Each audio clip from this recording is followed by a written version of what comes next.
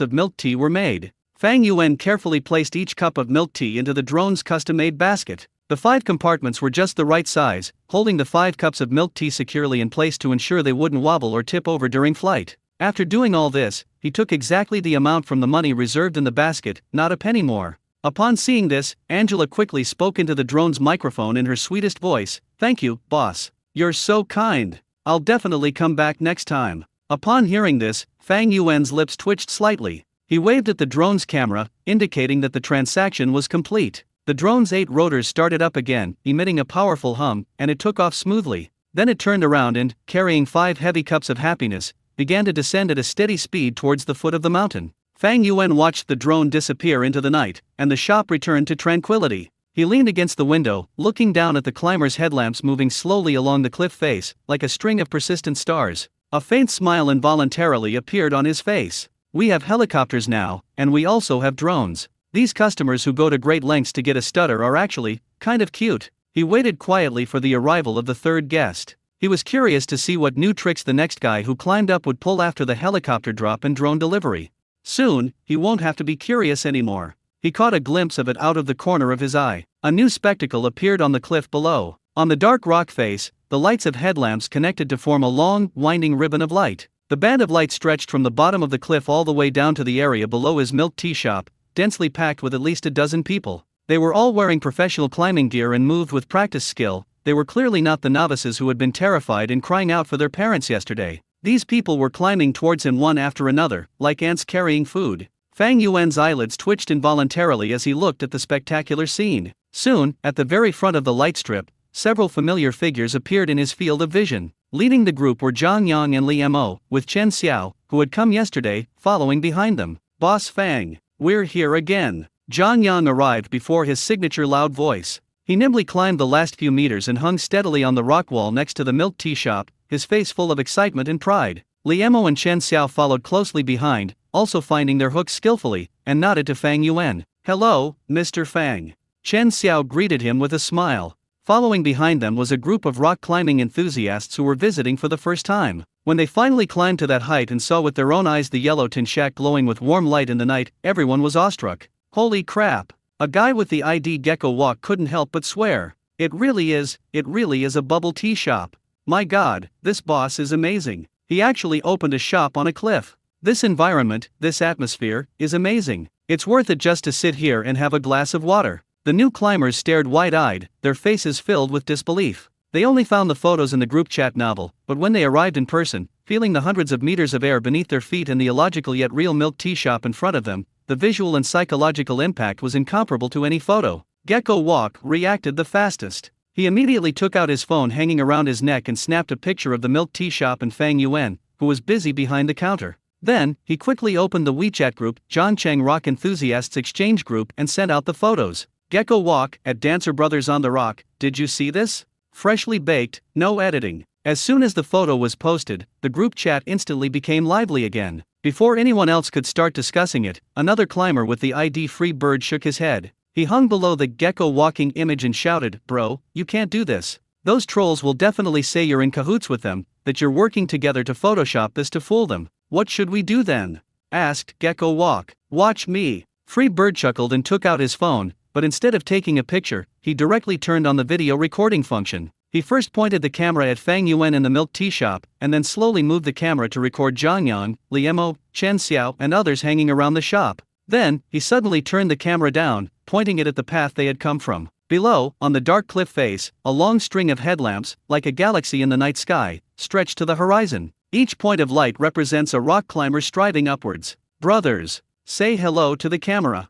Free Bird shouted at the top of his lungs. Hearing the shouts, the climbers below looked up, waved their arms at the camera, and cheered excitedly. This scene is 100 times more stunning than a still photograph. Free Bird satisfiedly recorded this spectacular scene, and then directly posted this short video of about 10 seconds into the Jiangchin's Rock Enthusiasts Exchange Group.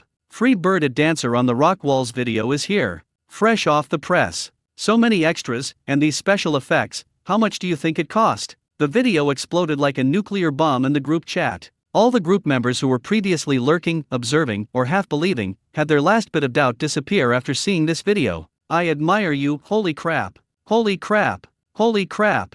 This is real. So many people. Get me crawl crawl crawl, damn it, if I had known it would be this lively today, I would have definitely gone. My dog, this scene is even more spectacular than when we were blocking people yesterday. The next second, the atmosphere in the group chat suddenly became uniform. I admire you at Dancer on the Rock Wall. Climb, climb, climb at Dancer on the Rock Wall. My dog at Dancer on the Rock. Shangnung's courtyard at Dancer on the Rock Wall. Mihaha at Dancer on the Rock Wall. In an instant, the entire group chat interface was flooded with "at Dancer on the Rock Wall," like a broken record spamming the screen, and the scene was quite spectacular. At this moment, Wang Jins, the central figure in the incident, was lying in bed, annoyed by the constant notifications from his phone. It's so noisy, are these people crazy? He impatiently picked up his phone and opened the WeChat group that already had 99 plus members. As soon as he entered, he was stunned by the screen full of tags and the newly released video. He clicked on the video. Warm lighting, a yellow tin-roofed house, and that ridiculously handsome young boss, and that endless human dragon made up of headlamps on the cliff.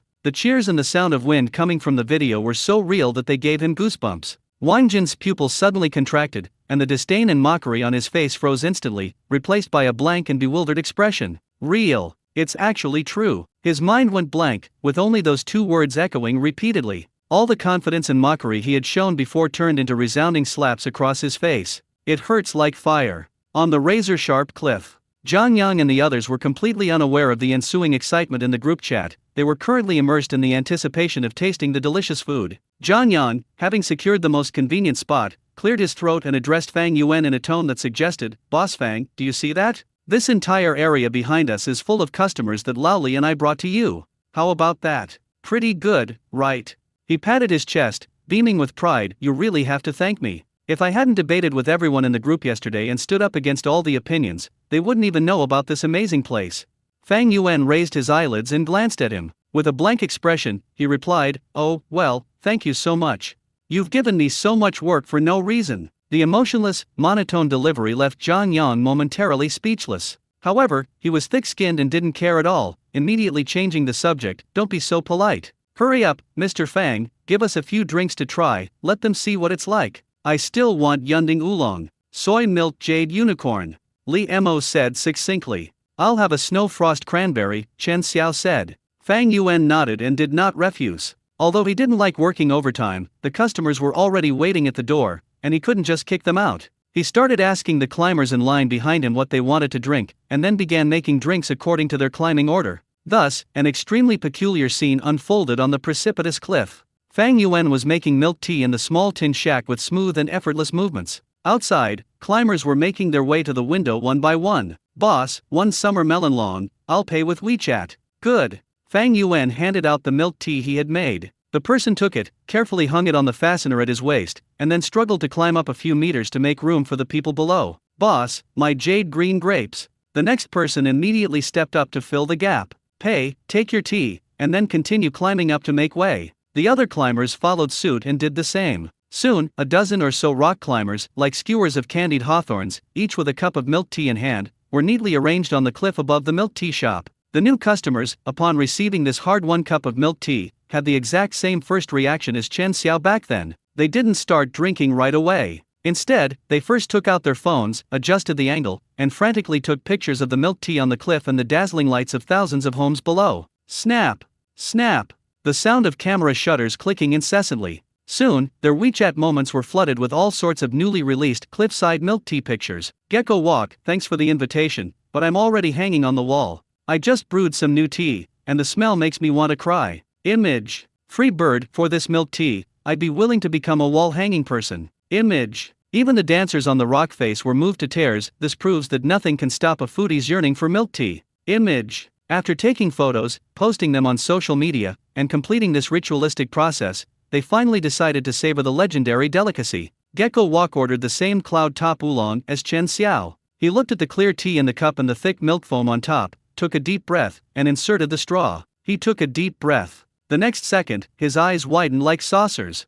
The rich, creamy milk foam, with a hint of sea salt, was the first thing to reach his tongue. It has a smooth, creamy texture and a pure milky aroma that spreads instantly. This was on a completely different level from anything he had ever drunk made with milk foam powder. Before he could even savor it, the refreshing oolong tea from below the straw surged up. The tea has an elegant aroma, and after tasting it, a mellow aftertaste lingers in the throat. The fatigue and heat accumulated during the climb seemed to be washed away by this sip of tea. The slight astringency of the tea and the richness of the milk foam intertwine in the mouth, eventually blending together perfectly. Holy crap!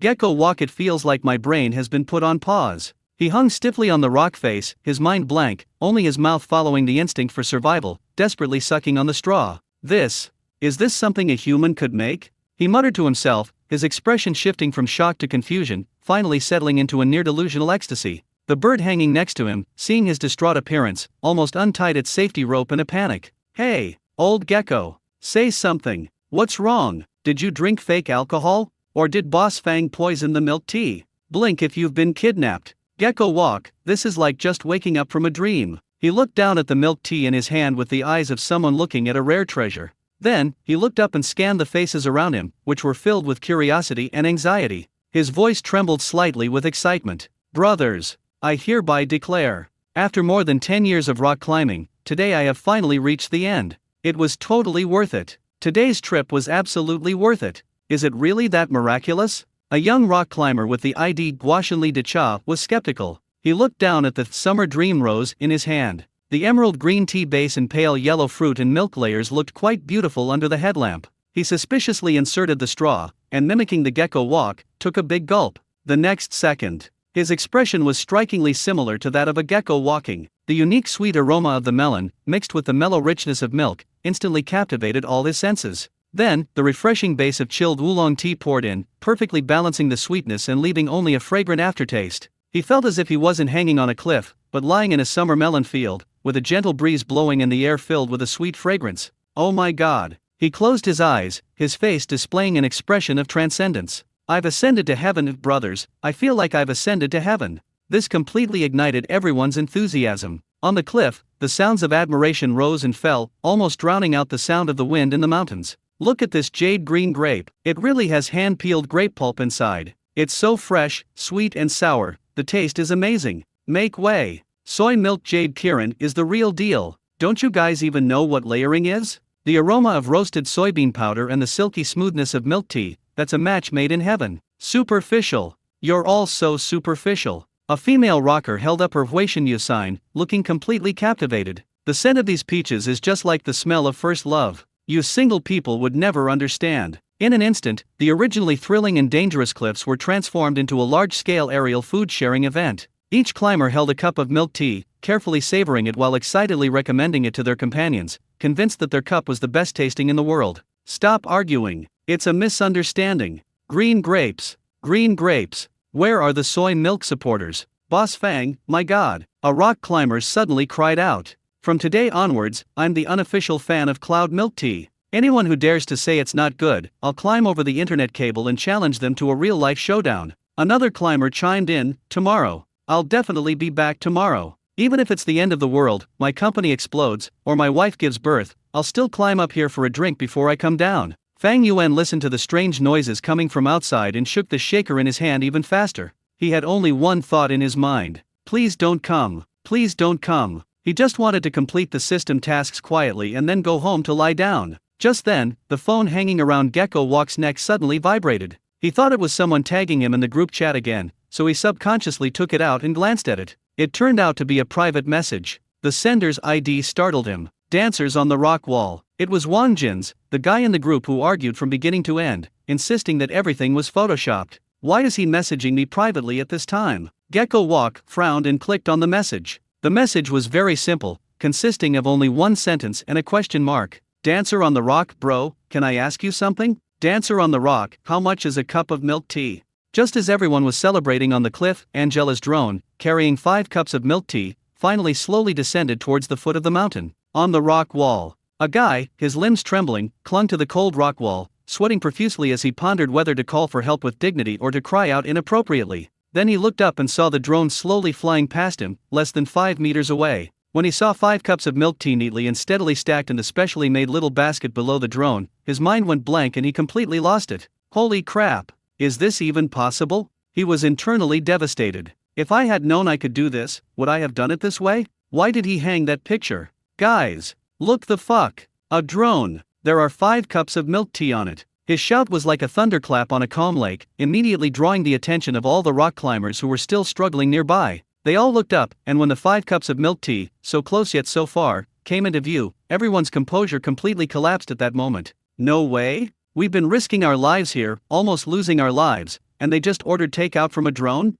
What the hell am I doing this for? I've been feeding mosquitoes here for half an hour. If I'd known it could be done like this, I wouldn't have bothered rock climbing at all. I would have just laid down. Science and technology are the primary productive forces. Only today have I truly understood the weight of this statement. Regret, jealousy, envy, grievance, a complex mix of emotions drained them of even the last bit of strength they had left to climb. Meanwhile, the crowd waiting on the ground erupted in jubilation. As Angela took small, quick steps forward and carefully took out 5 cups of milk tea from the small basket, one after another, and neatly arranged them on the picnic mat in front of her, everyone around her swarmed around her, their eyes gleaming like hungry wolves eyeing fresh meat. 5 cups. 5 cups in total. The pink flower field, the dreamy summer dream rose, the rich soy milk jade kirin, the refreshing jade green grape, and the pure white distant mountain fairy coconut. She actually managed to collect all 5 of the menu's signature products at once. Holy crap. Streamer, did you just buy out Boss Fang's shop? That's too much. That's too much. One person buying 5 cups, how are other people supposed to survive? This isn't just about children making choices, it's about not even giving others the opportunity to choose. A collective gasp rippled through the crowd. They stared intently at the 5 cups of milk tea, which emitted an enticing aroma and icy steam, their Adam's apples bobbing uncontrollably. Just then, a diner squeezed to the front, his face beaming with the most enthusiastic smile, and fawned over Angela. Host, beautiful host, can I ask you something? Look, you can't even finish 5 cups by yourself, what a waste. How about selling me 1 cup? I'll pay 500. The customer eagerly offered, directly increasing the price tenfold. No sooner had he finished speaking than a middle-aged man in a suit and tie, who looked like a company executive, sneered, 500. Young man, you're too narrow-minded. This milk tea was brought down from a cliff. You think you can get it for 500? Host, I'll offer 1,000. Sell me my soy milk jade kirin. Holy crap.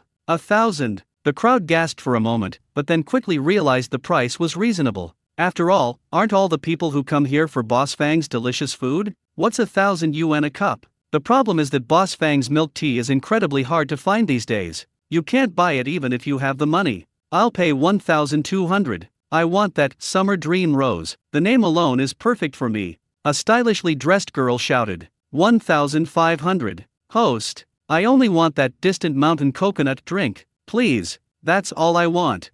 Prices continue to climb, creating a scene comparable to a high-end art auction. In Angela's live stream, the fans went completely wild. Holy crap, you've struck it rich, streamer. This incredible fortune has finally come your way. 1 cup costs 1,500, and if you sell 3 cups, that's 4,500. The money from the drones is instantly recovered, and you're making a killing. Hurry up and sell, streamer. Don't hesitate. You can't possibly finish 5 cups anyway, or you'll turn into a balloon. Yeah, it's good to quit while you're ahead and even gain some goodwill, why not? The comments scrolled by like a waterfall, with almost everyone urging her to seize this once-in-a-lifetime opportunity to make a fortune. However, despite the tempting price of 1,500 yuan per cup and the frantic persuasion from hundreds of thousands of fans in the live stream, Angela didn't even flinch. She picked up her phone, glanced at the image of herself grinning from ear to ear on the screen, and then, speaking into the microphone in an unquestionable tone, said decisively, "Not for sale." 2 words, spoken with resounding force.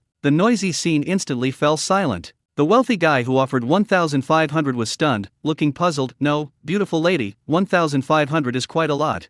Angela completely ignored him, instead explaining to the viewers in the live stream, her tone carrying a tragic and resolute quality that only she understood. Brothers, you don't understand. You can always earn money, but if you miss out on these 5 cups of milk tea today, you don't even know if you'll be able to drink it next week. She was screaming inwardly, you guys don't know anything. Today is Thursday. Knowing Boss Fang's usual behavior, he'll disappear again after setting up his stall tomorrow, Friday. These 5 cups of milk tea, they're my lifeline. You think you can buy my life for 1,500? Dream on. After saying that, she ignored the astonished crowd around her and the screen full of question marks in the live stream. Amidst the complex gazes of hundreds of people at the scene and hundreds of thousands of viewers in the live broadcast room, a mixture of shock, confusion, envy, and jealousy, she resolutely picked up the first cup, the delicate and lovely pink Huishenyu. She gracefully demonstrated for the camera, then inserted a straw, closed her eyes, and took a deep breath. A sweet and pure peach aroma instantly exploded in her mouth, and Angela trembled with pleasure, her face flushed with extreme happiness, as if she were radiating pink, sweet bubbles.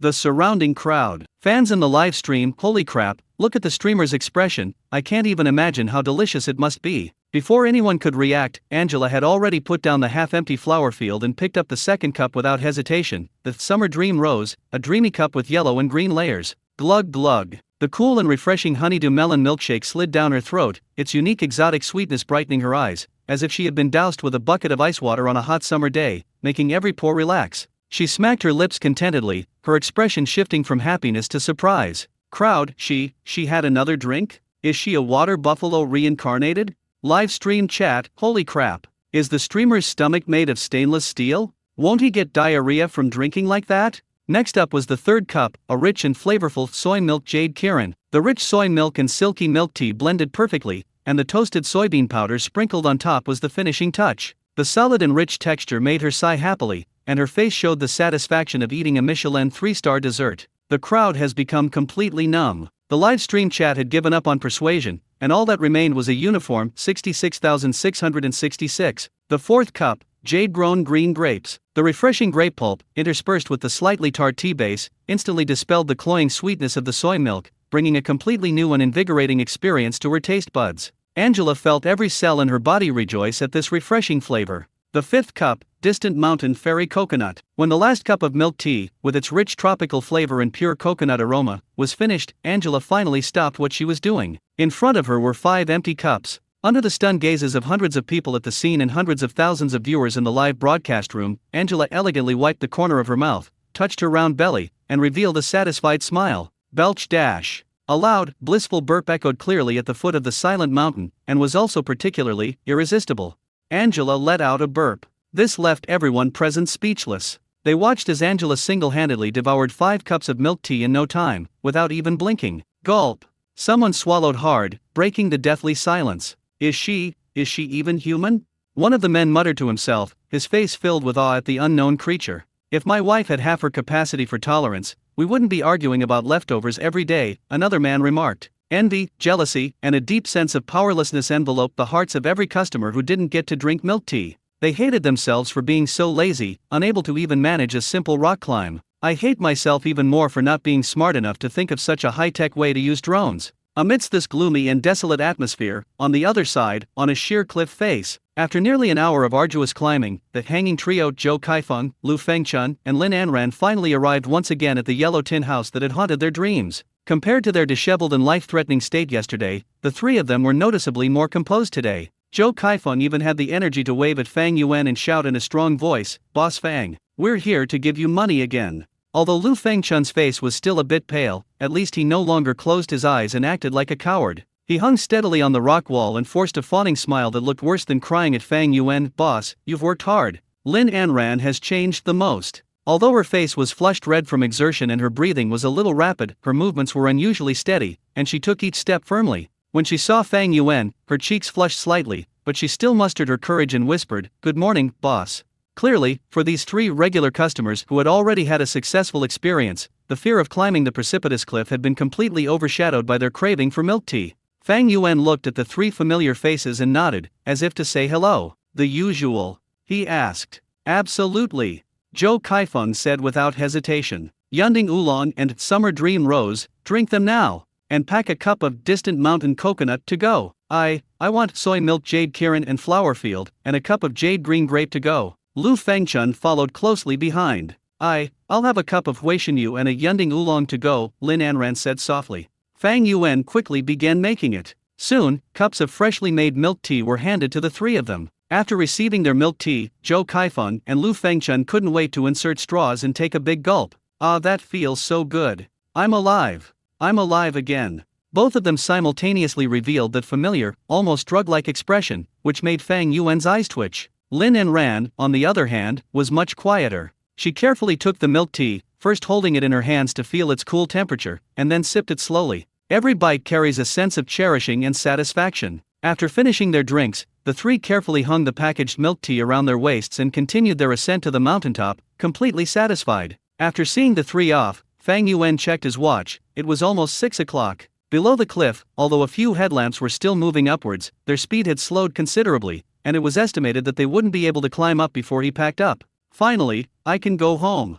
Fang Yuan breathed a sigh of relief and began to tidy up the bottles and jars on the workbench, preparing to close the door and leave. Just as he bent down to put the last food container into his backpack and was about to zip it up, he suddenly caught a glimpse of a dark figure silently appearing at his window. Fang Yuan paused. He suddenly raised his head. Meanwhile, at the foot of the mountain, everyone was still reeling from the shock and self-doubt brought about by Angela's one-man five-man attack. Several diners who had noticed Wang Dahai before finally remembered the bold words of this nouveau riche.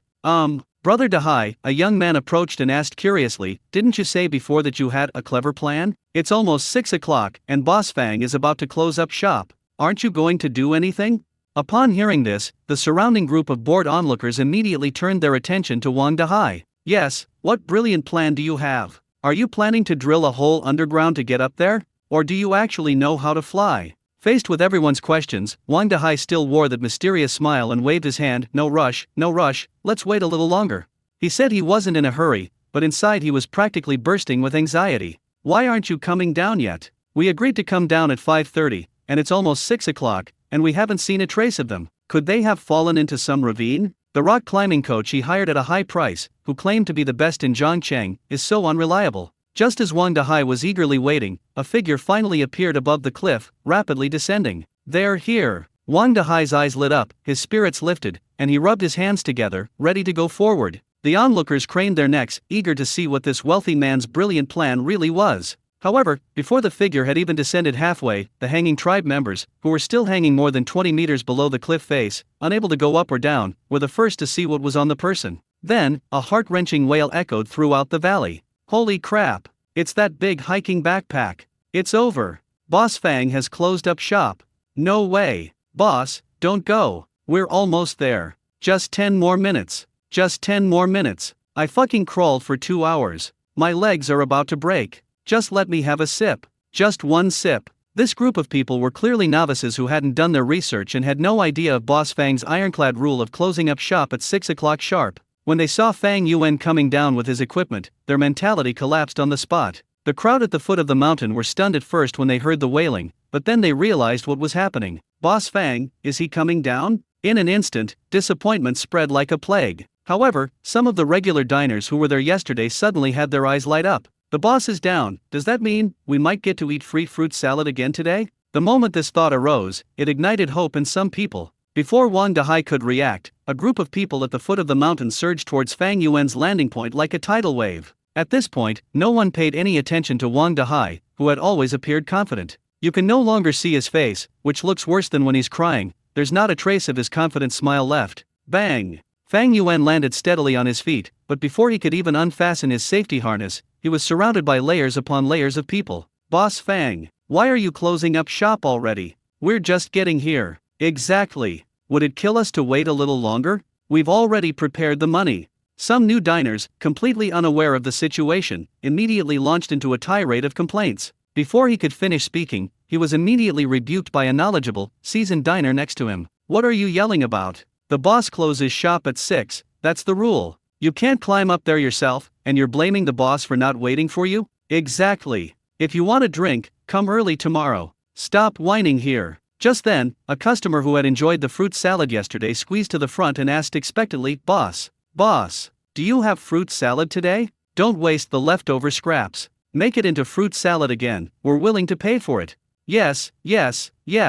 I'll buy it. Boss, name your price. I want fruit salad. I still savor that bite from yesterday. Please make one, boss. I'm begging you. Reminded by this, the diners who were complaining immediately forgot their unpleasantness and joined in the commotion, making the scene quite chaotic. Fang Yuan was driven to the brink of despair by their noise. He raised his hand and pressed it down. Quiet down, everyone. His cool voice wasn't loud, but it carried an undeniable power, and the noisy crowd instantly fell silent. Everyone looked at him with eager eyes, waiting for his answer. Fang Yuan looked at the hundreds of pairs of eyes glowing green and silently uttered a message that sent chills down everyone's spines. No fruit salad today. The crowd was initially deathly silent, then erupted into a huge uproar. Why? Boss, you can't do this. You're killing our hopes. Yeah, why not? Is it because you find it too troublesome and don't want to do it anymore?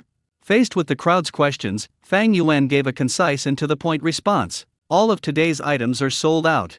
We can't even gather all the ingredients for making fruit salad. Upon hearing this, the entire room fell completely silent. Everyone was stunned, their faces filled with despair and disbelief. Sold out? Sold out? Even the scraps are sold out? This business is booming. Just as everyone was immersed in immense disappointment, a voice filled with sobs and boundless grief and indignation squeezed in from the periphery of the crowd. Boss Fang. When everyone turned around, they saw the fat man, Wang Dahai, looking at Fang Yuan with a sorrowful expression, his large body trembling slightly with emotion. How could you come down now? Couldn't you wait a little longer? Wang Dahai's indignant question left everyone present stunned. Everyone turned around in unison, their eyes focusing on the chubby man who had been acting mysteriously and confidently since the beginning. That's a really unreasonable question. The business owner can close up shop whenever they want. Do they expect them to wait for you alone? Fang Yuan was also stopped in his tracks by his sudden shout. He turned around, looking at Wang Dahai with a puzzled expression, pondering how to appease the agitated diner. Before Fang Yuan could even speak, a man next to him who had also missed out on milk tea but was clearly a regular customer couldn't resist asking first. He patted Wang Dahai on the shoulder and advised, Brother Dahai, is this your first time here? Don't get excited, don't get excited. Boss Fang closes his shop at 6 o'clock sharp, that's his unwavering rule. If you want a drink, come early tomorrow, at 5 o'clock, and you'll definitely get one. As soon as the man finished speaking, someone next to him immediately chimed in. Exactly. You don't have the ability to climb up, yet you blame the boss for not waiting for you? What kind of logic is that? Brother, if you really want a drink, pitch a tent right here, and start climbing at 3 in the morning tomorrow. I guarantee you'll be the first one. Haha, 3 o'clock? You might not even be the first one at 3 o'clock. I heard someone didn't leave last night and slept here. A burst of laughter erupted from the crowd. Although they were all fellow sufferers who hadn't gotten to drink milk tea, they found a subtle sense of superiority in Wang Dahai's layman's words. See, even though we failed, we know the rules. You fatso, you're obviously a newbie who hasn't done his homework. Wang Dahai's face flushed red and then turned pale as everyone spoke. He wanted to retort, saying that he had known the rules all along, but he swallowed the words back. What's the point of saying all this now? Before the purchasing agent he hired could even climb up, Boss Fang had already packed up shop. That's enough. Brother Dahai just really wanted to drink Boss Fang's milk tea. He got a little too excited. Is it really necessary to say such things to him? The other customer, who had also come from out of town, came to Wang Dahai's rescue. Wang Dahai looked grateful. After listening to everyone's explanations, Fang Yuan roughly understood the situation. He didn't say much, but simply nodded slightly to all the diners present, saying apologetically, I'm sorry, everyone should go home early. After saying that, he didn't linger. He turned around and walked towards the path outside the forest, and his figure quickly disappeared into the woods shrouded in night. The boss left. The last glimmer of hope has been completely extinguished. At the foot of the mountain, hundreds of people looked at each other, and finally sighed helplessly. Sigh, let's all go home and have some plain water. Plain water has no soul. I need to open a bottle of 1982 Coke when I get home to soothe my wounded soul. Don't even mention it. I climbed for 2 hours, and my calves are still cramping. I didn't even get a single thing. What was the point of all this? Let's go, let's fight again tomorrow. The crowd began to disperse one after another, and a sense of disappointment, like a thick fog, enveloped the entire foot of the mountain. Those onlookers who had previously been somewhat curious about Wang Dahai's hidden plan had lost interest. No matter what brilliant your plan is, the boss is gone. Can you really bring him back from his home? They shook their heads and left in 2s and 3s. Soon, the once bustling foot of the mountain became deserted. Only Angela, who was packing up her live streaming equipment, and Wang Dahai, who was still standing alone, as if he had been abandoned by the whole world, remained. A night breeze blew by, swirling up a few fallen leaves, creating an extremely desolate atmosphere. Wang Dahai looked at the deserted cliff, then at the direction where Fang Yuan had disappeared, his chubby face scrunched up in a bitter expression. What a loss. Huge loss. He bragged like crazy in the group chat today just to show off. They said things like, I have a brilliant plan and just wait and see what I do. And what was the result? What kind of operation is that? The coach he hired for 10,000 yuan, who was known as the #1 rock climber in Zhongcheng, has yet to be seen again. 10,000 yuan. So it all went down the drain? What's most infuriating is that he hasn't even had a sip of milk tea yet. How is he going to explain this to those bastards in the group chat when he gets back? Thinking about this, Wang Dahai's heart was bleeding. He felt that he wasn't just lacking confidence, but was about to have a heart attack. Damn teammates. They're so useless. Wang Dahai sighed to the sky, his voice filled with endless sorrow. Just as Wang Dahai was grieving alone, feeling that his life had reached its lowest point, a slightly hesitant voice came from the side. Brother Dahai. Wang Dehai turned around and saw that it was the brother who had spoken up for him earlier. He hadn't left yet. "Hey bro, thanks for earlier. Why didn't you go with the others?" Wang Dehai asked listlessly. The guy scratched his head and smiled a little sheepishly. "I see you didn't drive here. It's hard to get a taxi around here at night. If you don't mind, I can give you a ride." This man was a kind-hearted person. When he saw Wang Dehai standing there all alone, looking like he was about to cry, he couldn't help but feel sorry for him. "We're all fellow sufferers here for Boss Fang's sake, so let's lend a hand if we can." A warm feeling washed over Wang Dehai. He was about to thank them and politely decline their offer, since his own driver was waiting for him in the parking lot down the mountain. But just then, out of the corner of his eye, he suddenly caught a glimpse of a black dot moving rapidly downwards at an extremely fast speed above the cliff. Wang Dehai was taken aback and subconsciously rubbed his eyes. "I'm not seeing things. Someone actually came down. And it's a rapid descent." The older man noticed it too. He looked up in the direction Wang Dehai was looking and exclaimed in surprise, "Huh? Why are there still people coming down? Weren't they all gone?" Angela, who hadn't yet retreated, also noticed the commotion and immediately turned her camera towards it. "Family, look! Someone else is coming down the cliff. Who is it? Could it be a brave soul who missed the boat and climbed down in the dark?" In the live stream room, fans who hadn't yet left were also typing question marks. "Who's this? Didn't Boss Fang close up shop? What's he doing down here now? Could it be that they got lost halfway up and are only finding their way now?" Under the curious gaze of everyone, the dark figure descended at an extremely fast speed, falling to the ground in just over 10 seconds after a height of several tens of meters. Bang! The man landed steadily on his feet, unfastened his safety harness, and then casually removed the headlamp from his head. The lights went out, and the person's face gradually became clear in the hazy moonlight. He was a lean, dark-skinned middle-aged man wearing professional climbing gear, but carrying a huge, square insulated takeout box on his back that was completely disproportionate to his size. When Wang Dehai saw that face clearly, and the conspicuous takeout box behind him, all the fat on his body trembled with excitement. "It's here! He's finally here!" He spent 10,000 yuan to hire a personal shopper coach. The coach had obviously seen Wang Dehai as well. He quickly walked over, a hint of apology on his face. "Mr. Wang, I'm sorry I'm late.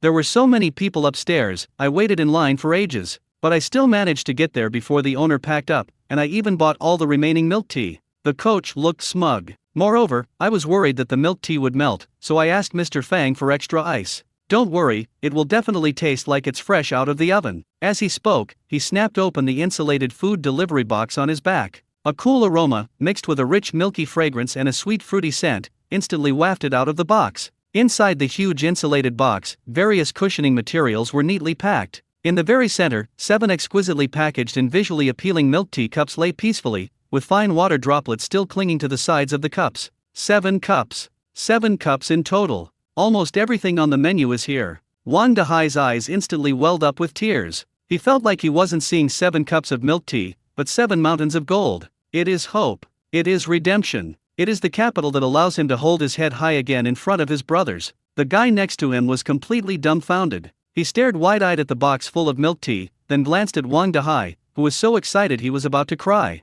He couldn't quite process what was happening. What's going on? Is this what Brother Dehai meant by "I have my own brilliant plan"? This is hardly a brilliant plan. This is clearly naked power of money. Angela's live stream chat exploded. "Holy crap! Holy crap! Holy crap! What did I just see? 7 cups. He bought 7 cups all by himself. Holy crap! He really got lucky this time." "Coach, Mr. Wang, just place your order. If we can't climb up, I'll admit defeat." This is a real dimensional reduction attack. Angela's ability to take on 5 opponents is nothing compared to this guy. "Hey Dehai, do you need a leg accessory? The kind that shouts 666. At this point, Wang Dehai could no longer hear any sounds around him. In his eyes and in his heart, there were only those 7 cups of milk tea that radiated the same glow as a certain boss. He reached out with trembling hands and carefully picked up a glass of Summer Dream Rose. The icy touch made him so excited that he almost cried out. Then, he suddenly turned around, grabbed the arm of the guy next to him who was still in a daze, and crushed him with such force that he almost broke him. With a look of ecstatic joy, he announced, word by word, with the domineering air typical of a nouveau riche, "Brother, don't go. Today, I, Dehai, will treat you to Boss Fang's milk tea. Drink until you're stuffed." Friday, Hentang Highlands, razor-sharp cliffs. This is Fang Yuan's last day setting up his stall here. Thinking of this, Fang Yuan breathed a huge sigh of relief. Although the system directly instilled master-level rock climbing skills into his brain, and his physical strength was enhanced beyond human capabilities due to the added points, it would be a lie to say that he wasn't tired from getting up at 2 or 3 in the morning every day and carrying more than 100 kilograms of equipment up the cliff. Finally, today is the last day. If I can just get through these few hours, a wonderful weekend awaits, where I can sleep in and then completely let loose. However, when Fang Yuan, carrying his enormous hiking backpack, strolled down to the foot of the mountain, he was completely dumbfounded. He stood blankly by the parking lot, staring at the dark mass in front of him, his mind buzzing. The number of people at the foot of the mountain today is at least double that of yesterday. Don't these people have to go to work? It's Friday today. There was a dense, dark mass of people, at least 300 or 400, crammed together in the small open space at the starting point of the climbing, 3 or 4 layers deep, so that there wasn't even a gap to squeeze through. The beams of flashlights and the light from cell phone screens intertwined, illuminating the area as bright as day, and the bustling voices could be heard clearly from a great distance. Fang Yuan's head started to ache at the sight of this scene. Just as he was wondering whether he should take a detour, his signature huge backpack stood out like a firefly in the night, quickly making him a target for sharp-eyed diners. Make way! Make way! Boss Fang is stuck outside and can't get in. That shout was like flipping a switch. The crowded people suddenly stirred and parted in the middle, squeezing out a narrow path that was barely wide enough for one person to pass through. This way, Mr. Fang. Boss, you've finally arrived. Quick, quick, make way for the boss. Fang Yuan. Walking through the passageway formed by a human wall, Fang Yuan felt less like he was going to set up a stall and more like he was going to ascend the throne. This treatment is simply outrageous. It feels like all that's missing now is for people on both sides to shout, "Long live the Emperor." With a heavy heart, Fang Yuan, under the watchful eyes that seemed to glow with green light and were filled with hunger, slowly made his way to the starting point of the rock climbing. Then, he looked up and saw a scene that made his mouth twitch wildly again. Starting from the rock face beneath his feet, the path wound its way upwards until it disappeared into the darkness beyond sight. The entire climbing route was now covered with a long ribbon of light formed by headlamps. The band of light on the dark cliff resembled a twisted, glowing centipede, slowly crawling upwards. Good heavens! Are these people crazy? People actually came early and lined up just to get a cup of milk tea. The key point is that this queue is still hanging on the rock face. Is it really necessary? Fang Yuan mentally ranted and raved. What he didn't know was that, as time went on, more and more new and old customers learned about his habit of disappearing after setting up his stall on Fridays. Fearing they would miss this last chance, they all came up with this underhanded trick of queuing up in advance. Although this queue is arranged in a rather hardcore way, not on the ground, but hanging on the rock face. But just to taste Boss Fang's milk tea, they felt it was all worth it. Fang Yuan sighed, put on his gear, and began to climb up through the gaps in the crowd with great difficulty. Good morning, Mr. Fang. Mr. Fang, you've finally arrived. We've been waiting for you for so long. Boss, my legs are numb from hanging here, please make me 2 extra cups today. Boss, my girlfriend said she won't stay with me if I don't get your milk tea today. My lifelong happiness depends on you. Along the way, the diners hanging on the rock face greeted him warmly, creating a rather eerie scene. A handsome, agile man is weaving through a centipede made up of human bodies, and every part of the centipede is greeting him warmly. The scene looks strange no matter how you look at it, but in the present moment, it appears unusually harmonious. Fang Yuan responded mechanically while observing the composition of these wall-hanging tribe members today. He noticed that most of the climbers hanging on the wall today were well-equipped and skilled professional climbers, while there were far fewer of the obviously novice climbers who had fallen halfway down the wall and were crying out in pain, like yesterday. Moreover, 8 out of 10 of these people were carrying a square box on their backs,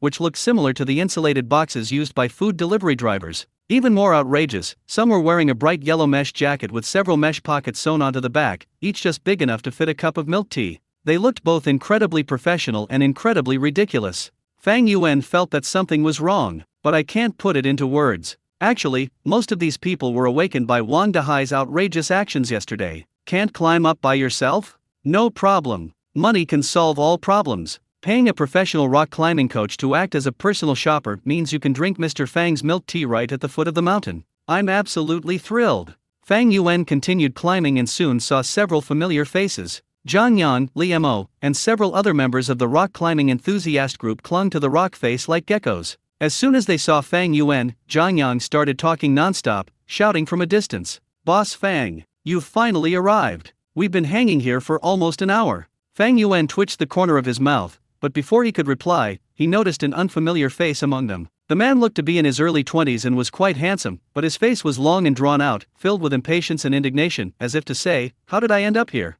Fang Yuan's gaze swept across the man's face, a hint of curiosity in his eyes. Who is this guy? He acts like someone owes him 8 million. Of course, he had no idea that the young man with the constipated expression was none other than Wang Jin's, the troll who had argued with everyone in the Zhangchang Rock Friends exchange group the day before yesterday, insisting that the Cloud Milk Tea shop was photoshopped the dancer on the rock wall.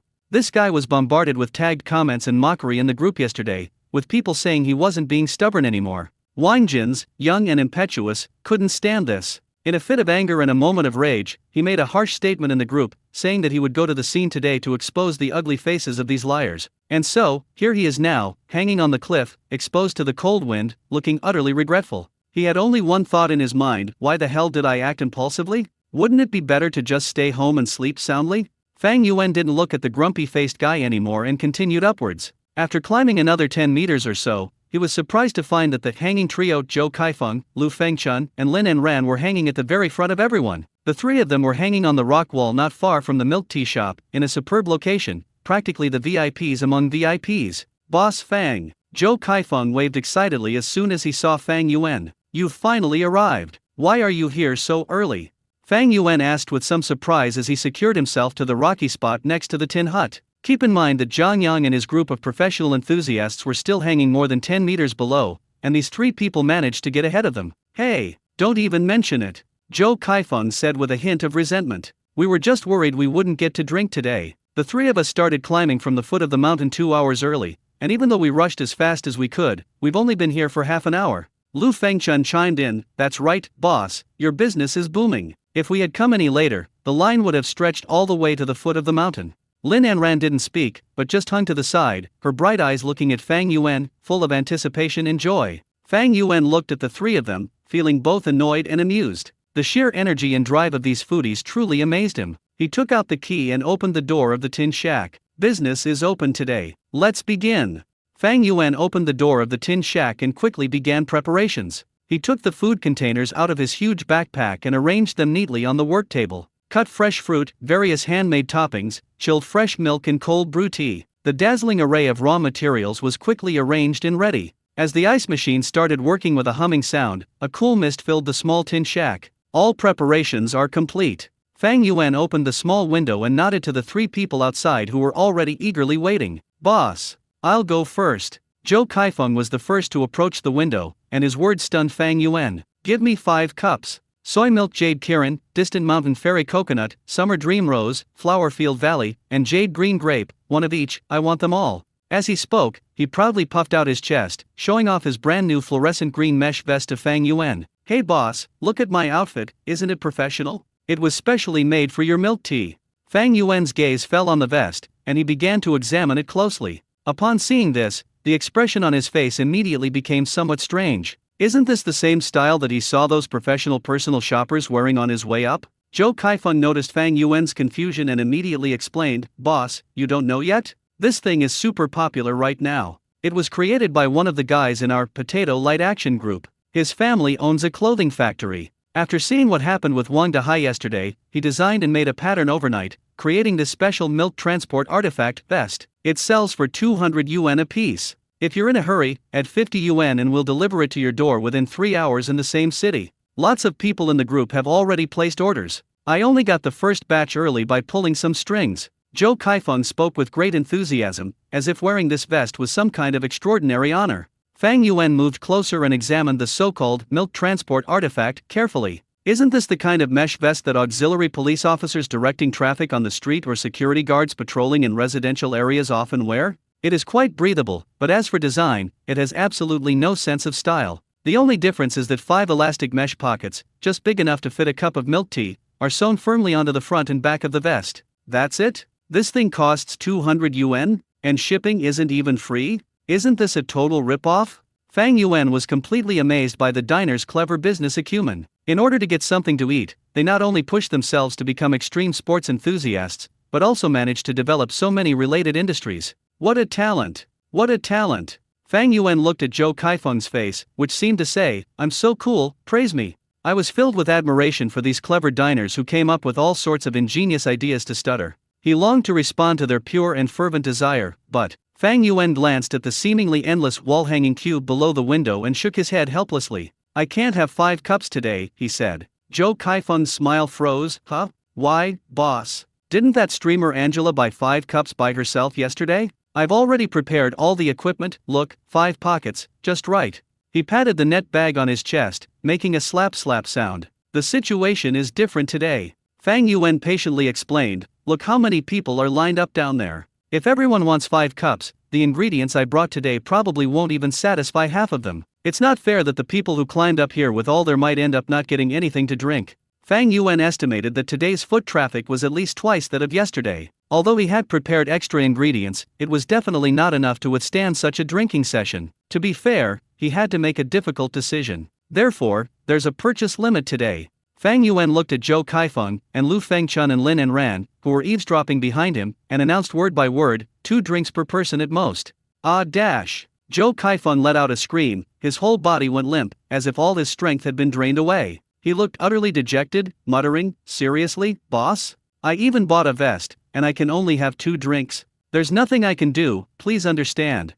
Fang Yuan shrugged, indicating that he couldn't help. He knew in his heart that this decision would disappoint many people, but it was the only way. Otherwise, he feared he wouldn't be able to get down the mountain by dark, and would definitely be torn apart by those customers who didn't get to drink the milk tea. Although Zhou Kaifeng was extremely unwilling, he understood that Fang Yuan was telling the truth. He wore a pained expression, agonizing for a long time, looking as if he were about to cut a piece of his own flesh. Can't you hurry up? You're so slow. If you don't order, I'll order first. There are still people in line behind us. Lu Fengchun urged impatiently from behind. What's the rush? Zhou Kaifeng glared at him. With a determined look, he finally made his decision, alright. Then I'll have a distant mountain coconut and a soy milk jade kirin. Okay. Fang Yuan nodded and began to make it. After Zhou Kaifeng dawdled over his order, Lu Fengchun immediately rushed over. Boss, I'd like a cup of jade green grape and a cup of cloud top oolong. Just like Zhou Kaifeng, he initially planned to order 5 drinks and even bought that ridiculously cheap milk delivery device vest. As a result, the plan fell through, and he could only reluctantly pick out the 2 drinks he most wanted from the menu. The jade green grapes were packed to go yesterday, but his girlfriend snatched them and drank them. He only got to taste a small sip, and he can't stop thinking about them. Yunning Oolong had been listening to Zhang Yang and the others rave about how the milk foam tasted divine, and today he had to verify it for himself. Fang Yuan noted down the order and turned his gaze to the last person in the line. And you? It was Lin Anran's turn. When it was Lin Anran's turn, the young girl seemed a little embarrassed. She wasn't wearing those flashy yellow custom-made takeout jackets and vests like Zhou Kaifeng's today. It wasn't that she didn't want to buy more cups, the real reason was actually quite simple. She thought the vest was just too ugly. Imagine a young girl, wearing the same mesh vest as security guards, with 5 cups of milk tea hanging precariously on a cliff. Just thinking about it makes me cringe. However, she also had her own ulterior motives. Unbeknownst to Fang Yuan, she had deliberately worn a small crossbody bag today. The bag actually had a hidden compartment. She had cleverly modified it by stuffing in 3 cup holders secured with cardboard and foam, which could hold 3 cups of milk tea securely. She had originally planned that since today was the last day, she should at least have a good time drinking, so she ordered 3 drinks, 1 to drink on the spot and 2 to take away to enjoy later. But who would have thought that Boss Fang would actually impose purchase restrictions? Since each person can only buy 2 cups, one of the cup holders in her carefully modified bag is destined to go home empty. Lin Anran felt incredibly disappointed, but she still managed to force a sweet smile onto her face. Boss Fang, I'd like a cup of Huishanyu and a cup of Yusheng green grape. Okay. Fang Yuan responded and took the phone she handed him to scan the QR code. Upon learning of the 3 people's needs, Fang Yuan's hands moved so fast it was as if a blur appeared. Crack the young coconut, remove the coconut meat, add toppings, shake in a shaker. Brew the tea, mash the grapes, pour in fresh milk, to create the gentle pink gradient of flower field. In just a few minutes, 6 beautifully packaged cups of chilled milk tea were made. Zhou Kaifeng and Lu Fengchun, like hungry wolves eyeing meat, snatched their 2 cups and treasured them like precious gems. Neither of them wanted to drink it right away, so they carefully stuffed the milk tea into the comical net bag behind them, securing it tightly as if afraid one of the cups would fall out. Lin Anran did the same. She carefully put the beautiful Huishanyu cup, which looked like a work of art, and the refreshing Yusheng king tea into her small bag, zipped it up, and only then did she feel at ease. Boss Fang, we'll go upstairs first, so as not to delay your business. Zhou Kaifeng secured the milk tea and didn't forget to exchange a few pleasantries with Fang Yuan. Okay, be careful on the road. Fang Yuan nodded. The 3 greeted Fang Yuan and then skillfully operated their equipment to continue climbing, making room for the people queuing behind them. As Zhou Kaifeng climbed, he kept babbling on and on, boasting to Lu Fengchun. They said that once they reached the mountaintop, they would find the best spot to watch the sunrise while savoring this unparalleled delicacy. She turned her head and continued chatting with Fang Yuan. This results in them moving upwards at an extremely slow speed. So, just as he turned around and started babbling at Fang Yuan again, an extremely impatient roar came from behind him. "Hey, you chatterbox up there. Can't you fucking hurry up? Are you even moving or not?" The roar was powerful and full of pent-up anger, which startled Zhou Kaifeng so much that he almost lost his grip on the rock. He turned his head and looked down angrily. Among Zhang Yang's group, who had just moved to a position parallel to the milk tea shop window, a young man with a face that screamed "keep away" was staring at him with murderous eyes. It was Wang Jin's. This guy's patience had long been worn down by the long wait. "I was dragged out of bed before dawn, and without even having breakfast, I was sent to this godforsaken place to be exposed to the cold wind. I was almost at the front of the line when the three people in front of me started dawdling for ages. Especially that guy named Zhou Kaifeng, his mouth is like it's rented, he keeps talking non-stop, even taking 5 minutes longer than others to order a milk tea. Now that you've finally gotten it, why don't you get out of here instead of having the leisure to chat?" Wang Jin's anger flared up instantly. If everyone weren't hanging on the cliff face hundreds of meters high, unable to move freely, he would have loved to kick this chatterbox Zhou Kaifeng off the cliff. Zhou Kaifeng was a little unhappy about being criticized so harshly. He had a short temper to begin with, and immediately retorted with a curse, "What the hell are you yelling about? In a hurry to be reincarnated? If you're so tough, why don't you fly over my head?" "Say that again?" Wang Jin's eyes widened, his anger rising even higher. "Say it if you want, you little bastard, your mouth stinks from eating shit." Seeing that the two were about to have a unique real-life fight on the cliff, their respective companions quickly tried to break them up. Forget it, you madman, don't bother with him, let's get going." Lu Fengchun advised Zhou Kaifeng, who was directly above them. "Brother, calm down.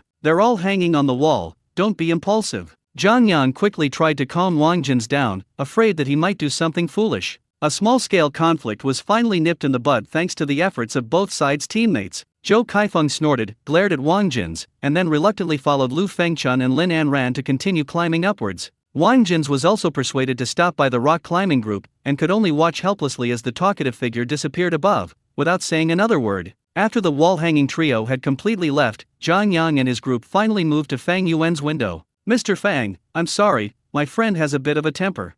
Zhang Yang smiled awkwardly at Fang Yuan. Fang Yuan waved his hand to indicate that he didn't mind, and then asked them what they wanted to order today. "Boss, I want Xia Ming Milong. Same as always, Hentang Oolong. I want the soy milk Jade Kirin." "Boss Fang, do you have snow frost red berry today? I'd like to drink that." Several regular customers started ordering, and the atmosphere became lively again. Soon, after one round, only Wang Jin's remained, his face dark and silent. He's so angry right now, he has no desire to drink any of that damn milk tea. He regretted that he had acted rashly and believed the nonsense of these people in the group, following them to this godforsaken place to suffer. Not only were they frozen to death early in the morning and exhausted from hanging on the rock face, but they also encountered an idiot like Zhou Kaifeng. He felt that coming to this place today was the worst decision he had ever made in his life. "Dude, it's your turn. What do you want to drink?" Zhang Yang waved the milk tea he had just received at him, indicating that it was his turn to order. When Zhang Yang urged him to order, all the negative emotions he had accumulated that day reached their peak at that moment. Wang Jin's didn't even glance at Zhang Yang, he just stared intently at Fang Yuan. Even though he was thirsty, hungry, and exhausted, with his throat so dry it felt like it was on fire, he still stubbornly held his neck. He forced out a sentence through gritted teeth. "I won't drink it. Wang Jin's, would rather die of thirst or starvation, or jump off this precipitous cliff, than drink a single sip of your milk tea."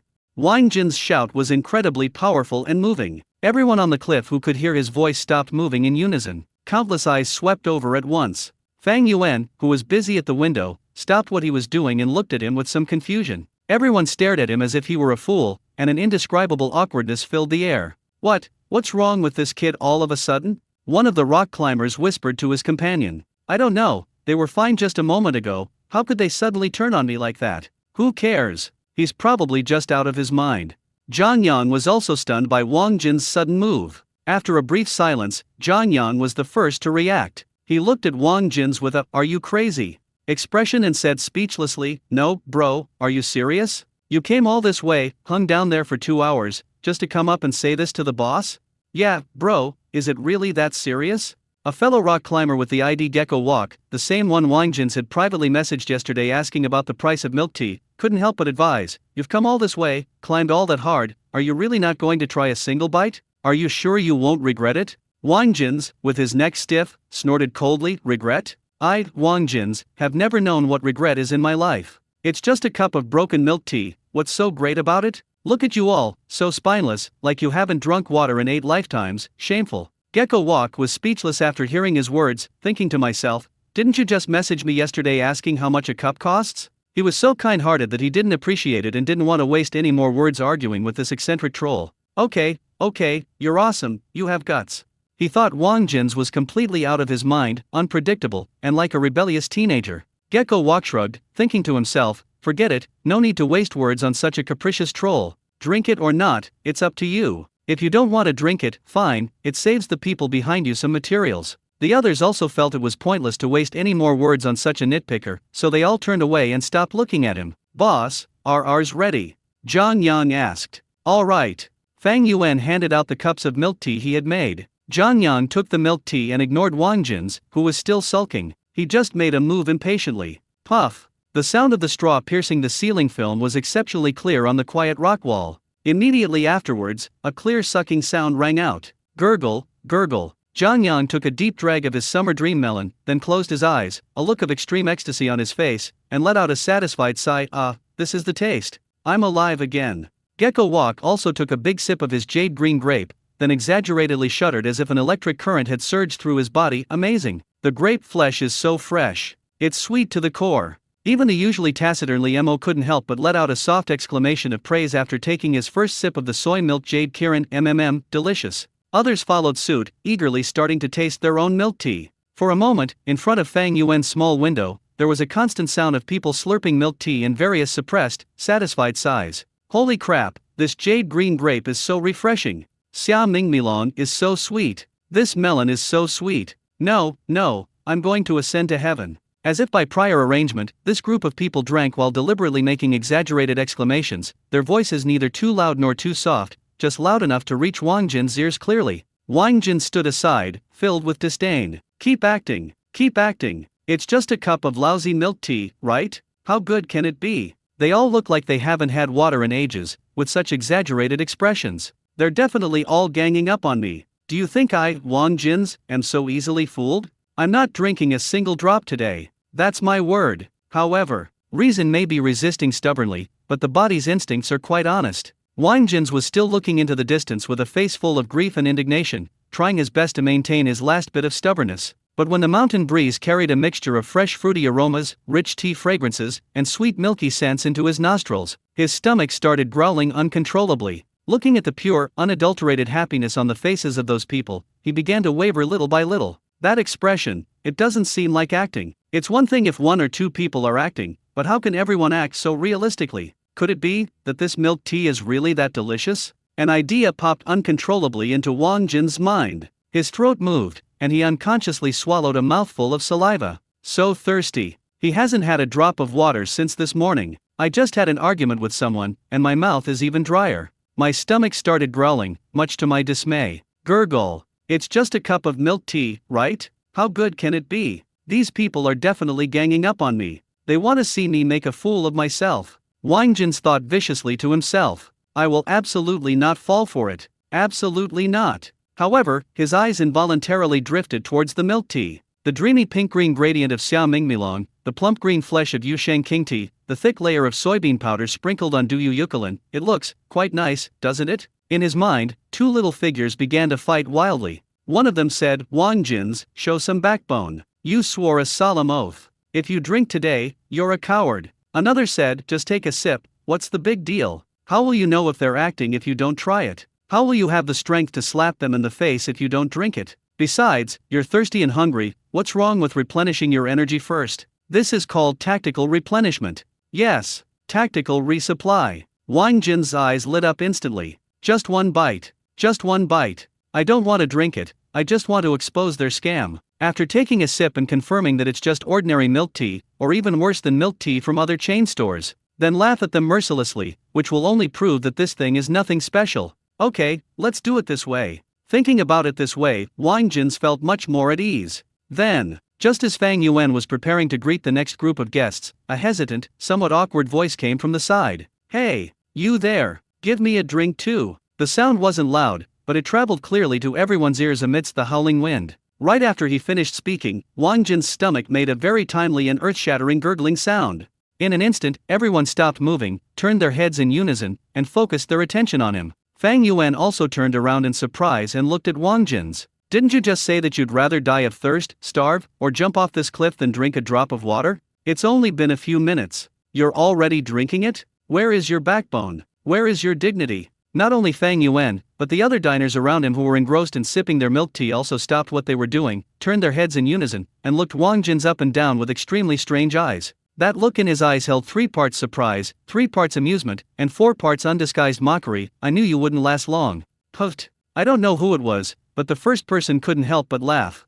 That laugh was like lighting a fuse, and a burst of laughter instantly erupted around them. "Ha ha ha, I knew it. No one can resist Boss Fang's milk tea. Hey, who just said they were going to jump? The wind was too strong, I didn't hear them. Hey bro, don't jump.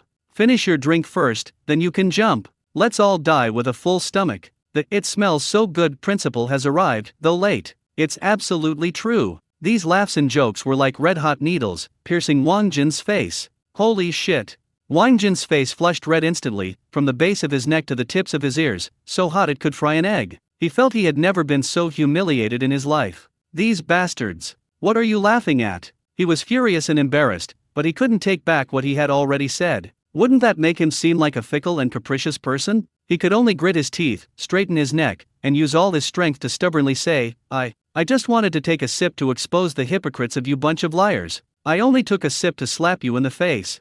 Ha ha ha ha." His feeble and weak explanation not only failed to salvage his dignity, but also drew even more unrestrained laughter from the crowd. All right, you've done your part to embarrass us, brother. Quick, boss, make this face-slapping warrior a drink so he can give us a good beating." Even the usually mild-mannered Fang Yuan couldn't help but laugh. "This kid is really interesting. What are you laughing at?"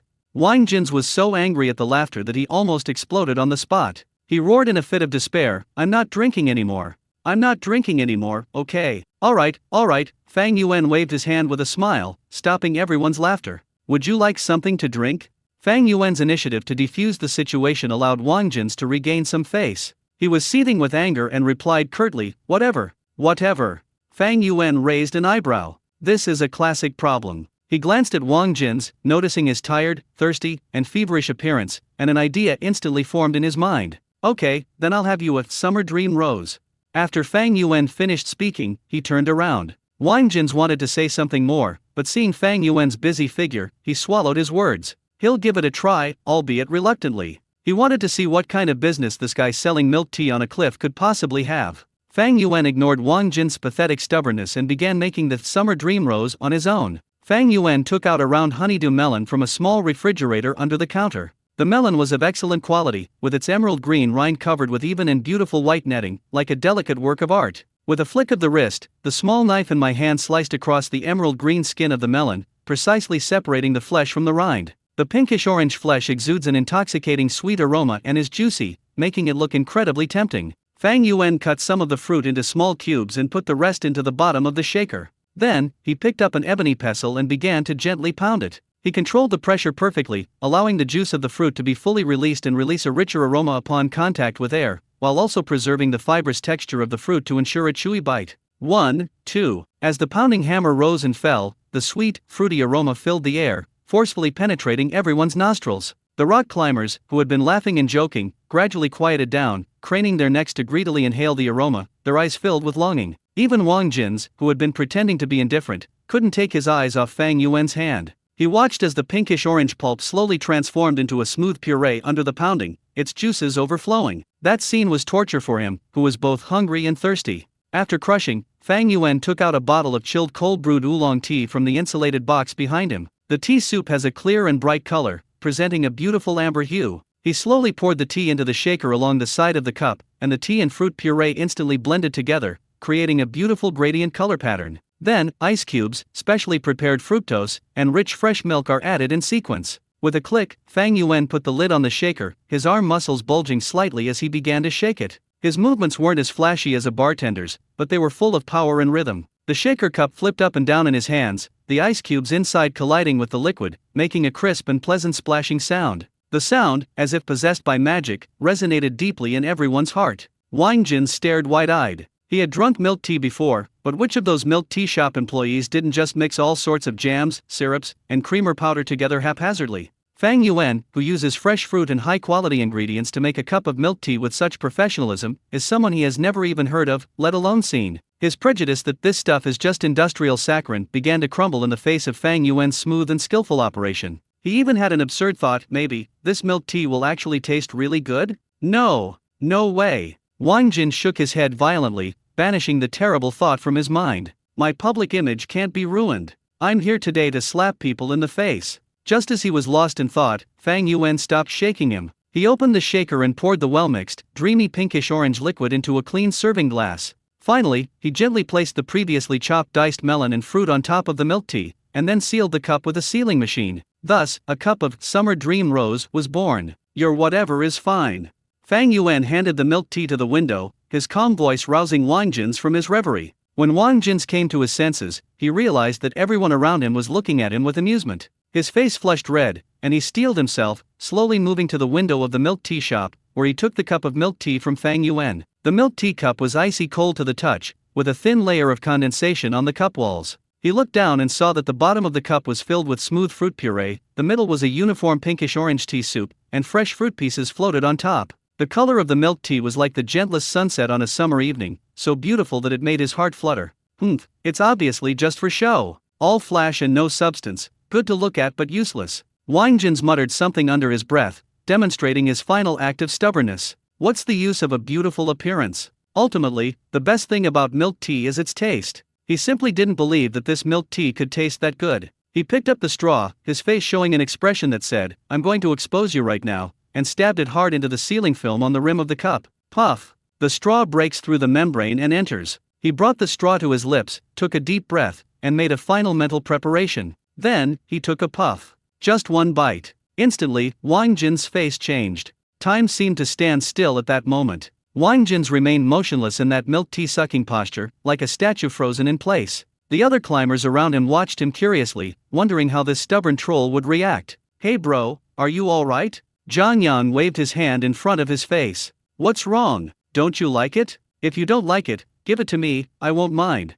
Wang Jin's ignored him. His entire world was completely consumed by the explosive taste in his mouth. The instant the straw pierced the sealing film, an extremely rich and sweet aroma of melon and fruit burst forth like a wild beast freed from its restraints, forcefully entering his nostrils and instantly awakening all his olfactory cells. The moment the icy liquid entered his mouth, his brain completely shut down. Sweet! It is a pure, unadulterated sweetness that comes from the fruit itself. The sweetness was like a sweet bomb, exploding on his tongue and instantly engulfing his entire mouth. This taste was completely different from any of the sweet flavors he had ever tasted before, which were made with syrup and jam. It was a vibrant, alive feeling, as if one could see the sweetness of the sunshine, rain, and earth. Immediately afterwards, the mellow and slightly astringent oolong tea soup, like a gentle tide, quietly surged in, perfectly neutralizing the sweetness of the melon, making the whole taste instantly refreshing and layered. The aromas of fruit and tea, like two skilled dancers, dance a harmonious and beautiful waltz on his tongue. Before he could even recover from this perfect fusion, a rich, creamy aroma enveloped his taste buds, instantly making the texture incredibly smooth and creamy.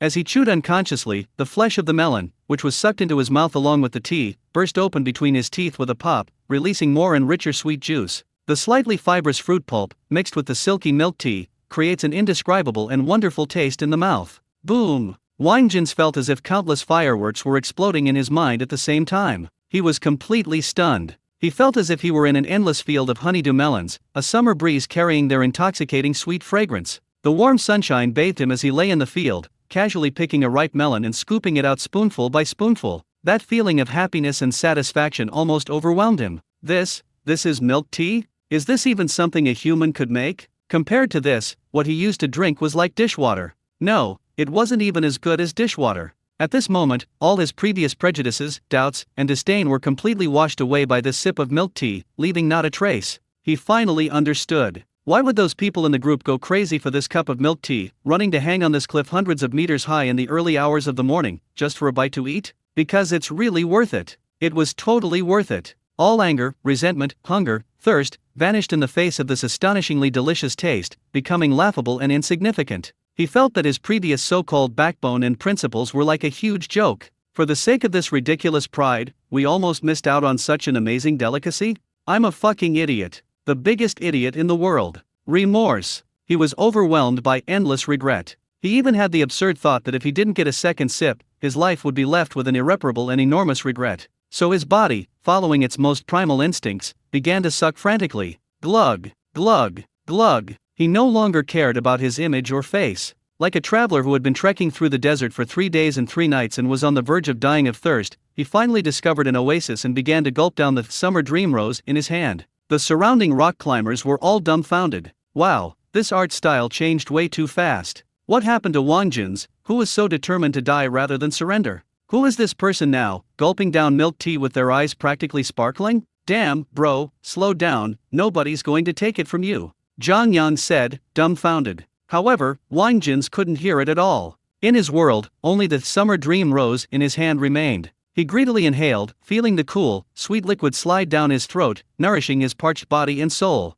The fatigue from climbing, the anxiety from waiting, the anger from arguing, all the negative emotions were completely healed by this cup of milk tea at this moment. He felt like he had been elevated to a higher level. Soon, the liquid in the cup dropped at a rate visible to the naked eye. Wang Jin's only snapped out of his daze when the straw made a hissing sound. He looked down at the empty milk tea cup, his face showing an expression that was worse than crying. That's all? It's gone just like that? A tremendous, indescribable sense of loss and emptiness instantly swept over his entire body. He felt as if he had just tasted the flavors of heaven, only to be mercilessly thrown back into hell the next second. He held the empty cup blankly, then took 2 more deep sips, not even letting go of the last bit of fruit pulp at the bottom of the cup. Then, he raised his head and stared straight at the calm-looking man in the window. Wang Jin's eyes looked just like those of a young wife who had been abandoned by a scumbag, full of grievance, resentment, and accusation. He stared at Fang Yuan, opened his mouth as if to say something, but because he was too emotional, he couldn't make a sound for a moment. Fang Yuan felt a little uneasy under his gaze. The surrounding rock climbers, having recovered from Wang Jin's exaggerated reaction, erupted in another deafening burst of laughter. Ha ha ha ha, that's hilarious. Look at his expression. I knew it would be like this. Every time a new customer drinks Boss Fang's milk tea, this is the same reaction. Hey bro, how's it going? Does your face hurt? Ha ha ha ha. Zhang Yang deliberately mimicked his previous tone, speaking in a sarcastic and mocking manner. I don't want to drink it. Wang Jin's, would rather die of thirst or starvation, or jump off this precipitous cliff, than drink a single sip of your milk tea. These jeers made Wang Jin's blush with shame. But now, he has more important things to do. Boss, please, give me another one. His voice wasn't loud, but everyone present could hear it clearly. Puff dash. The laughter around them grew even louder. The slaps were so loud, they made a clear and pleasant sound. However, Wang Jin's no longer cared about face or dignity. Those things are worthless in the face of absolute gourmet food. He just wants 1 more drink, no, 10 more. Seeing that Fang Yuan didn't move, he assumed that the other party was still holding a grudge against him for his rudeness earlier. He became anxious and his tone softened, even carrying a hint of pleading. Boss Fang, please, make me another cup. I'll pay any price. He stared intently at Fang Yuan, his expression a mixture of excitement and nervousness, fearing that Fang Yuan might cancel his purchase eligibility because of his previous words and actions. Fang Yuan was amused by his 180-degree change in attitude, from refusing to drink to crying and begging for a refill, all within 5 minutes. He felt that it was a waste of this young man's talent not to perform Sichuan opera face-changing. He suppressed a laugh and nodded. Okay, you want another drink, right? Go ahead and order. Having received Fang Yuan's affirmative reply, Wang Jin's finally felt relieved. He let out a long sigh of relief. That was close. I almost missed out on this earthly delicacy because of my ridiculous pride. He is now incredibly grateful that he ultimately chose to follow his heart. Wang Jin's is now completely immune to these taunts. A shameless person is invincible. He happily began to plan what to drink next. The summer dream rose drink he just had already amazed him, so what about the other drinks on the menu? Haha, I can't help it, this guy is hilarious. The other climbers around him laughed until their stomachs hurt at his post-traumatic appearance. Alright, stop laughing. Let's give the newcomers some face. Zhang Yang smiled broadly, and this time he didn't mock Wang Jin's, instead casting a friendly glance at him. Brother, now you know we weren't lying to you, right? Isn't Boss Fang's milk tea delicious? This time, Wang Jin's didn't argue, his eyes lit up, and he nodded repeatedly. The milk tea smells so good. Faced with Zhang Yang's teasing, Wang Jin's not only did not get angry, but his eyes lit up and he nodded repeatedly, his tone sincere and devout. This sight made Zhang Yang swallow back all the sarcastic remarks he had prepared. Looking at the group member in front of him who had been so stubborn just a moment ago, but now looked like a puppy begging for food, he felt a mixture of amusement and pity. Alright, stop embarrassing yourself. Zhang Yang turned to Fang Yuan. Boss, give him another drink, look at how pathetic he is. Fang Yuan was amused by Wang Jin's dramatic change of heart. He nodded and looked at Wang Jin's, asking, still drinking Summer Dream Melon? Wang Jin's was stunned for a moment. Of course, he wanted to drink another cup of Xia Meng Mei Long. The sweet aroma of melons and fruits still seemed to linger on his nose. However, there were so many unfamiliar names on the menu, each one like an unknown treasure beckoning to him. Boss, do you have any recommendations? Wang Jin's attitude made a complete 180-degree turn, and his tone carried a hint of cautious flattery. Fang Yuan thought for a moment and smiled. I just had some refreshing fruit tea, how about something a bit richer? How about the soy milk jade Kirin? Soy milk jade Kirin. Wang Jin's muttered the name, finding it quite appealing. Okay, I'll take this one, okay. Fang Yuan turned around and took out another handmade topping from the food storage container, chewy and soft rice mochi, and placed it at the bottom of the cup. Next, he poured the chilled cold brewed oolong tea and fresh milk into a shaker in a precise ratio, and then shook it vigorously and rhythmically to allow the tea and milk to fully blend. After pouring the milk tea into the cup, Fang Yuan took out a small sieve and scooped out a full spoonful of fine soybean powder from a sealed jar, sprinkling it evenly and thickly on the surface of the milk tea until it was completely covered. Finally, he added a few toasted, crunchy almond pieces to the soybean powder. A cup of soy milk jade Kirin, with its distinct layers and rich soybean aroma, is ready.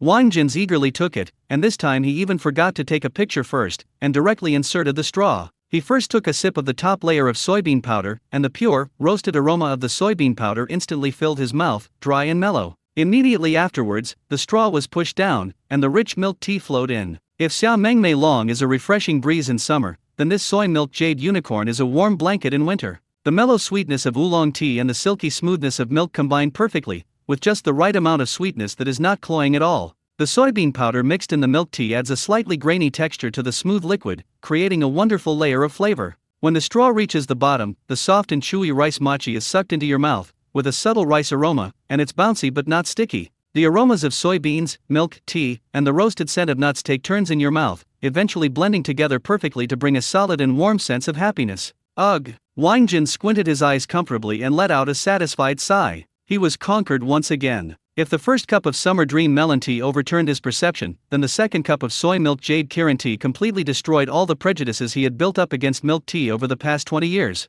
So, milk tea isn't just about saccharin and creamer. And it turns out, milk tea can have such a rich variety of layers and textures. It turns out that milk tea really can bring happiness. He sipped one cup after another, and soon the second cup was empty. Burp. Wang Jins let out a satisfied burp, his face full of happiness and bliss. He looked up at Fang Yuan with admiration and said solemnly, "Boss, I was wrong. I apologize for my previous ignorance and arrogance. This is the milk tea you made. A perfect thumbs up." The surrounding rock climbers, seeing this guy who had just been shouting, "I'd rather die than drink," now fawning over Boss Fang, burst into good-natured laughter once again. "Alright, guys, we've had our fill of drinking and having a good time. Let's keep climbing and not keep the boss from doing business," Zhang Yan said. Let's go, let's go." A group of rock climbing enthusiasts, satisfied, carefully put their empty milk tea cups into their backpacks. They couldn't bear to throw away such pretty cups. Then they attached their safety buckles one by one and continued their climbing journey. Wang Jins followed behind the group, climbing while occasionally taking a sip of the soy milk jade Kirin in his hand, his face showing the happiness of a 200-pound child. The area in front of the tin shack's window was finally quiet. Fang Yuan leaned back in his chair, finally able to catch his breath. He glanced at the time. It was only 5 a.m.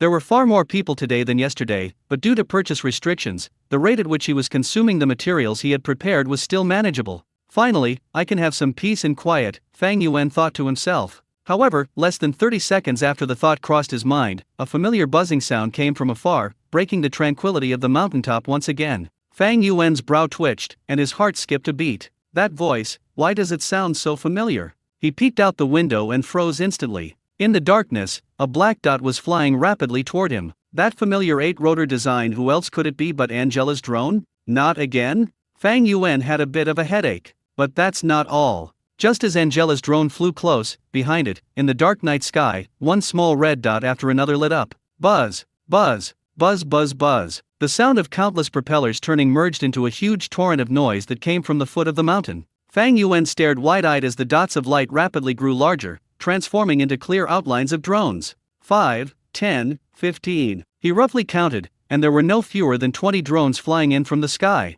These drones come in various models and sizes, but without exception, each one has a small basket hanging underneath it, whether professional or simple, clearly intended for holding milk tea. Even more outrageous, these 20-odd drones did not rush forward all at once, but instead automatically formed a crooked line in the air, following behind Angela's most professional drone, like a long mechanical dragon waiting to be fed. Fang Yuan was completely dumbfounded. He opened his mouth, but couldn't utter a word for a long time. Yesterday it was just one drone, and today it's a whole swarm of drones? You diners, just to get a cup of milk tea, have you put all your skill points into these weird and wonderful things? Boss, I'm here. Angela's clear, slightly smug voice came from the speaker of the lead drone, breaking Fang Yuan's thoughts. Boss, the usual, Summer Dream Rose, Soy Milk Jade Kirin, Flower Field Valley, Jade Green Grape, and Distant Mountain Fairy Coconut, I want them all. Angela's voice was full of excitement. Fang Yuan looked at the drone hovering above the window with a custom-made 5-compartment basket hanging below it, and then at the long line of drones behind it waiting to feed, and felt a headache coming on. He picked up the walkie-talkie and replied listlessly, sorry, there's a purchase limit today.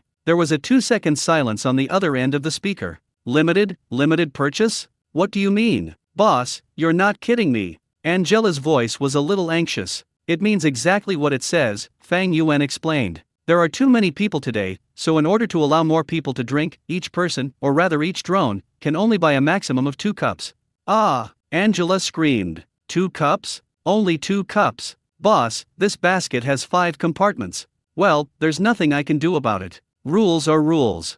Fang Yuan shrugged, looking like there was no room for negotiation. Angela fell completely silent, seemingly processing the devastating news. The owners of the drones behind her reacted in different ways upon hearing the news. From the loudspeakers of several nearby drones, barely suppressed smug sounds could be heard. Haha, thank goodness there are purchase limits, otherwise by the time it's our turn, there probably won't be anything left. 2 cups it is, it's better than not being able to buy any at all. The drones at the back of the line let out a series of regretful howls. Damn it! Why didn't I think to fly a little further forward? What if we run out of materials if we're at the back? Brother, stop talking. I regret it now. I shouldn't have been so modest. Angela had obviously heard the whispers behind her, and she knew that continuing the argument would be pointless and might even provoke resentment. She weighed the pros and cons and quickly made a decision. All right, 2 cups it is. Angela's voice was trembling with tears. Then I'll have 1 Summer Dream Melon and 1 Soy Milk Jade Kirin. Boss, hurry up and make them. I'm in a rush. Fang Yuan nodded and began to work. Soon, 2 cups of milk tea were made and placed in the basket of Angela's drone. The drone wobbled around, turned around, and flew away contentedly. Immediately afterward, a second drone took over the position, and a gruff male voice called out from the loudspeaker, Boss, 1 cup of Yunding Oolong, 1 cup of Yusheng Green Grape. Thank you. An unprecedented drone aerial ordering extravaganza officially kicked off on the cliffs of Yunding Peak. Fang Yuan transformed into an assembly line worker, making milk tea cup after cup. The drones, like well-trained soldiers, landed immediately after collecting the food, and the whole process was orderly. Meanwhile, on the cliff, a diner who had just climbed a short distance up the cliff was hanging there, happily fantasizing about drinking milk tea later. Suddenly, he heard a series of dense buzzing sounds coming from above. What's that noise? He looked up curiously, following the sound. The next second, he froze on the spot. A group of drones, each with 2 milk teacups hanging from its bottom, were lined up and slowly flew over their heads, landing towards the foot of the mountain. The diner rubbed his eyes hard, thinking he was hallucinating from the fatigue of rock climbing. Wang Wei. He called out to his companion not far ahead in a trembling voice, look above my head, isn't there a group of planes flying by? Wang Wei had also noticed the commotion earlier, and he was equally dumbfounded. Holy crap. Zhang Yang's mouth gaped open enough to fit an egg. This actually works. On the cliff, all the rock climbers stopped and looked up as if they had cervical spondylosis, watching the massive drone delivery fleet fly over their heads. I'm not seeing things, am I? Those drones are hanging under Boss Fang's milk tea. A new rock climber stammered. What else could it be? I'd recognize that logo on the cup even if it were ashes. An old rock climber next to him said sourly. No way, these guys are really something else. We've been hanging here all this time, risking our lives to climb up, and they just buy it out with a drone? Comparison is the thief of joy. I feel like I suffered for nothing this past hour. One of the new climbers looked down at himself, hanging on a cliff dozens of meters high, exhausted like a dog. Looking up at the sky, people are comfortably staying at the foot of the mountain, and with a flick of their fingers, milk tea is automatically delivered to their door. The difference is just too big. If only I had known, if only I had bought a drone. He was filled with regret. He now understands that when it comes to rock climbing and challenging oneself, technology is the primary productive force when it comes to a true foodie. Fang Yuan couldn't hear the cries of despair and envy from his fellow rock climbers inside the tin shack. He's extremely busy right now. After seeing off the last drone, he was just about to catch his breath when the next group of guests arrived. This time, it wasn't just a few scattered rock climbing enthusiasts, but a group of climbing tribes with much better equipment and a very professional look. These people were all carrying huge, square backpacks that looked like takeout insulated boxes. As soon as they climbed to the window, without saying a word, they immediately unbuckled the safety buckles of their backpacks, revealing neatly stacked empty cup holders inside. The leader, a man with a buzz cut, pointed to his box and shouted to Fang Yuan in a booming voice, "Boss, fill this box to the brim. Fill it up as much as you can, at least 10 cups." The people behind him also joined in the jeering. "Yes, boss, I want mine filled too. I can hold 12 cups here, bring me as many as you want." Fang Yuan looked at this group of people, the veins on his forehead throbbing. Goodness, yesterday Wang Dahai hired a personal shopper, and today a whole bunch of professional personal shoppers have arrived. Are you treating my milk tea stall like a wholesale market? Sorry, each person is limited to 2 drinks. Fang Yuan repeated the rule he had said countless times, his face expressionless. 2 cups. The crew-cut man was stunned. "Boss, are you kidding me? We're professionals. We climbed all this way up here, and you want us to buy just 2 cups? How can we explain this to our employers?" "That's right, boss. We're buying for other people." "Lots of people are waiting down the mountain," another person exclaimed anxiously. Fang Yuan sighed and patiently explained, "I understand, but we have limited materials prepared today, and there are a lot of people coming. If there were no purchase limit, those at the back of the line wouldn't get a single drink. Rules are rules, and they apply to everyone the same way." As he spoke, he glanced at the various raw materials on the work table. After the drone raid, the stock of several types of fruit is running low. Moreover, Fang Yuan added, "Even if I wanted to sell you more, some things are almost gone. For example, the melons, we can only make 5 cups of summer dream melon at most. And the green grapes are almost all gone." Upon hearing this, the expressions of the group of professional personal shoppers instantly changed. They've all taken the money and accepted the orders. If they can't buy the flavor the customer specified, they'll have a hard time explaining it back home. "What? Xia Ming Milong is about to die?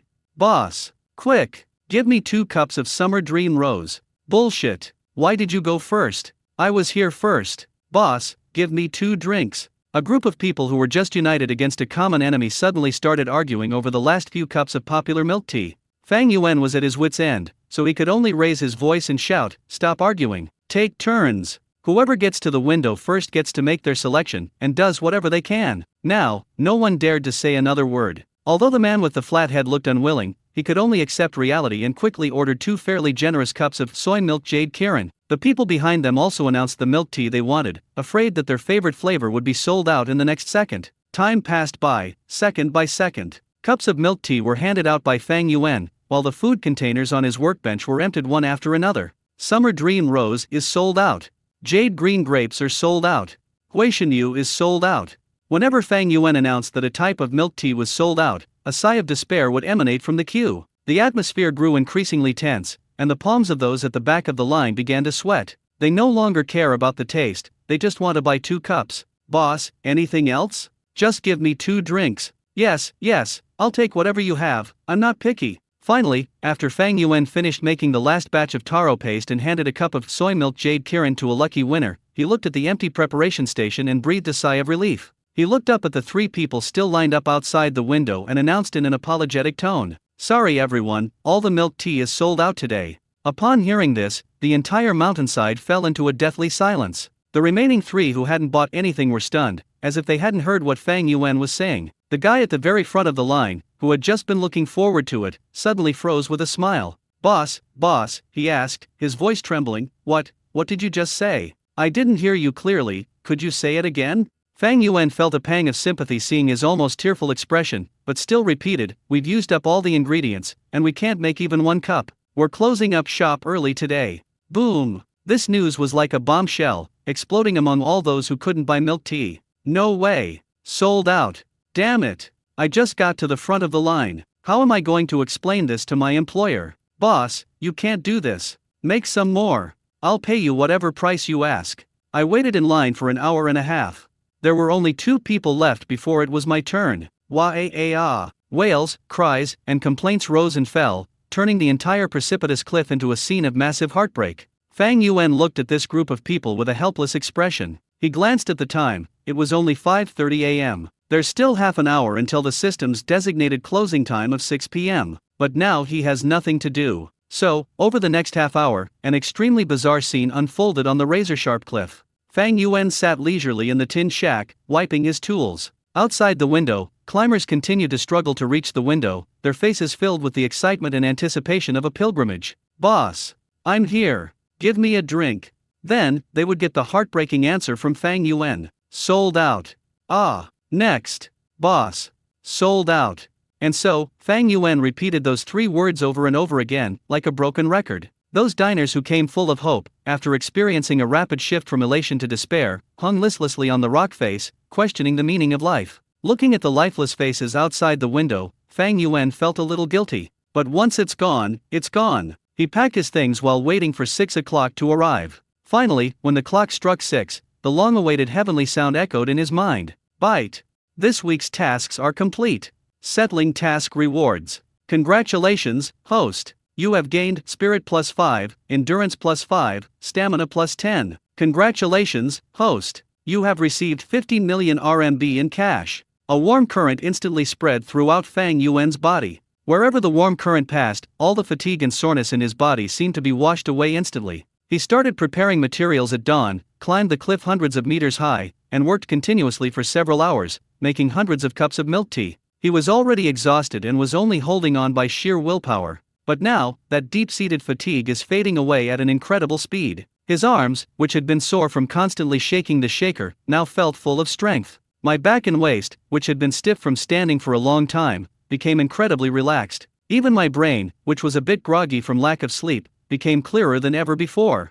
Fang Yuan subconsciously clenched his fist. He could clearly feel that his muscles seemed to have become firmer and full of explosive power. He took a deep breath, and the thin, cold air at the mountaintop entered his lungs. Far from feeling uncomfortable, he felt refreshed and his chest was filled with inexhaustible energy. The system is awesome, Fang Yuan exclaimed in his heart. This isn't the first time I've received the reward of physical enhancement. But, this feeling of becoming stronger, it's so addictive every time. The physical changes instantly made him feel incredibly happy. Just then, his cell phone suddenly vibrated in his pocket. Buzzing. On this silent mountaintop, the sound was exceptionally clear. Fang Yuan took out his phone, the screen lit up, and a bank text message popped up. Xiaomi Bank, your savings card account ending in XXXX received a deposit of RMB 50 million.00 on date at time. Your current account balance is RMB 50,082,531.52. A string of zeros, dazzling the eyes. Fang Yuan glanced at it calmly, then casually put his phone back in his pocket. He continued packing. He calmed down. However, a young rocker who was nearby almost popped his eyes out.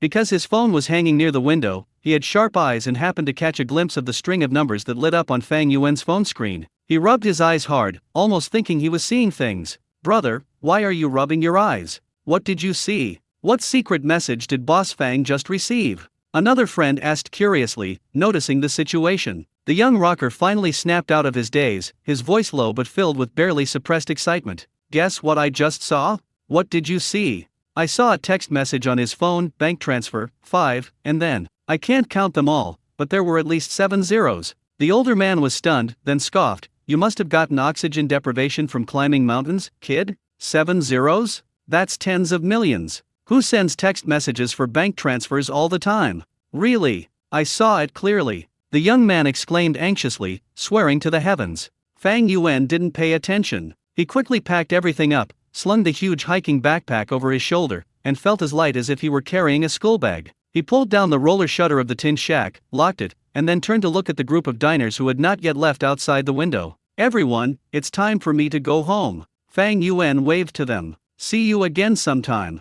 Boss. Don't go. Boss, are you coming again next week? When exactly are you coming again? Please, boss, give us your contact information. Can we create a group chat? Yes, boss. Now that you've joined the group, let us know in advance where you're going to set up your stall next time. and will definitely be there to support you. Faced with everyone's clamor of pleas and requests to stay, Fang Yuan simply smiled enigmatically. Just kidding, want to join the group? If he joins the group, will he ever have a peaceful life again? He didn't want his life to be completely hijacked by this group of enthusiastic diners. Let it be, let everything be as it may. He left behind this ambiguous statement, then ignored everyone else, skillfully fastened his safety harness, leaned back, and began to rappel down the rock face. At the mountaintop, everyone who hadn't managed to buy milk tea craned their necks, watching Fang Yuan's figure rapidly shrink in the twilight until it finally disappeared from sight. A mountain breeze blew by, swirling up a few fallen leaves. The entire mountaintop was filled with nothing but desperate wails. My milk tea.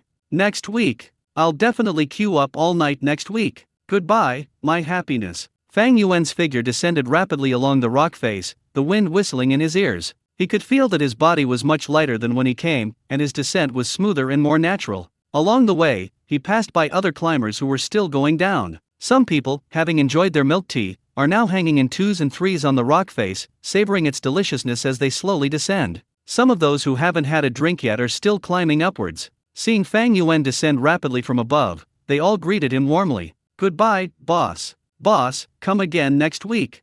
Thank you for the milk tea. It's so delicious. Those who didn't get to drink. Boss, you're leaving already. No, boss, wait for me for another half hour, I'll be at the shop entrance soon. Regardless of the type of diner, Fang Yuan smiled and nodded at them, continuing down the path without slowing down. He landed smoothly at the foot of the mountain very quickly. At the foot of the mountain, a large group of people had also gathered. They were all unable to climb up, but they were unwilling to give up and were waiting for a miracle to happen. When they saw Fang Yuan land with an empty backpack, their last shred of hope was shattered. Boss, is it really sold out?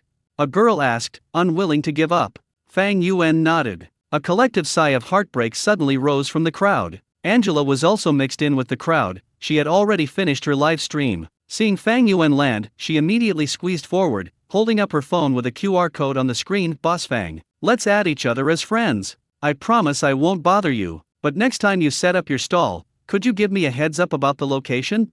Fang Yuan glanced at the QR code, then at Angela's clever face, and decisively shook his head. He walked around the crowd and headed towards the parking lot. Behind them, countless resentful gazes were fixed upon them. Fang Yuan didn't care at all he wanted to do was get home as soon as possible. As night deepened, the bustling activity at Cloud Peak gradually faded away. All that remains are a group of heartbroken people and a legend about the Cloud Top Milk Tea Shop, which continues to ferment and circulate among food lovers in Wuhan.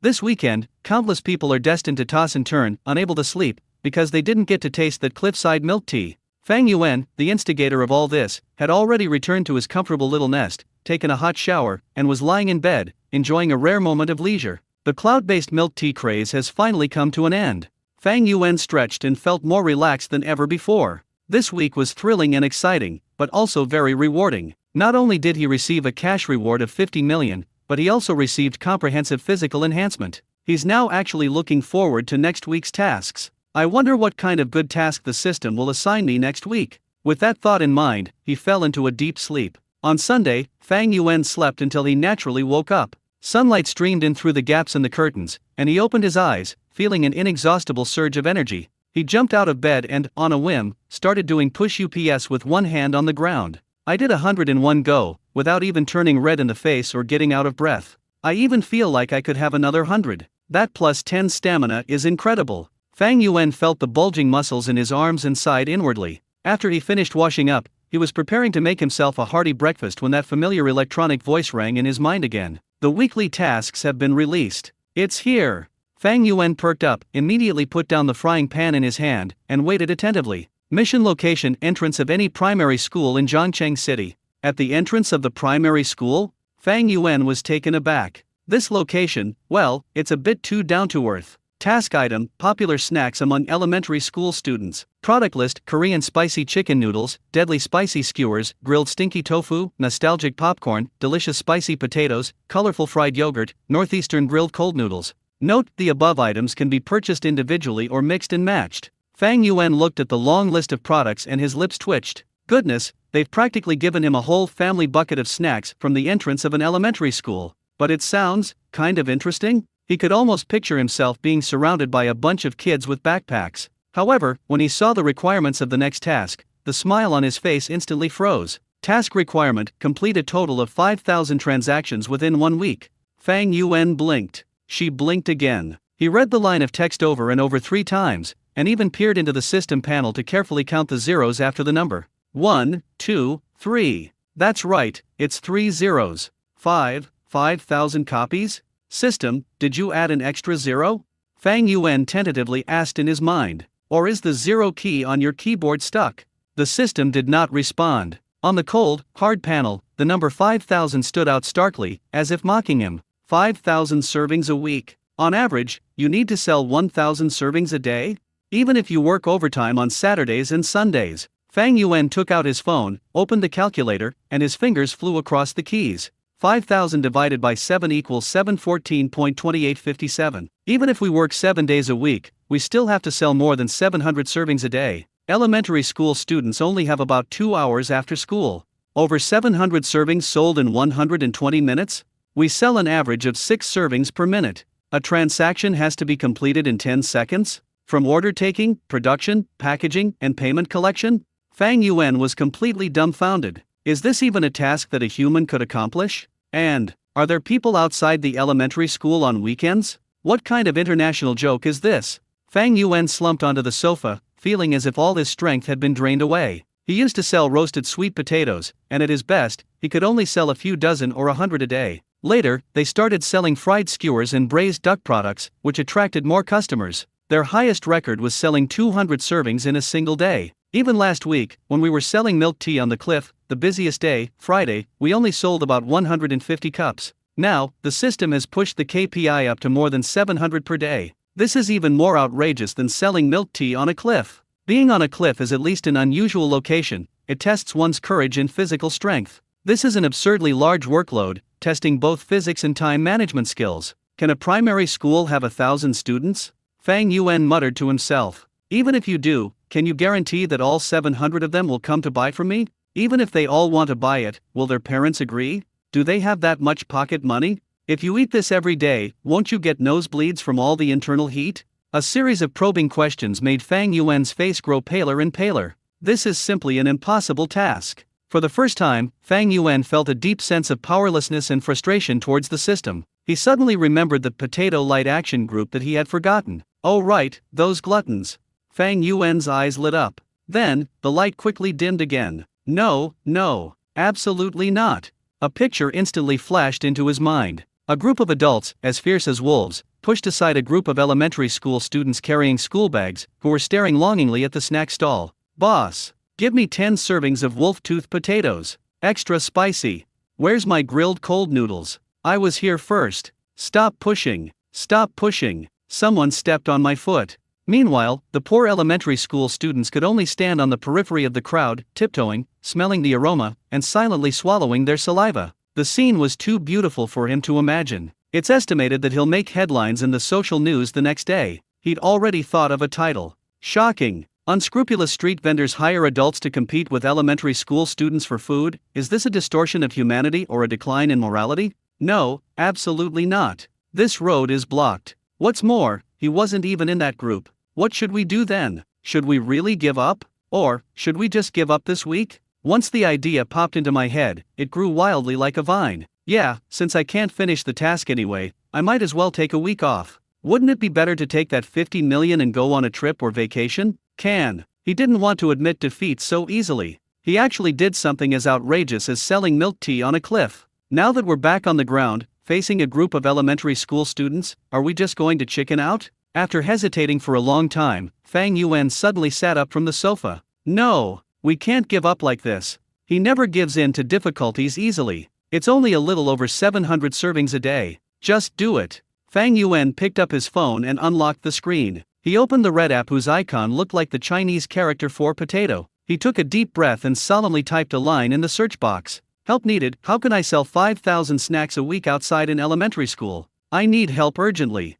As Fang Yuan continued his search, instantly, countless posts containing keywords such as primary school gate, snacks, and viral appeared. The cover features scenes of children surrounding a stall, their innocent faces beaming with longing and satisfaction. He clicked on a post titled Street Vendor Diary. How much money can you make selling fried eggs outside an elementary school? Earning 4 figures a day is not a dream. The post was made by a mother who used pictures and text to record in detail her experience of selling cheese pull-apart hot dogs at the school gate every afternoon from 3 to 5 p.m. In the photo, golden and crispy hot dog sticks are held high by children, with long cheese pulls creating a visually striking effect. Sisters, you'll never believe how terrifying the purchasing power of elementary school students is. I sell a hot dog stick for 5 yuan, and I prepare enough ingredients for 200 sticks every day. They're all sold out in less than an hour and a half.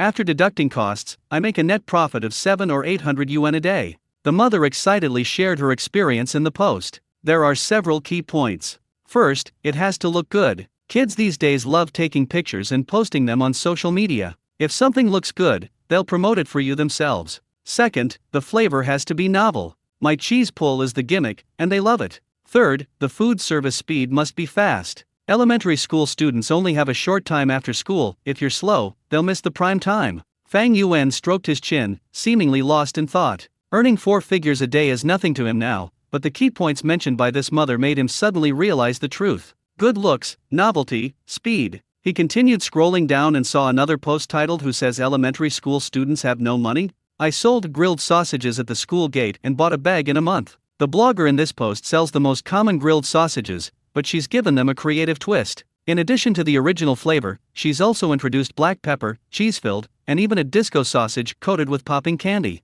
What's even more ingenious is that she made the sausage packaging into a blind box format. Some of the packaging bags contain a small sticker. If you collect 10 different stickers, you can exchange them for a free sausage. A bunch of people in the comments section were saying, "I learned something new. Damn, you've got a grasp of elementary school kids' social skills." That's right. My son drags his classmates to buy stickers every day just to collect them all. He can't even eat anymore, just to open the packaging. Fang Yuan was amazed. He hadn't realized that the business with elementary school students had reached such a level. As Fang Yuan scrolled through the posts, his frustration with the mission gradually dissipated, replaced by excitement. Just then, a video post caught his attention. The video's title is "Simple and Direct, an Immersive Experience. What's it like to sell 200 servings of spicy noodles in an hour outside an elementary school?"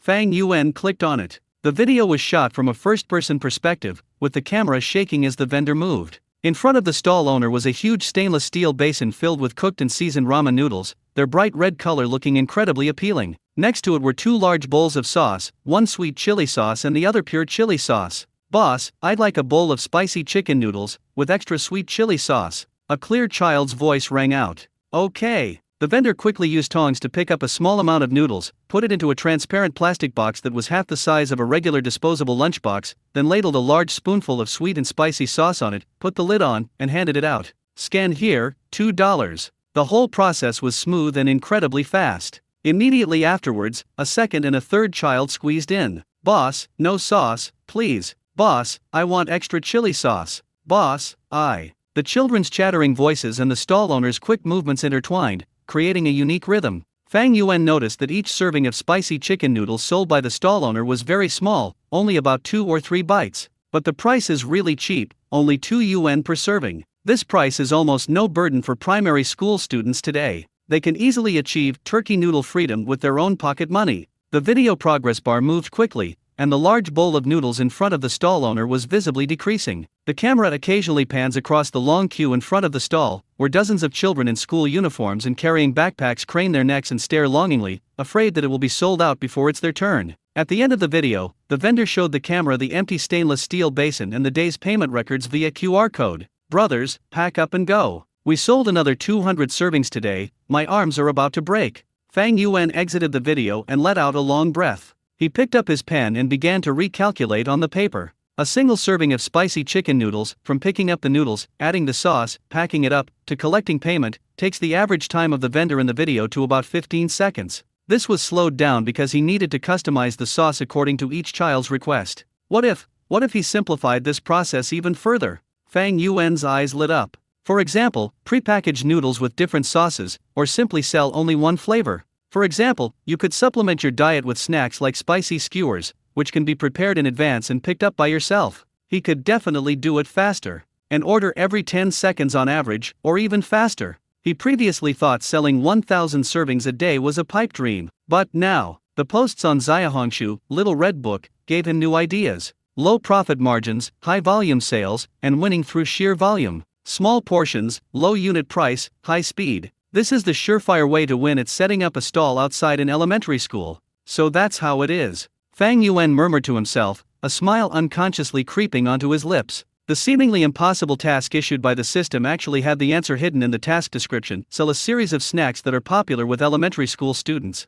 He's overthinking it. The sense of defeat vanished, replaced by a surge of fighting spirit. It's just 5,000 servings. Let's do it. He immediately stood up from the sofa and paced back and forth in the living room, his mind racing as he began to think about the snacks he wanted to sell. Spicy chicken noodles must be the main product. For no other reason than that, just when he searched for stalls near elementary schools, spicy chicken noodles were clearly the most popular snack among elementary school students, without exception. Spicy skewers are served in small portions, 1 skewer per serving, so they still need to be prepared. And popcorn. It's easy to make, smells amazing, and can also be prepackaged for quick sales. These are the only 3. Having figured out the key point, Fang Yuan felt completely relieved. Now, everything is ready except for the ingredients. Without the slightest hesitation, he immediately found the familiar number in his contacts and dialed it. The phone was answered after 2 rings, and Chen Hai's serious and respectful voice came through the receiver. "Mr. Fang, good afternoon. How can I help you?" "Hello, Butler Chen." Fang Yuan didn't stand on ceremony and went straight to the point. "I need you to help me purchase a large batch of ingredients, a very large quantity. Is it convenient for you to do so?" "At your service, Mr. Fang." Chen Hai's voice was completely calm, as if Fang Yuan wanted a bottle of mineral water instead of a large batch of ingredients. "Please make a list, and the logistics department will purchase it for you immediately and ensure it is delivered to your residence in the shortest possible time." "Okay." Fang Yuan cleared his throat and began to read out the menu. "First up is the spicy chicken noodles, the kind that's most popular with students. Give me 20 cases, please." Chen Hai paused for a moment on the other end of the phone, but still replied professionally, "Okay, 20 boxes of spicy chicken noodles." Then comes the ingredients for the spicy skewers. Potatoes, 100 jin. Dried kelp, 20 jin. Lotus root, 50 jin. Frozen fish tofu, crab sticks, sausages, and tempura, 50 packs of each, the largest packs available. And 500 quail eggs, cooked and peeled. As Fang Yuan spoke, he was mentally calculating the quantities. These things looked like a lot, but if they were strung together, one on a string, they would actually be consumed very quickly. All that could be heard from Chen Hai's end was the rustling sound of recording. No questions were raised. "Popcorn requires special corn kernels, so, give me 100 jin, 50 kilograms, first. Also, butter, caramel, and white sugar, all in the largest packages. Oh, right, we also need a lot of bamboo skewers and small disposable plastic lunchboxes with lids. 5,000 of each, please." Fang Yuan rattled off the long list in one breath, and concluded, "That's all for now. See when you can deliver it?" After a few seconds of silence on the other end of the phone, Chen Hai asked in a confirming tone, "Mr. Fang, if I may be so bold as to ask, are you purchasing such a large quantity of ingredients and lunchboxes because you're planning to open a restaurant?" It's no wonder he asked that. The amount on this list is enough for several days, let alone an individual, or even for a medium-sized restaurant. Open a restaurant? Fang Yuan was taken aback, then explained, "No, Butler Chen, you're overthinking it. I'm just using it to set up a stall." This time, the silence on the other end of the phone lasted even longer. "Okay, Mr. Fang." In the end, Chen Hai suppressed the turmoil in his heart with his impeccable professionalism. "I understand. All items are expected to be delivered within 2 hours. Please check your mail."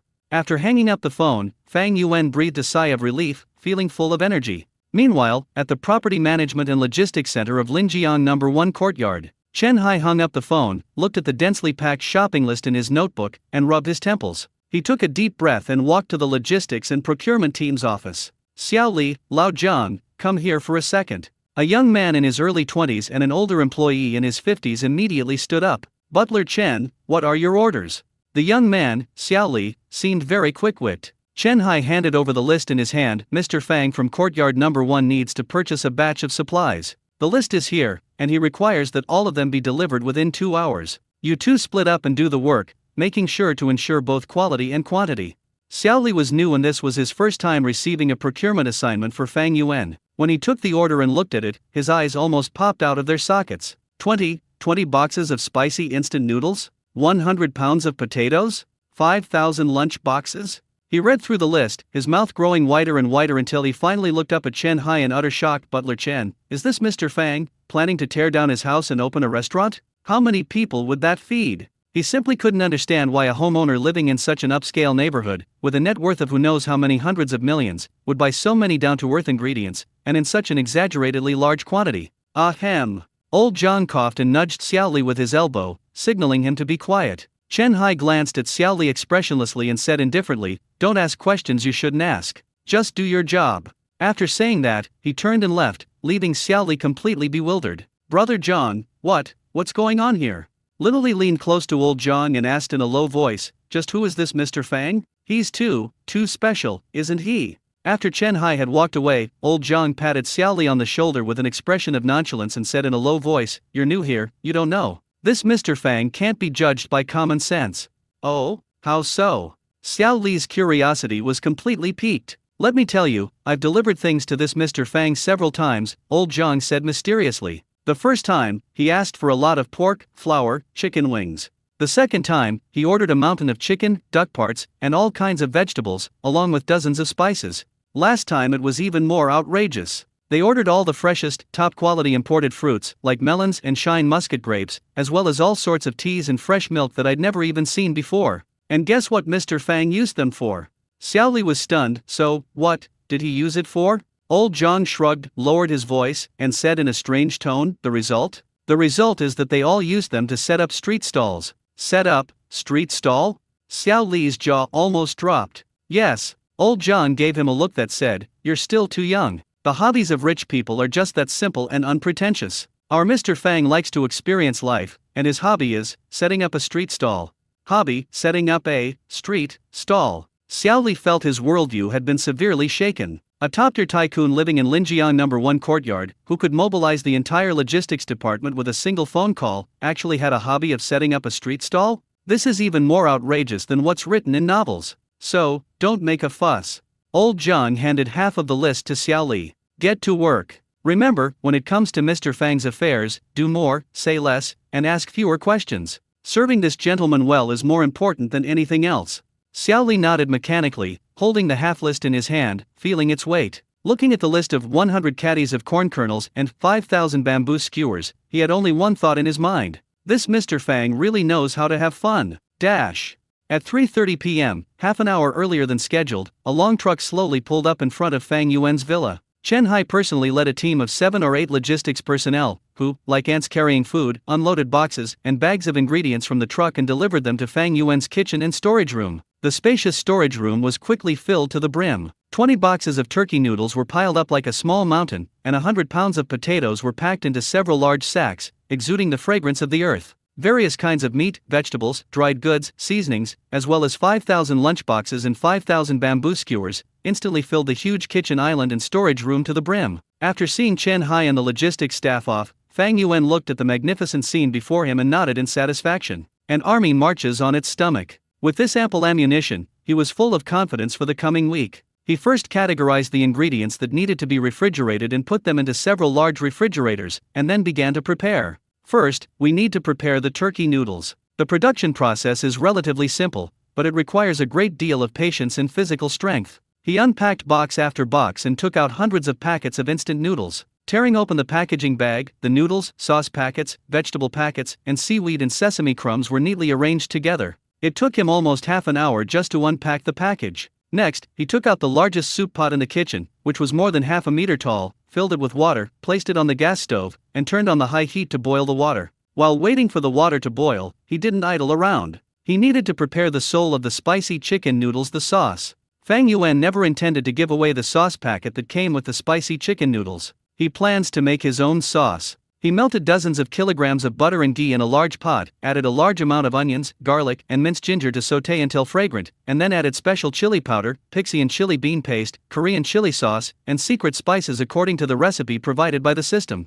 As the spatula continued to stir-fry, the aroma of various spices was perfectly brought out, and a domineering yet complex spicy fragrance instantly filled the entire kitchen. This flavor is richer and more enticing than any other spicy chicken noodle sauce on the market. After the sauce was cooked, it was all poured into a huge stainless steel bowl. Meanwhile, on the other side, the water boiled. Fang Yuan grabbed handfuls of dough and threw them into the boiling water. The dough quickly separated and softened in the hot water. He used a huge strainer to stir it constantly to prevent the noodles from sticking together. The cooking time for noodles must be precisely controlled, they shouldn't be too soft or too firm. If they're too soft, they'll be sticky. If they're too firm, they won't easily absorb the sauce. With the experience granted by the system and his enhanced physical control, his grasp of the heat and timing was impeccable. Once the first batch of noodles was cooked, he scooped them out with a slotted spoon, drained the water, and poured them directly into a stainless steel bowl filled with sauce. Then, he picked up 2 huge spatulas and began stirring frantically. Splash! Splash! The noodles and sauce tumbled and mingled in the bowl, each golden noodle evenly coated with an enticing reddish-brown hue. The rich aroma of sweet and spicy sauce mingled with the fragrance of the noodles, instantly filling the entire kitchen. This job looks simple, but it's actually quite physically demanding. This large basin of noodles weighs at least several dozen kilograms, and mixing it well requires tremendous arm strength. But for Fang Yuan, whose stamina was +10, this was just a warm-up. He cooked 5 large pots in one go, turning all 20 boxes of spicy instant noodles into 5 large basins of mixed finished product. Next came the popcorn. This is relatively simple. The system-provided stall cart comes with a popcorn machine. He had already moved the machine to the kitchen early on. He put the special corn kernels, butter, and sugar into the machine according to the proportions, closed the lid, lit the fire, and then started cranking the handle. As the temperature rose, a series of crisp cracking sounds came from inside the machine. A few minutes later, the machine was turned on, and a sweet caramel aroma burst out instantly, with golden and crispy popcorn filling the entire container. He poured the popcorn into a huge storage box and then moved on to making the next batch. Just as he was working hard and had only finished making half of the popcorn, the doorbell rang again. "Ha! Who is it?" Fang Yuan wiped his hands, walked over and opened the door. Standing at the door was Wu Jin, dressed in a suit and tie. Behind Wu Jin stood 6 people, 3 men and 3 women. They were all dressed in neat white chef's uniforms and tall chef's hats, looking extremely professional. "Chairman Fang, I brought the person to you," Wu Jin said respectfully, stepping aside. Fang Yuan was taken aback. He did call Wu Jin, saying that he needed to prepare some things that night and that the workload was a bit heavy. He asked Wu Jin to help him find a few quick and efficient temporary workers from the company's property management or logistics department to help out, as kitchen helpers, and he would pay each of them 500 yuan for their hard work. He had assumed that Wu Jin would just randomly invite a few cleaning ladies or security guards over. But to his utter surprise, Wu Jin actually brought him a whole team of chefs. "You are?" Fang Yuan looked at the chefs with serious expressions, somewhat bewildered. The chef at the head of the group, who looked to be in his 40s, slightly overweight, and with a composed demeanor, stepped forward and bowed slightly, saying, "Hello, Chairman Fang, my name is Lu Ming, and I am the head chef of the staff restaurant in Chuangba Building. These are my colleagues. General Manager Wu said you needed helpers here, so we came over." Yes, Mr. Fang," Wu Jin quickly explained, "I thought you would be busy in the kitchen, so a professional chef would be more suitable. Therefore, I took the liberty of inviting Chef Lu and the others over. They are all very skilled." Upon hearing Wu Jin's introduction, Lu Ming immediately perked up, straightened his back, and said to Fang Yuan with considerable pride, "Chairman Fang, I specialize in Shanghainese cuisine, but I also have some knowledge of Sichuan and Shandong cuisines. These colleagues of mine have skills in various areas, including pastries, cold dishes, and even a kitchen helper. Please feel free to ask for anything you need, and we guarantee to complete the task." He still believes. The young chairman had just decided on a whim to host a family banquet at home, or perhaps to research some new dishes, which is why he invited them over. 500 yuan a night, easy work, and you can even get some exposure in front of the chairman. It's an amazing opportunity. Seeing them all rubbing their hands together, ready to show off their skills, Fang Yuan's expression became somewhat strange. Local cuisine? Sichuan cuisine? Shandong cuisine? But he only has elementary school student meals here. He just planned to find a few physically fit people to help pack the spicy chicken noodles and popcorn. Is it really necessary to hire such a professional chef? Fang Yuan. He looked at Lu Ming and the serious-looking professional chefs behind him and felt the scene was quite awkward. Chef Lu, right. Fang Yuan coughed twice, trying to ease the awkward atmosphere. No need for anything complicated. Tonight's job doesn't require much skill. Lu Ming and the other chefs all looked puzzled. It doesn't require much technical skill? Fang Yuan noticed their confusion but didn't explain further. He simply waved his hand and said, "Let's come in first and talk about it." He led Wu Jin and the 6 chefs into the house. When they walked through the living room piled high with ingredients and arrived at the enormous kitchen, which rivaled the kitchen of a 5-star hotel, everyone was stunned by what they saw. On the spacious countertop, 5 huge stainless steel bowls were placed side by side, filled with bright red, glistening noodles that emitted an extremely strong sweet and spicy aroma. On the other side, in a huge plastic storage box, golden popcorn was piled up like a small mountain. The rich aroma of caramel cream and spicy instant noodles intertwined, creating a unique and mouth-watering blend. What shocked them even more were the thousands of transparent plastic lunchboxes and packaging bags stacked on the ground. This is. Even the well-informed Lu Ming was speechless with astonishment at the exaggerated amount of stock prepared before him. This is completely different from what he imagined a family banquet or dish development to be. The other chefs looked at each other, their faces filled with confusion. Are they planning to open a buffet? Or did some school cafeteria kitchen move here? Chairman Fang, what is this?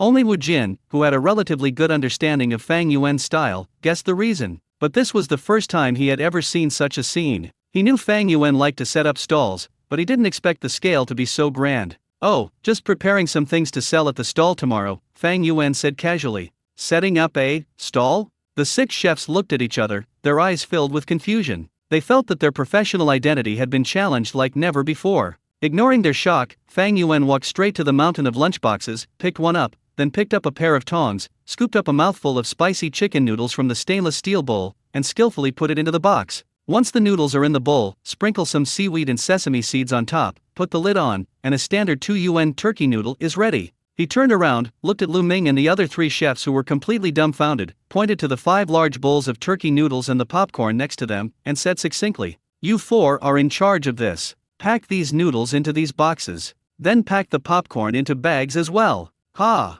Lu Ming and the other 3 chefs all wore expressions as if they had seen a ghost. Pretending to be something you're not? Want some popcorn to go? They stared blankly at Fang Yuan, then looked at their own crisp white chef's uniforms, feeling that their professional careers had been insulted like never before. They've been working in the kitchen for over a decade, mastering all the cooking techniques, and usually directing their assistants. Now, this chairman, whose net worth is in the hundreds of billions, spent 500 yuan per person to invite these chefs over, just to work as packers. If this gets out, how will they ever be able to work in the culinary world again? The atmosphere became somewhat awkward for a moment. Wu Jin was the first to react. Although he also felt it was a bit of a waste of talent, Fang Yuan's order was an imperial decree. He immediately took off his suit jacket, rolled up his sleeves, picked up a lunchbox, and said with a smile, "Hey, I thought it was some kind of job, it's just packing. I'm good at this. Mr. Fang, count me in, more hands make light work, let's finish early and call it a day." As he spoke, he imitated Fang Yuan and began to prepare the spicy chicken noodles in a very professional manner.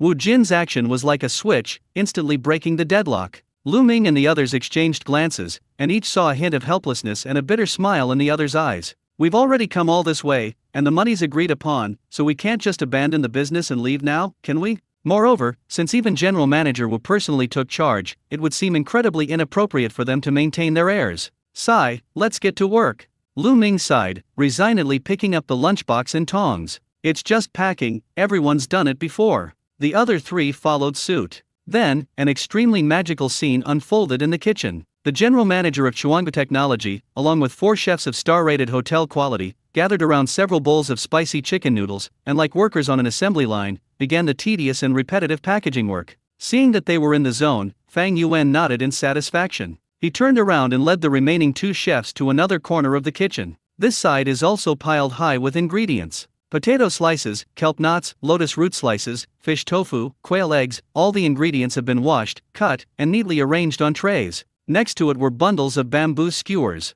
Fang Yuan pointed at the ingredients and said to the 2 bewildered chefs, "Your task is to skewer all of these things onto bamboo sticks. Remember, 1 skewer at a time. For example, only 1 potato slice. Only 1 quail egg. Understand?" The 2 chefs, one in charge of pastries and the other in charge of cold dishes, were now staring at each other in bewilderment. Skewers?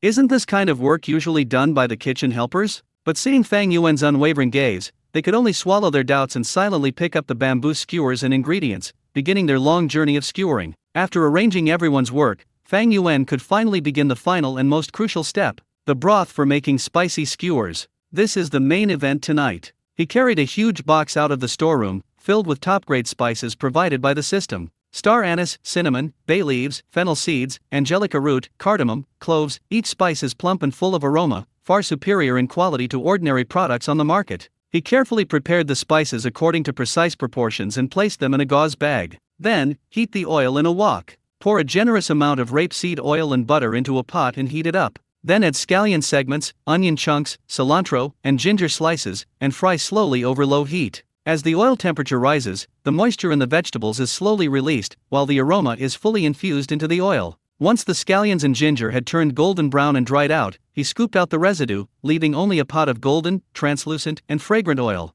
Next, he poured the secret hot pot base, made from a mixture of dozens of spices, and a large amount of pixie and chili bean paste into the oil and stirred it continuously with a spatula. Sizzle! The moment the base ingredients come into contact with the hot oil, a strong, spicy, and mellow complex aroma explodes like a fragrance bomb in the kitchen. The flavor was so overpowering that it instantly overwhelmed the sweetness of the spicy chicken noodles and popcorn, hitting you right in the head. When that overwhelmingly spicy aroma burst forth, everyone in the kitchen paused for a moment. Wu Jin, Lu Ming, and the other 3 men who were packing spicy chicken noodles on the assembly line turned their heads in unison, their clips dangling in midair, and looked in Fang Yuan's direction. They were already overwhelmed by the sweet and spicy flavor of the spicy chicken noodles and the caramel smell of the popcorn. While working, I kept swallowing my saliva, feeling like my mind and stomach were being tortured. But now, this newly emerging flavor is absolutely amazing. If the aroma of spicy chicken noodles and popcorn is tempting, that smell is soul-stealing. The richness of butter, the fragrance of rapeseed oil, the savory aroma and fermentation of pixie and chili bean paste, plus the distinct flavors of dozens of spices released in hot oil. The smell seemed to have a life of its own, transforming into an invisible hand that roughly entered everyone's nasal cavity and then tightly gripped their stomachs.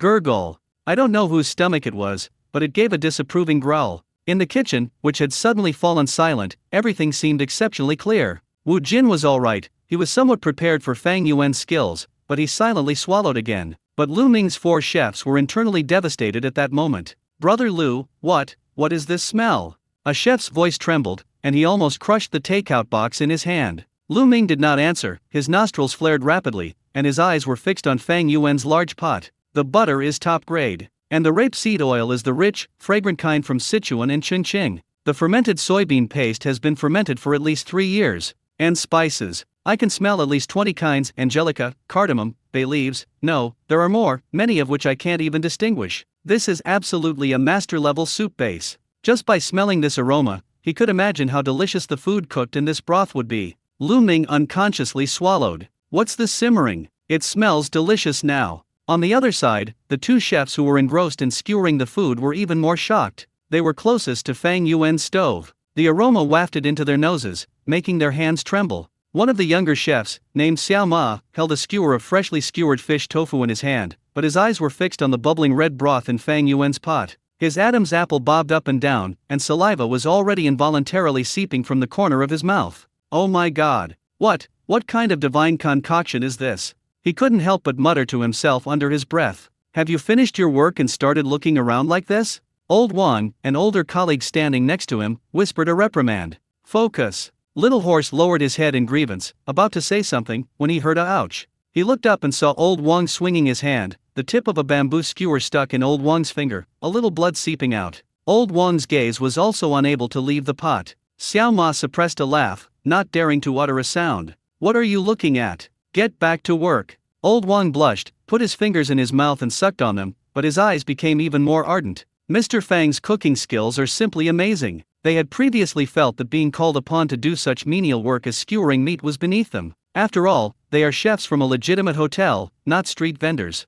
Now they feel that being able to witness the creation of a soup base of this caliber is an incredible privilege. I even wanted to take out my phone to record it and post it on WeChat Moments. The title is, You'll Never Know Your Boss's True Identity. At the same time, they also had an unprecedented anticipation for the spicy skewers that would be cooked in this broth. Fang Yuan seemed oblivious to the intense gazes directed at him, his entire focus absorbed in preparing the broth. After stir-frying the base ingredients, he added the broth that he had prepared beforehand to the pot. The milky white broth was poured into the red oil pot with a sizzling sound, and a thicker steam rose up. Then he put it into the gauze bag filled with spices. Bring to a boil over high heat, then reduce to a simmer, cover, and cook slowly. Time passed by, second by second. The spicy and savory aroma grew stronger with the steam in the kitchen. The smell even wafted out through the cracks in the doors and windows, enveloping the entire villa in this deadly fragrance. Finally, at 9 o'clock in the evening, the soup base was ready. Fang Yuan lifted the pot lid. Buzz! An even stronger aroma, accompanied by a wave of heat, wafted over, causing Old Wang and Little Ma, who were closest, to both take a step back.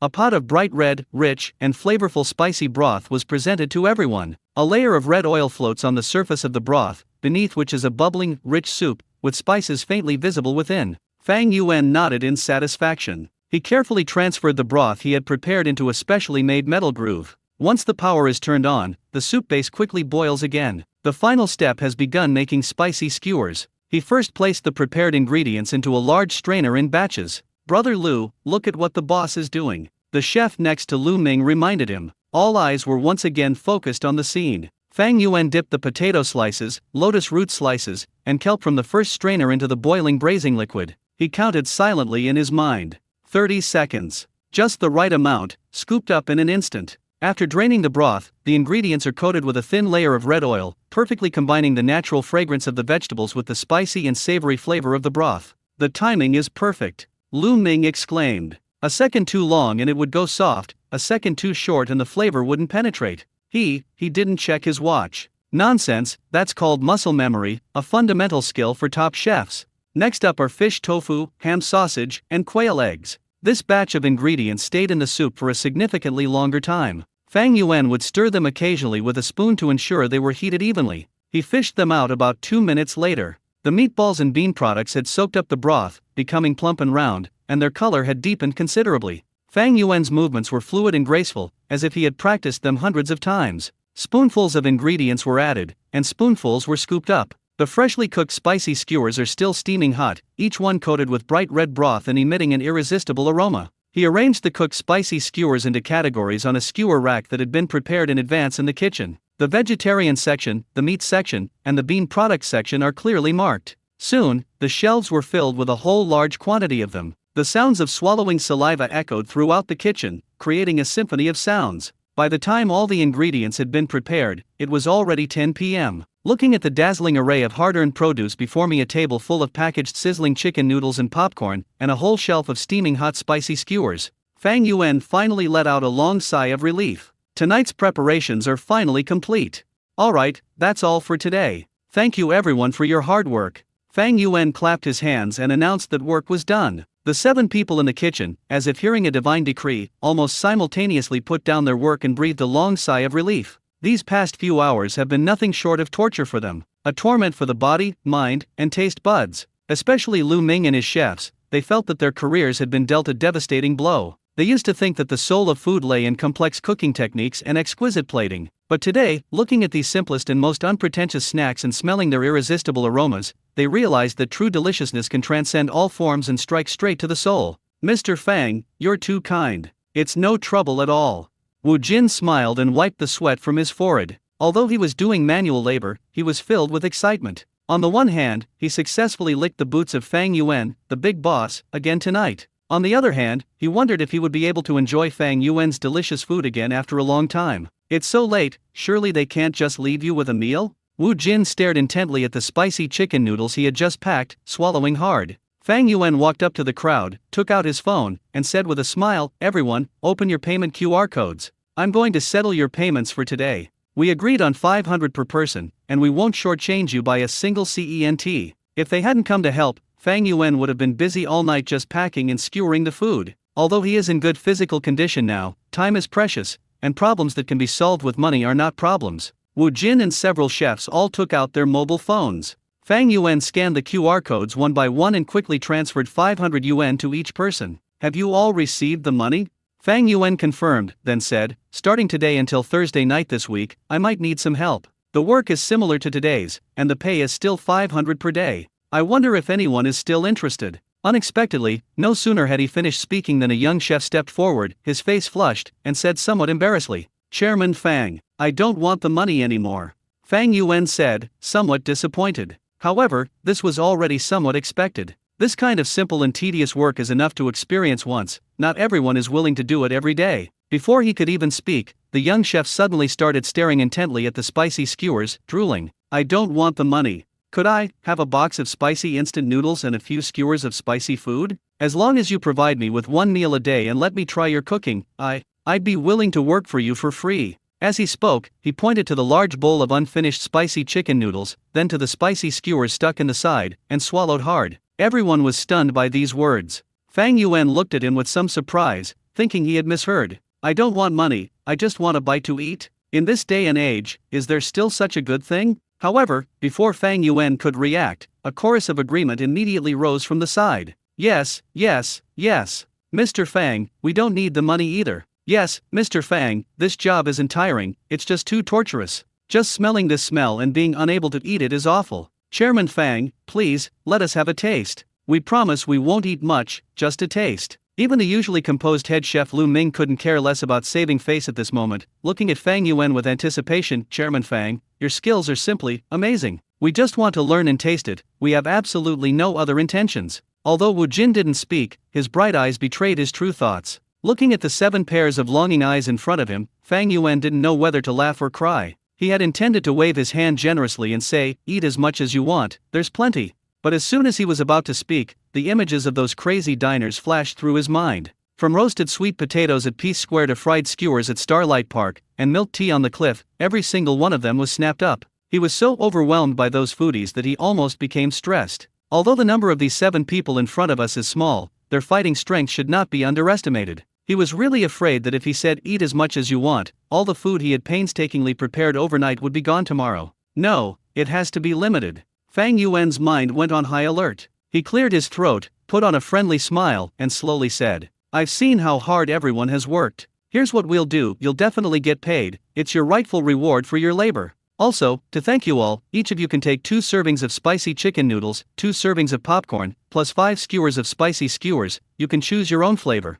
After saying that, he emphasized, that's all, no more. I need this for my stall tomorrow. Upon hearing the result, everyone was a little disappointed, but mostly overjoyed. As long as there's food, that's fine. Thank you, Chairman Fang. Chairman Fang, you're so kind. The 7 people cheered and rushed towards the cooking station like hungry wolves. The kitchen was bustling with activity for a time. Wu Jin had the clearest goal, he was packing up spicy chicken noodles from beginning to end. I've been drooling over that sweet and spicy aroma for a long time. He was the first to rush up, grabbing 2 of the largest boxes of spicy chicken noodles, and then choosing 2 bags of the most plump-looking popcorn. Finally, he walked to the spicy skewers shelf and carefully selected 5 skewers. A skewer of potato slices, a skewer of kelp knots, a skewer of ham sausage, a skewer of fish tofu, and a skewer of fried tofu soaked in broth. The others didn't stand on ceremony either, and each took their own spoils of war. After receiving the food, everyone was so eager to eat that they couldn't even wait to go home. They started eating right there in the kitchen. Wu Jin snapped open the plastic lunchbox lid, releasing an even richer aroma. He picked up the disposable chopsticks beside him, grabbed a large mouthful of bright red noodles, and stuffed it into his mouth without hesitation. The moment the noodles touched his tongue, his eyes widened in surprise. Tasty! It's so delicious! The noodles had a chewy and springy texture, and did not become soft or mushy even though they were cooked in advance. That signature sweet and spicy sauce has an extremely complex flavor. The first taste is slightly sweet, followed by a powerful spiciness that surges in like a tidal wave, instantly taking over the entire mouth. But this spiciness isn't the dry, harsh kind. Instead, it has a unique, fresh aroma that makes your scalp tingle, yet you just can't stop eating it. The seaweed flakes and sesame seeds mixed in with the noodles are the finishing touch, adding a touch of saltiness and smokiness to the rich sauce. Wow, hiss, delicious. Wu Jin was panting as he frantically shoveled noodles into his mouth, and soon a fine layer of sweat appeared on his forehead. He felt like his taste buds were on a roller coaster, exciting, addictive, and incredibly satisfying. Nearby, the chefs also started eating, each one of them eating without looking up, making satisfied slurping sounds. The chef who had been skewering ingredients for Fang Yuan all night chose to first taste the spicy skewers that Fang Yuan had been longing for. He picked up a string of potato slices, which were glistening with the red oil broth and looked incredibly appetizing. He blew on it and took a careful bite. Snap! A crisp sound. The potato chips were surprisingly still crisp. This greatly shocked him. You know, potato slices cooked in soup are usually soft and mushy, but I didn't expect Fang Yuan to be able to control the heat so precisely. After the crisp texture comes the unparalleled spicy and savory flavor of the broth. The broth's flavor has completely permeated every cell of the potato slices, creating a perfect balance of numbing, spicy, fresh, and fragrant tastes in the mouth. Any more would be overpowering, and any less would be bland. It's so delicious you'll want to swallow your tongue. He couldn't wait to pick up a string of seaweed knots. The kelp knots, soaked in the broth, become exceptionally plump. One bite reveals their chewy texture, and the broth bursts in your mouth, delivering a delicious flavor straight to your head. Next up are the ham sausages. Ordinary ham sausages, after being bathed in this divine broth, seem to undergo a complete transformation. The cheapness of starch is completely masked, leaving only the pure aroma of meat and the fresh fragrance of the broth. There are also fried tofu pieces that have soaked up all the broth and are as spongy as a ball,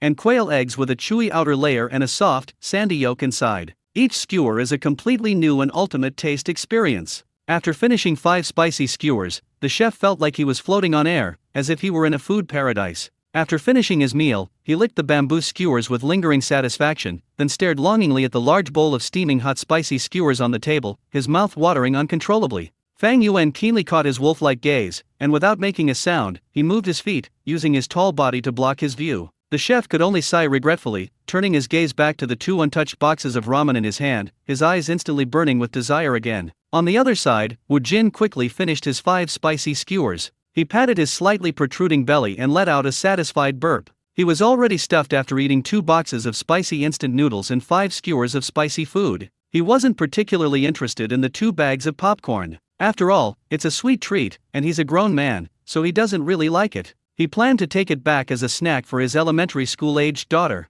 Just then, a chef who had finished his spicy noodles and skewers tore open a bag of popcorn, picked up a kernel, and popped it into his mouth. Snap! A crisp sound rang out. Immediately following was the chef's exaggerated exclamation, "My God! This popcorn is so delicious! It's fragrant, crispy, and has such a rich milky flavor." Wu Jin's ears twitched. He turned his head and saw the chef popping popcorn into his mouth 1 kernel at a time, a childlike expression of happiness on his face. "Is it really that delicious?" Wu Jin glanced at the 2 bags of popcorn in his hand, and the evil little man in his mind popped up again. "How about we try one? Let's taste it and see how it is. We'll leave the rest for our daughter." "Okay, that's decided." Wu Jin found a reasonable excuse for himself and then comfortably tore open a bag of popcorn. An extremely rich caramel milk aroma instantly filled my nostrils. He picked up a round popcorn kernel and put it in his mouth. Snap!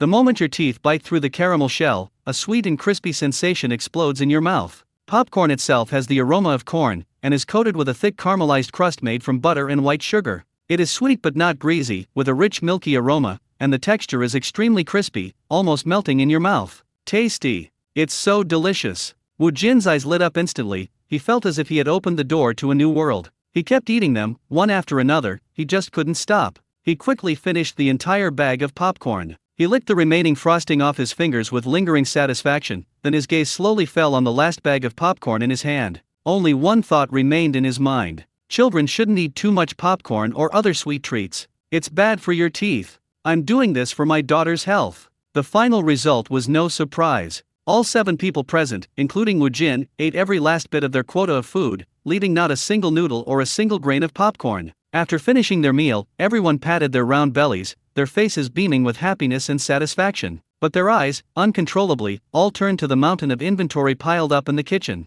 That look in his eyes was filled with reluctance, longing, and a hint of greed. Fang Yuan immediately became alert. Looking at them, Fang Yuan felt like a landlord guarding a granary, and these 7 were the long-term laborers eyeing his granary covetously. He cleared his throat, a kind smile on his face, and said, "It's getting late, let's call it a day, everyone go home and get some rest." This is a clear invitation to leave. Although everyone was extremely unwilling, they were too embarrassed to stay any longer. They left the villa, glancing back every few steps. As they reached the door, Lu Ming couldn't help but turn back and ask, "Boss Fang, so, shall we come at the same time tomorrow?" "Yes, thank you for your hard work." After receiving an affirmative answer, the 7 people left satisfied. Fang Yuan escorted them all the way to the door, and only breathed a sigh of relief after watching their departing figures. These guys are incredibly strong. He returned to the kitchen, looked at the battlefield before him, and shook his head helplessly. He felt that if there were to be any more tasks requiring a large number of people to prepare supplies, a rule had to be established: no eating during work hours.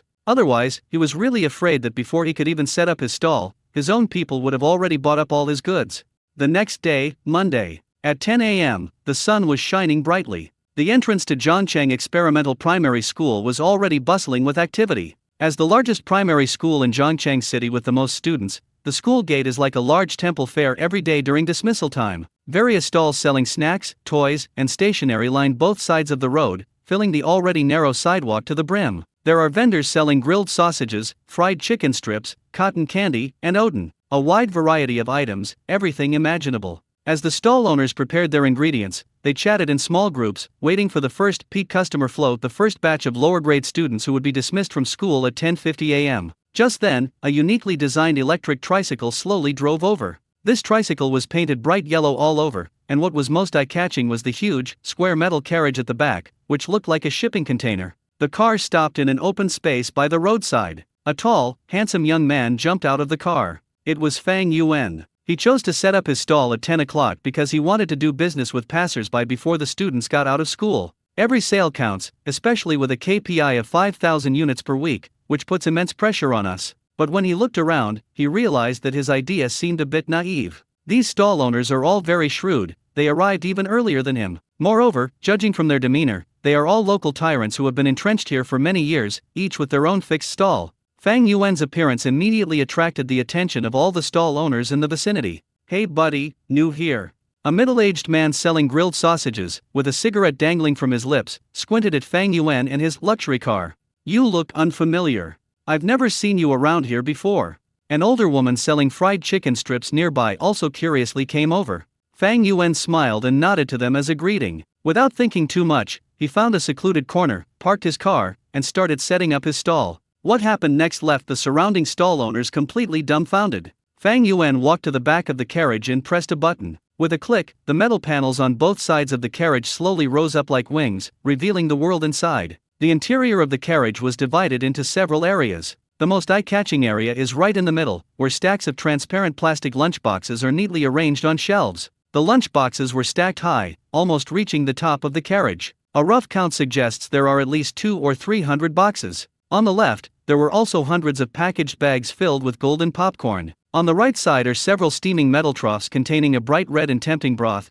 and skewers of spicy food cooked inside. As soon as the entire stall was set up, the complex aroma of mixed spicy chicken noodle sauce, popcorn milk, and savory skewers instantly spread out. More importantly, the exaggerated amount of stock prepared brought an unprecedented visual impact to the surrounding stall owners. Everyone was stunned. I didn't see wrong, did I? How many portions are there?" The uncle selling grilled sausages dropped his cigarette onto the ground. "Is this young man crazy? Who is he going to sell all this to?" The woman selling fried chicken strips looked incredulous. They've been setting up their stall here for years, and at their peak, they could only sell 100 or so servings a day at most. This newcomer is something else. He comes in with the impression of serving 300 portions right away? Are they here to do business or to do wholesale? They hadn't yet seen that several huge insulated boxes were hidden under Fang Yuan's carriage. Inside were several hundred more ammunition he had prepared for the afternoon and evening. Otherwise, how can we complete the system's insane task of 5,000 tasks per week? Fang Yuan had no time to pay attention to the shock of those around him. He hung a small blackboard with handwritten notes on the side of the carriage.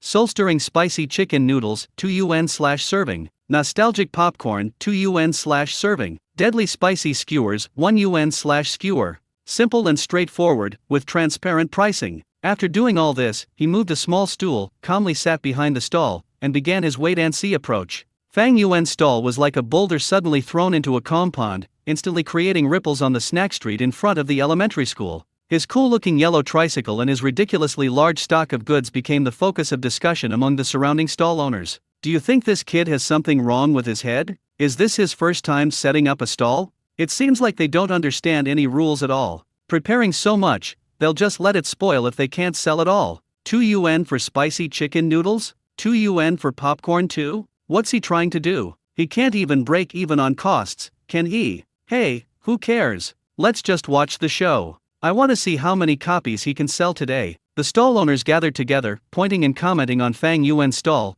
their words filled with incomprehension and a hint of schadenfreude. In their view, Fang Yuan's behavior was completely an amateur trying to cause trouble, and he was just a fool with too much money. They've been setting up their stall here for so many years, they know the local market inside and out. Although there are many primary school students, their purchasing power is ultimately limited. Moreover, kids these days are very picky eaters, and parents are strict with them, so business is far from as easy as one might imagine. This young man is making such a big fuss right off the bat, he's definitely going to lose everything. Fang Yuan ignored these discussions. He sat leisurely on a small stool, playing on his phone, with the calm demeanor of Zhang Taigong fishing, waiting for those willing to take the bait. Time passed by, and there was still more than half an hour before the students were dismissed. A black Mercedes with its hazard lights flashing had been parked on the side of the road for a long time. Inside the car, Lu Wengxiang glanced at his watch with annoyance, then at the tightly closed elementary school gate. "This woman is getting more and more unreliable," he couldn't help but mutter under his breath. Lu Wengxiang is a businessman who is usually very busy.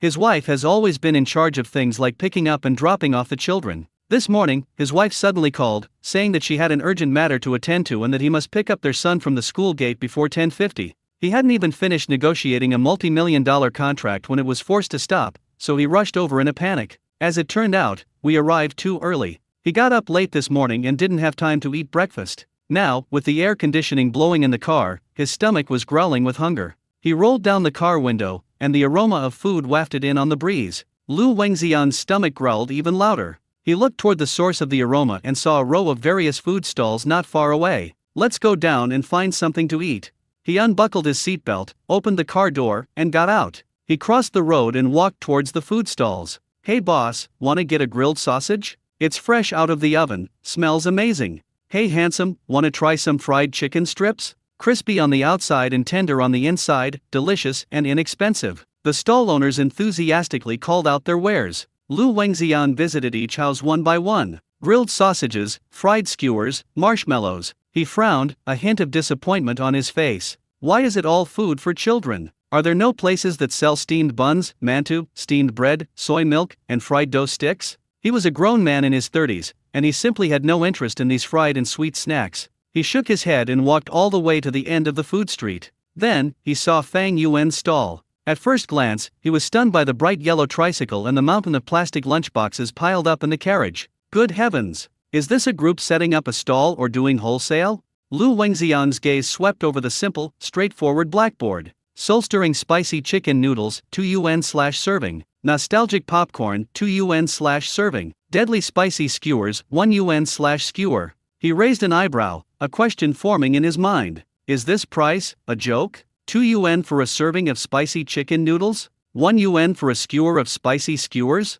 These days, even the most ordinary grilled starch sausage at a roadside stall costs 3 yuan. Has this owner just come from some remote mountain village and doesn't know the market price? Or is he just a rich kid who's here to experience life and doesn't expect to make any money at all? Looking at the exaggerated amount of stock, Lu Wengxian was more inclined to believe the latter. As a businessman, he's very sensitive to things like costs and profits. With this pricing, forget about making a profit. He probably won't even recoup the cost of the raw materials, unless he uses the worst, lowest quality materials. But, this smell is too overpowering. The aroma of spicy and savory flavors, mixed with the rich scent of caramel and milk, kept wafting into his nose, whetting his appetite and making his stomach rumble even louder. Forget it, who cares? Since we're already here, and we're really hungry, try it first, and if it doesn't taste good, we can just throw it away. Even if you get ripped off on something that costs only 1 yuan a string, you won't feel bad. Having made up his mind, Lu Wengxian stepped forward. Boss, what kind of spicy skewers do you have? He walked up to the stall and peered into the steaming metal troughs.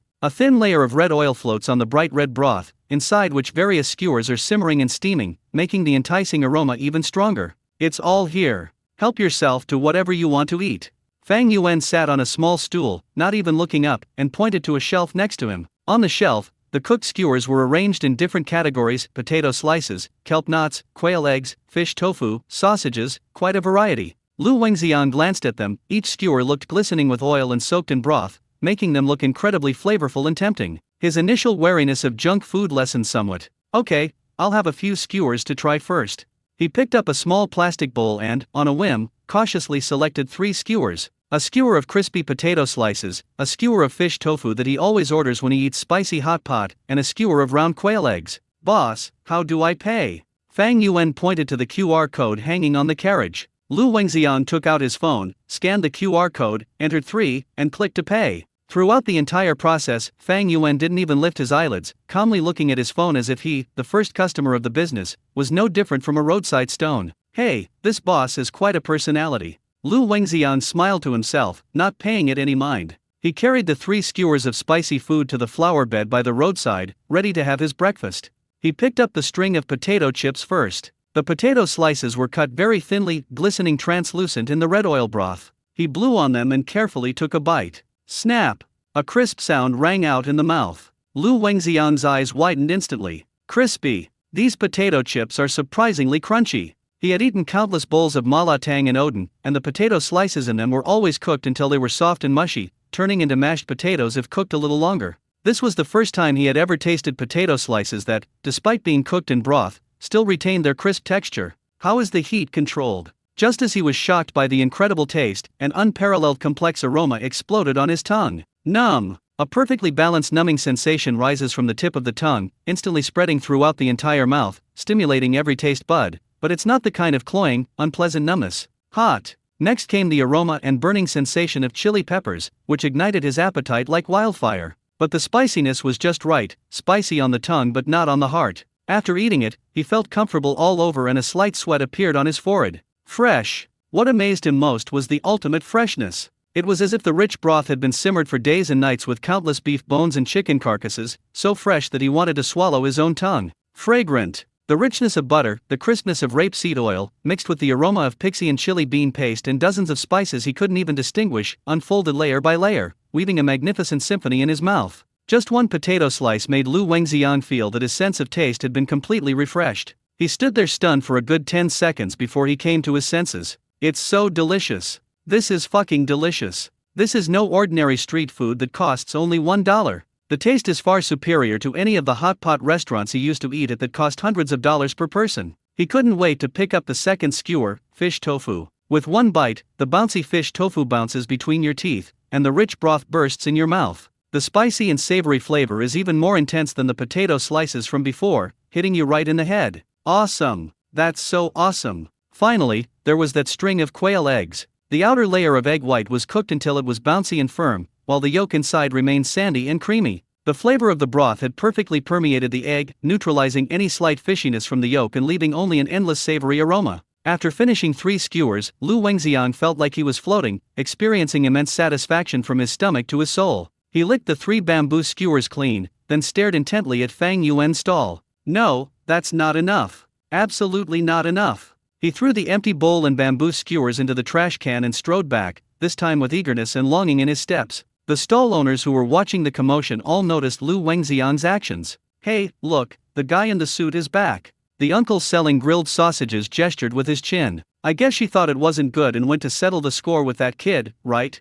The woman who made the chicken strips said gloatingly. How delicious can a skewer costing only $1 be? It must be made with advanced technology and ruthless skill. However, what happened next brought their discussion to an abrupt halt. Lu Wengxiang rushed to the stall and shouted in a booming voice, "Boss, 20 more skewers. 4 of each of potatoes, kelp, lotus root slices, fish tofu, and kissing sausage." After shouting, he seemed to feel it wasn't enough, and his gaze fell on the mountain of turkeys on the table. The bright red and tempting noodles, sprinkled with white sesame seeds and black seaweed flakes, are mouth-watering just to look at. And that spicy chicken ramen. Give me a box. Give me a bag of that popcorn over there too. He is now completely captivated by the taste and filled with curiosity and confidence about everything at the stall. He felt that if the owner could make such delicious spicy skewers, everything else must be just as good.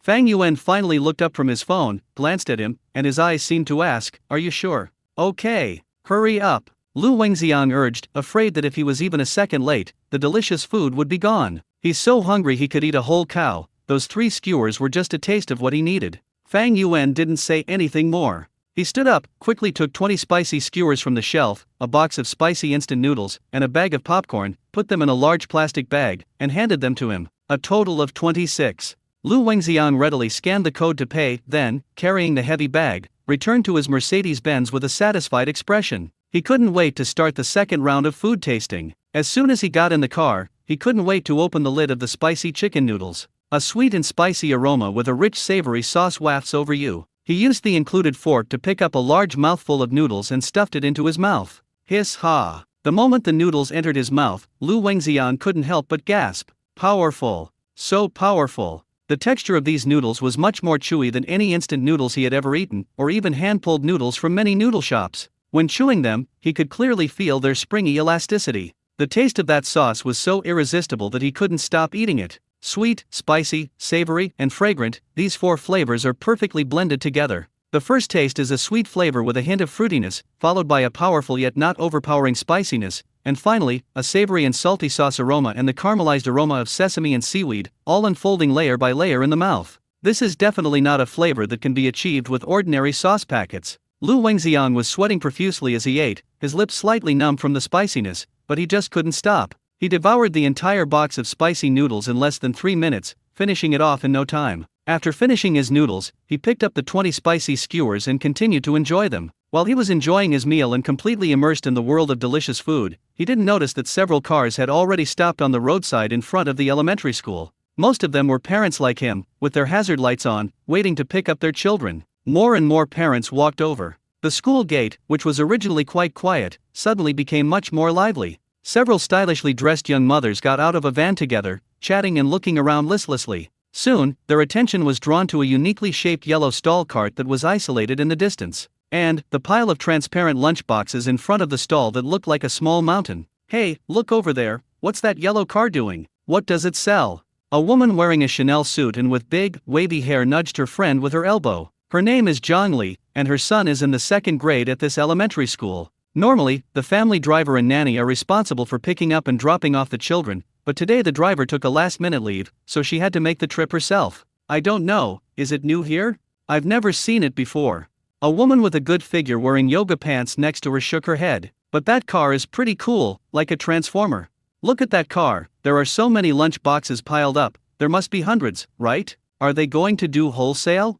Another woman carrying a Hermes Birkin bag asked with a face full of curiosity. These wealthy women, who are used to high-end restaurants and private clubs, are fascinated by these street stalls, as if they were watching a peculiar spectacle. Just then, Zhongli spotted the black Mercedes parked not far away. "Isn't that Mr. Liu's car? He came to pick up the child in person too." She remembered the car, she had seen it at a parent-teacher meeting. The owner was a big business owner who had done business with her husband. Following her gaze, the women all saw the Mercedes, and the man inside who was wolfing down his food. Lu Wengxiang was seen leaning back in the driver's seat, holding several skewers in one hand and stuffing a golden object into his mouth with the other. His mouth was covered in oil, and his tie was askew. He was a far cry from the impeccably dressed and meticulous elite he usually was in the business world. The way they ate was just like that of a refugee who hadn't eaten for 3 days and 3 nights. The women were all dumbfounded. "My God, that's President Liu." The woman in yoga pants rubbed her eyes, unable to believe what she was seeing. What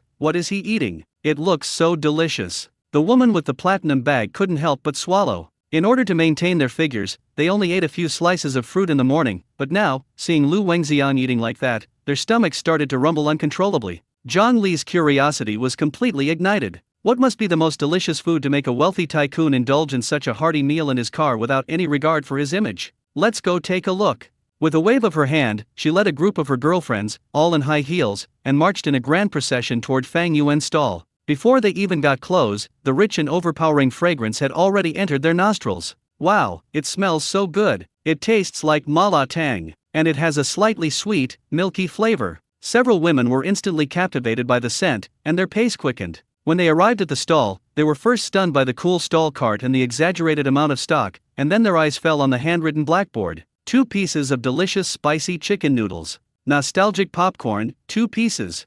Deadly spicy skewers, 1 piece.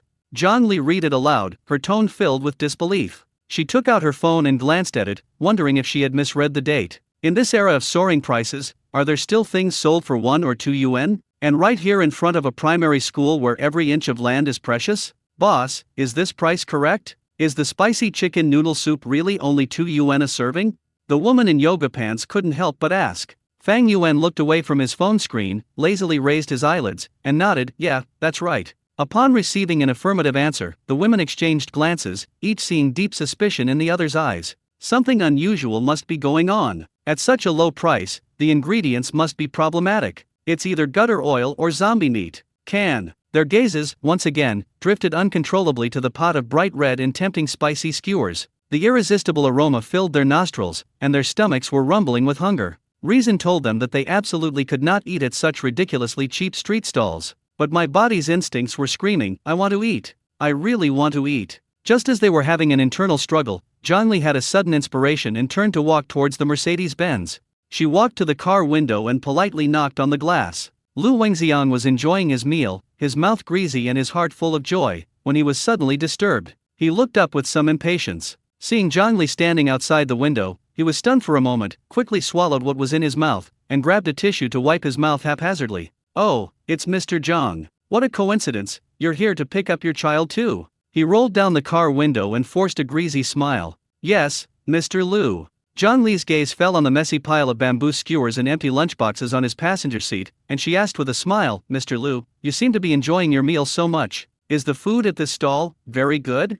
Mentioning this, Lu Wengxiang's eyes lit up instantly, and the slight annoyance of being disturbed earlier vanished in an instant. He slapped his thigh excitedly, forgetting all the polite formalities of mutual flattery, and began to enthusiastically promote the product. Good? Good is an understatement. It's absolutely amazing. Let me tell you, Mr. John, I've never eaten such delicious spicy skewers in my entire life. He emphasized the words spicy skewers, and this spicy chicken noodles, this popcorn, everything is so delicious it's explosive. Look at me, I can't stop eating. Seeing Lu Wengxian's excited and animated expression, Zhang Li was completely swayed. The Lu Wengxian she knew was a calm and experienced businessman who remained unfazed even in the face of a collapsing mountain. For him to lose his composure like this, the food at this stall must truly be exceptional. Is it really that exaggerated? Why would I lie to you? Go buy one and try it yourself. Chinese people don't lie to other Chinese people. I guarantee you'll be addicted after just one bite. If you go too late, I reckon it'll be sold out. Lu Wengxiang urged, with a "I'm doing this for your own good" expression. Zhang Li was so intrigued by his words that she thanked him and turned back to her stall. So, did you find out anything? What's the situation with that new stall? The woman in yoga pants asked impatiently. General Manager Lu said it's so delicious it'll explode, and we should buy it quickly before it's gone. Zhang Li succinctly conveyed the intelligence.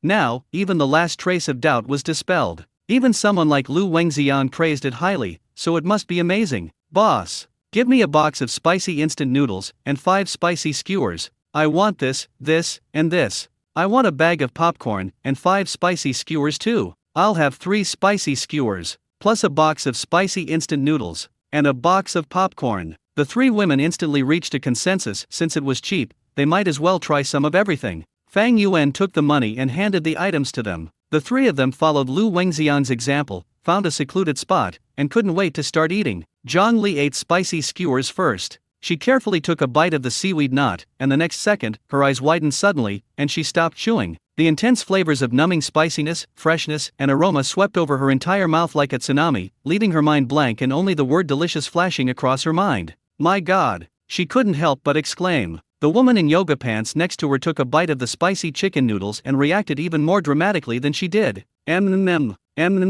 She mumbled incoherently as she chewed rapidly, her eyes gleaming with shock and ecstasy. Lily, you have to try this noodle. It's so delicious. How can noodles be so good? The woman with the Birkin bag tore open the bag of popcorn, pinched a kernel, and put it in her mouth. Snap! After the crisp popping sound, she let out an exaggerated scream. Ah, this popcorn! It's so fragrant and crunchy. And the milk flavor is so strong. It's 100 times better than the popcorn in the movie theater. Their exclamations immediately attracted the attention of other parents who were waiting to pick up their children from school. The food stalls outside the elementary school originally targeted elementary school students as their customers. Adults rarely bought these things to eat. But today, the situation is completely reversed. Hey, why is it so lively over there? I don't know, it seems to be a new stall, and there are a lot of people gathered around it. Let's go over and take a look. Let's see what they're selling. More and more people, attracted by the aroma and lively scene, gathered towards Fang Yuan's stall. Boss, what are you selling? 2 yuan a box of spicy noodles? 2 yuan a box of popcorn? 1 yuan a skewer of spicy skewers? When they saw the ridiculously low price on the blackboard and the exaggeratedly satisfied expressions on the faces of the first few women who bought it, everyone was tempted. Boss, give me a bowl of spicy chicken noodles.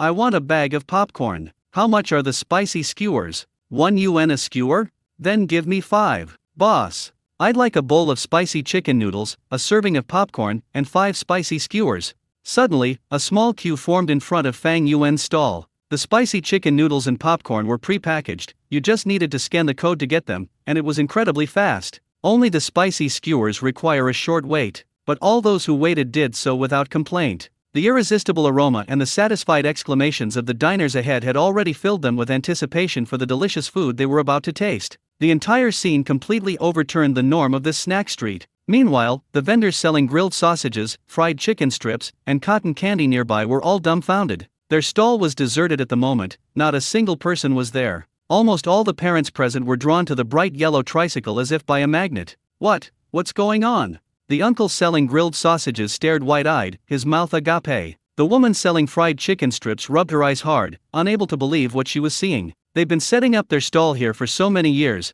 and they've never seen anything like this before. A newcomer, selling items so cheap they were practically losing money, somehow managed to attract all the parents before the students even got out of school. Is this kid's stuff really that delicious? So delicious that it makes these adults, who usually look down on roadside stalls, rush to buy it? They couldn't understand it, nor could they comprehend it. They could only watch helplessly as the line in front of Fang Yuan's stall grew longer and longer, and as the parents ate with beaming smiles, praising the food endlessly. Their hearts were filled with shock, confusion, and a hint of indescribable jealousy. Just then, ring ring ring ring, a crisp and urgent school bell rang, breaking the hustle and bustle at the school gate. The school bell rings as if it's a signal. The atmosphere at the school gate, which had been relatively orderly, suddenly became somewhat restless. Parents flocked towards the school gate as if by unspoken agreement, eager to pick up their children as soon as possible. At Fang Yuan's stall, the young mothers who were happily eating quickly packed up their things and joined the waiting crowd, forgetting all about their food. "Oh my, this is so delicious. I'll come back and buy a few more to take home after I pick up the kids." Wang Jing licked her lips, still savoring the taste. "Me too, my son will definitely love this popcorn.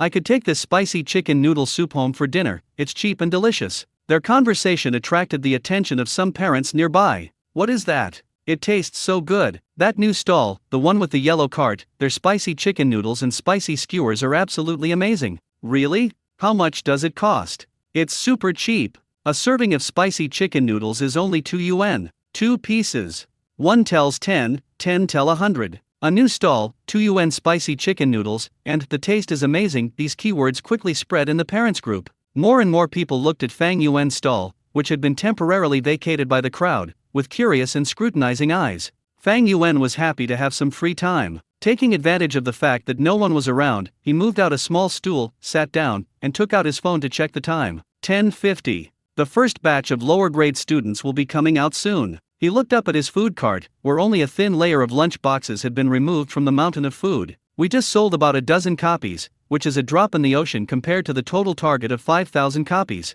The task is arduous and the road ahead is long." Fang Yuan sighed inwardly. But he wasn't in a hurry. Today was only the first day, and the real peak season hadn't arrived yet. Squeak! The heavy iron gate of the primary school was slowly pulled open from the inside by the security guard. The next second, it was as if the floodgates had been opened. Wow dash! Charge! Primary school students, dressed in various school uniforms and carrying brightly colored backpacks, poured out of the school gate like a tide. The entire school gate was instantly filled with the noise of children and the shouts of parents. "Mom! I'm here! Dad! Li Mingxian! Over here!" Looking at the spectacular scene before him, Fang Yuan had only one thought in his mind. This scene was much more exaggerated than when he sold fried skewers at the entrance of the sports park last time. The parents who had been gathered at the school gate quickly found their children in the crowd, took their hands, and joined the dispersing flow of people. Parents who were previously attracted by Fang Yuan's delicious food were now too busy picking up their children to care about anything else. Fang Yuan's stall was quiet again.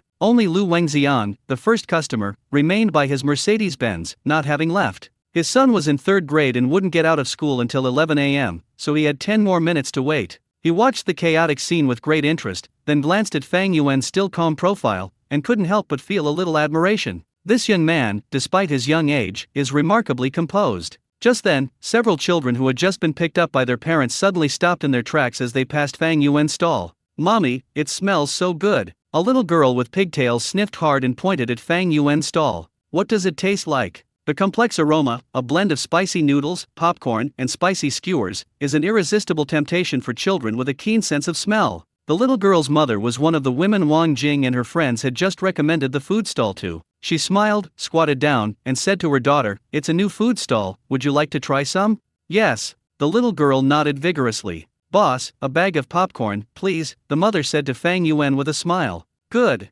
Fang Yuan handed over a bag of popcorn. The little girl received it, eagerly opened it, pinched one and put it in her mouth, her eyes instantly lighting up. "Mom, it's so delicious. Once there's a first one, there's bound to be a second." "Dad, I want that too." "The popcorn." "Grandma, I want those skewers."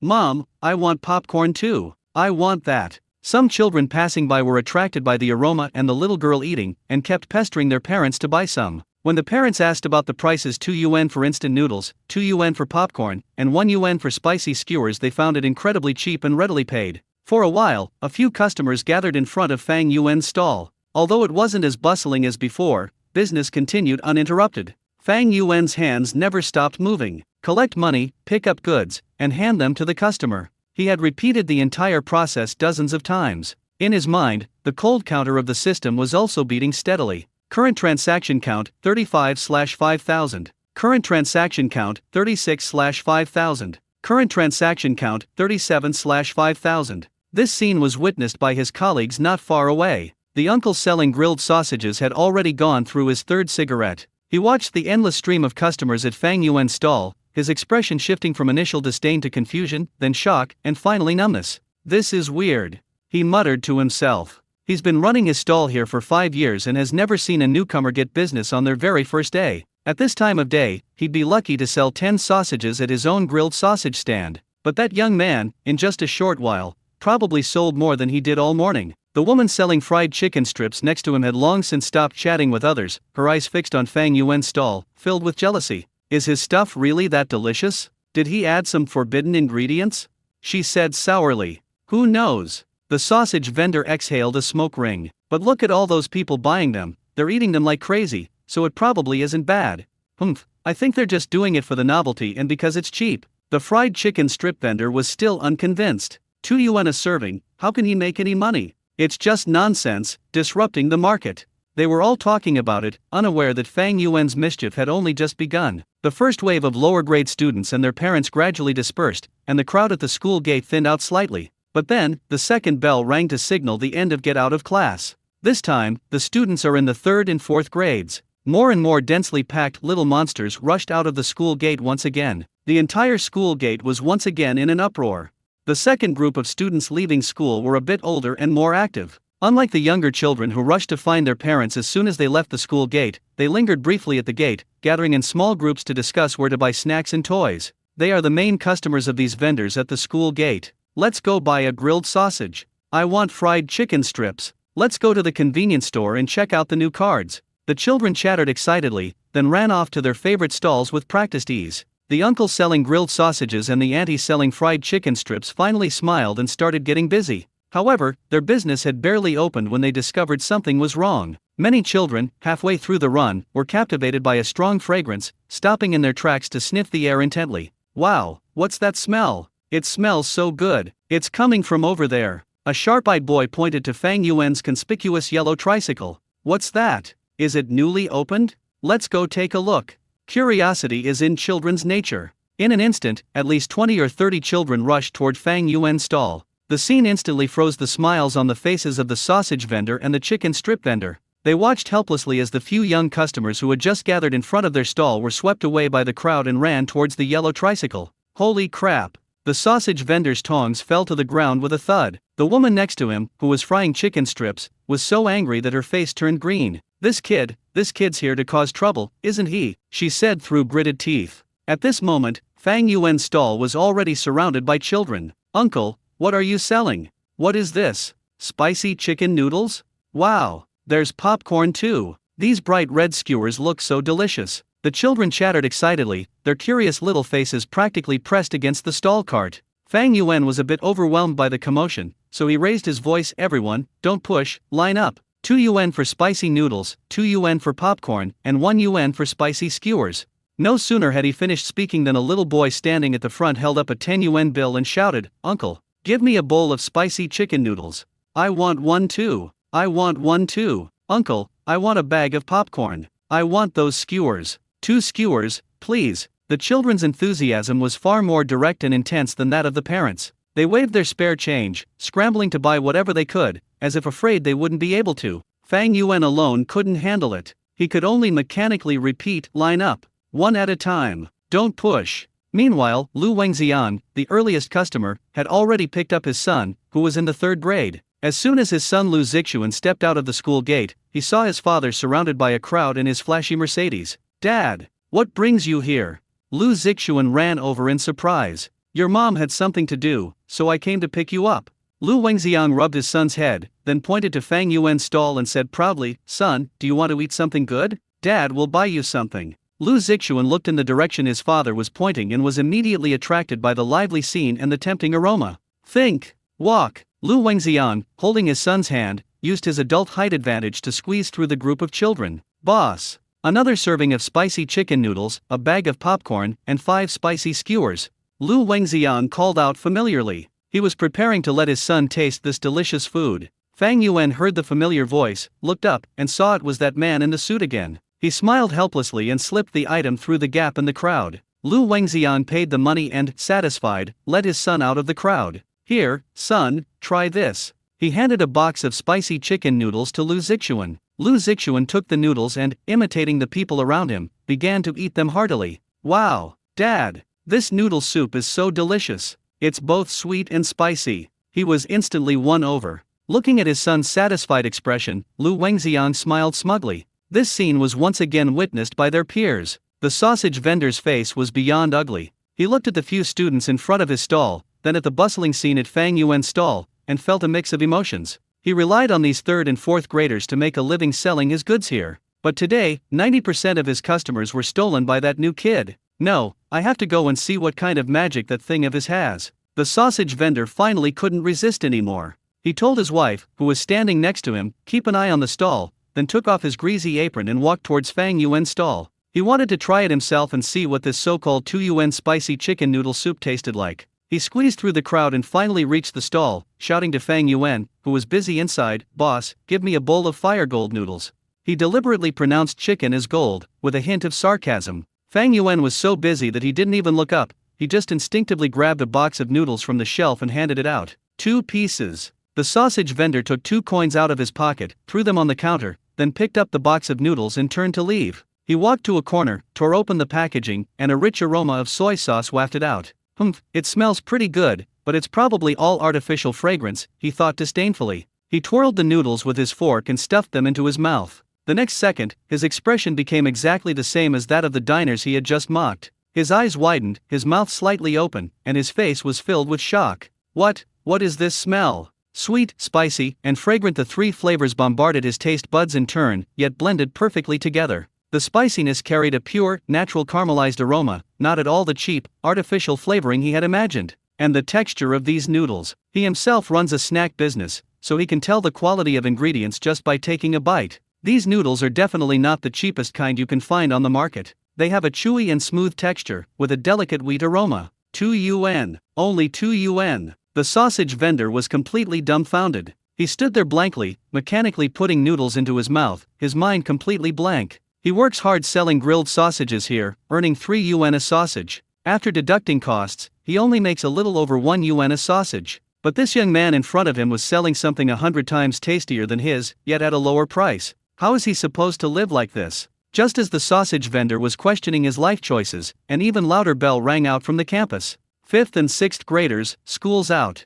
If lower grade students are streams and middle grade students are rivers, then 5th and 6th graders, who are about to enter adolescence, are surging oceans. Once they leave the school gates, they are completely free of their true nature. Without parental supervision and with more pocket money in their hands, they are the real main consumers of the snack street near the school gate. Let's go! It's my treat today, let's go get some grilled sausages.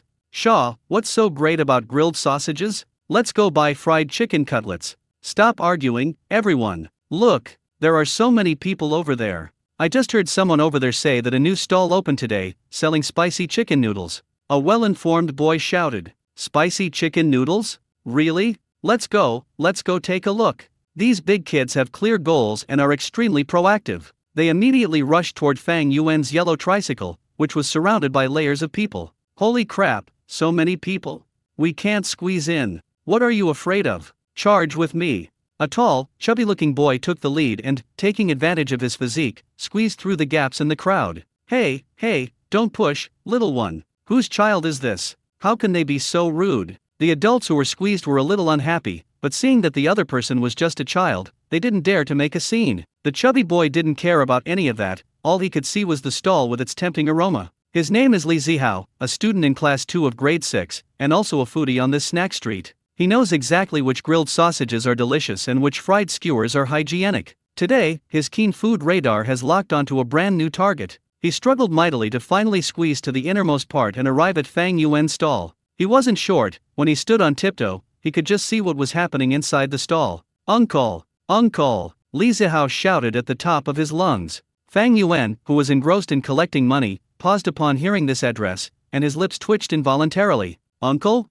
Am I that old? I'm only in my early 20s. He looked up and saw a chubby little boy with a round face and bright eyes, clinging to the edge of the stall and looking at him expectantly. Little friend, is there something you need? Fang Yuan tried to make his tone sound as kind as possible. Uncle, what delicious food are you selling here? Li Zihao asked curiously, his eyes scanning back and forth between the lunchboxes, popcorn, and spicy skewers. Spicy noodles, popcorn, and spicy skewers, Fang Yuan replied succinctly. Upon hearing the words fire chicken noodles, Li Zihao's eyes instantly lit up. Spicy chicken ramen. It really is spicy chicken noodles. He absolutely loves eating this stuff. However, he had only eaten there once. That was when his wealthy cousin took him to a very upscale Korean restaurant in the city center. He remembered clearly that the spicy chicken noodles at that shop cost 28 yuan a serving. It was just a small plate, which he finished in a few bites, and he wasn't satisfied at all. From then on, he couldn't stop thinking about spicy chicken noodles. I never expected to run into him at the school gate today. Li Zihao was so excited his heart was about to jump out of his chest, but he forcibly suppressed his inner joy and pretended to know a lot, asking cautiously, "Uncle, how much is your spicy chicken noodles?" As he asked the question, he nervously squeezed the 5 yuan bill in his pocket, which was slightly damp with sweat. This is all the pocket money he has for today. He thought to himself, the food near the school gate should be cheaper than in the cafeteria, right? Even if it's cheaper, a serving would probably cost 10 or 8 yuan. My 5 yuan definitely won't be enough. Or, ask your uncle if you can sell half a portion? Li Zihao's mind was already racing with calculations. Fang Yuan found it somewhat amusing to see his conflicted expression, wanting to eat but afraid of the price. He pointed to the small blackboard hanging next to him. "Little friend, the price is written on it."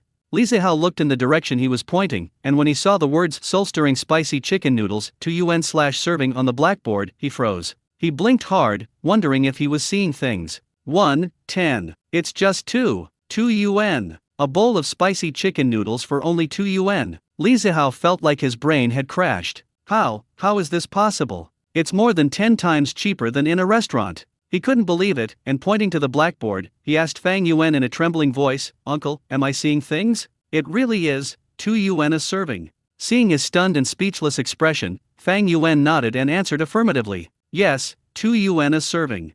Wow dash. After receiving Fang Yuan's affirmative reply, Li Zihao could no longer contain his joy and let out a thunderous cheer. He felt like he had won a $5 million lottery. 2 yuan a serving of spicy chicken noodles. This means that the 5 yuan in his pocket can buy 2 servings. He'll still have 1 yuan left. Happiness came so suddenly. Uncle, give me 2 servings. I want 2 servings of spicy chicken noodles." Li Zihao's face turned red with excitement. He handed over the crumpled 5 yuan bill through the gap in the crowd, afraid that Fang Yuan would change his mind and raise the price at any moment. "Okay, just a moment."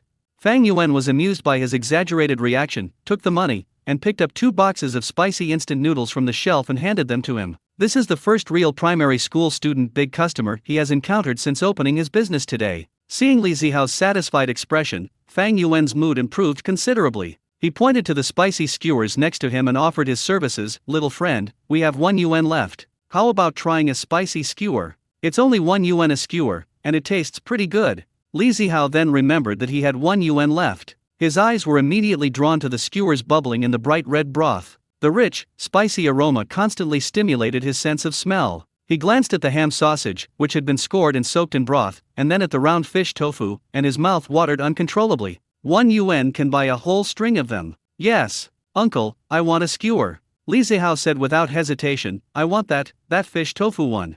"Okay." Fang Yuan quickly handed him a skewer of fish tofu, which was placed in a small plastic bag. Li Zihao accepted his luxury feast with satisfaction. 2 boxes of spicy chicken noodles and a skewer of fish tofu. Clutching his spoils, he struggled to squeeze through the crowd, found a secluded corner, and eagerly began to dig in. He first opened a box of ramen noodles, scooped up a large bite with his fork, and stuffed it into his mouth. Ugh! That familiar sweet and spicy sauce aroma instantly ignited his taste buds. It tastes even better than the last time he ate at the restaurant. The noodles are more chewy, and the sauce is richer. It's so delicious. Li Zihao exclaimed happily, eating the noodles faster and faster. He ate until he was sweating profusely, his lips were as red as if he had applied lipstick, but the expression on his face showed utter enjoyment. Soon, the box of noodles was empty. He licked his fork with lingering satisfaction, then picked up the skewer of fish tofu. The fish tofu was cooked until plump and bouncy. One bite revealed its chewy and smooth texture, and the spicy broth inside burst into flavor in your mouth. Wow, this is delicious too. Li Zihao felt like he had fallen into a rice jar today. After finishing the fish tofu, he opened a second box of spicy chicken noodles without hesitation. His oblivious and blissful eating had already attracted the attention of his classmates. Several of his close male friends had already gathered around. Hey, Lizzie Hao, what are you eating? It smells delicious, a tall, thin boy asked. Yeah, look at you eating, my mouth is practically watering, another boy said. Lizzie Hao looked up and saw his good buddies. While protecting his noodles, he mumbled, new stall, spicy chicken noodles. Super delicious. Spicy chicken noodles? Are they expensive? The tall, thin guy clearly knew that spicy chicken noodles weren't cheap. Lizzie Hao proudly raised his chin and held up 2 fingers. 2 yuan a serving. What? 2 pieces? You're kidding me. All the boys showed the same shocked expression as Lizzie Hao had before. Why would I lie to you? Lizzie Hao pointed to Fang Yuan's stall. If you don't believe me, go ask them yourselves. These 2 bowls of noodles and a spicy skewer only cost me 5 yuan. Now, his close friends were completely unsettled. Holy crap. Really?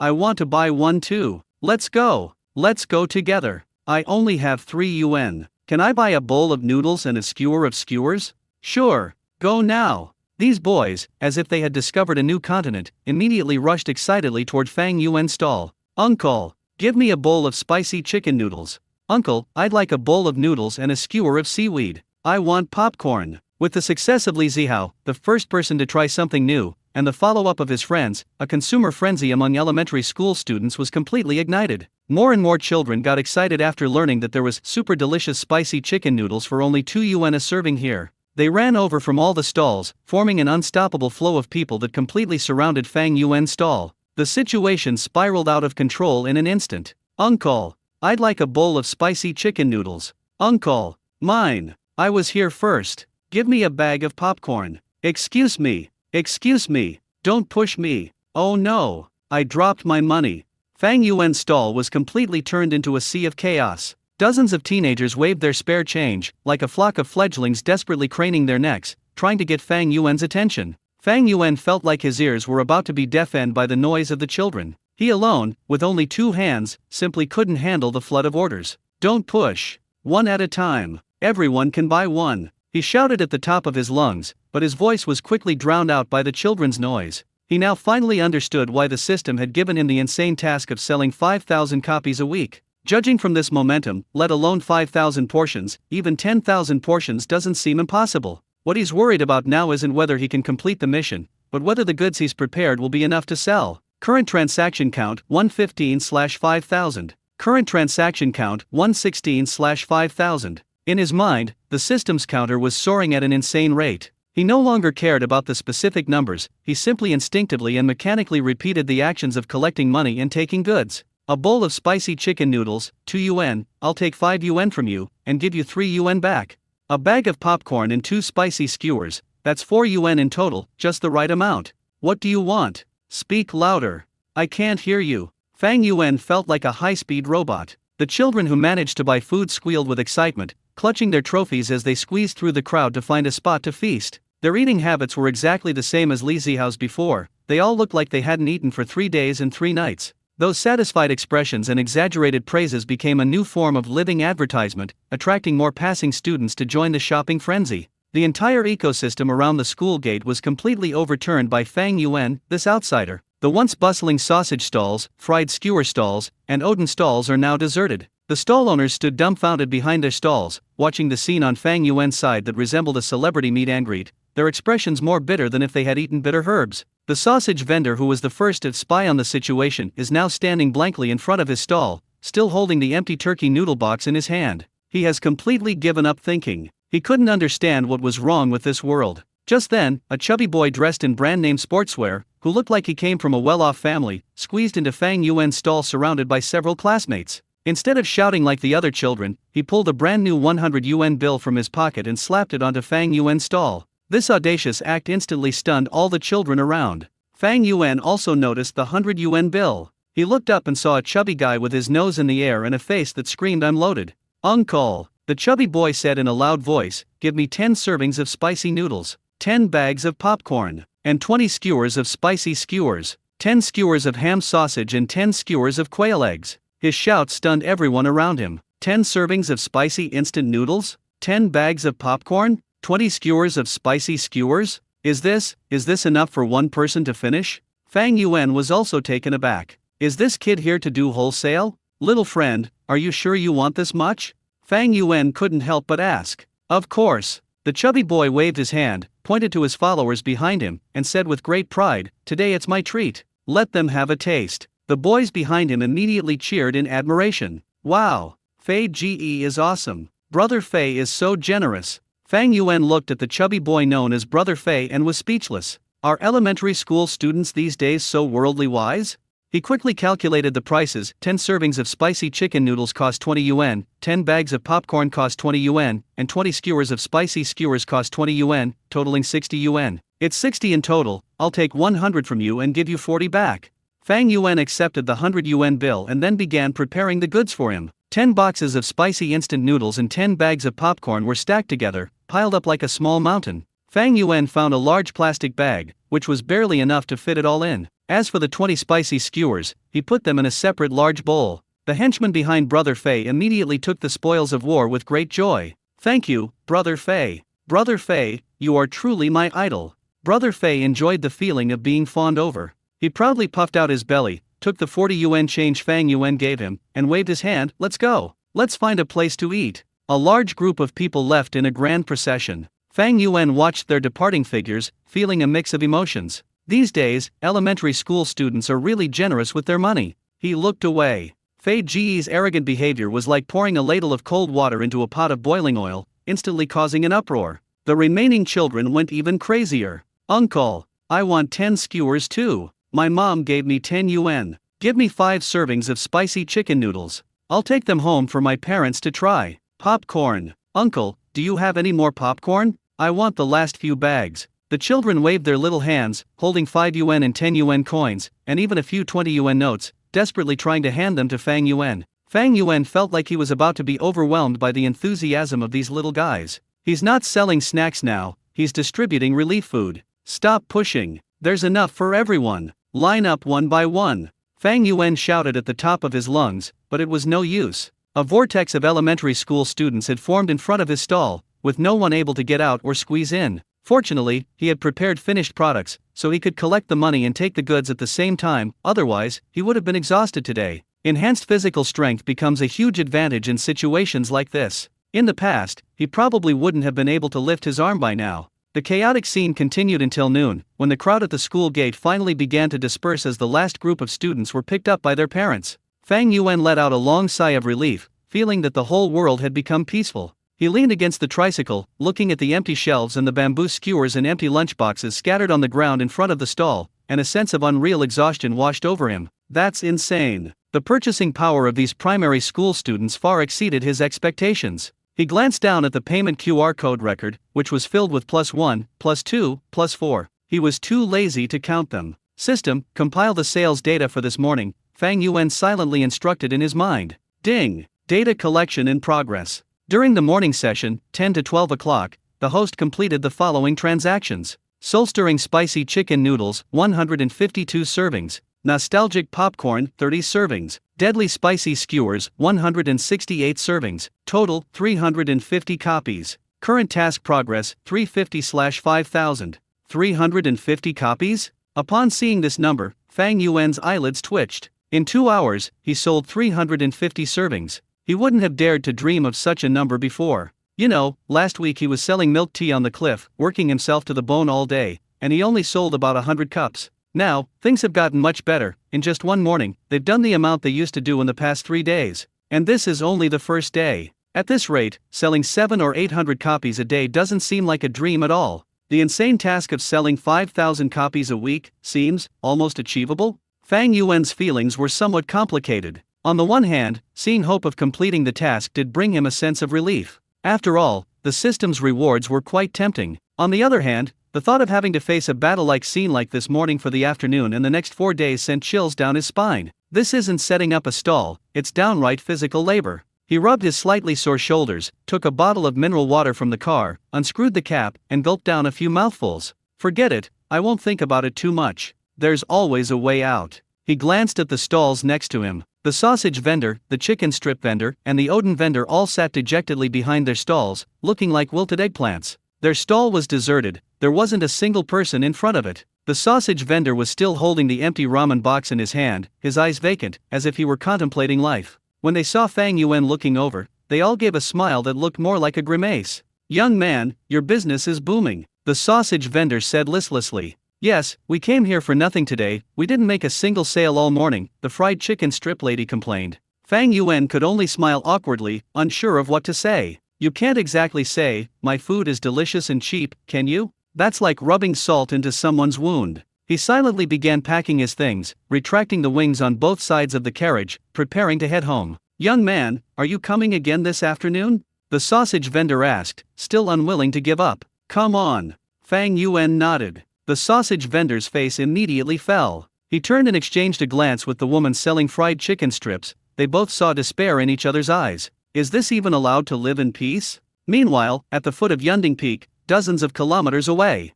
Unlike the bustling scene at the entrance of the experimental primary school, this place was eerily quiet. Hundreds of people gathered near the parking lot, craning their necks to look at the path leading to the razor-sharp cliff. Among these people were regular customers who had been lucky enough to get milk tea last week and came back specifically this week. There are also newcomers who heard about the legend of Cliff milk tea through various channels, such as Angela's livestream or their friends' bragging posts, and came here this Monday specifically to see it for themselves. They've been waiting since 8 a.m., and it's almost noon now. Not to mention Fang Yuan's shadow, not even a ghost was seen. What's going on? What time is it? Why isn't the boss here yet?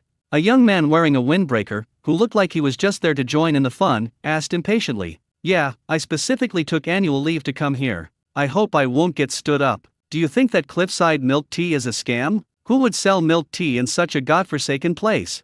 A newcomer raised a reasonable question. This statement immediately drew a rebuttal from regular customers. Liar? I tasted it myself last Friday. The taste was amazing. Let me tell you, you can't imagine how delicious it is. A man described with great enthusiasm. Yes, I drank it too. I can vouch for it. It's definitely not photoshopped or staged. That boss is a genius. But, why isn't the divine being here? The newcomer asked timidly. This question stumped all our regular customers. Yeah, why isn't the boss here? Didn't it all happen on Wednesday, Thursday, and Friday last week? Today is Monday, so it should be here by now, right? Among the crowd, Angela, wearing a baseball cap and a mask, stood discreetly under a tree. She looked at the group of people who were eagerly waiting and chuckled to herself. A bunch of naive guys. Do you want to figure out Mr. Fang's stall schedule? Keep dreaming. She's Mr. Fang's #1 fan. She's been studying him for 3 whole weeks. The first week they sold roasted sweet potatoes, the second week they sold fried skewers, and the third week they sold milk tea. They change locations more often than anyone else, and their schedules are completely arbitrary. Are these people trying to wait for something to happen? She came here today purely to try her luck, just in case Bossy suddenly decides to come back? It seems there's no hope now. Let's all go. I don't think the boss is coming today. I've been waiting all morning for nothing. I'm starving. Damn it, I feel like an idiot. As time ticked by, the crowd's patience was completely exhausted. People began to disperse, grumbling and cursing, and the once lively foot of the mountain quickly became deserted. Only that precipitous cliff, standing silently in the sunlight, seemed to mock the foolishness of these mortals. None of them knew that Boss Fang, whom they revered as a godlike figure, was currently at the gate of an elementary school, frantically busy with a group of students.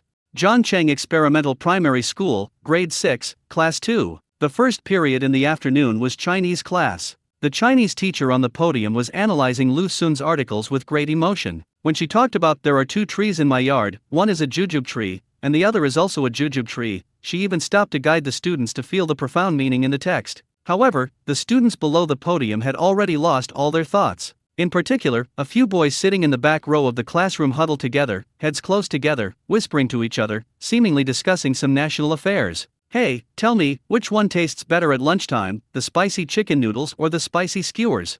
A boy asked in a low voice. This question instantly ignited the small group's enthusiasm for discussion. I think it's spicy chicken noodles. It's both sweet and spicy, and the sauce is absolutely amazing. No, spicy skewers are the way to go. And that soup, it's so numbing and fragrant, I drank it all. The popcorn is delicious too, even crispier than the popcorn at the movie theater. Sitting in the middle of them was Brother Fei, who had spent 100 yuan at noon. He listened to his classmates' discussion and curled his lip in disdain. As the authoritative figure who consumed the most and sampled the widest variety of food at lunchtime today, he felt he had the most right to speak on the matter. Stop arguing.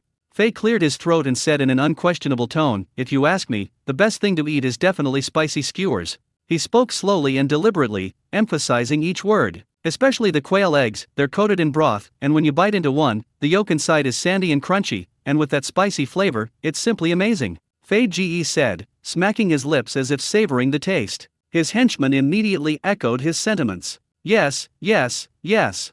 Fei Ge is right. Spicy skewers are the best. That sausage was amazing too. It was scored, and the flavor was incredible. Just as Fei Ge was enjoying everyone's praise, a discordant voice rang out. I disagree. Everyone looked in the direction of the voice and saw that it was Li Zihao who was speaking. He only spent 5 yuan at noon, but he got 2 servings of spicy chicken noodles and a skewer of fish tofu. Now he's sporting a round belly and looks indignant. I think spicy chicken noodles are the best, Li Zihao said loudly. His voice was a bit loud, waking up the students in the rows in front who were dozing off. The Chinese teacher on the podium frowned and glanced over, but seeing that they weren't making any big fuss, she didn't say anything. When Fei saw that it was Li Zihao, he snorted. You've only tried a few dishes? How dare you say that spicy chicken noodles are the best? Fei looked at him with disdain. I've tried them all, so I'm the most qualified to speak on this.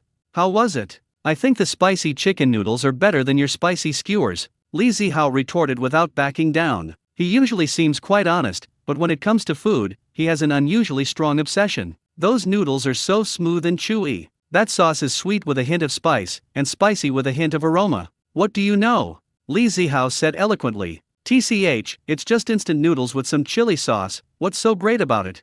Fei Ge scoffed. Spicy skewers, that's real skill. Look at that broth, so bright red, it smells amazing. That's what high class is. Spicy chicken noodles are the real high class thing. You've never had spicy chicken noodles at a fancy restaurant, have you? A bowl costs tens of dollars. The ones that Uncle sells are even better than the ones in restaurants. You've never had high-end spicy skewers. That's called mala tang. It costs several tens of yuan. The two of them started arguing back and forth in the classroom, oblivious to everyone else. The sound grew louder and louder. Spicy chicken noodles. Spicy skewers. The spicy chicken noodles are the best. Spicy skewers are number one. Their argument completely drew the attention of the entire class. Those students who were unaware of what had happened at noon now understood. It turns out that a new stall opened at the school gate today, selling snacks so delicious that they could cause a commotion in the classroom. What kind of spicy chicken noodles are these? Are they delicious? A girl asked her deskmate curiously. I don't know, they were arguing so much, it sounds delicious. 2 yuan a serving? Really? That's so cheap. They say it tastes even better than what costs tens of dollars at restaurants. Immediately, the whole class started buzzing with discussion. Everyone's curiosity and appetite were completely piqued by the argument between Li Zihao and Fei Ge. Quiet! The Chinese teacher on the podium finally couldn't hold back any longer. She picked up the blackboard eraser and slammed it heavily on the podium. Li Zihao, Chen Yifei, you two, stand at the back. The two people whose names were called shut their mouths in a huff and reluctantly walked to the corner at the back of the classroom to stand as punishment. Even while being punished by standing, the two continued to fight with their eyes, neither willing to give in. This lesson was completely ruined. All the students' hearts were drawn to that mysterious snack stall at the school gate. Everyone secretly decided that after school in the afternoon, they would rush out as soon as possible to try the legendary spicy chicken noodles and spicy skewers, and see which one was better. As soon as the bell rang and the Chinese teacher stepped out of the classroom, the whole class erupted in chaos. Everyone gathered around Li Zihao and Fei Ge. Hey, Li Zihao, is that spicy chicken noodle soup really that good? Brother Fei, what kinds of spicy skewers do you have? Are they expensive? The two were instantly surrounded by their classmates and enjoyed unprecedented celebrity treatment. Surrounded by a group of people, Li Zihao's vanity was greatly satisfied. He puffed out his chest and began to vividly describe the deliciousness of the spicy chicken noodles. Let me tell you, the noodles are absolutely amazing. The sauce is just incredible, one bite and it feels like your whole soul is being elevated.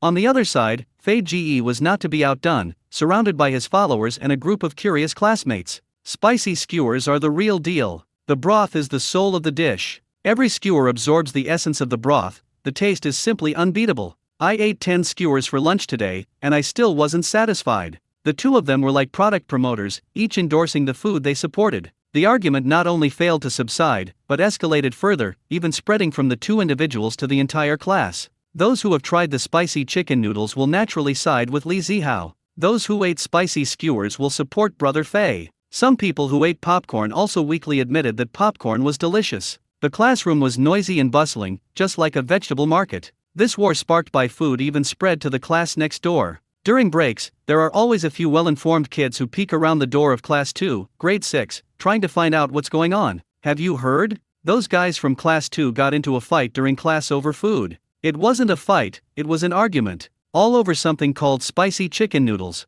My deskmate told me that a new stall opened near the school gate, and the food is so delicious it's amazing. 1 tells 10, 10 tell 100. In less than an afternoon, the news that a miraculous food stall has appeared at the gate of experimental primary school spread among the 5th and 6th graders. Everyone was filled with longing and anticipation for that stall that they had only heard of but never seen. As the center of the storm, Li Zihao and Fei Ge, after a noon of fermentation and an afternoon of arguing, have finally formed a deep grudge between them. Before school ended, Fei walked up to Li Zihao's seat and looked down at him. Li Zihao, you just wait, Fei Ge said ruthlessly. After school this afternoon, I'll make you admit defeat and show you who's right.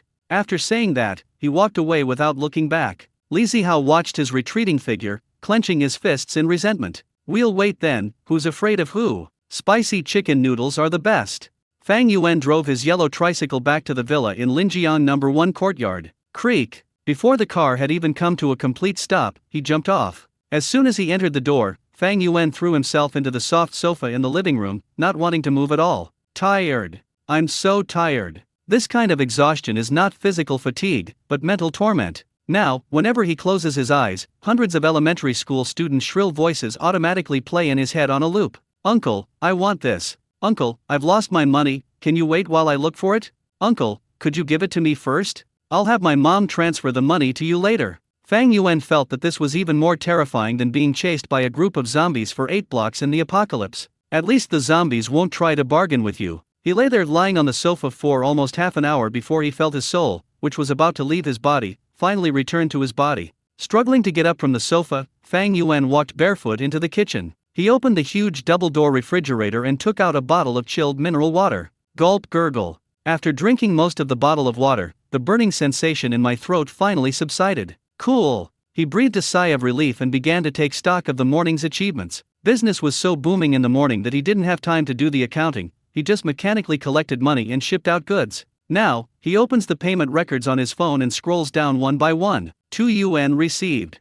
Received 1 yuan. 2 yuan received. The payment notifications are so numerous, it's almost impossible to scroll through them all. Fang Yuan took out a calculator and his fingers flew across the keys. 350 copies. This is roughly the numbers sold this morning. Among them were more than 150 servings of spicy chicken noodles and more than 170 skewers of spicy skewers. Popcorn was the least popular, with only about 30 servings sold. He looked at the total amount of money received that day displayed on his phone. 537 yuan. One morning, 3 hours, and over 500 yuan. Fang Yuan's breathing became heavier. This speed at which they make money is simply outrageous. It seems that elementary school students these days have rather unusual tastes. They clearly prefer this salty and spicy, stimulating food to sweet popcorn. This discovery prompted Fang Yuan to immediately decide on the afternoon's inventory preparation strategy. Popcorn can be a side dish, but the main focus should be on the spicy noodles and skewers. He glanced at the wall clock, it was almost 1 o'clock. We need to hurry. School ends around 3 p.m. Fang Yuan muttered to himself as he walked toward the enormous kitchen, which was comparable to the kitchen of a 5-star hotel. He's still a bit dazed. Do elementary school students these days get out of school at 3:30 p.m.? This is so wonderful. He remembered that when he was in elementary school, it was absolutely impossible to leave the school before it got dark. After returning home, there's still endless homework and tutoring classes to attend. Unlike kids these days, they practically live in paradise. This crucial information was given to him by a young mother that morning. He was surrounded by a group of kids and was so busy he wished he had 8 arms. The mother finally managed to squeeze to the front of the stall, panting as she scanned the QR code with her phone. Boss, are you coming this afternoon? My son only eats this, and if I can't get it, he'll throw a tantrum all day. Fang Yuan replied without even looking up. Come on, I'll be there after school this afternoon. He subconsciously asked a follow-up question. What time does school end in the afternoon? 3:35. The mother looked at him with an expression that seemed to say, are you an alien? Boss, you don't even know this? Fang Yuan was stunned. 3:35? He still had 5:30 in his mind as the expected time. Luckily, I asked that question, otherwise by the time he leisurely drove his little tricycle over at 5:30, let alone dailies, the ground would have been completely cold. As Fang Yuan entered the kitchen, he looked at the stock he had packed up the night before and began to make plans. The bustling scene in the morning gave him great confidence. After a morning of fermentation, the afternoon's battle will only be more intense than the morning's. After all, the news had already spread. Moreover, children have more free time after school in the afternoon, and parents have more spending power. He waved his hand and made his decision. In the afternoon, we filled up the stock to the maximum. Prepare another 200 servings of spicy chicken noodles, 200 spicy skewers, 2. Prepare 100 servings of popcorn. It's cheap, and if we can't sell them all, we can eat them as snacks ourselves without feeling bad. That adds up to a full 500 servings. He opened the huge storage refrigerator and carried out the goods he needed to take, box by box, like moving bricks. Then they were neatly stacked in several extra-large insulated boxes. Then, he went to the stove and lifted the lid of the pot of spicy skewers soup base. Buzz! A rich and overpowering aroma instantly wafted out, filling the entire kitchen. This is the soul. He turned on the fire, reheated the broth, and then rummaged through the storage compartment for several new spice packets, throwing them in without a second thought. Let it simmer on a low flame to bring out the richer, more complex aroma. After doing all this, Fang Yuan's stomach started growling uncontrollably. He casually grabbed a few skewers of fish tofu and beef balls that hadn't sold out that morning from the skewer stand, and then cooked himself a bowl of spicy chicken noodles. He sat on the spotless kitchen island and began to eat ravenously. Yes, the taste is absolutely amazing. The sauce for the spicy chicken noodles, after sitting and blending overnight, has a richer flavor than it did in the morning. Sweet, spicy, and fragrant flavors bombard your mouth in turn, making your scalp tingle with pleasure. The noodles still maintained their chewy texture and did not become soggy due to storage. Needless to say, spicy skewers are another must-try. This soup base, infused with dozens of top-quality spices and butter, is simply a killer combination. No matter what the ingredients are, just throw them in for a quick dip, and they'll come out a delicious treat. After eating and drinking to their heart's content, Fang Yuan saw that it was almost time, so he carried the heavy insulated boxes one by one onto his yellow tricycle. This stall vehicle, a reward from the system, may not look big, but it's surprisingly spacious inside with an astonishingly large storage space. The goods I brought this morning actually only took up less than a third of the space. Now, he has filled the remaining space to the brim. The whole vehicle felt heavy, filled with the joy of a bountiful harvest and a strong sense of security. At 3 p.m. sharp, Fang Yuan set off on time. When his bright yellow tricycle reappeared at the entrance of Zhangcheng Experimental Primary School, it immediately caused a small commotion. The parents who had been waiting at the school gate to pick up their children all cast curious glances at him. Several young mothers who had bought things from him that morning were particularly impressed. Fang Yuan parked the car in the same spot as in the morning and skillfully pressed a button on the car. Click! With a soft sound, the metal panels on both sides of the carriage automatically flipped up, like a pair of yellow wings spreading out. The abundant stock was once again presented to everyone without reservation. That familiar, domineering aroma, a blend of the sweet and spicy flavors of spicy noodles, the rich fragrance of spicy skewers, and the caramel and milky aroma of popcorn once again enveloped the entire snack street. "Boss, you've finally arrived." Before the sunshade of his stall was fully set up, a familiar voice came from the crowd. Fang Yuan looked up and saw the young mother who had asked him what time he would set up his stall that afternoon. There were two other women standing next to her at that moment, who seemed to be the same group of regular customers from that morning. "I've been waiting for you for so long. Let me tell you, when I got home for lunch, all I could think about was the smell of your spicy skewers. I couldn't even enjoy my plain rice." As the young mother spoke, she eagerly crowded around the stall. She pointed to the menu and began to recite the names of the dishes. "Boss, give me 5 servings of spicy chicken noodles, to go. I'll bring some back for my husband and my parents to try. They don't believe that something so delicious can be so cheap for just 2 yuan. 20 more spicy skewers, please. 10 potato skewers, 5 fish tofu skewers, and 5 quail egg skewers. All to go." Her opening remarks left the parents waiting to pick up their children completely bewildered. 5 servings of spicy chicken noodles? 20 spicy skewers? Is this enough for one person to finish? A parent who knew her well couldn't help but come over and ask, "Lily, what are you doing? Do we have guests?" "You don't know, her son bought a whole bunch of stuff here this morning, like it was free," another parent in the know muttered quietly. The young mother, known as Lily, completely ignored the gossip around her. All she could see were the steaming hot dishes. "Boss, hurry up. I'm in a rush," she urged. Fang Yuan was also somewhat at a loss for words, both amused and exasperated.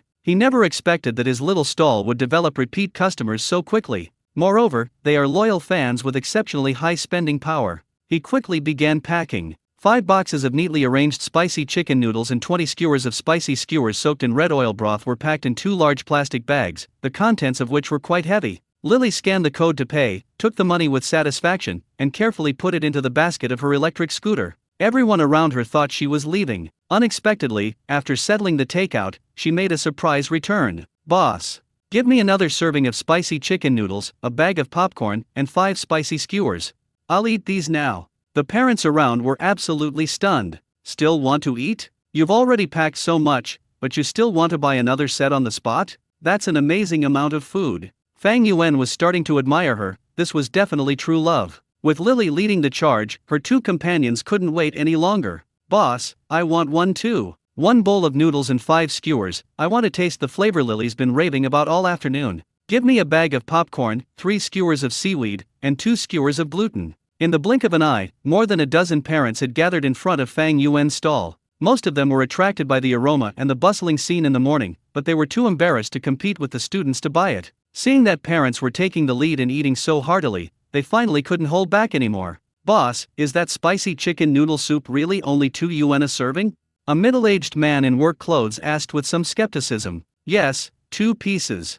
Fang Yuan nodded in confirmation. "Then, I'll have one to try." The uncle rummaged in his pocket for a while, then pulled out 2 coins and handed them over. When he took the box of ramen noodles, which contained a fairly large portion, his face was filled with surprise. 2 yuan can still buy so much stuff these days? Is this shop owner running a charity? He walked aside with some doubt, and imitating others, he used a fork to twirl a small amount of noodles and put it in his mouth. The next second, his eyes widened. The mouth movement paused for a second, then began to accelerate wildly. "Tasty. This flavor is absolutely amazing. Sweet with a hint of spice, spicy with a hint of aroma, and the noodles are incredibly chewy." He finished the whole box of noodles in just a few bites, even scraping the sauce off the bottom of the box with his fork, and then licked his lips with lingering satisfaction. Immediately afterwards, he strode back to his stall, his voice noticeably louder. "Boss, give me 2 more. No, 3, pack them up. I'm taking them home for my wife and kids." This scene played out repeatedly in front of Fang Yuan's stall. Parents who initially thought 2 yuan won't hurt you all became enthusiastic advocates after trying it for the first time, and started placing additional orders. Fang Yuan's business was booming again before the elementary school students even got out of school. Meanwhile, the expressions on the faces of the stall owners nearby the sausage vendor and the chicken strip vendor had changed from despair in the morning to numbness. They just sat there blankly on their little stools, watching the crowds thronging around Fang Yuan's place, watching the parents frantically buying things as if they were free. The sausage vendor forgot to smoke his cigarette, letting the sparks burn his fingers. He only realized what was happening after being burned. Hiss. He sighed deeply, threw the cigarette but hard on the ground, and stubbed it out with his toe. "What's the point of continuing? Let's pack up and go home," he said listlessly to the woman selling fried chicken strips next to him. "You're closing up already? Aren't you going to let the students go home?" The fried chicken vendor was still a little unwilling. After all, she had already prepared the stock. "Wait? Wait for what?" The sausage vendor gave a wry smile and pointed towards Fang Yuan's direction. "Didn't you see how crazy those parents are? Once the students come out, will there be any left for us? It would be really bad if the stall got overturned by the crowd." The woman selling fried chicken strips looked in the direction he was pointing, thought about it, and realized that what he said made a lot of sense. This situation today is too strange. This young man driving the yellow car is practically a scourge to the industry. With him around, we can't even get a sip of soup, let alone eat meat. So, a strange scene unfolded on the snack street a dozen minutes before the elementary school students were dismissed. Fang Yuan's stall was packed with people and bustling with activity. The parents held food in one hand and their phones in the other, chatting idly in their own small groups while eating. "Hey, what's wrong with schools these days? They let students out at 3 p.m., but our class isn't even out yet." "That's right. I just asked my boss for leave, saying that the water pipe at home burst, and now I'm hiding here, trembling with fear." "Sister, that's nothing. I just blocked my boss on WeChat, pretended there was no signal, and played the role of a general in the field who can disobey orders from the emperor." Who can argue with that? It makes us parents even more tired than the kids are going to school. But it's okay, with such delicious snacks waiting, the half-hour waiting for the kids to get out of school doesn't feel so unbearable. A mother took a bite of the freshly cooked fish tofu and squinted her eyes happily. Meanwhile, around Fang Yuan's stall, the other stalls were quietly packing up, preparing to close up shop early. The entire food street seemed to be invisibly divided into 2 worlds. Half of it is the warmth of everyday life, and the other half is a heart as cold as ashes. Fang Yuan found it quite amusing to listen to the parents' complaints. He never expected that his little stall would have such a hidden function, soothing the tired hearts of working parents. Just then, ring ring ring ring. On campus, the familiar sound of the school bell, like a bugle call, echoed through the sky. The chatter of all the parents in front of the stall came to an abrupt halt. Everyone turned their heads in unison, looking at the tightly closed iron gate of the experimental primary school. Fang Yuan also stopped what he was doing and took a deep breath. The appetizers are finished. The main course is about to begin. Ring ring. The crisp sound of the school bell, like a switched switch, instantly ignited the entire campus. At Zhangcheng Experimental Primary School, especially in the upper grades teaching building, the quiet mode was switched to a frenzied mode almost at the same time the bell rang. Class 2, Grade 6. The math teacher on the podium had just said "get out of class dismissed" and hadn't even had a chance to add "today's homework is," when he witnessed an astonishing scene. Led by Fei Ji, who was sitting in the back row, more than half of the boys in the class, like athletes who had heard the starting gun, suddenly sprang from their seats and rushed towards the back door of the classroom at the speed of a 100-meter sprint. Charge! Let's grab some spicy chicken noodles. If you're too slow, it'll be gone. Get out of the way. The way they were acting made it seem as if a raging flood or ferocious beast was chasing them. The tables and chairs were knocked over and over, books were scattered all over the floor, and the scene was chaotic. Fei, who was running in the lead, relied on his sturdy build and charged forward recklessly, unstoppable. Li Zihao, following behind him, was not to be outdone. He displayed an agility that was disproportionate to his size, dashing left and right, trying to overtake him. Two people, one representing the spicy skewers faction and the other the fire chicken noodle faction, are now engaged in a fierce race for their respective beliefs. The math teacher on the podium, a mild-mannered old teacher in his 50s wearing reading glasses, was completely dumbfounded. She had been teaching for over 30 years and had never seen such an unrestrained student. What are we going to do? Is the end of the world coming? Hey, why are you running away? She shouted angrily after realizing what had happened, but the boys had already disappeared. She was so angry she was trembling, and reached out to grab someone who was running slowly to ask what was going on. As luck would have it, a chubby little boy, who was a step slower because he was tying his shoelaces, ran right up to her. The math teacher reacted quickly and grabbed him by the back of his collar. Wang Ziahu, you stop right there. The chubby boy who had been caught looked anxious, and when he turned to look at his teacher, he was almost in tears. Teacher, please let go of me. If we go too late, we won't be able to buy any. What are you buying? What is so important? You're not going to attend classes anymore? You're not even listening to your homework? The math teacher asked sternly. Spicy chicken noodles. The chubby boy stamped his feet anxiously. That new stall near the school gate sells spicy chicken noodles and spicy skewers. They sell out if you go too late. Teacher, you don't know how delicious it is. Spicy chicken noodles? The math teacher was taken aback. She seemed to have heard the word before. It appeared to be a type of very spicy instant noodles that young people like to eat. When did these start being sold near the school gate? And is it really that delicious? That it can make these usually lazy boys act like they've been injected with chicken blood? Seeing the chubby boy's anxious and agitated appearance, the math teacher also felt a surge of curiosity. She let go of his hand and waved it off. Go ahead, be careful, don't run in the stairwell. Thank you, teacher. The chubby boy felt like he had been granted a pardon and dashed out in a flash. The math teacher stood on the podium, looking at the classroom, which was mostly empty, and fell into deep thought. What kind of spicy chicken noodles are so magical? Even this old lady is starting to want to try it. At the school gate. As the heavy iron gate slowly opened a crack, an unprecedented beach landing operation officially began.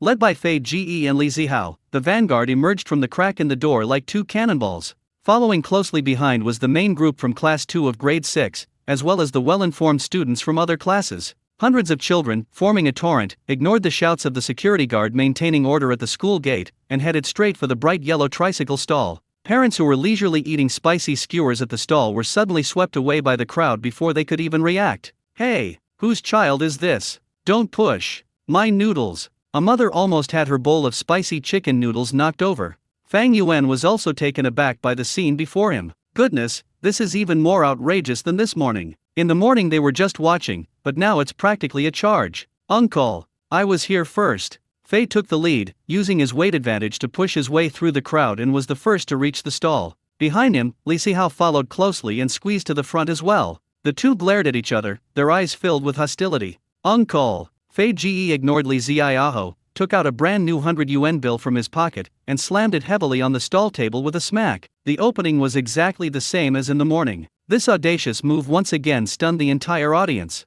The parents who had just been separated by the floodwaters stared in disbelief at the chubby little boy. Are elementary school students these days so rich? Fang Yuan looked at the 100 yuan bill, then at Fei Ge's face, which was full of "I'm rich" written all over it, and his lips twitched. What kind of trouble is this kid up to now? Little friend, what would you like to eat today?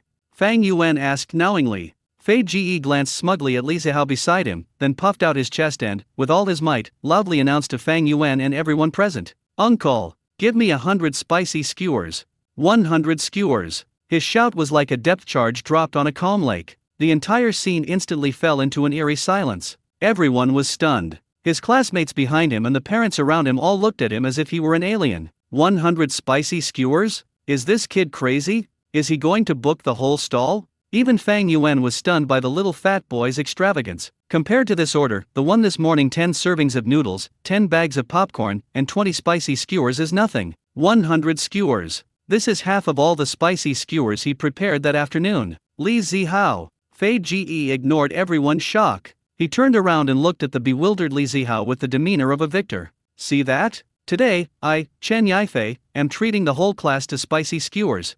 I'm going to show you, and everyone else, whether your lousy spicy noodles are better or my spicy skewers are awesome. His voice was loud and powerful, echoing through the snack street.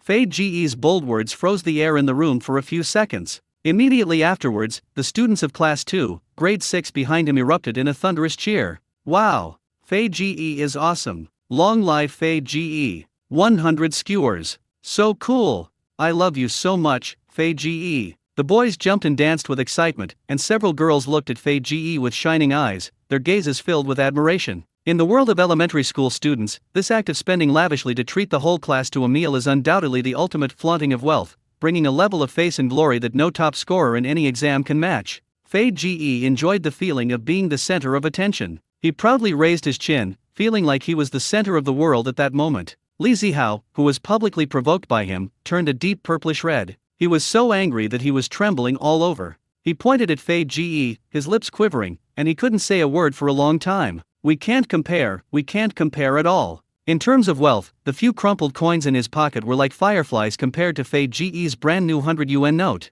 Even if he wanted to treat everyone, he couldn't afford to buy many portions. This feeling of being completely crushed made him feel humiliated like never before. Fang Yuan was speechless as he watched this dramatic scene unfold before him. Goodness, has the competition among elementary school students gotten this bad? The argument about which food tastes better escalated to the point of inviting the whole class? He even had some doubts, wondering if he had inadvertently become the trigger for the war between these two elementary school students and an arms dealer. Uncle, what are you waiting for? Hurry up and give me the skewers. 100 skewers.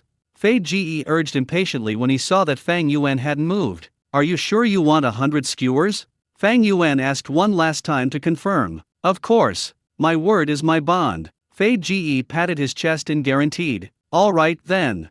Fang Yuan shrugged. He has no reason not to take business that comes his way. 100 spicy skewers cost 100 yuan, which directly fulfilled 1/5 of his KPI for the day. Why not? What flavor do you want? Fang Yuan asked. Fei Ge waved his hand and said, anything is fine. Just a little bit of everything. We'll make sure we have 100 skewers. Okay. Fang Yuan put away the 100 yuan bill and silently did some calculations in his mind. 100 spicy skewers, 100 yuan in total, perfect, no need for change. He turned around and began taking skewers out of the specially made, steaming metal recess. He prepared 200 skewers in the afternoon, and this one order ate half of them. As he took it, he was calculating in his mind. 20 skewers of potato chips, 20 kelp knots, fish tofu, 20 skewers, quail eggs, 20 strings, 20 skewers of ham sausage. Exactly 100 skewers, featuring 5 of the most popular flavors, making it easy to calculate. Fang Yuan worked quickly. He used a huge food-grade plastic bag, first lining the bottom to prevent the soup from dripping, and then sorting the 100 spicy skewers, which were still covered in bright red soup and exuding an enticing aroma, into the bag. That big bag was so full, it looked so appealing. The students around him were all staring longingly at the big bag of spicy skewers in Fang Yuan's hand, their mouths practically watering the ground. That rich, spicy, and savory aroma, like an invisible hand, fiercely gripped the stomachs of all of them. Even the parents who were squeezed on the periphery couldn't help but swallow their saliva when they smelled this aroma. Here you go. Fang Yuan handed the heavy bag of spicy skewers to Fei Ge. Fei Ge's henchmen immediately rushed over and carefully took it, as if they were receiving some sacred object. Guys, let's eat. Fei Ge raised his arm and shouted, and the students of Class 2, Grade 6 immediately cheered. They crowded around the bag of spicy skewers and went off to find a place to divide the spoils. Before leaving, Fei Ji turned back and gave Li Zihao a contemptuous look. That look seemed to say, "See? This is power." Li Zihao was stung by that look. He clenched his fists so tightly that his nails almost dug into his flesh. No, he can't just give up like this. The dignity of the spicy chicken noodles must be defended by him. After Fei Ji and the others left, the pressure in front of the stall decreased significantly. Li Zihao immediately squeezed to the front, took out all the money in his pocket, a 10 yuan note, a 5 yuan note, and a few coins, and slapped them all on the table. "Uncle!" Li Zihao raised his head, his eyes red, but his gaze was unusually firm. "All my money is here. It's 17 yuan and 50 cents. How many servings of spicy chicken noodles can I buy with that?" Fang Yuan felt a pang of pity seeing his resolute expression. He did the math. 2 servings of spicy chicken noodles cost 17.5 yuan. I can buy 8 servings, and I'll have 1.5 yuan left. Okay, 8 portions then, and give me another spicy skewer, Li Zihao said through gritted teeth. Although he looked down on spicy skewers, he didn't care about that in order to spend all the money. He wants to treat everyone too. Even if he couldn't treat the whole class, he would treat his best buddies to a meal. He wants to prove with facts that spicy chicken noodles are the best. Fang Yuan looked at the child and sighed inwardly. What kind of situation is this? He quietly packed 8 boxes of spicy chicken noodles and a skewer of fish tofu for Li Zihao. Li Zihao, clutching his weapons and leading his buddies, stormed off, heading in the direction of Fei Ji and his gang for a final showdown. Fang Yuan shook his head, feeling that he couldn't understand today's primary school students anymore. With these 2 big customers gone, order was finally restored somewhat in front of the stall. But business became even more booming. That Battle of the Gods just now was like a top-notch live advertisement being staged in front of all the students. Everyone witnessed firsthand how delicious the food at this stall was, to the point that students would spend a fortune on it. Now, no one doubted it anymore. "Uncle, give me a bowl of spicy chicken noodles. I want popcorn, and seaweed too. Are you still having spicy skewers? I've been waiting in line for ages." The students' enthusiasm is even higher than before. Fang Yuan glanced at his inventory. Li Zihao bought 8 servings of the spicy chicken noodles, leaving more than 190 servings remaining. Fei Ji bought 100 spicy skewers, and now there are less than 100 left. The popcorn was still plentiful. "Classmates, there aren't many spicy skewers left. Hurry up if you want some," Fang Yuan shouted. These words had an immediate effect. Those students who were originally hesitant about what to buy immediately set their sights on spicy skewers. "I want 5 skewers. Give me 3 skewers. Don't grab it. Leave 1 for me." In less than 10 minutes, the remaining 100 spicy skewers were sold out. Fang Yuan could only announce helplessly, "The spicy skewers are sold out. Not a single one left." Another wailing erupted from the crowd. "Ha, it's gone again? I just got a turn in the queue. Uncle, why didn't you prepare more?" There was no other way but to focus on spicy chicken noodles and popcorn. Fang Yuan felt like an emotionless vending machine, endlessly repeating the actions of taking money, handing over goods, and giving change. Meanwhile, on the other side, in a small open space not far away, the food showdown in Class 2 of Grade 6 has entered a heated stage. In the park next to the school, the students in Class 2 of Grade 6 spontaneously divided into 2 camps, clearly separated. On one side is the spicy skewers faction led by Fei Ji. Dozens of students stood in a circle around a huge plastic bag containing 100 steaming hot spicy skewers. Fei Ji, like a general surveying the land, directed his henchmen to distribute military rations. "Don't grab it. Everyone gets some. You, take 2 skewers of potato chips. You, take a skewer of fish tofu and a skewer of ham. Girls first. Let them have it first." Although Fei Ji is usually domineering, he still showed a lot of big brother demeanor in this situation, arranging things very clearly. Every student who received a spicy skewer couldn't wait to stuff it into their mouth.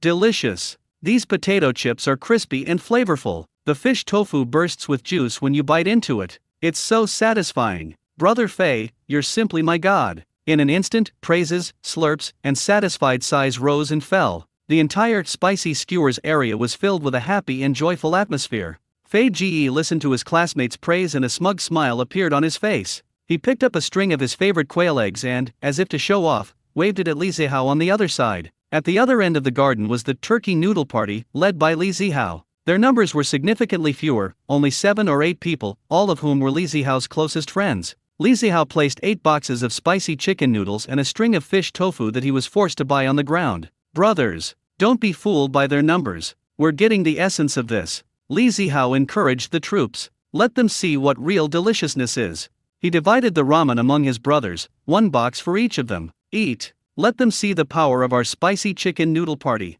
Several boys took the spicy chicken noodles, their mouths already watering. They immediately opened the lid, scooped up a big bite with their forks, and stuffed it into their mouths. Hiss ha, that feels great. This is the taste. Sweet and spicy, it's so satisfying. It's so much better than spicy skewers. That stuff is just salty and spicy, nothing like the rich flavor of spicy chicken noodles. A boy said while eating, defending his own camp. Li Zihao also picked up a box and started eating it in big bites. He ate until he was sweating profusely, his lips were red and swollen, but he was holding back a strong feeling in his heart. As he ate, he returned Fei Ge's gaze with a defiant look. The two camps, separated by only a few meters, began a silent culinary showdown. On one side, people are enjoying skewers with gusto, while on the other, they're slurping noodles with gusto. The sweet and spicy aroma of the spicy chicken noodles and the numbing and spicy flavor of the skewers mingle together in the air, creating a wonderful and incredibly tempting smell. This scene attracted the attention of countless students and parents passing by. What are those kids doing? Having a party?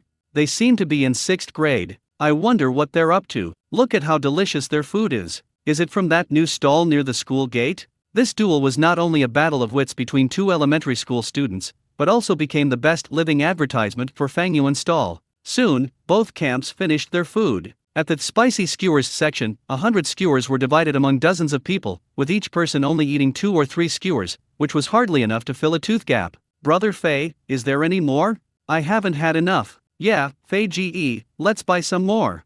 Fei Ge felt his pocket. The 100 yuan note was already spent, leaving only the 40 yuan change he received that morning. He really wanted to buy another one, but he didn't have enough money. Moreover, he seemed to have just heard the uncle shout that the spicy skewers were sold out. The situation is similar for the spicy chicken noodle party. 8 boxes of spicy chicken noodles were shared among several people, 1 box per person. Although the portion was larger than that of spicy skewers, the flavor was so addictive that after finishing 1 box, everyone felt even more hungry. Zihao, is there any more? Want another box? One of the guys asked, licking his fork. Li Zihao spread his hands, looking helpless. That's all, I only bought 8 boxes. Both camps were caught up in a lingering, contemplative wise man's time. Just then, a guy from the spicy skewers group looked over at Li Zihao and his friends and couldn't help but ask curiously, "Hey, is your spicy chicken noodles really that delicious?" He was far away and could only smell the fragrance. One of Li Zihao's brothers immediately puffed out his chest and said proudly, "Of course. Try it if you don't believe me." As he spoke, he handed over his lunchbox, which he had already finished eating, leaving only a little bit of red sauce. The boy took it with some skepticism, dipped his finger in a little sauce, and put it in his mouth. The next second, his eyes lit up. Holy crap! This sauce is delicious. His shout immediately attracted the attention of the other members of the spicy skewers faction. Really? Is it that exaggerated? Let me have a taste. A group of people immediately swarmed around it, grabbing at the empty lunchbox and licking the sauce off it. The scene was simply unbearable to watch. When Fei Ge saw that someone from his own camp had actually defected to the enemy, he was so angry that his face turned green. "You're spineless. It's just a little sauce, what's so great about licking it?" he scolded angrily. Meanwhile, the turkey ramen faction members all wore smug smiles upon seeing the other party's reaction. Li Zihao felt he had won back a point. "How about that? You're convinced now?" he shouted at Fei Ge. Fei was so angry he couldn't speak. Just then, one of Li Zihao's brothers, holding the fish tofu that no one had touched from beginning to end, also took a bite out of curiosity. He chewed a few times, and the expression on his face became quite interesting. "What's wrong?" Li Zihao asked. This is delicious too," the boy exclaimed in shock. "It doesn't taste the same as the spicy chicken noodles, but it's still delicious. It's numbing and spicy, and it's chewy." He finished the skewer of fish tofu in a few bites, then stared longingly at Fei Ge and the others. Brother Fei, do you guys still have bamboo skewers? Can I lick some?" Now it was Li Zihao's turn to be dumbfounded. Even his own brother has betrayed him. This culinary showdown ended peacefully in a way that no one expected. The two sides began to exchange their spoils of war. People from the spicy skewers group were scrambling to lick the lunchboxes of the spicy chicken noodles. The spicy chicken noodles group went to pick up the bamboo skewers that the spicy skewers group had thrown away, still with a little soup on them. Finally, everyone reached a surprisingly unanimous conclusion. They're all delicious. It's impossible to tell which is better. Fei Ge, Li Zihao, stop arguing. It's all delicious. That's right. Let's buy them together tomorrow. You buy the spicy chicken noodles, and I'll buy the spicy skewers. We can take turns eating them. Yes, yes, yes. That's a great idea. Fei Ge and Li Zihao exchanged a glance, both seeing a hint of embarrassment in each other's eyes. After all that, it turned out to be a misunderstanding. Humph. Fei turned his head away arrogantly. TCH. Li Zihao curled his lip in disdain. Although they didn't say it, the tension between them had noticeably subsided. This war sparked by food ended in such a ridiculous way. However, they were unaware that their duel had completely ignited a buying frenzy throughout the entire school. Uncle, do you still have spicy chicken noodles? I want two. I'll pay double. The crowd in front of Fang Yuan's stall did not decrease, on the contrary, it became even more intense. The earth-shattering food showdown between Class 2 of Grade 6 became the most hardcore and effective advertisement, a miracle in the history of campus marketing. Now, all the students at UKI Primary School know that a new uncle has come to the school gate, and the things he sells are incredibly delicious. Students who still had a few coins in their pockets all crowded around Fang Yuan with red eyes, as if they were a second late, all the delicious food in the world would disappear. Uncle, please, is there really no more spicy chicken noodles left? Not even one serving? A quiet, bespectacled girl was almost in tears, clutching a crumpled 5 yuan bill tightly in her hand. She was a well-known top student in the class, and usually only drank plain water, but today she had completely broken her rule. Fang Yuan was covered in sweat and felt like he was about to collapse. He raised his hands to signal, his voice already a little hoarse. Hey classmate, there aren't any left.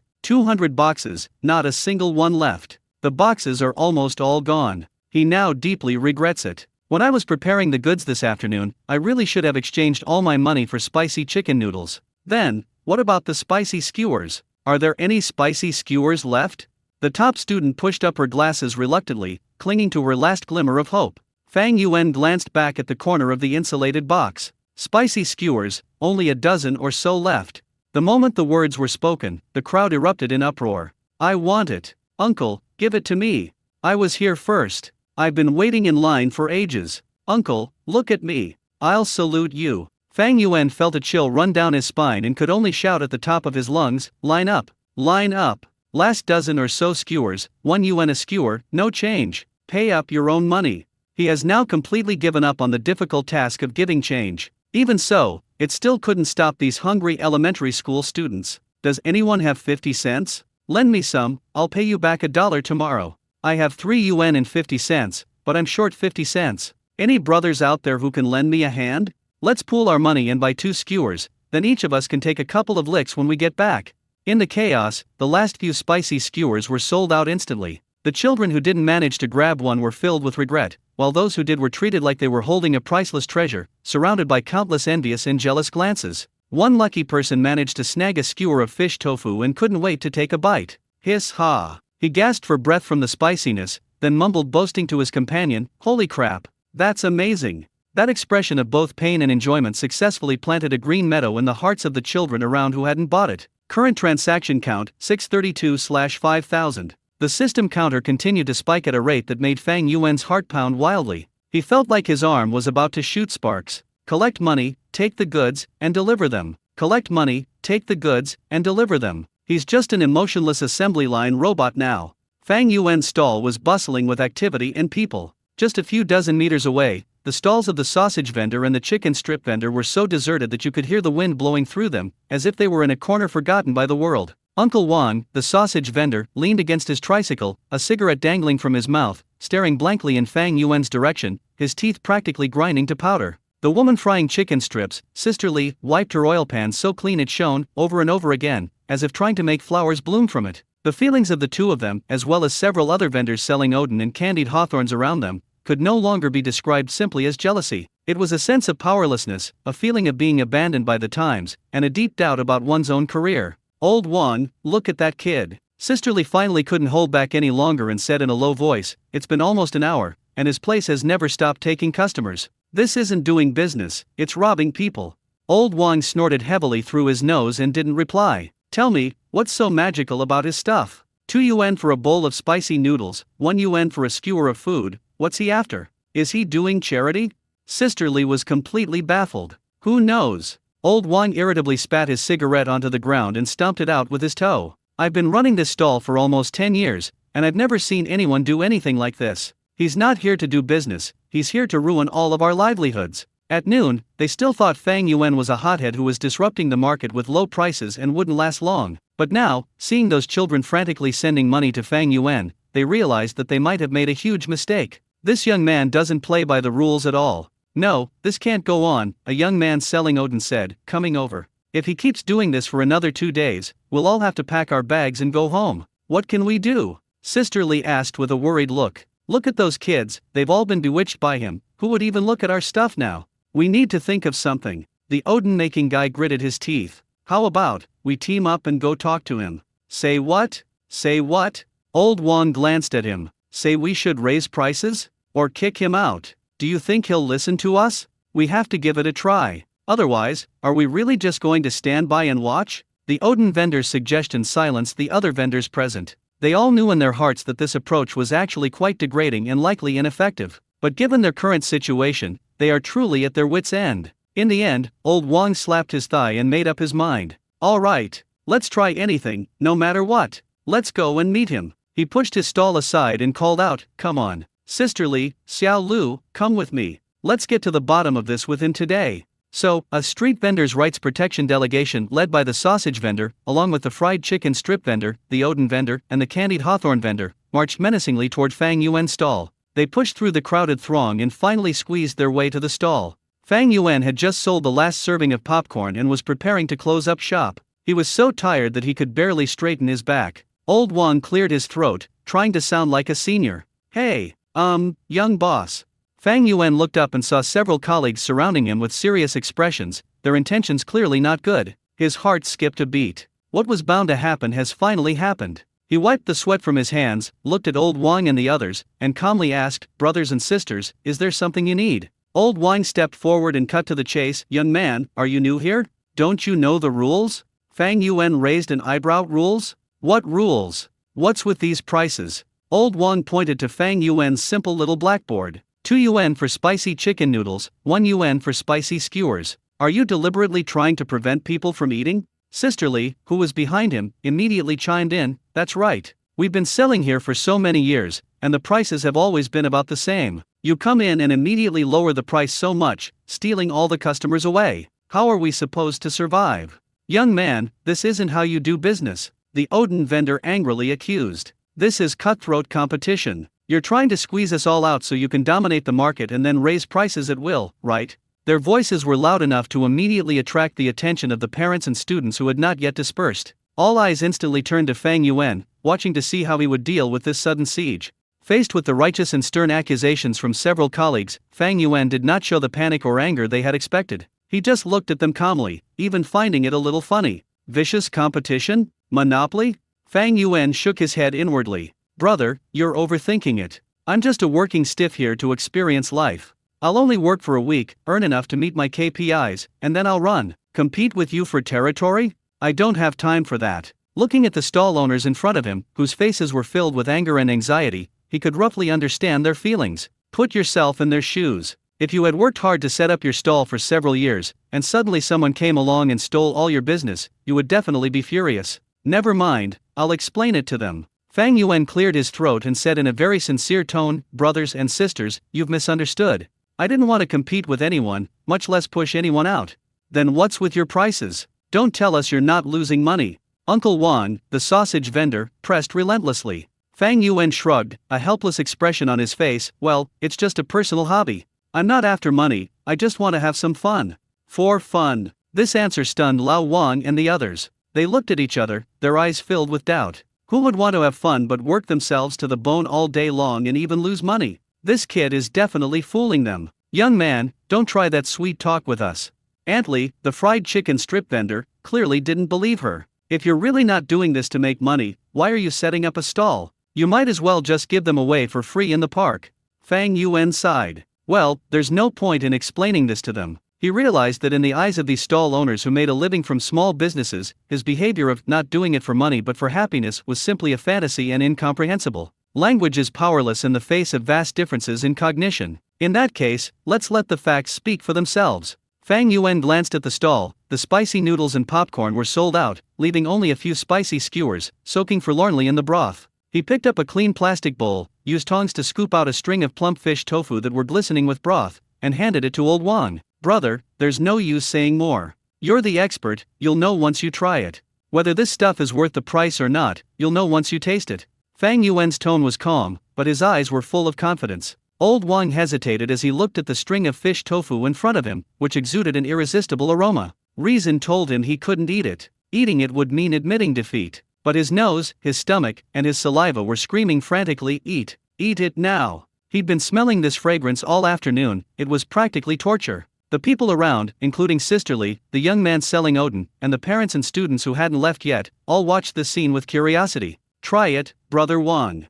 Fang Yuan pushed the bowl forward again. "Consider it as helping this junior to appreciate your skills." Looking at Fang Yuan's young and composed face, old Wang steeled his resolve and gritted his teeth. "Fine. I'd like to see what kind of sleeping potion you put in here." He snatched the bowl, picked up a bamboo skewer, and, under the watchful eyes of everyone, stuffed the piping hot fish tofu into his mouth. The next second, old Wang's eyes widened instantly, becoming as big as copper bells. His body shuddered violently, as if struck by an electric current. He froze on the spot. An indescribable, incredibly fresh and fragrant aroma, mixed with a complex blend of numbing, spicy, salty, and sweet flavors, exploded in his mouth like a volcanic eruption. The bouncy and smooth fish tofu bursts with flavorful broth on your tongue with every bite. This is an amazing flavor. Old Wang's mind went completely blank. He has been running a snack business for so many years and considers himself to have tasted all kinds of delicacies, but there is no flavor that can compare to the bite in front of him. This soup base is rich but not greasy, spicy but not dry, fresh and fragrant to the bone, with a long-lasting aftertaste. He could clearly tell that there was absolutely no added technology or heavy-duty cooking involved. It was a pure and domineering flavor that could only be produced by simmering top-quality butter, spices, and ingredients for a long time. This cost. A storm raged in old Wang's heart. He was certain that the cost of just making this pot of soup base was higher than his daily revenue from selling grilled sausages. Using this level of broth to cook spicy skewers that cost 1 yuan a skewer? This isn't just for fun, this is fucking wasteful. Old Wang stood there blankly, forgetting to chew, letting the exquisite flavor ravage his taste buds. Everyone around was stunned. Old Wang? Old Wang? Are you alright? Sisterly saw that he hadn't responded for a long time and looked like he had lost his soul, so she nudged him worriedly. Old Wang then seemed to wake up from his dream. He suddenly came to his senses and finished the rest of the fish tofu in a few bites, almost licking the bamboo skewer clean. Then, he did something that left everyone present, including Fang Yuan, speechless. With a thump, he actually tried to kneel down in front of Fang Yuan. Fortunately, Fang Yuan reacted quickly and caught him. "Big brother, what are you doing?" Fang Yuan was startled. Old Wang, however, was so excited that his face turned red. He gripped Fang Yuan's arm tightly, his voice trembling. "Master, I was blind and didn't recognize your greatness. I was so arrogant and looked down on you. Master, please, take me as your apprentice. Teach me how to make this soup. I'll do anything for you, even be your slave." Master, taking on apprentices?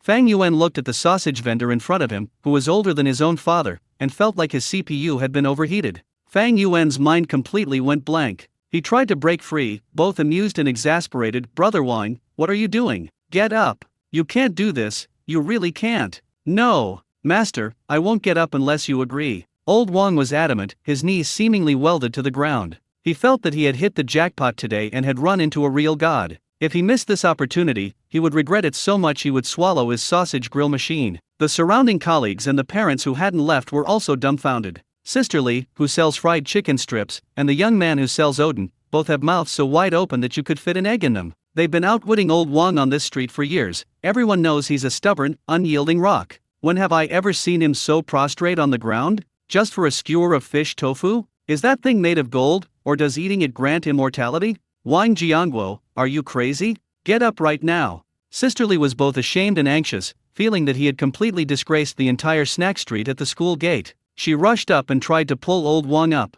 "Leave me alone." Old Wang flung her hand away, his eyes burning with an unprecedented intensity as he stared intently at Fang Yuan. "Master, I, Wang Jiangguo, have never asked anyone for help in my entire life.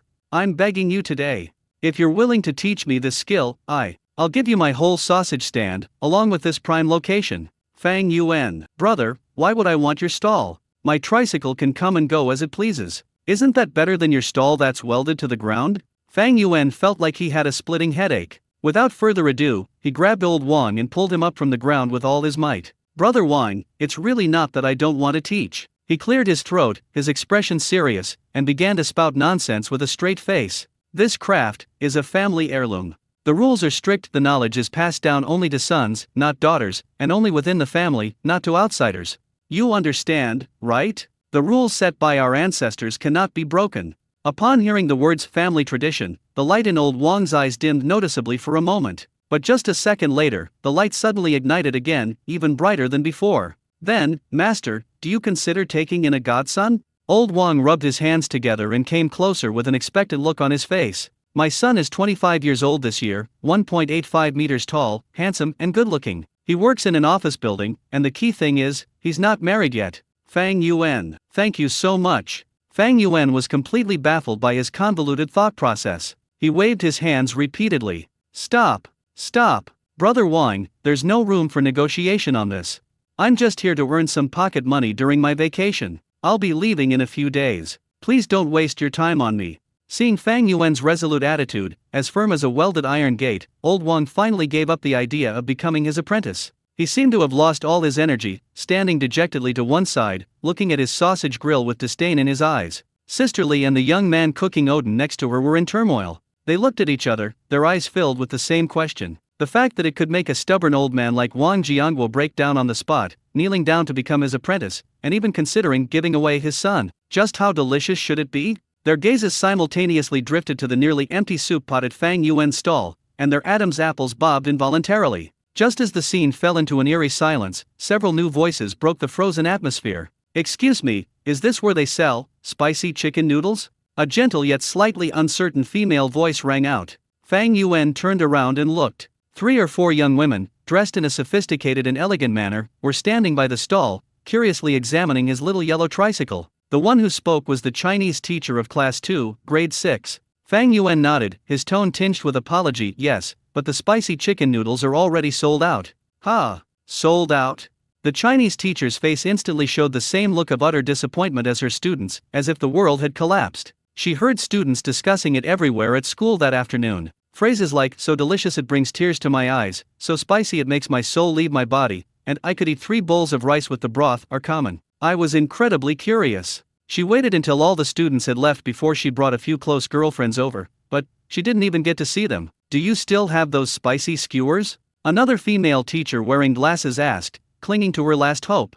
Fang Yuan peeked into the pot and scooped some water with a spoon. "Only a few strings left, not many." "Then we'll take them all." The Chinese teacher immediately made the decision, afraid that if she waited even a second longer, she wouldn't even get to drink the soup. Fang Yuan quickly scooped out the remaining kelp knots, potato slices, and fish tofu, divided them into 2 paper bowls, and handed them to them. The female teachers paid the money and no longer cared about their usual elegant image. They sat down on the edge of a flower bed by the roadside, each taking a skewer or 2, and eagerly began to eat. The Chinese teacher had just taken a bite of a seaweed knot when her eyes widened in surprise. The kelp knots were thick and chewy, soaked in the spicy and savory broth. One bite revealed a crisp and bouncy texture, with layers of flavor that went straight to the top of your head. "Oh my God! This is so delicious!" The bespectacled teacher next to me exclaimed in suppressed surprise. "How are these potato chips made? How can they be so crispy and flavorful at the same time? This soup! You all have to try this soup. This soup is the soul of the dish. I want to take a bowl home and use it to soak rice." Several female teachers who are usually dignified and composed in front of students completely revealed their foodie nature at this moment. They ate with their breaths rising in the air, heads down, while making exaggerated exclamations of praise. Their reactions are the most authentic form of on-site advertising. Soon, several teachers who had just finished a meeting in the office and were about to leave were attracted by the aroma and the commotion. "Teacher Lin, what are you eating here? Is this the magical little stall they were talking about?"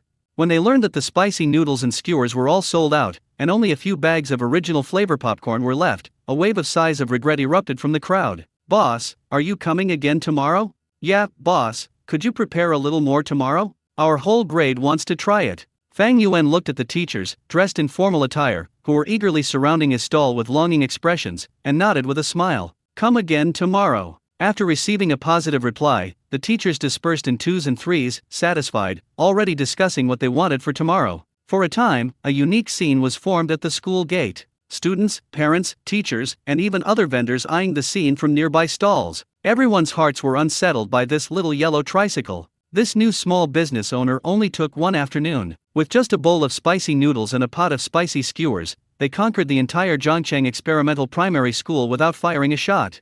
Time passed by unnoticed and it was already 4:30 in the afternoon. The crowd in front of Fang Yuan's stall finally began to disperse. He let out a long sigh of relief, feeling as if he had just fought a tough battle. He glanced down at his stall. Goodness! The 200 servings of spicy chicken noodles, 100 servings of popcorn, and more than 200 skewers of spicy food prepared in the afternoon have all been eaten up. The shelves were completely empty, not even a single bamboo skewer remained. The pot that contained the spicy broth now only had a little bit of red oil left. Sold out. They're all sold out. Fang Yuan himself could hardly believe it. He brought up the system panel and stared at the numbers soaring wildly, his mouth practically agape. Current transaction count 812/5000. One day. In just one day, he sold nearly 800 servings. This number far exceeded his expectations. He originally thought that he could sell 500 copies at most on the first day. Unexpectedly, the fighting power of the elementary school students and their parents was even more terrifying than he had imagined.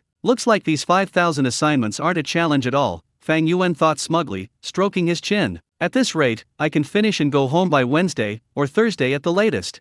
The thought of completing the mission ahead of schedule and enjoying a leisurely life made Fang Yuan feel incredibly happy, and even his physical fatigue seemed to lessen considerably. He hummed a little tune as he began packing his things. I neatly stacked the empty insulated boxes, wiped the countertop clean, and prepared to pack up and go home. Just then, several figures carrying school bags came running over, panting. Uncle! Uncle! Wait a minute! Fang Yuan looked up and saw several elementary school students who looked like they had just finished tutoring classes. The little boy who was in the lead ran up to the stall, put his hands on his knees, and said breathlessly, Uncle, do you still have spicy chicken noodles? Fang Yuan felt a pang of guilt seeing them sweating profusely and looking unexpectedly, but he could only shrug and say apologetically, little friends, I'm sorry, everything we prepared for today has already been sold out.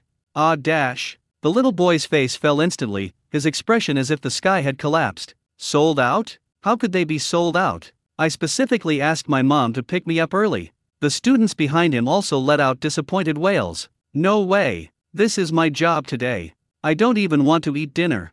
Fang Yuan looked at their pitiful appearance and felt somewhat helpless. Tomorrow, little one. Come early tomorrow, you'll definitely be able to buy it, he could only offer as a consolation. What time will you come tomorrow, uncle? The little boy asked persistently. Same time as always, we arrived around 3 p.m. Okay. I'll rush over as soon as get out of class is over tomorrow. The little boy clenched his fist and set a goal for himself. After seeing off the last few reluctant customers, Fang Yuan was finally able to officially close up shop. He slowly closed the two wings of the tricycle, sealing the enticing aroma inside the vehicle. The surrounding air seemed to have become bland and tasteless. He hopped on the tricycle and prepared to start it and leave. Just then, old Wang, the sausage vendor, came over again. The hostility and agitation he had shown earlier were gone from his face. Instead, there was a complex expression with a hint of ingratiation. He handed Fang Yuan a bottle of chilled mineral water. Master, oh no, boss, thank you for your hard work, have some water. Fang Yuan paused for a moment, then took it. Thank you, brother Wang. Hey, don't be so polite. Old Wang rubbed his hands together, a little embarrassed, and asked, boss, are you really coming again tomorrow? This afternoon, ever since he tasted that fish tofu, he has lost all interest in doing business. He ignored his own sausage stand and just stood not far away, watching Fang Yuan sell his stuff. The more he looked, the more shocked and impressed he became. This young man is not only incredibly skilled, but his business acumen and efficiency are also absolutely top-notch. He has now completely given up the idea of competing with Fang Yuan, and only hopes to be able to observe and learn from him every day. If he could occasionally taste it, that would be even better. Fang Yuan was amused by his cautious manner and nodded. Come on, brother Wang, don't worry. If I said a week, it will definitely be a week. Oh, that's good. That's good. Upon receiving a positive reply, old Wang felt reassured, and his face broke into a wide smile. Fang Yuan waved to him and turned on the switch. Amidst the complex gazes of the parents and the remaining stall owners, he strode away with an air of nonchalance. Back at the villa, the first thing Fang Yuan did was rush into the bathroom and take a good shower. After washing away his fatigue and sweat, he felt alive again. After changing into clean pajamas, he slumped on the sofa and began to think about tomorrow. Today's success has proven that his strategy was absolutely correct. Low profit margins, high volume sales, and winning through sheer volume. It seems I'll have to increase my inventory tomorrow. Especially spicy skewers, these are simply a magic weapon for selling in large quantities. 100 skewers this afternoon were gone in 10 minutes. Tomorrow, I must prepare 300 skewers, no, 500 skewers. We also need to increase the quantity of spicy chicken noodles. We sold more than 300 servings today, and we'll prepare 500 servings tomorrow. Although popcorn is the least popular item, quite a few kids like it, so let's prepare 100 servings tomorrow. Based on this calculation, we'll need to prepare nearly 1,200 orders just for tomorrow. The workload has doubled. Thinking about this, Fang Yuan felt a huge headache coming on. He alone certainly can't do it. It seems that Wu Jin's hired chefs will need to be exploited a little more. He picked up his phone, about to call Wu Jin and ask him to tell the chefs to come over and work overtime that night. Before the call could be made, Wu Jin called in first. "Mr. Fang, are you done with your work?" Wu Jin's enthusiastic voice came from the other end of the phone. "Just got back from packing up shop," Fang Yuan said. "How's business today?" Wu Jin asked curiously. He was busy at the company all day, but he kept thinking about Fang Yuan's stall. He was extremely curious. Fang Yuan had made such a big fuss, hiring people to pack the goods and preparing so much stock. How well would it sell? "It's alright," Fang Yuan said casually. "How much is okay?" Wu Jin pressed. "More than 800 copies. 800 plus copies." Wu Jin's voice on the other end of the phone changed instantly. He knew perfectly well that the items Fang Yuan sold were priced at 1 or 2 yuan each. Selling over 800 servings a day? This must be an incredibly exciting scene. "President Fang, you're not kidding, are you?" Wu Jin still couldn't quite believe it. "Why would I lie to you?" Fang Yuan yawned. "By the way, I was just about to look for you. Tonight, I'll need you to call Chef Lu and the others over to help me prepare some goods." "No problem. Leave it to me." Wu Jin immediately agreed. "Are they the same people as last night?" "Yes, have them all come. The workload tonight is the same as last night," Fang Yuan reminded them. "Don't worry, I'll arrange it right away." After hanging up the phone, Fang Yuan tossed it aside, closed his eyes, and prepared to take a nap. There's another tough battle to fight tonight. At 7 p.m. sharp, the doorbell of Fang Yuan Villa rang. Wu Jin, along with Lu Ming and 6 other chefs, reappeared at the door. Unlike their restraint and tentativeness last night, tonight these chefs clearly showed an undisguised eagerness and desire. "President Fang, we're here." Wu Jin's voice was loud and clear, full of energy, and it was obvious that he was in a very good mood. "Thank you for your hard work, Manager Wu. Please come in." Fang Yuan stepped aside and welcomed the 7 people in. As soon as they entered, the chefs' noses twitched uncontrollably, and their eyes unconsciously glanced towards the kitchen. The aroma of that spicy broth that had haunted their dreams yesterday, though faint now, still lingered like a lighthouse in the darkness for these professionals with their keen sense of smell, guiding them clearly. "Mr. Fang, is today the same as yesterday?" Head chef Lu Ming asked somewhat embarrassedly, rubbing his hands together. He asked the question skillfully, inquiring about the work while also trying to find out if he would have the chance to taste that heavenly flavor again tonight. "Almost, but the workload will double," Fang Yuan said casually as he led them towards the kitchen. Double. The chefs following behind stumbled and almost lost their footing. Yesterday's workload kept the 7 men busy from afternoon until 10 p.m., barely stopping. And today it's doubled? They'll be working until the wee hours of the morning. That's right, Fang Yuan walked into the kitchen and pointed to the mountain of ingredients piled up in the corner. "Today's goal is 500 servings of spicy chicken noodles, 500 skewers of spicy skewers, and 100 servings of popcorn. A total of 1,100 copies." The number, spoken casually by Fang Yuan, exploded like a thunderclap in the hearts of the 7. Wu Jin's mouth was agape in an O shape. He was already shocked by the sales of more than 800 copies yesterday, and today Fang Yuan actually set the target at more than 1,000 copies. What confidence! No, this is downright insane. After the initial shock, Lu Ming and the other chefs felt a surge of inexplicable elation. Workload doubled? Does that mean that tonight's employee benefits will also be doubled? Just thinking about the sweet and spicy ramen, the crispy and sweet popcorn, and especially the numbing and spicy skewers with their unforgettable flavor, makes everyone's Adam's apple bob.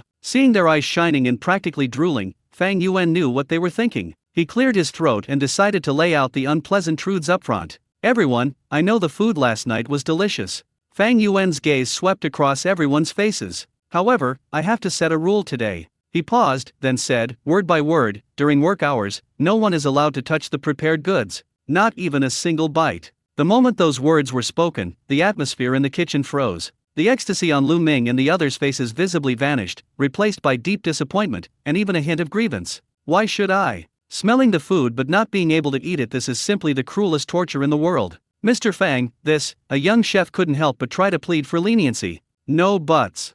Fang Yuan's attitude was firm. These are all goods to be sold tomorrow, not a single one can be missing. If you eat them now, what will I sell tomorrow? He pointed to the mountain of ingredients, but don't be discouraged, everyone. As long as we can finish the task on time tonight, I'll use the leftover scraps to make everyone a late-night snack after we wrap up. You can eat your fill. Real. Long live President Fang. The journey from hell to heaven often happens in the blink of an eye. Upon hearing that there was a special late-night snack available, and that it was all you can eat, everyone's eyes lit up again, and their enthusiasm was instantly reignited. Although we can't sneak a bite of the finished product, being able to eat a late-night snack made by Mr. Fang himself is a great blessing. Alright, everyone, stop standing around and get to work. Fang Yuan clapped his hands. Same as yesterday, Manager Wu, you and Chef Lu and the other three are in charge of packing the spicy chicken noodles and popcorn. Xiao Ma and Lao Wang, you two are in charge of skewering the noodles.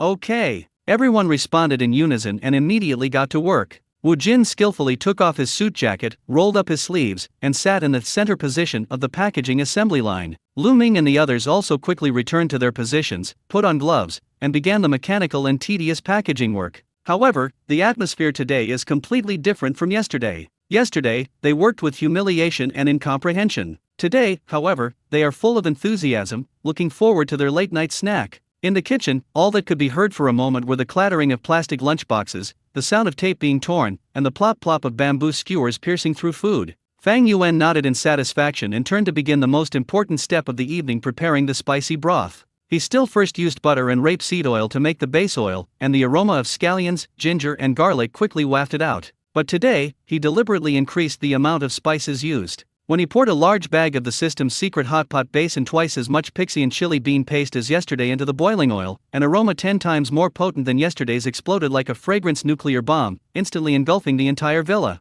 Sizzle. The chili oil sizzles and the aroma explodes. That intensely spicy, numbing, fresh, and fragrant flavor seemed to have grown hands, roughly drilling into everyone's nasal cavity, grabbing their stomachs, and ravaging their taste buds and nerves. Gurgle. Wu Jin, who was packing rapidly on the assembly line, suddenly froze, letting out a loud swallowing sound. He felt the cravings within him instantly activated by the aroma, frantically gnawing at his reason. Lu Ming and the others standing nearby were even more distressed. Their movements slowed down, and they craned their necks, staring intently at the large pot in front of Fang Yuan, their faces filled with pain and torment. It smells so good. This smells so damn good. Yesterday's smell was already unbearable, but today's smell is like a death knell. The two closest skewers duo, Xiao Ma and Lao Wang, felt like they were suffocating. They felt as if they were in an ocean of chili peppers and spices, where every breath was a sweet torture. The bamboo skewer slipped from old Wang's hand and once again accurately pierced his own finger. Hiss! He gasped, but didn't even bother to look at it. He just put his fingers in his mouth and sucked on them, his eyes still fixed on the pot of bright red and tempting soup. Fang Yuan seemed oblivious to the horrific scene behind him, his entire focus was on making the soup. Stir fry, add broth, add a new spice packet, every step is executed smoothly and rhythmically. The broth was bubbling away in the pot, and the rich aroma assaulted everyone's senses in waves. Time passed by, second by second. Lu Ming, who was packing up a bag of spicy chicken noodles, felt like he was going crazy. The ramen in his hand was obviously delicious, but compared to the aroma of the broth, it was simply inferior. As he quickly packed the noodles into boxes, he screamed inwardly, "Faster! Faster! Once I finish this job, I can have a midnight snack." The little horse, strung together, even began to hallucinate. He looked at the potato slices in his hand, as if he could already see them rolling in the spicy broth, cooked until glistening and flavorful. He couldn't help but swallow, feeling the spicy and crunchy taste already in his mouth. For these 7 people, the entire process of preparing the goods was a painful yet joyful ordeal. It's 11 p.m. When the last quail egg was skewered and the last box of spicy instant noodles was packed, Fang Yuan finally straightened up and let out a long sigh of relief. Alright, that's a wrap. Upon hearing those 2 words, Wu Jin, Lu Ming, and the others felt as if they had heard heavenly music. They dropped what they were doing and jumped up from their seats almost simultaneously, their eyes fixed intently on Fang Yuan. Those eyes were like those of a fledgling bird waiting to be fed, filled with pure, undisguised longing. At 10 a.m. on Tuesday, the scene at the entrance of Zhongcheng Experimental Primary School was completely different from yesterday. The food street, which was quite lively yesterday, is rather deserted today. The auntie selling fried chicken strips didn't come, the auntie selling Odin didn't come, and even the vendor selling candied hawthorns disappeared. Only Uncle Wang's sausage stall remains, standing alone in the same spot. However, today he moved his stall to a corner far from Fang Yuan, but with a great view. Judging from his posture, he didn't seem to be there to do business, but rather to deliberately reserve a good spot to watch the show. At exactly 10 a.m., that familiar, bright yellow electric tricycle appeared on the street corner right on time. "They're here! They're here!" Several young mothers who had been waiting there immediately surrounded her with their eyes lit up. Fang Yuan had just parked the car and hadn't even had a chance to spread his wings when Lily, a mother who had bought 5 servings of spicy chicken noodles yesterday, rushed up to him. "Boss, what do you have today?" "The usual 3 dishes," Lily asked expectantly. "Okay, still the same spicy chicken noodles, spicy skewers, and popcorn."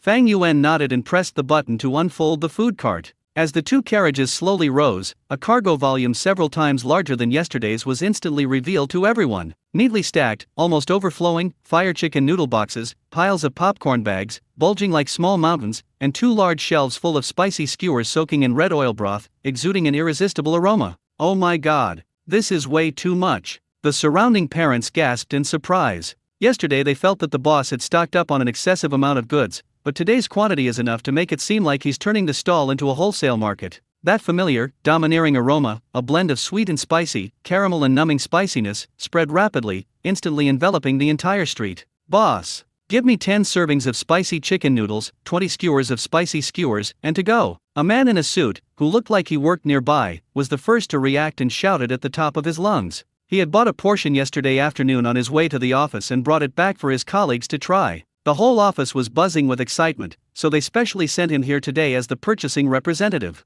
"All right." Fang Yuan quickly started packing. Having learned from yesterday's experience, he made sure to prepare extra takeout bags and cutlery today. "Boss, I want 5 servings of noodles, 5 bags of popcorn, and 30 spicy skewers." Lily wasn't going to be outdone. She wanted to bring a portion for her whole family, including her parents and in-laws, to try. "I need 8 copies. And for our office too. Give me 20 skewers. I want them all." For a time, the sound of orders being placed echoed from the stalls. These parents were buying 5 or 10 portions at a time, as if money were no object. The scene was so lively that even Fang Yuan was somewhat taken aback. He couldn't handle it all by himself, so he had to collect money while quickly taking goods out of the insulated box and packing them. In the distance, Uncle Wang, who runs a sausage stall, watched the scene, forgetting to smoke his cigarette, his mouth agape enough to fit an egg. "This is insane. These parents have gone crazy." Yesterday's shopping frenzy was already outrageous, but today's is practically robbery. He watched as the small mountain of lunchboxes and packaging bags in front of Fang Yuan's stall collapsed rapidly before his very eyes.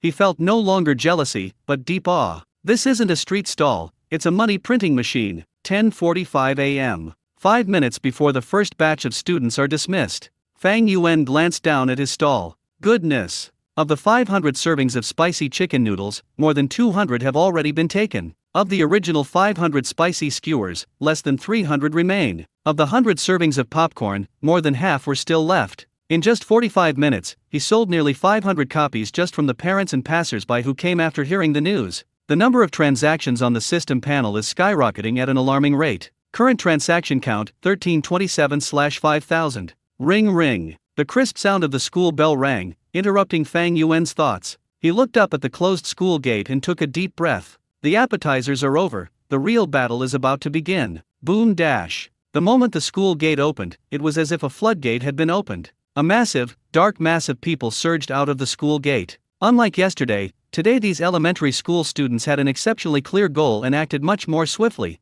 They didn't even bother to greet their parents, they shot off like arrows towards the flashy yellow tricycle. "Uncle, spicy chicken noodles. I want spicy skewers. Leave me a bag of popcorn." Hundreds of children surrounded Fang Yuan's stall, their shouts almost lifting the roof off. "Don't push. Line up. One at a time." Fang Yuan shouted at the top of his lungs, feeling like his ears were about to be deafened by the piercing sound. Just then, a familiar figure, taking advantage of his large size, forcefully pushed his way through the crowd and rushed to the front. It was Chen Yifei, nicknamed Brother Fei from Class 2, Grade 6. Behind him followed Li Zihao, the chubby boy who had sworn to defend the spicy chicken noodles to the death yesterday. The two exchanged a glance, and it was as if lightning flashed through the air. "Boss." Fei didn't waste any words today. He took out 2 brand new 100 yuan bills from his pocket and slammed them heavily on the stall. This arrogant act instantly silenced the noisy elementary school students around him, and they all turned to look at him. Fei Ge enjoyed the feeling of being the center of attention. He cleared his throat, pointed to the pot of spicy skewers that was still bubbling away, and said in an unquestionable tone, "I'll take all of these spicy skewers." You want all of them? Everyone present, including Fang Yuan, was stunned. There are at least 300 skewers in this pot. Is he going to eat them all by himself?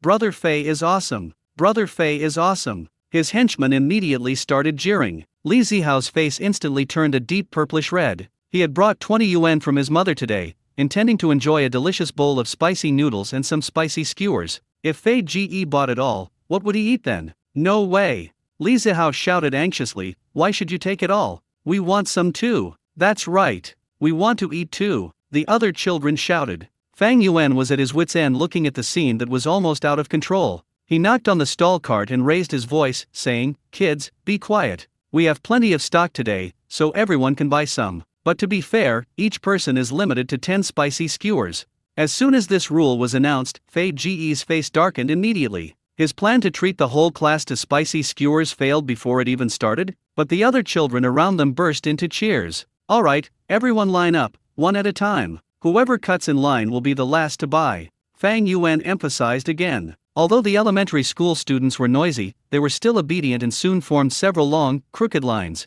Sales began at an alarming pace. Fang Yuan didn't even have time to collect money and give change. He simply had the children put the money in a box while he took the goods. 1 bowl of spicy chicken noodles, 2 skewers of fish tofu, 1 skewer of potato slices, a bag of popcorn. He was like an emotionless robot, constantly taking lunchboxes out of the insulated box and skewers off the shelf. The goods on the stalls disappeared rapidly, like snow melting away. Only half an hour had passed.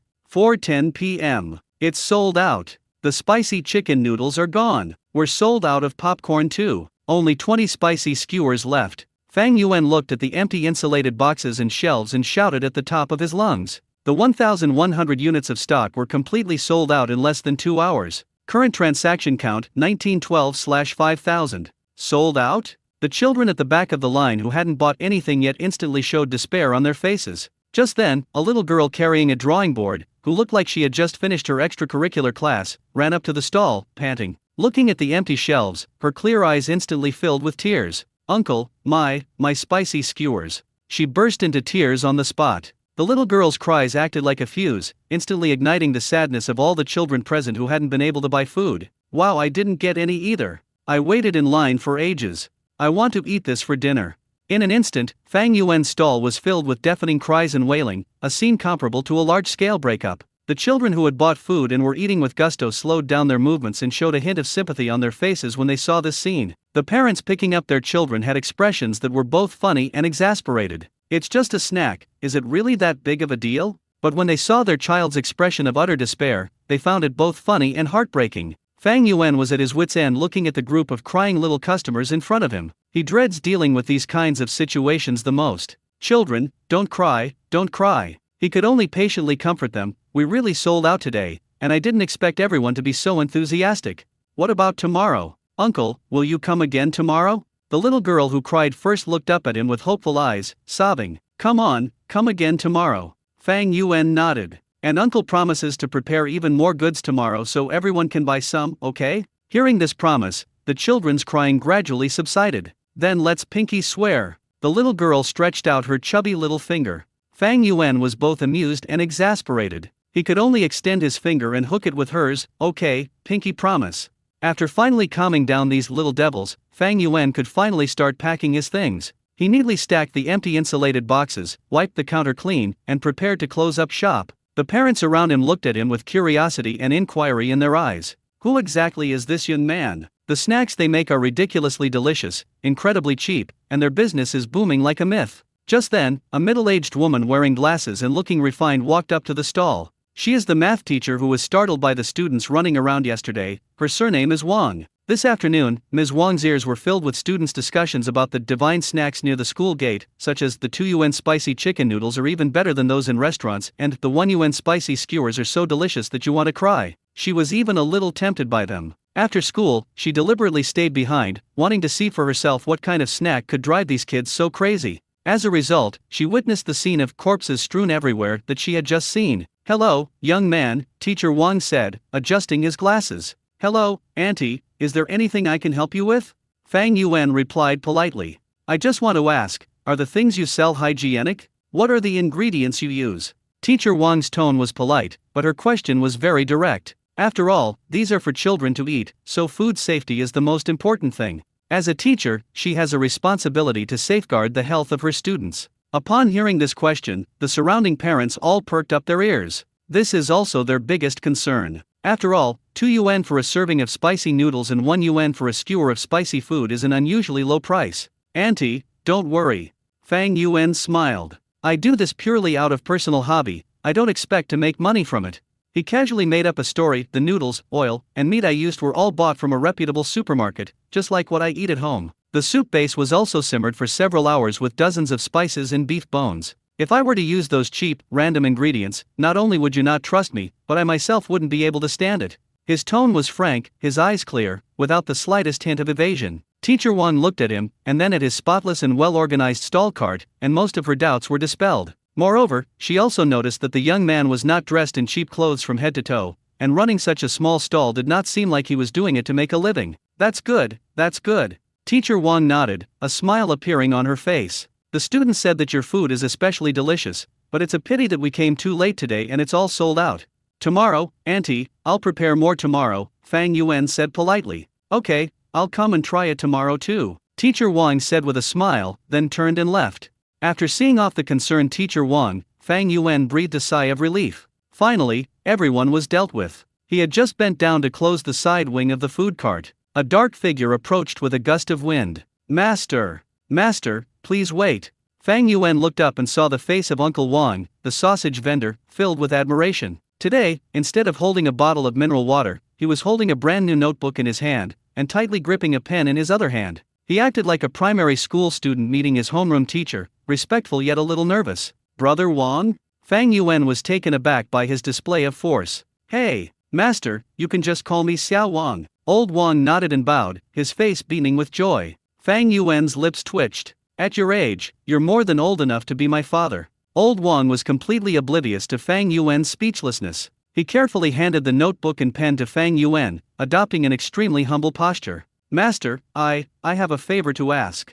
I want to learn from you. Old Wang gritted his teeth and blurted it out. Learn a skill? Fang Yuan was even more confused. Yes. Old Wang nodded emphatically, his eyes full of sincerity. Master, please give me some pointers. How exactly do you understand business? He was completely dumbfounded today. To be honest, I only sold about 30 sausages today, and I didn't even make back the electricity bill. Old Wang's voice trembled with tears. When you set up your stall, good heavens, it's like a tornado has passed through. I can't even see a ghost in sight. Master, if you keep selling like this, I'll have to pack up and go home. Please, have mercy and teach me a couple of tricks. I'll pay you tuition. Just name your price. As he spoke, he reached for his phone to transfer the money. Fang Yuan looked at the title he had written in bold black pen on his notebook on the self-cultivation and wealth code of snack stalls and was immediately at a loss for words. What is all this nonsense? The trick? My secret is cheating, dude, there's no way to teach that. Brother Wang, you're too kind.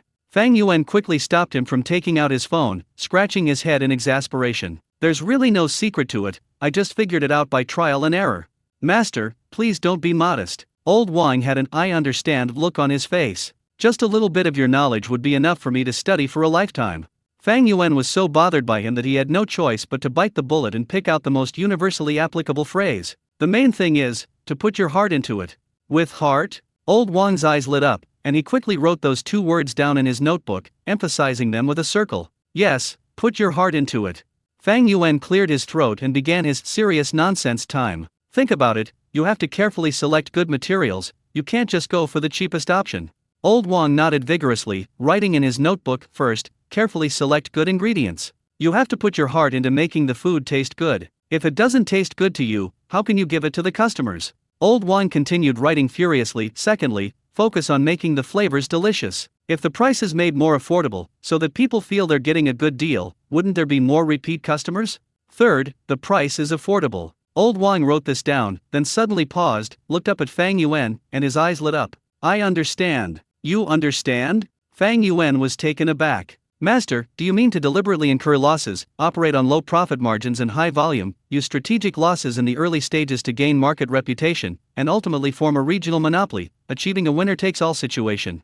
Old Wang said excitedly. Fang Yuan, brother, where did you learn your business logic from some legendary strategist or genius? Thank you, master. Thank you for your guidance. I'll go back and research how to lower the price. I'll try to make it buy one get one free. Old Wang was overjoyed, bowed deeply to Fang Yuan, then held his martial arts manual and ran off proudly. Watching Old Wang's departing figure, Fang Yuan felt bewildered in the wind. I hope I won't see 3 grilled sausages for 1 yuan tomorrow. He shook his head, too lazy to think about it anymore, quickly closed the stall, started the car, and made a quick getaway. Back at the mountaintop villa, Fang Yuan parked the car and practically rolled into the house. He slammed himself heavily onto the expensive leather sofa in the living room, feeling as if every part of his body was protesting. I'm much more tired today than yesterday. Not only physical, but also mental. Dealing with those kids and their parents is more mentally taxing than flipping a wok 1,000 times. He lay sprawled on the sofa for a full 10 minutes before he could catch his breath. System, open the panel.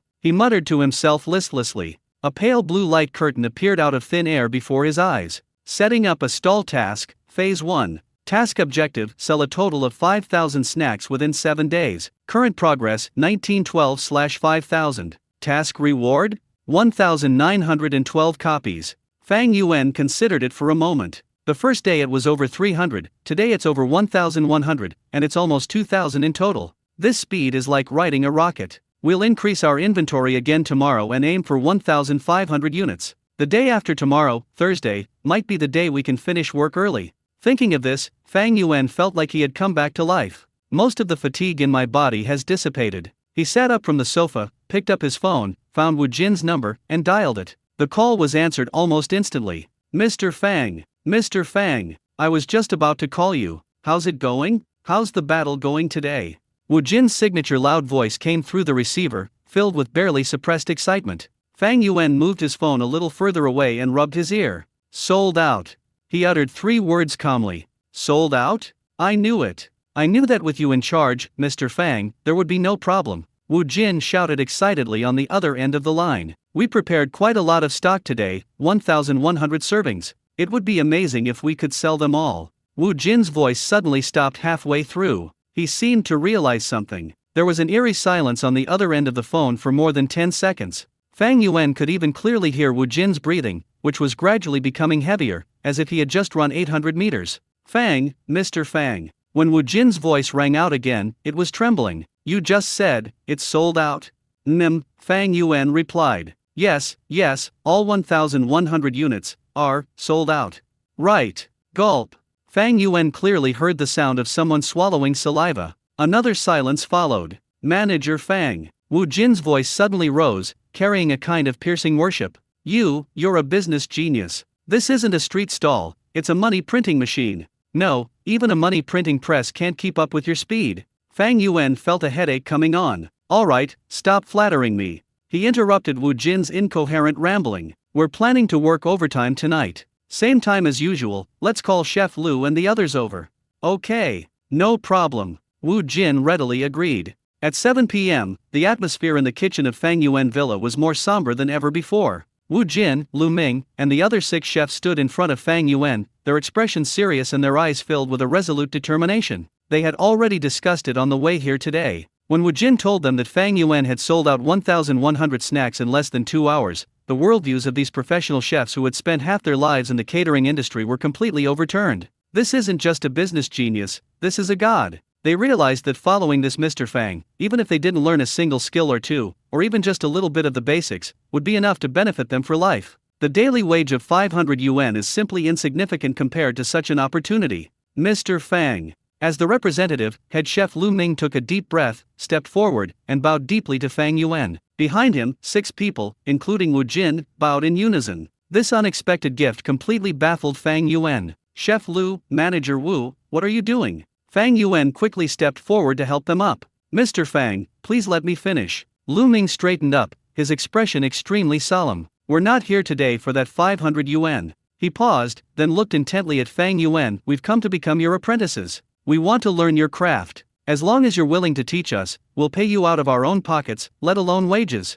Yes. Mr. Fang, please accept us. We are not afraid of hardship or fatigue, and we can do any kind of work. Several chefs nearby chimed in, their faces flushed with excitement. They were truly convinced. Fang Yuan's superb culinary skills, especially his irresistible spicy broth, held a fatal attraction for those of them who made a living as chefs. They dreamed of knowing how that flavor was created. Even Wu Jin, a business elite, said sincerely, President Fang, Chef Liu and the others are truly dedicated. If you plan to open a restaurant or start a restaurant chain, they will definitely be your most loyal team. Fang Yuan looked at the 7 faces in front of him, all brimming with eagerness for knowledge, and was at a loss for words, not knowing whether to laugh or cry. Becoming an apprentice? Learn a trade? I would love to teach, but the recipes the system gives me are so vague and hard to explain that I have to rely entirely on muscle memory. How am I supposed to teach them? Are you suggesting we tell them to pour oil into the pot, then add spices number 1, number 2, etc., by feel, and finally try to sense the changes in the broth?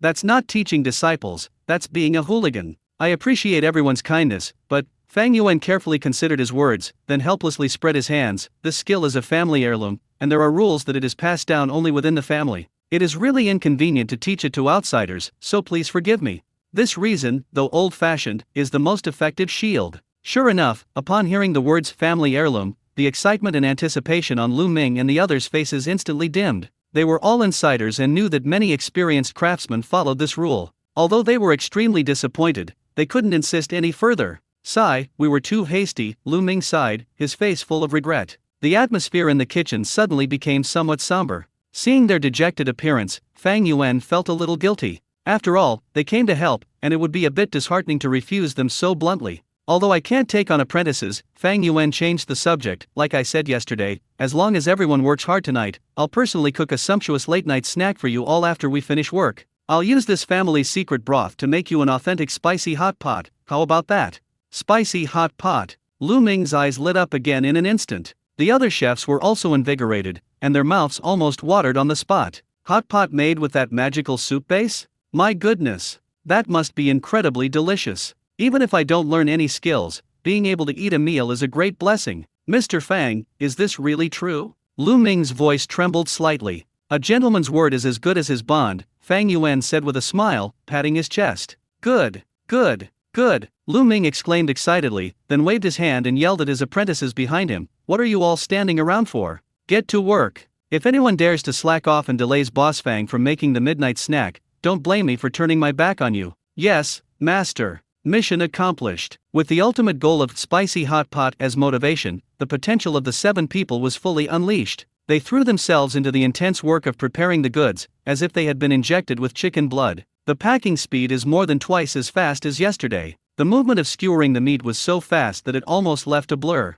Fang Yuan nodded in satisfaction as he watched their desperate efforts. He turned around and announced tonight's stocking target. Today's task is heavier than yesterday's. The target is 1,500 orders. If this number had been displayed an hour ago, it would probably have paralyzed Lu Ming and his team. But now, tempted by the spicy hot pot, they only feel their blood boiling. 1,500 copies, right? No problem. Just watch, Mr. Fang. Lu Ming patted his chest and assured him. The kitchen in the villa remained brightly lit all night. A strong, irresistible aroma wafted from the windows, filling the night air of the neighborhood and prompting many late-night residents to stop and sniff, trying to guess which family was making a late-night snack. Midnight. When the last task of stocking up was completed, everyone collapsed into their chairs, exhausted, but each face was filled with a happy and satisfied smile. Because, on the dining table in the center of the kitchen, a huge hot pot was bubbling and churning. The soup base is bright red and has a rich aroma, with various fresh meats and vegetables laid out on the side. Let's get started, everyone. At Fang Yuan's command, the 7 hungry men cheered and grabbed their chopsticks in unison. A whirlwind, exhilarating late-night feast has officially begun.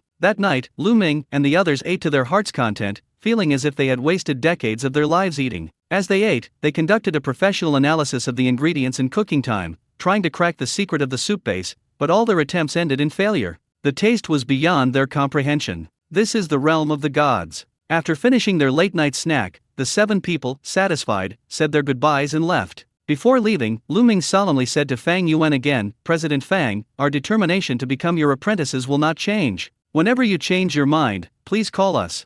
Fang Yuan could only smile and nod as he watched them leave. Wednesday, 10 a.m. The scene at the entrance of Zhangcheng Experimental Primary School is now completely different. Yesterday, there were still a few stalls holding on, but today, apart from the corner where Fang Yuan usually hangs out, there are no other vendors to be seen on the entire food street. No, there is still one. Uncle Wang, the sausage vendor, is still holding his ground. However, he didn't set up his stall today. His sausage grill stood there all alone, without even being plugged in. Old Wang himself moved a small stool and sat far away, holding his precious little notebook in his hands, wearing a pair of reading glasses, sitting upright like a primary school student preparing to listen to a lesson. His gaze was fixed on the street corner where Fang Yuan was about to appear, his eyes filled with anticipation and devotion. It was exactly 10 o'clock, down to the second. That bright yellow electric tricycle, like a punctual superstar, appeared right on time in everyone's sight. They're here. They're here. The boss is here. The dozens of parents who had been waiting there instantly erupted in excitement. They swarmed around them in a flash. The scene was several times more exaggerated than yesterday. Fang Yuan had just parked the car and hadn't even pressed the unfold button when Lily's mother, who had bought 30 spicy skewers yesterday, was the first to squeeze to the front. "Boss, do you have enough stock for today? I brought all the orders for our entire department." Lily waved her phone, which displayed a long memo. "Boss, give me 20 servings of spicy chicken noodles and 50 skewers of spicy skewers." Another man in a suit shouted. He had driven the company car here today, and the trunk was empty. Fang Yuan was both amused and exasperated by the scene, and could only try to calm everyone down while pressing the unfold button. Boom dash. As the two carriages slowly rose like wings, the cargo volume, several times larger than yesterday's, unfolded before everyone like a scroll painting, piled up like a mountain, looking like the fire chicken noodle boxes are about to collapse at any moment. A small mountain of popcorn, bulging and almost bursting out of the packaging. And there are 3 whole racks of spicy skewers, bubbling and steaming in a bright red and rich broth, exuding an irresistible aroma. My God, did they move the warehouse here? Boss is awesome. A chorus of exclamations and praises erupted from the audience. The aroma, a blend of sweet, spicy, caramel, and numbing spiciness, even richer and more overpowering than yesterday's, swept across the entire street, heralding the start of a new day of robbery. Don't rush. One at a time. We'll have plenty of stock today. Fang Yuan shouted at the top of his lungs. However, his words had no effect. These parents are all acting like they've gone mad. "Boss, I want 30 servings. Give me 100 skewers. Quick! I need to get back to the company for a meeting. Is there any more popcorn? I'll take it all." The situation briefly spiraled out of control. Fang Yuan couldn't handle it all by himself. He felt like a small boat in a stormy sea, which could be capsized at any moment by this group of crazy diners. Just then, a middle-aged woman with glasses and a gentle demeanor squeezed in. It was Mr. Wang, the math teacher who had been so concerned yesterday. "Young man, give me a bowl of spicy chicken noodles, and 2 skewers, and this seaweed and potato slices, please." After returning home yesterday, Teacher Wang was talked about by his students all night, so he came here early today just to try this legendary divine snack. "Okay, Auntie, please wait a moment." Despite his busy schedule, Fang Yuan prioritized packing the food for this teacher. Teacher Wang paid 4 yuan, took the still steaming food, walked to the side, and curiously opened the lunchbox. A sweet and spicy aroma wafted over. She picked up a small handful of noodles and carefully put them into her mouth. The next second, Teacher Wang's eyes widened suddenly. What is this smell? The noodles are springy and chewy, and the sweet, spicy, fresh, and fragrant sauce unfolds in layers in your mouth. The spiciness is pure and doesn't burn your stomach, and the sweetness is just right without being cloying. How could a roadside stall selling food for 2 yuan a serving possibly produce a taste comparable to a 5-star restaurant? She picked up the string of potato slices soaked in chili oil and took a bite. Snap!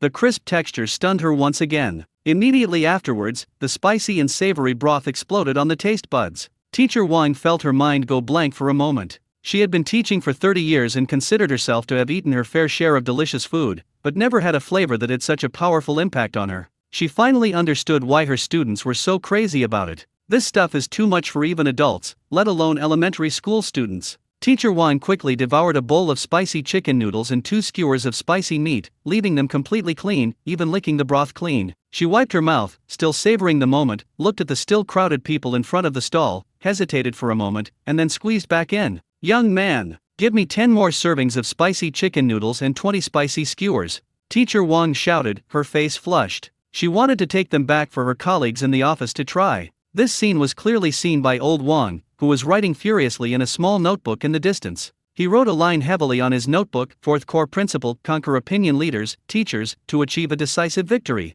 10:50 a.m. The crisp sound of the school bell, like a bugle call to charge, resounded through the sky. Fang Yuan glanced at his stall, which was almost half empty, and took a deep breath. "It's here!" Boom dash. The school gates opened. The dense crowd of students surged out like a floodgate being opened. Today they are more organized and disciplined than yesterday. Leading the way were none other than brother Fei Chen Yifei and noodle master Li Zihao. The two met in the park yesterday and, after a brief misunderstanding, have now made peace and formed a food shopping alliance.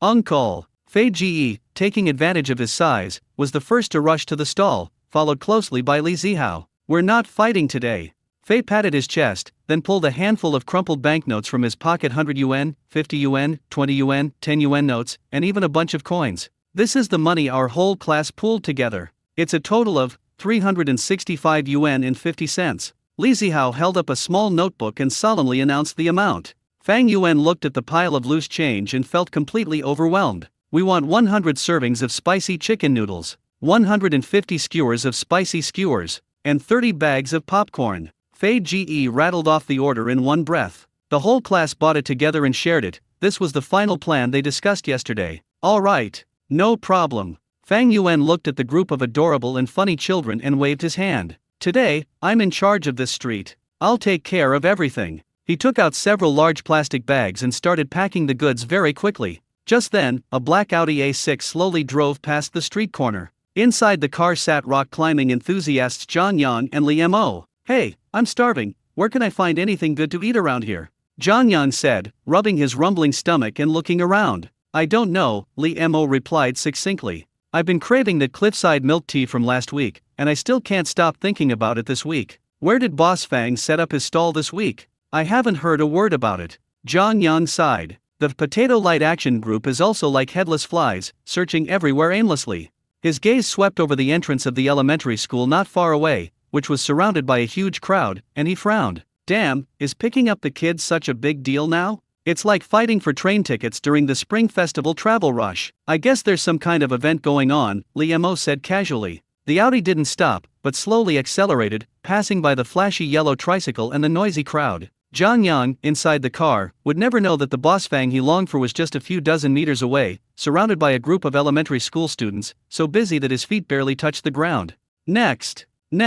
Fang Yuan felt like his arm was no longer his own. He was like an emotionless assembly line machine, endlessly repeating the actions of collecting money, picking up goods, and packing. The purchasing power of primary school students once again surprised him, especially today. Under Fei Ge and Li Zihao's unified procurement model, transaction efficiency has been maximized. Often, a large wad of loose change would be slapped on the table, followed by a series of orders. "Uncle, our class wants 30 servings of noodles and 50 skewers." "Uncle, we want some too. This is the money we collected." The box for storing change in front of Fang Yuan's stall quickly filled up, so he could only take out a second, a third. The mountain of stock on the stall was collapsing at a visible speed. 11:30 a.m. Only 40 minutes had passed since the first batch of students left school. "That's all. Last serving of spicy chicken noodles," Fang Yuan shouted at the top of his lungs. A little girl with a ponytail handed over 2 coins with trembling hands, accepting this last bit of hope. "The spicy skewers are sold out. Popcorn, last 3 bags." No sooner had the words left his mouth than 3 hands reached out simultaneously, accompanied by 3 urgent cries of "I want it." Thus, the 800 portions of goods that Fang Yuan had prepared for this morning were completely wiped out in less than an hour and a half. Current transaction count 2735/5000. Looking at the rapidly rising numbers on the system panel, Fang Yuan breathed a long sigh of relief. Finally, it's over. However, the battlefield before him was far from calm. Hundreds of children who couldn't buy food surrounded his stall, their faces filled with apocalyptic despair. "Wow, I couldn't buy any again. I must be the first one to rush out tomorrow. Uncle, are you coming again this afternoon? Please." The familiar cry shook the heavens, and wailing filled the air. Fang Yuan was at his wit's end and could only repeat comforting words over and over again. "Don't cry, kids. Uncle will be back this afternoon. I'll be setting up my stall promptly at 3:30. We'll prepare even more this afternoon, making sure everyone can get some, okay?" After receiving his repeated promises, the group of little devils reluctantly dispersed, turning back every few steps. The school gate was finally quiet for a moment. Fang Yuan was so exhausted that he plopped down on a small stool, feeling completely drained. This is more tiring than shaking milk tea on a cliff all day. He was packing his things when a figure approached him like a ghost. It's Uncle Wang, the sausage vendor. Today, the way he looked at Fang Yuan was no longer worship, but rather an almost fanatical reverence. "Master!" Old Wang's voice trembled. "Brother Wang, what's wrong now?" Fang Yuan raised his head listlessly. "Master, I did as you instructed." Old Wang excitedly flipped open his notebook and pointed to a newly written line. Fang Yuan leaned closer to take a look and saw that it read, "Strategic Loss Practice Report. Below is a smaller line of text, buy one get one free, igniting the market. Fang Yuan's eye twitched violently. How is it? How is the effect? He asked tentatively. The results are outstanding. Old Wang exclaimed excitedly, his face flushed. Master, you didn't see it. This morning alone, I sold a full 200 sausages. That's more than I sold in the past week. That's good. Fang Yuan thought to himself, small profits but quick turnover, that doesn't seem wrong. But, Old Wang's face suddenly fell, and his voice trembled with tears. I did the math, and I sold 200 sticks, but I lost more than 300 yuan.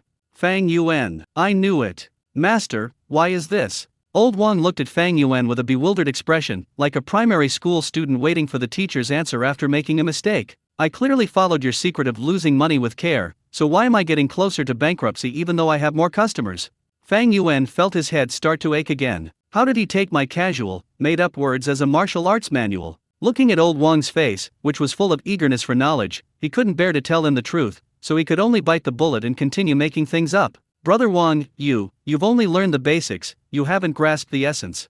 Fang Yuan cleared his throat, adopting a profound and unfathomable air. Oh, Old Wang's eyes lit up, and he quickly picked up his pen to take notes. Strategic losses don't mean you have to keep losing money indefinitely. Fang Yuan began his performance as a business genius.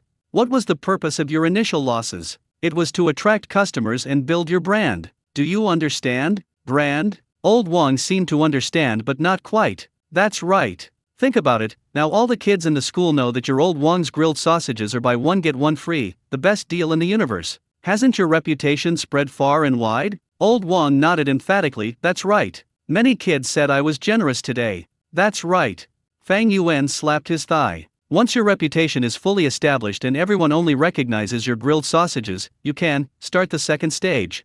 Phase 2? Yes, product upgrade. Fang Yuan lowered his voice and said mysteriously, you can't just sell one kind of sausage, that's so boring. You can come up with some variety, like cheese-filled sausages, black pepper sausages, spicy sausages. With these new products, you can sell them for a higher price, right?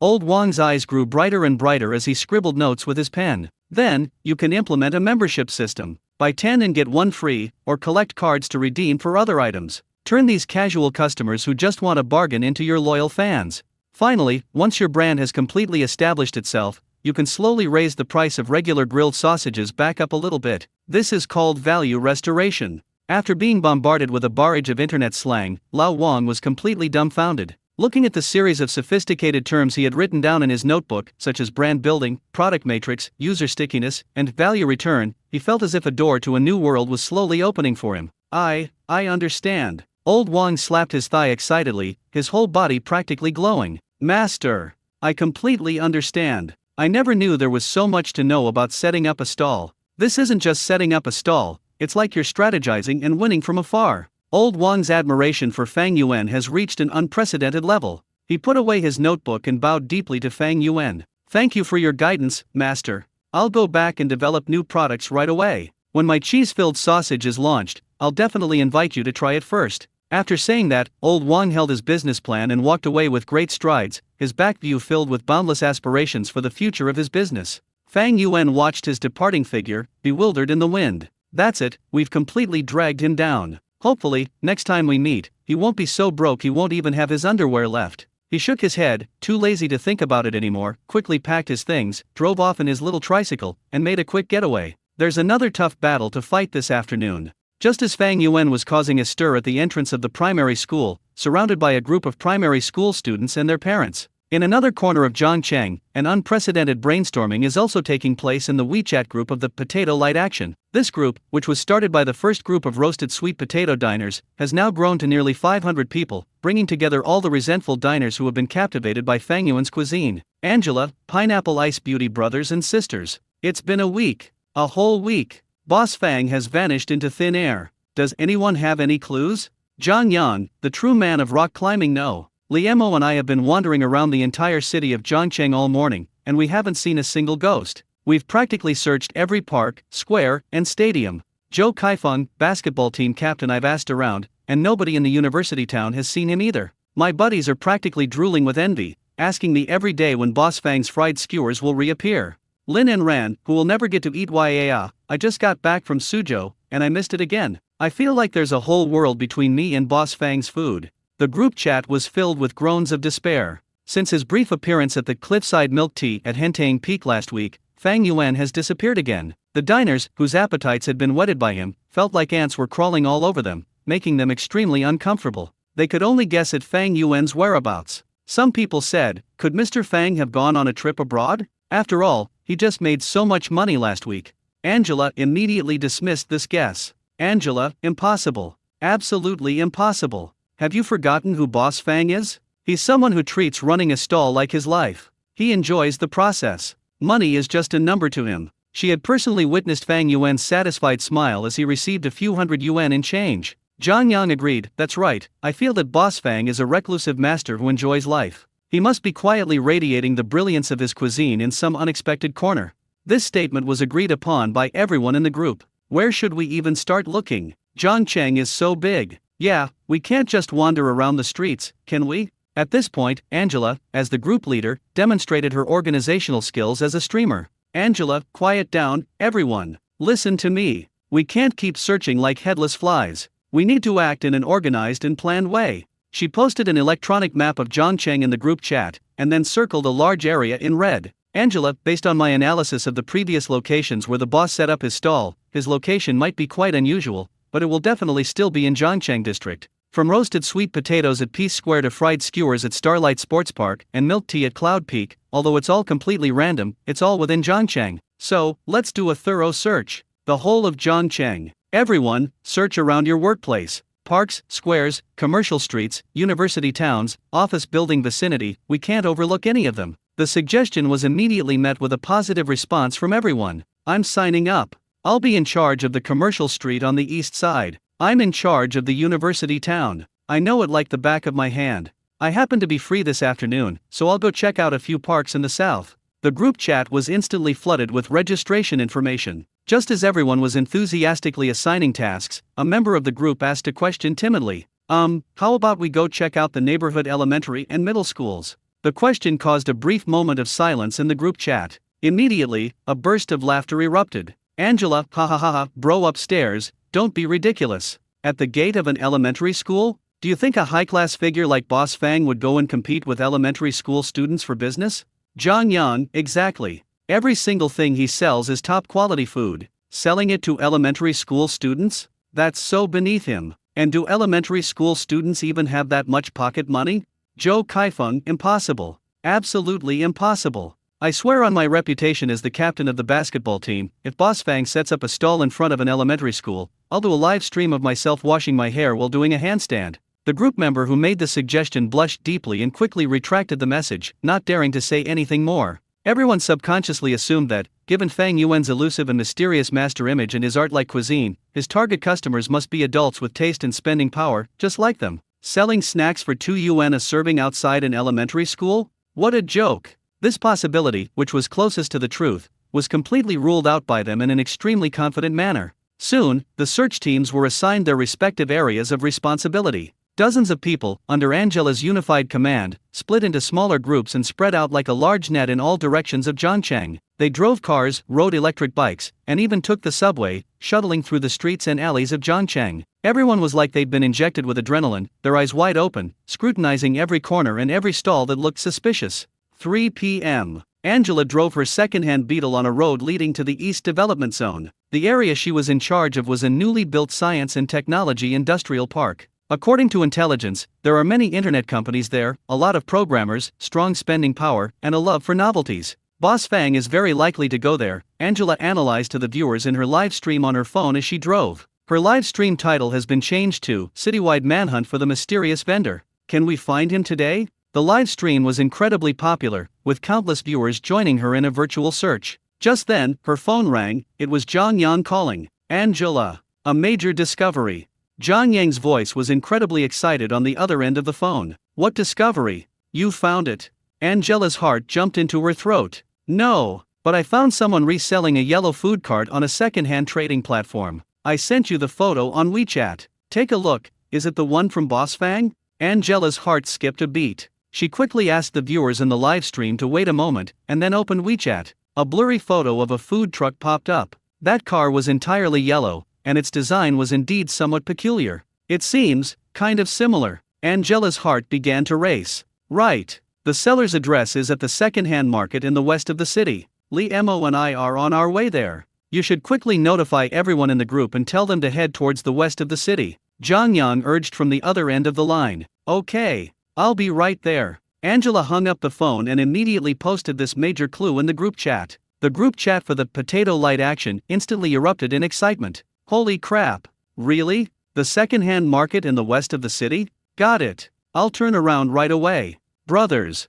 assemble in the west of the city. Capture Boss Fang alive. The net that had been spread in all directions was suddenly tightened, and everyone's target was now in the same direction, the west of the city. A massive, farcical manhunt ensued. Meanwhile, Angela, on her way to turn around and head west of the city, passed through an intersection. On the other side of the intersection, directly opposite, is the gate of Zhongcheng Experimental Primary School. She glanced in that direction and saw a large crowd gathered at the school gate, creating a lively scene. TCH, picking up the kids again. She curled her lip in disdain, stepped on the gas, and sped off in the opposite direction from the school. She never dreamed that the god she had been searching for was right there in the crowd she looked down upon. At 3:30 p.m. sharp, Fang Yuan appeared at the entrance of Zhongcheng Experimental Primary School. He had just unfolded his stall when the familiar, overpowering aroma, before it could fully spread, was overwhelmed by a group of parents who had been waiting there. Boss, you've finally arrived. Quickly, give me 10 servings of spicy chicken noodles. My son has been crying all afternoon.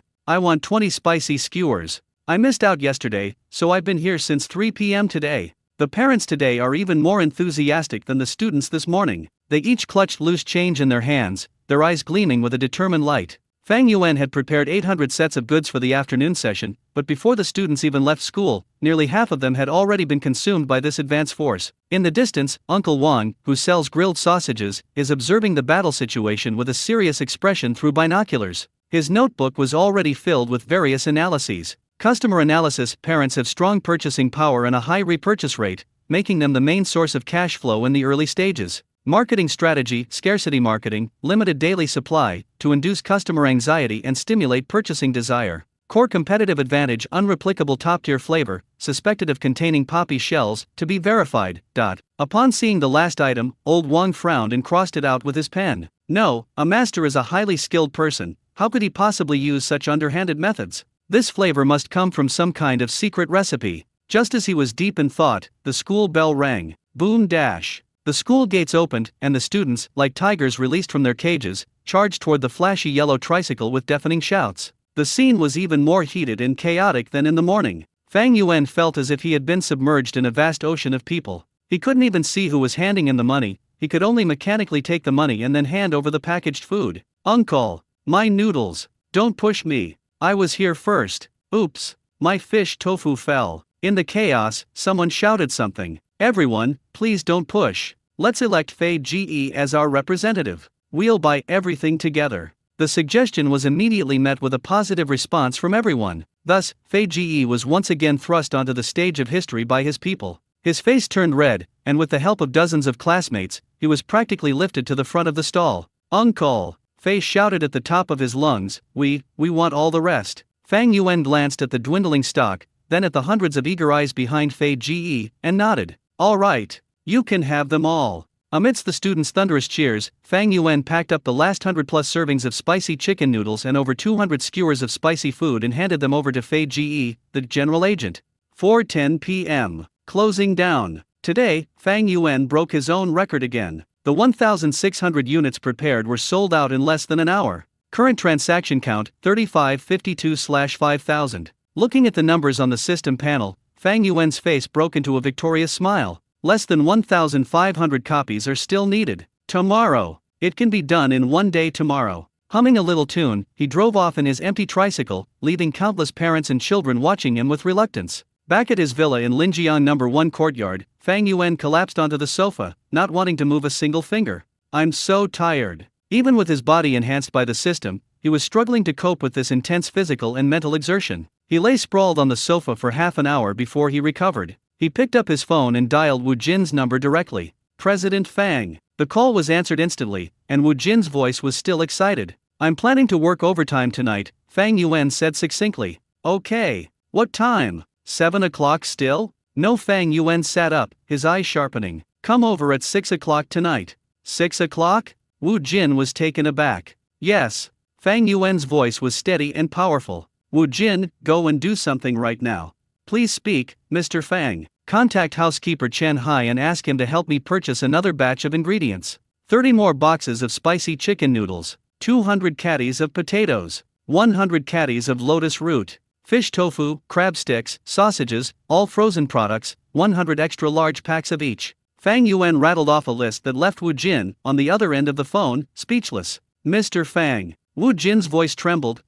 Isn't this a bit too much? You're going to. Tomorrow is the last day, Fang Yuan interrupted him. I need to sell at least 1,500 copies tomorrow. There's no limit to the stock we'll prepare tonight. We'll make as much as we can. Tell Chef Lu and the others that tonight is the final battle. As long as they complete the mission, there will be plenty of midnight snacks. In addition, I will personally cook them a hearty meal. Wu Jin felt his blood starting to boil. Cooking myself. Making a hearty dish. This was a top-tier treatment that even he had never enjoyed. Don't worry, Mr. Fang. Wu Jin's voice cracked with excitement. I guarantee it. Tonight, even if we have to turn the kitchen upside down, we'll definitely complete the mission. After hanging up the phone, Wu Jin immediately took action. He first called Lu Ming to convey Fang Yuan's supreme instructions. When Lu Ming heard the keywords no upper limit and late night snack, a wolf-like cheer came from the other end of the phone. Don't worry, Mr. Wu. The brothers will be there on time. Nobody's going to stop me from working overtime tonight. Then, Wu Jin nervously dialed Chen Hai's housekeeper's number. When he presented the terrifying procurement list to Chen Hai, the usually composed and professional head housekeeper fell silent for half a minute. Manager Wu. Chen Hai's voice carried a hint of barely perceptible curiosity. Excuse my bluntness, Mr. Fang, are you planning to demolish your house and open a food processing plant? Wu Jin explained with a wry smile, more or less.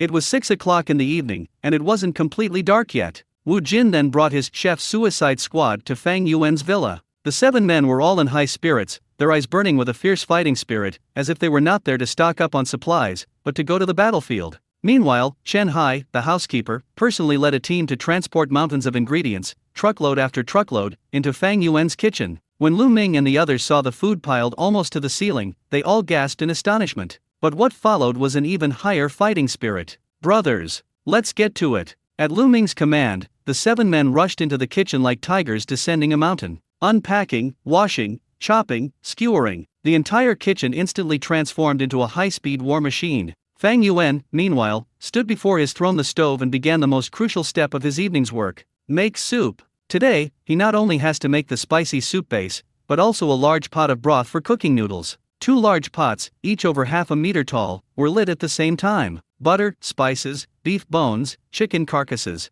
They throw all sorts of top-quality ingredients into the pot like they're free. Soon, 2 distinctly different, domineering aromas intertwined, collided, and rose in the kitchen. One flavor is spicy and domineering, captivating, and alluring. One flavor is rich and delicious, nourishing silently. The 2 aromas transformed the entire kitchen into an aroma domain, where everyone's taste buds were subjected to the sweetest torment. Lu Ming and the others didn't even have time to swallow their saliva. Their hands moved so fast they were almost blurry, and they had only one thought in their minds. Hurry! Faster! Once the work is finished, we can enjoy a proper meal.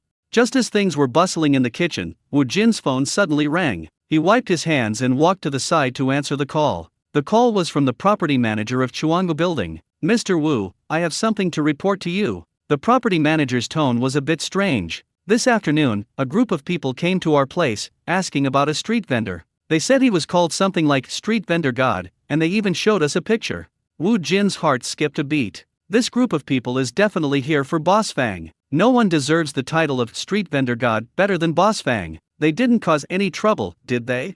No, not really. They were just being all mysterious, talking about some kind of potato-light operation, searching for lost delicacies. I sent them away, the property manager reported. I just thought it was a bit strange, so I brought it up with you. Wu Jin hung up the phone, glanced at Fang Yuan who was wielding a shovel in front of the stove like a demon god descending to earth, and a bead of cold sweat appeared on his forehead. Goodness, these foodies have all gone to the Innovation Valley building? Fortunately, Mr. Fang didn't set up a stall there this week, otherwise he would have been captured alive by these people. He decided not to tell Fang Yuan about this for the time being, so as not to affect his mood for preparing for the battle. Time passed by, second by second, in this tense yet fragrant atmosphere. Midnight. When the last batch of spicy noodles was packaged and the last skewer of spicy noodles was skewered, the entire kitchen was piled high with enough finished products to supply a small canteen for a day. Knock off. Fang Yuan put down his work, looked at the results of his labor, and nodded in satisfaction. Mr. Fang, midnight snack. Lu Ming and the others immediately surrounded him, their eyes burning with anticipation.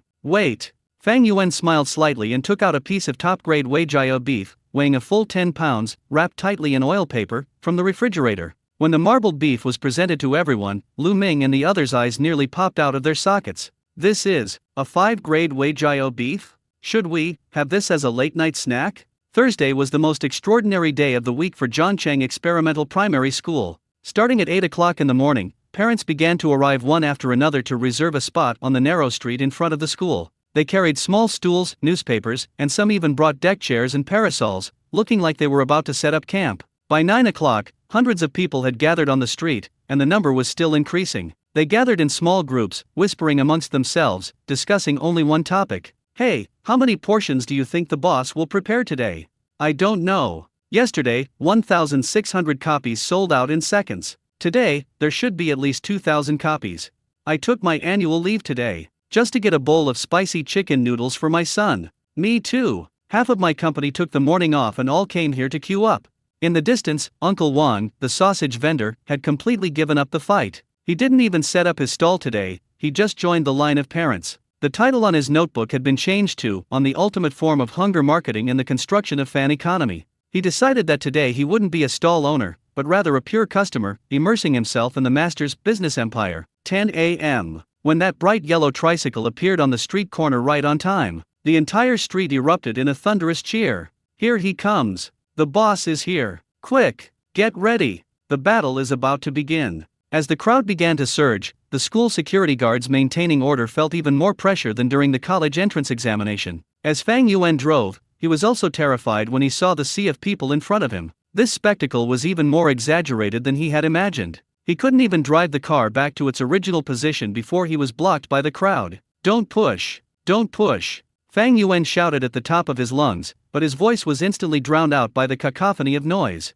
Just then, several figures dressed in chef's uniforms squeezed through the crowd, creating a path. It was Lu Ming and his 2 apprentices. Mr. Fang, we're here to clear the way for you. Lu Ming shouted, his face flushed. It turned out that Wu Jin was worried about Fang Yuan handling the situation alone, so he specially sent Lu Ming and 2 others to help maintain order. With the help of 3 professional chefs, Fang Yuan finally managed to park the car in the usual spot. Boom dash. The stall is set up. When everyone saw the amount of stock in the carriage, which was even more exaggerated than yesterday and almost overflowing from the carriage, another gasp of surprise erupted at the scene. But this time, no one wasted any more words. Let's go on sale.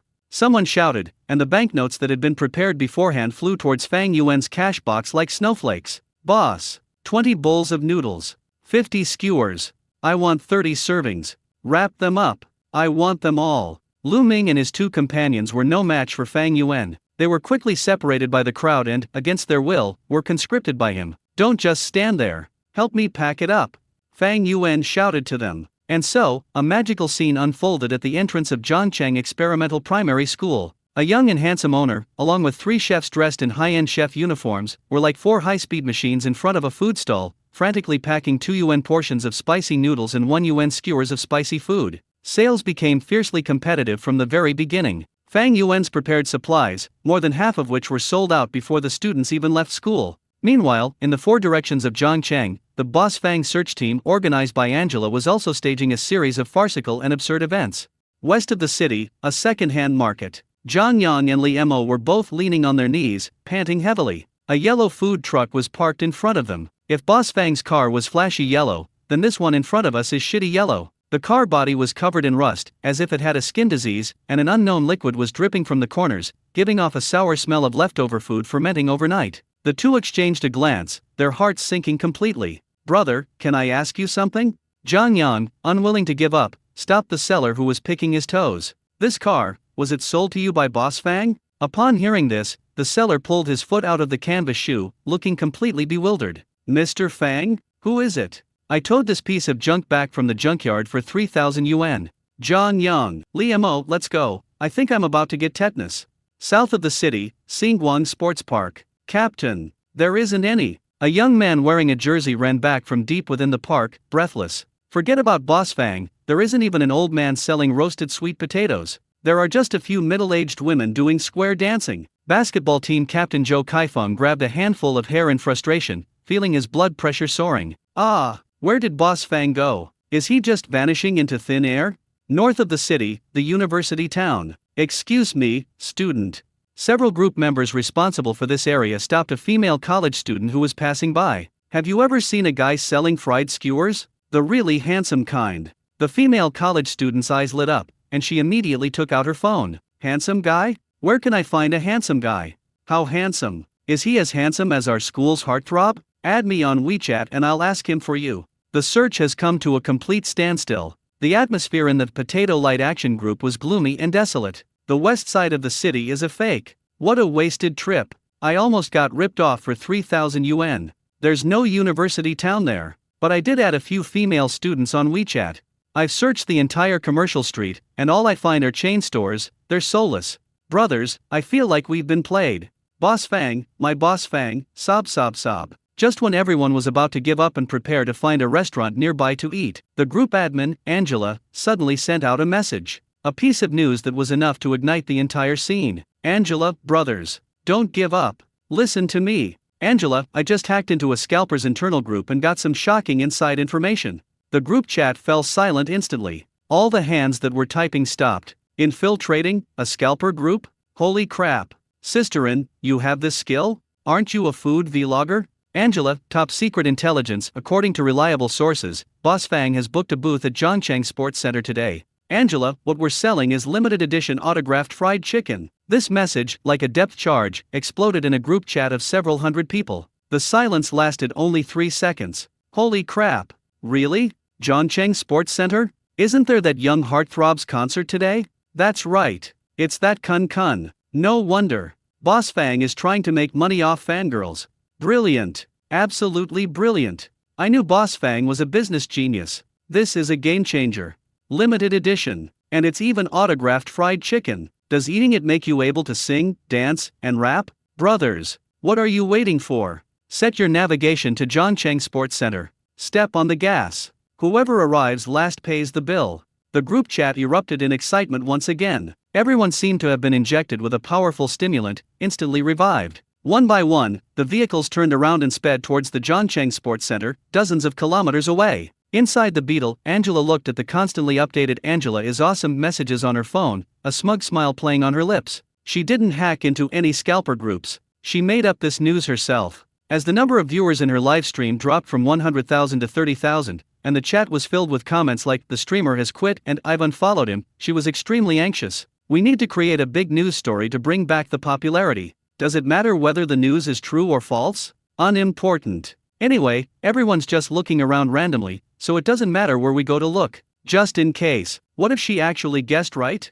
Angela stepped on the gas, and the little Beetle let out a roar that didn't belong to it. Once again, she went against the right path. At this moment, at the entrance of Zhongcheng Experimental Primary School, the battle horn finally sounded. Ring ring. The school bell rang, crisp and sharp, like a command to start a war. The students, who had been waiting at the school gate but were kept at a distance by their parents, suddenly unleashed an amazing burst of energy. Charge! For the sake of spicy chicken noodles. Like a floodgate bursting open, they instantly broke through the dam built by the parents with their blood and flesh, surging towards the flashy yellow tricycle. Uncle! My spicy chicken noodles. Please leave me a string of quail eggs. It's almost gone. Don't block my way. Looking at the scene before him, which was comparable to Train to Busan, Fang Yuan took a deep breath and increased the speed of his hands. Don't worry. We have plenty. We'll have enough for today. His voice, though not loud, clearly reached the ears of every anxious child, carrying a calming power. On the system panel, that number was jumping wildly at an unprecedented speed.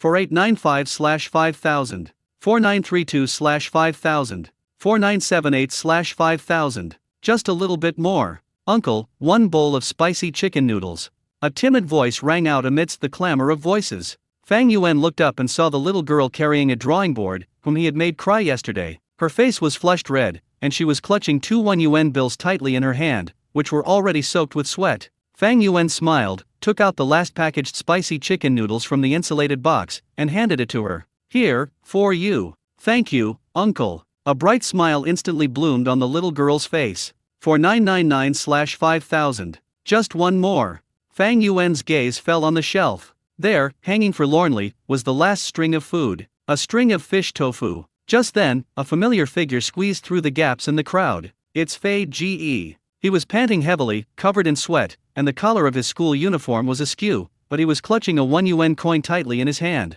Uncle, is there any more? Fang Yuan didn't speak, but simply raised his chin, gesturing for him to look at the string of fish tofu. Fei Ge's eyes lit up instantly, like two light bulbs lit in the dark. He carefully placed the coin, which had become scalding hot from being gripped too tightly, into the cash register. Then, with an almost pious gesture, he reached out and accepted the last fruits of victory. The moment his fingers touched the bamboo skewer, the heavenly electronic voice echoed in Fang Yuan's mind. Bite. Congratulations, host. This week's mission is complete. Settling task rewards. Congratulations, host. You have gained Spirit plus 10, Endurance plus 10, Stamina plus 15. Congratulations, host. You have received 80 million RMB in cash.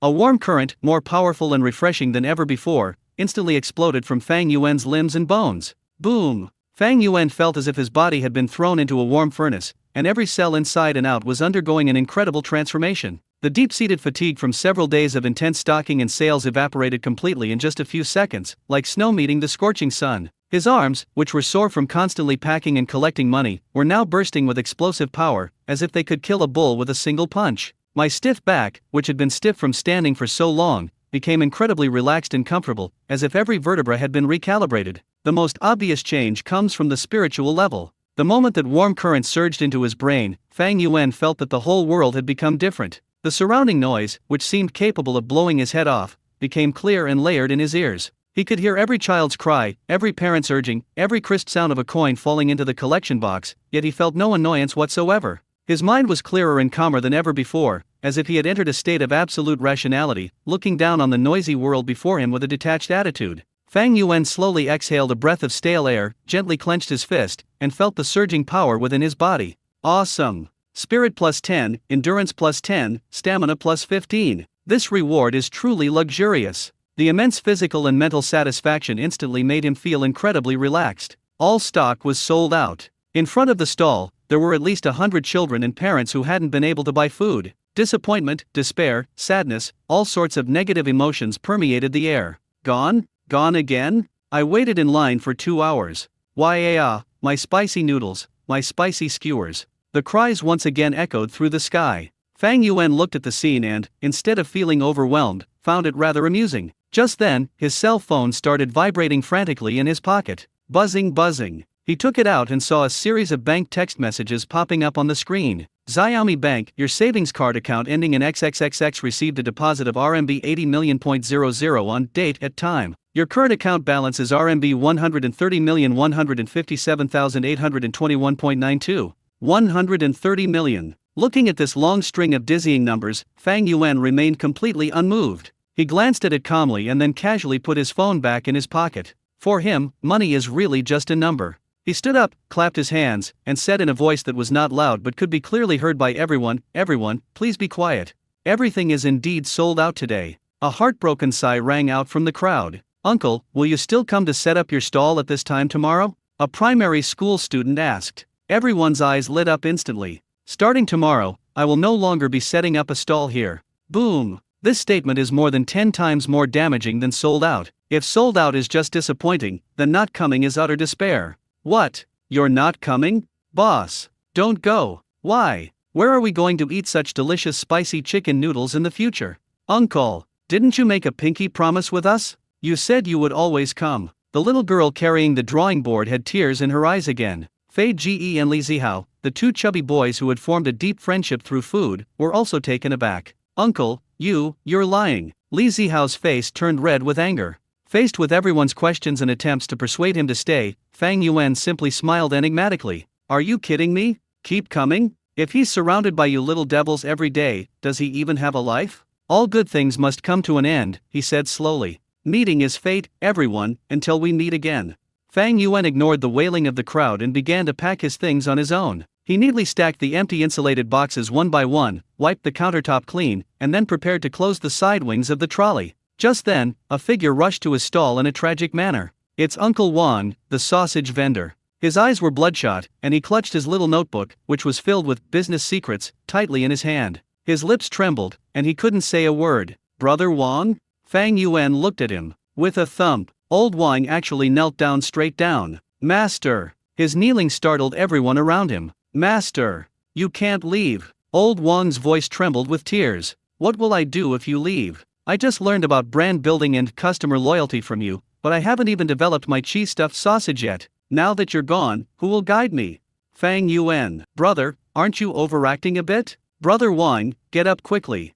Fang Yuan helped him up, both amused and exasperated. I won't get up. Old Wang clung to Fang Yuan's leg, refusing to let go. Master, please accept me. I don't need your formula, I'll just stay by your side, do chores, serve you tea and water, I'm willing to do anything. He finally understood. Business secrets and marketing strategies are all just empty words. This young man in front of you is the real secret to wealth. As long as I can stay by his side, even if it's just picking up the leftover soup and broth, it'll be enough for me to eat for the rest of my life. Fang Yuan was completely exasperated by him. The parents and children around him all looked at old Wang as if he were crazy. Brother Wang, calm down.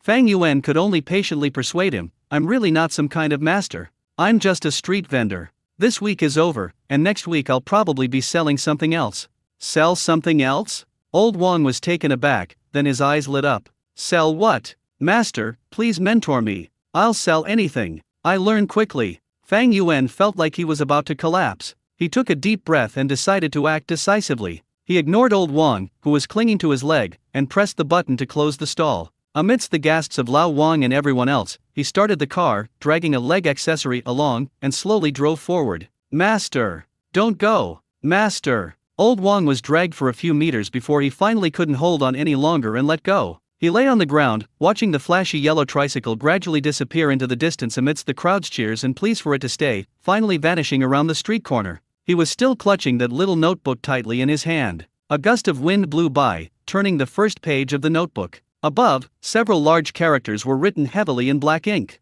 On the self-cultivation of a sausage stand, 2 lines of tears of regret streamed down old Wang's face. His business empire collapsed before it even began. At the entrance of Zhongcheng Experimental Primary School, only desperate wails and a legend about 2 UN spicy noodles remained. This legend will circulate in every parent group and every school forum in Zhongcheng for a long time to come, becoming a myth that no one can replicate. Friday, the sun was shining brightly. Fang Yuan slept until he naturally woke up, a rare occurrence. When he opened his eyes, the clock on the wall was already pointing to 10. He stretched out a big yawn and felt completely relaxed. The fear and exhaustion he felt a few days ago from being dominated by elementary school students vanished the moment the system task was completed, along with that warm current. Now, he felt energetic, refreshed, and relaxed from the inside out. He shuffled to the huge French windows in his slippers, drew back the curtains, and warm sunlight instantly flooded the entire living room. In the garden downstairs, birds sing and flowers bloom, and in the distance, the river glistens. This is life, Fang Yuan couldn't help but sigh.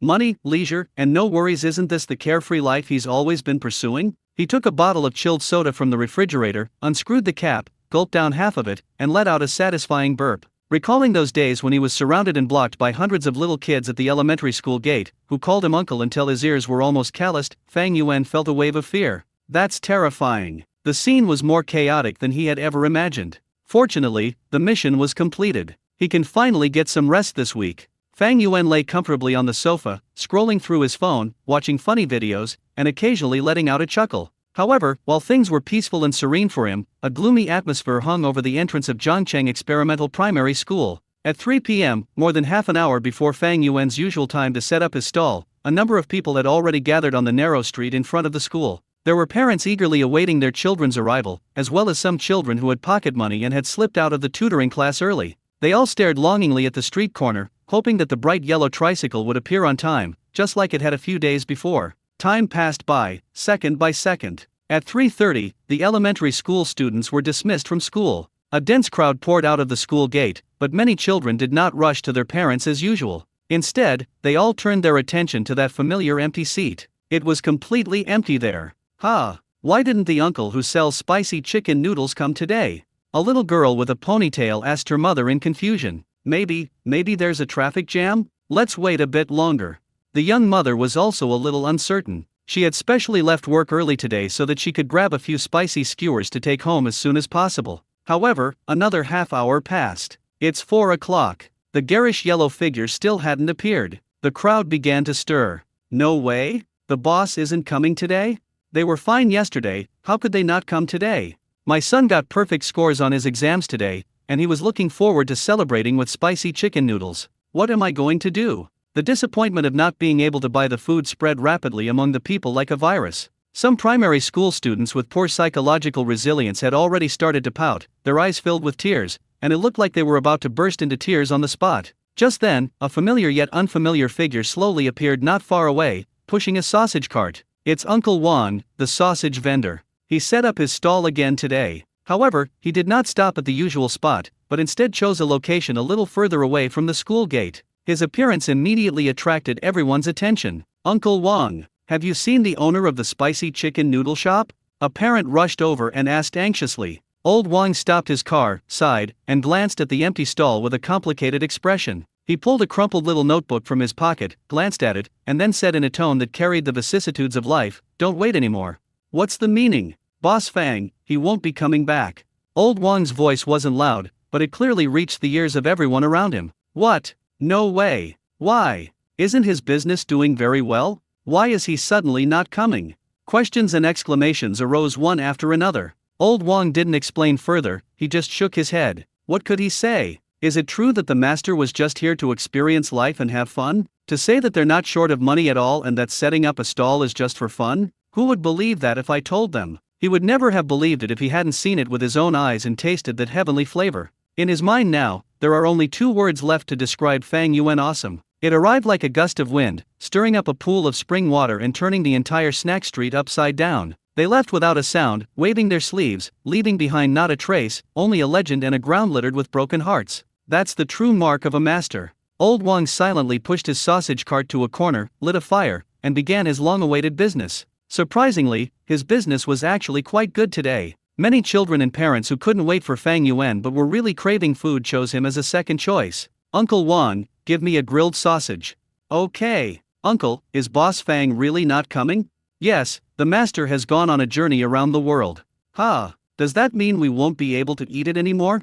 When fate brings us together again, we'll meet again, Old Wang said, feigning profundity, but his heart was bleeding. My cheese-filled sausage hasn't been developed yet, my user loyalty hasn't been established, and my business empire hasn't even started. How could you leave like this, master? This weekend, the parent groups and school forums of Zhangcheng Experimental Primary School were flooded with posts about a man called Uncle Turkey Noodles. Countless people posted online reminiscing about the legendary snack that only existed for 4 days, and some even suggested pooling money to bring back this lost culinary god. But all of this is no longer relevant to Fang Yuan. He stayed comfortably at home for 2 days, feeling like he was about to mold. On Sunday night, he had just finished showering and was lying in bed preparing to sleep when that familiar electronic voice rang in his mind again. Ding! A new week's tasks have begun. Fang Yuan sat up with a start. It's here. Mission location, Zhangcheng, Bipanjian Riverbank. Task objective, sell grilled fish. Task requirement, sell 200 grilled fish within 1 week. Fang Yuan stared blankly at the task details on the system panel.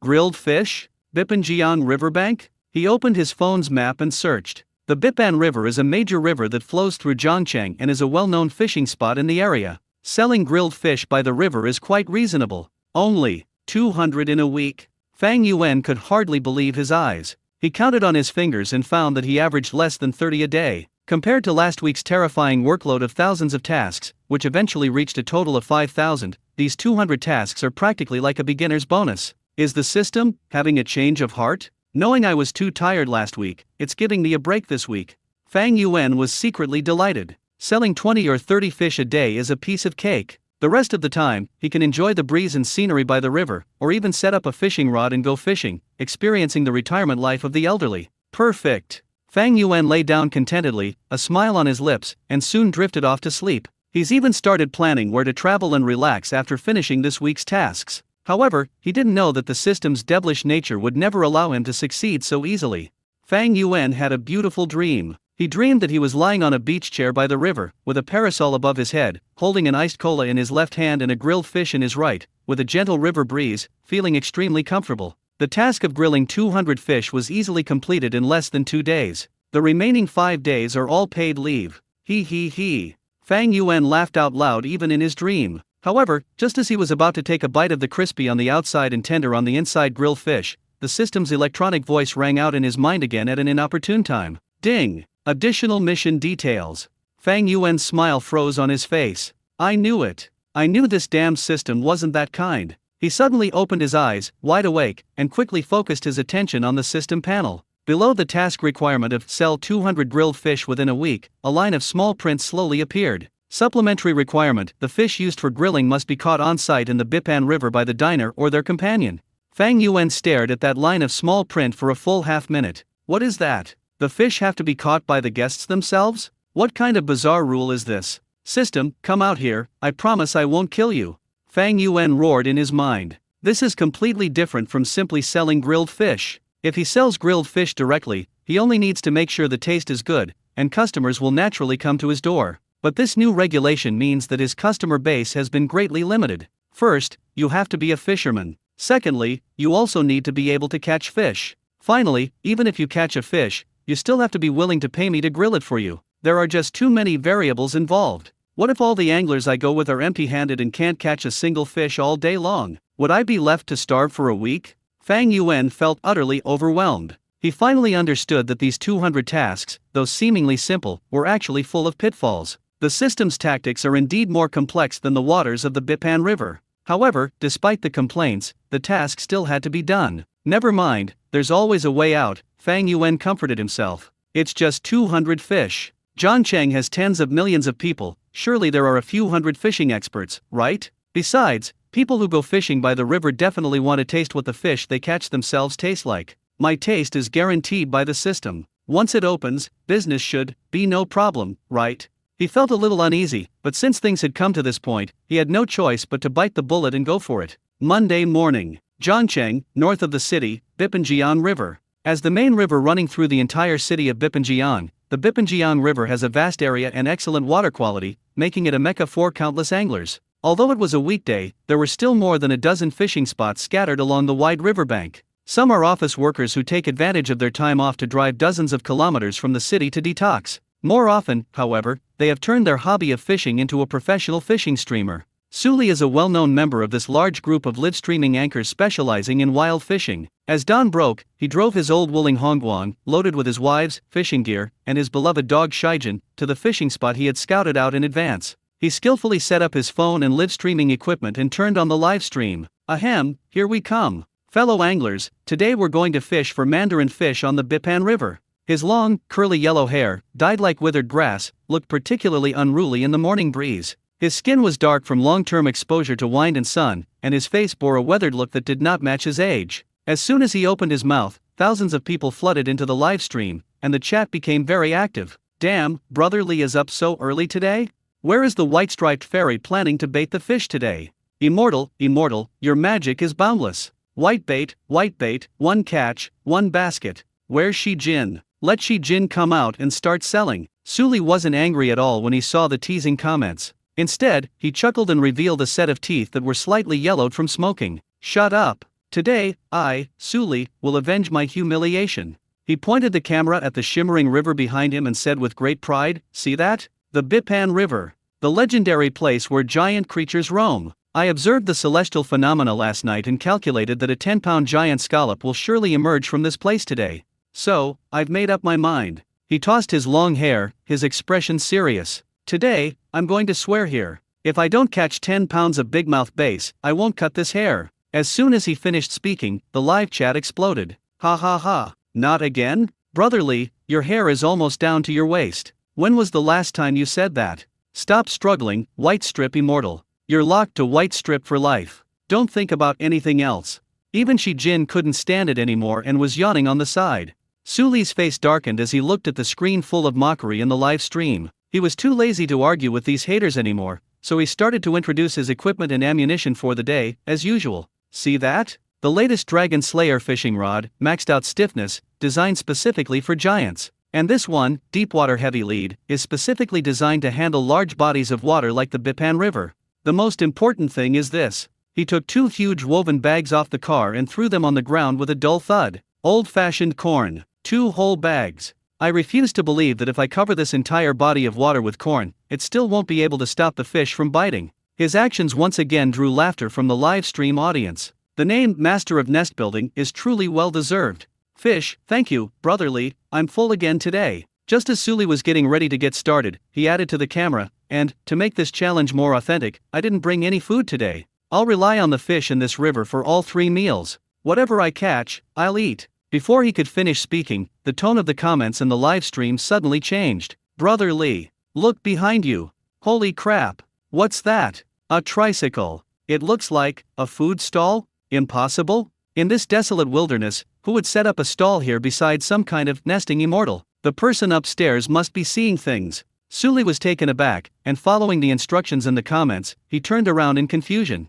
Following the bumpy dirt road along the river, a bright yellow electric tricycle was clattering towards us. The car wasn't going fast, like an old man taking a stroll. The truck bed was completely sealed with a cover of the same color, making it look mysterious. The driver was a young man wearing a baseball cap pulled low and a face mask that completely covered his face. Hey, so it really is a street vendor. Suli squinted and muttered something to himself, feeling like he was being scratched by a cat. This place is in the middle of nowhere, with no village in sight and no shop in sight. Apart from these dozen or so fishermen who get up earlier than the roosters, there isn't a soul in sight. Is this guy setting up his stall here to sell fish and shrimp from the river? Or does he think we fishermen are stupid and have too much money? The viewers in the live stream were even more excited than he was, and the chat was flooded with comments. Holy crap, a moving NPC for random encounters. Brotherly, go check it out and ask him what he sells. Is he selling miracle pills? I bet this is some kind of desolate place, selling water and instant noodles. They'll sell you a bottle of mineral water for 10 yuan and a bucket of instant noodles for 20 yuan, mainly by exploiting information asymmetry. The layout is too small. What if it's a portable toilet? It could solve our urgent problem. Encouraged by his fellow viewers, Suli couldn't resist joining in the fun. But he didn't move. The important matter is the priority. He needs to first claim this prime location and mark it with his own unique identity. Brothers, don't rush. First, watch my brother Lee's unique skill, the all things grow and dwell method. He nimbly tore open the 2 huge woven bags. A rich, tangy aroma of fermented corn instantly filled the air on the river breeze. Ugh, Lee Ge, how many years have you been pickling this sauerkraut? I could smell it even through the screen. Shi Jin took a half-meter back. Suli ignored the teasing comments on the screen, picked up his entrenching tool, and started throwing it into the river as if it were free. The golden corn kernels traced 2 spectacular parabolas in the air. Splash! Splash! Corn kernels fell into the water like raindrops, quickly forming a golden area on the river surface in front of him, and it continued to expand. After doing all this, he patted the cornmeal off his hands with satisfaction. Done! He gave the camera a confident smile. Brothers, let this batch ferment for a while, and attract all the fish within a 10-mile radius. Now, let's go and meet that mysterious stall owner. Meanwhile, Fang Yuan was driving his barbecue-integrated multifunctional electric tricycle, a product of the system, searching for a suitable business location along the riverbank. This new car is much more luxurious than the one I used to use when I sold snacks. The truck bed can unfold like a transformer, with a professional charcoal grill on one side and a stainless steel work surface and storage compartments on the other, a very ingenious design. Unfortunately, Fang Yuan was in no mood to admire his new car. His gaze swept desperately across the riverbank.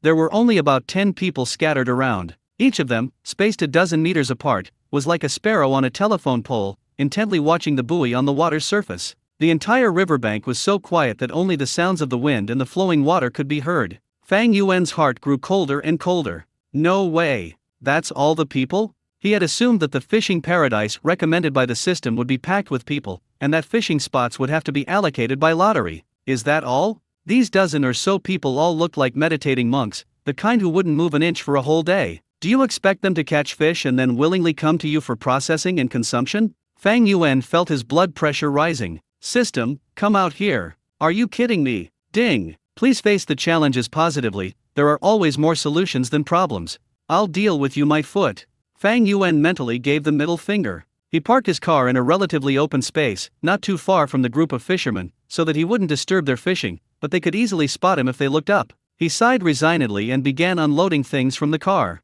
The barbecue grill was set up, the charcoal was neatly arranged, a row of glass bottles filled with various seasonings were arranged in an orderly fashion, stainless steel skewers gleamed coldly in the sunlight, and there were also disposable tableware. He arranged everything in an orderly manner, and the workbench was wiped spotless with a damp cloth, so clean that you could see your reflection in it. The entire stall looked clean, tidy, and professional, creating a strong visual contrast with the desolate riverbank next to it. After doing all this, Fang Yuan moved a small stool, sat down behind the stall, put his hands in his pockets, and began the long process of waiting for the rabbit to run into the tree stump. Time passed by, second by second. The dozen or so fishermen seemed to be petrified, remaining completely still. Fang Yuan looked at them, feeling uneasy. These fishermen, look at how they stick to their stall all day long, it's a miracle they even notice it. Selling 200 fish a week? I'm afraid you can't even sell a few grilled fish a day. He began to seriously doubt whether he could complete the task this week. Just as he was feeling bored and even thinking of taking out his phone to play a couple of rounds of Honor of Kings, a figure with a dog walked towards him. Someone's here. Fang Yuan was greatly encouraged. The person walking over was Su Li, followed by his loyal companion, the Chinese rural dog Shi Jin. He held his phone high, explaining to the live stream as he walked. Brothers, let's unveil the mystery of this stall now. Let me tell you, this boss is really bold to set up a stall here. He's either a business genius or a performance artist. I guess they're selling water. After fishing under the scorching sun all day, they must be thirsty. I bet a bag of spicy strips that this is a lunchbox vendor's shop, 10 yuan a serving, 2 meat dishes and 1 vegetable dish, no cheating. The viewers in the live stream were also having a lively discussion, some placing bets, others analyzing the situation. Su Li quickly walked up to Fang Yuan's stall. When he saw what was on the stall, he was completely stunned. A gleaming barbecue grill, neatly stacked fruitwood charcoal, and rows of bottles filled with seasoning powders of various colors, cumin powder, chili powder, secret barbecue sauce, and even a bottle labeled basil flakes. This setup is so professional. Su Li swallowed. Boss, this? He asked tentatively, his voice tinged with uncertainty. Is it a barbecue stall? Fang Yuan raised his head. What came into view was a young man with messy, yellow hair. He looked young, but his demeanor and mannerisms exuded a carefree and slovenly air. A small mongrel dog was following at his feet, panting heavily with its tongue lolling out, its tail wagging like a tiny electric motor. The young man was holding a cell phone high in his hand, the dark camera pointed directly at him. Live streaming? Fang Yuan understood. He glanced at the uninvited guest up and down, seemingly without making it obvious, and faced the camera. Fang Yuan nodded, his voice flat. Selling grilled fish. He's become immune to this kind of scene. Back when he was selling roasted sweet potatoes in Peace Square, there were more people watching his live streams around his stall than people queuing to buy the sweet potatoes. Grilled fish. Su Li's eyes lit up instantly upon hearing those two words. Its brightness was comparable to the glow-in-the-dark float on the top of his fishing rod. His live stream chat was instantly flooded with comments. Holy crap! Grilled fish? This place sells grilled fish? What did I hear? Was it my imagination? Hey streamer, ask around for me. What kind of grilled fish are they selling? Su Li himself is also a skilled cook. He also likes grilled fish. Especially fish that you catch yourself, grill them somewhere, sprinkle them with cumin and chili powder. The taste is simply the perfect ending to the fishing activity. He subconsciously leaned forward, craning his neck to peer into Fang Yuan's stall. The stainless steel workbench was polished to a shine, and the glare made his eyes a little blurry. A row of glass condiment bottles was neatly stacked, like soldiers waiting for inspection. Barbecue grill, fruitwood charcoal, disposable tableware. Everything is available. Only. Su Li lowered his head even further, almost crawling into the back of Fang Yuan's tricycle. Empty. The truck bed was spotless. There wasn't a single fish, not even a styrofoam box for holding them, and not a single fish scale to be seen. Boss, Su Li scratched his tangled blonde hair, which hadn't been washed for several days, his face full of question marks. You. He paused, seemingly organizing his thoughts. Is it a place that sells grilled fish? He emphasized the pronunciation of the words grilled fish as if to confirm an extremely absurd fact. But you don't have any fish here. As soon as Su Li asked that question, the chat room erupted in laughter. Ha ha ha ha. I can't laugh anymore, it's a soul-searching question. On the rationality of a grilled fish stand having no fish. Boss, I sell grilled fish, I didn't say I sell fish. A logical genius. Hey streamer, be careful. This boss looks tough. Don't let him grab your kidneys. Fang Yuan found it somewhat amusing to look at his awkward expression, as if he wanted to ask but dared not ask loudly. He leaned back on the small stool, his posture exuding an indescribable relaxation. He stretched out a finger and lazily pointed to a row of figures on the riverbank not far away. Fish, he said slowly. Aren't they all in the river? Ah. Su Li was even more bewildered, his mouth slightly open, big enough to fit an egg. Jianli? What kind of answer is that? Do we have to go into the water and retrieve it ourselves? Fang Yuan could tell from his expression where this person's thought process had gone. He patiently added another sentence. The fish have to be caught by you yourselves. I only offer barbecue services here. Freshly caught and grilled.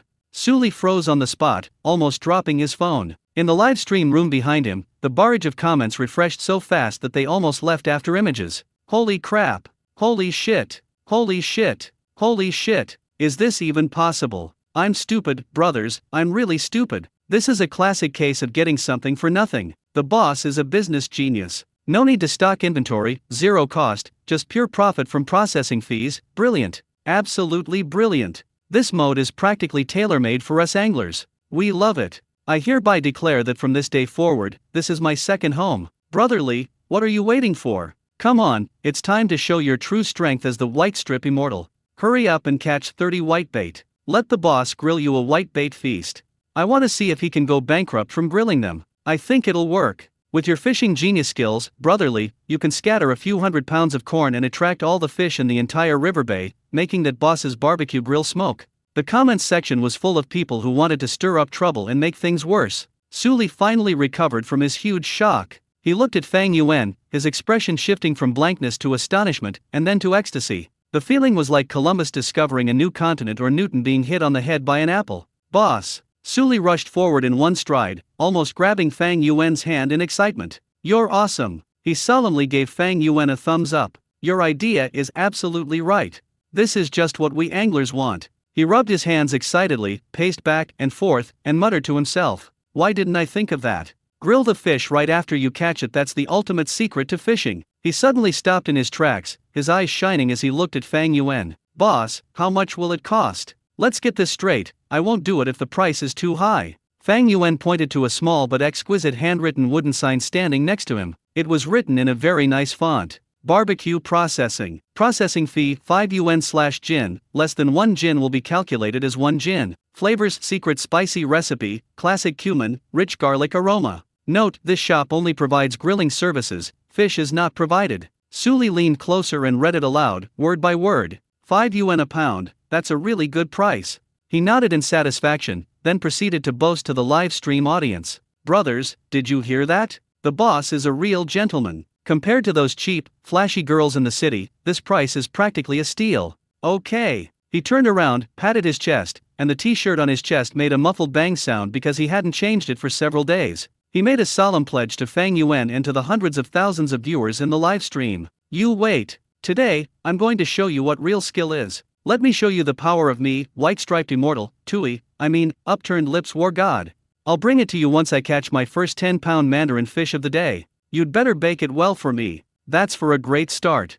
After saying that, without waiting for Fang Yuan's reply, he yelled and turned around, taking his dog Shi Jin with him, and ran back to his fishing spot in a hurry. His excitement was so intense, it was as if he could already see a giant mandarin fish, sizzling and dripping with oil, crispy on the outside and tender on the inside, waiting for him to take a bite. Fang Yuan watched his boisterous back and just smiled slightly without saying a word. 10 pounds of big, upturned lips? Young man, you have very lofty ideals. However, having ideals is a good thing. This at least means that there's a high probability that I'll make a sale today. Fang Yuan sat back down on the small stool, took out his phone from his pocket, and looked relaxed. He's not in a hurry at all now. Being anxious won't do any good. Meanwhile, Sully, who had run back to his fishing spot, was completely fired up. He put the fishing rod on the stand, then, speaking into his phone, embellished his conversation with Fang Yuan and repeated it again in the livestream. Brothers, did you all hear that? This boss has character. I like him. Today, we're not only going to catch 10 pounds of bigmouth bass,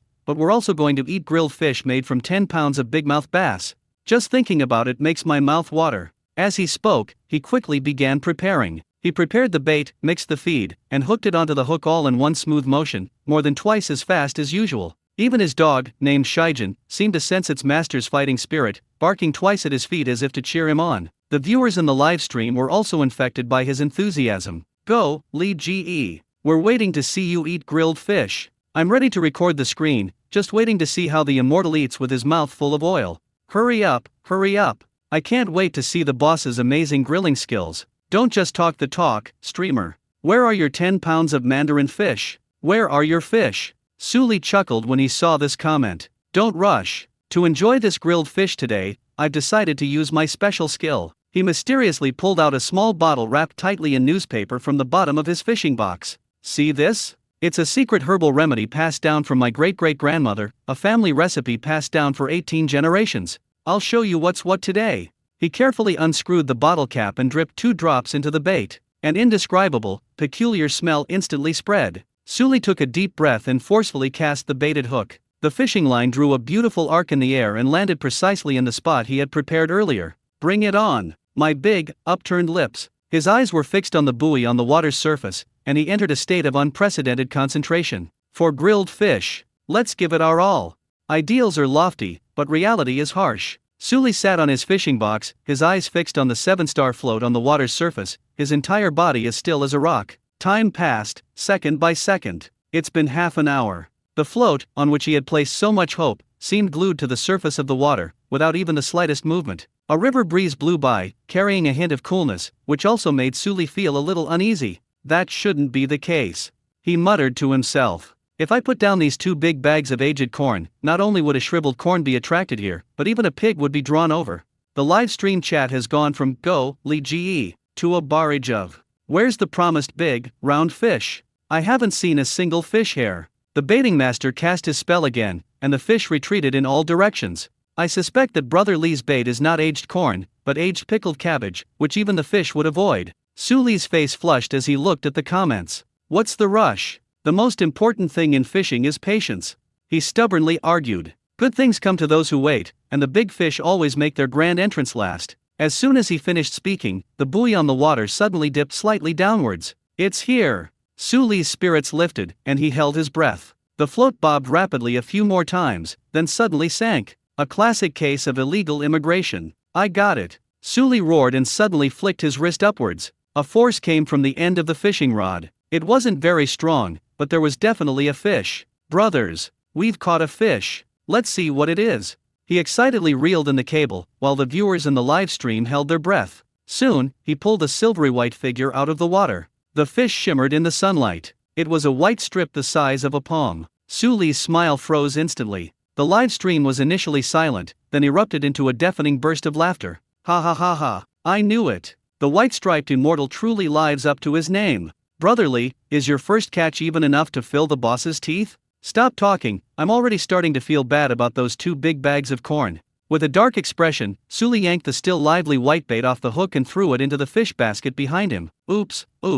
This was just an appetizer, a trial run. He rebite the hook and cast again. The next hour was a nightmare for Suli. He felt like he had stirred up a hornet's nest. As soon as you cast your line, you'll get a bite, and when you lift the line, you're guaranteed to catch a whitebait of varying sizes. The large ones are as long as a palm, while the small ones are only the size of a finger. His fish basket quickly accumulated 20 or 30 of these meal fish, but he didn't see a single fish of any decent quality. Suli was completely broken down. Looking at his expensive dragon-slaying fishing rod, and then at the bunch of lively little creatures in the fish basket, he was so angry that he almost broke the rod on the spot. Just then, he finally got a decent opening. The float first rises slowly, then suddenly plunges sharply. This is a big one. Suli's eyes lit up, and he suddenly lifted the fishing rod. This time, the force was clearly different. The fishing rod was pulled into a beautiful arc, and the fish underwater struggled desperately, splashing water everywhere. Here they come. Brothers, the real deal is here. Suli was so excited that his face turned red. He carefully controlled the fishing rod and began to fight with the giant creature underwater. The viewers in the live stream were also excited. Holy crap! Look at that bow, it must weigh at least 3 pounds. Could it be that the immortal's luck is really about to change today? Quickly, get the net ready. After struggling for about 2 or 3 minutes, the fish in the water finally ran out of strength and was slowly pulled to the shore by Suli. He looked closely. It's a blank strip. However, this was a huge IOU that he had never seen before, a veritable king of Eos. Judging by appearance, it weighs at least half a pound.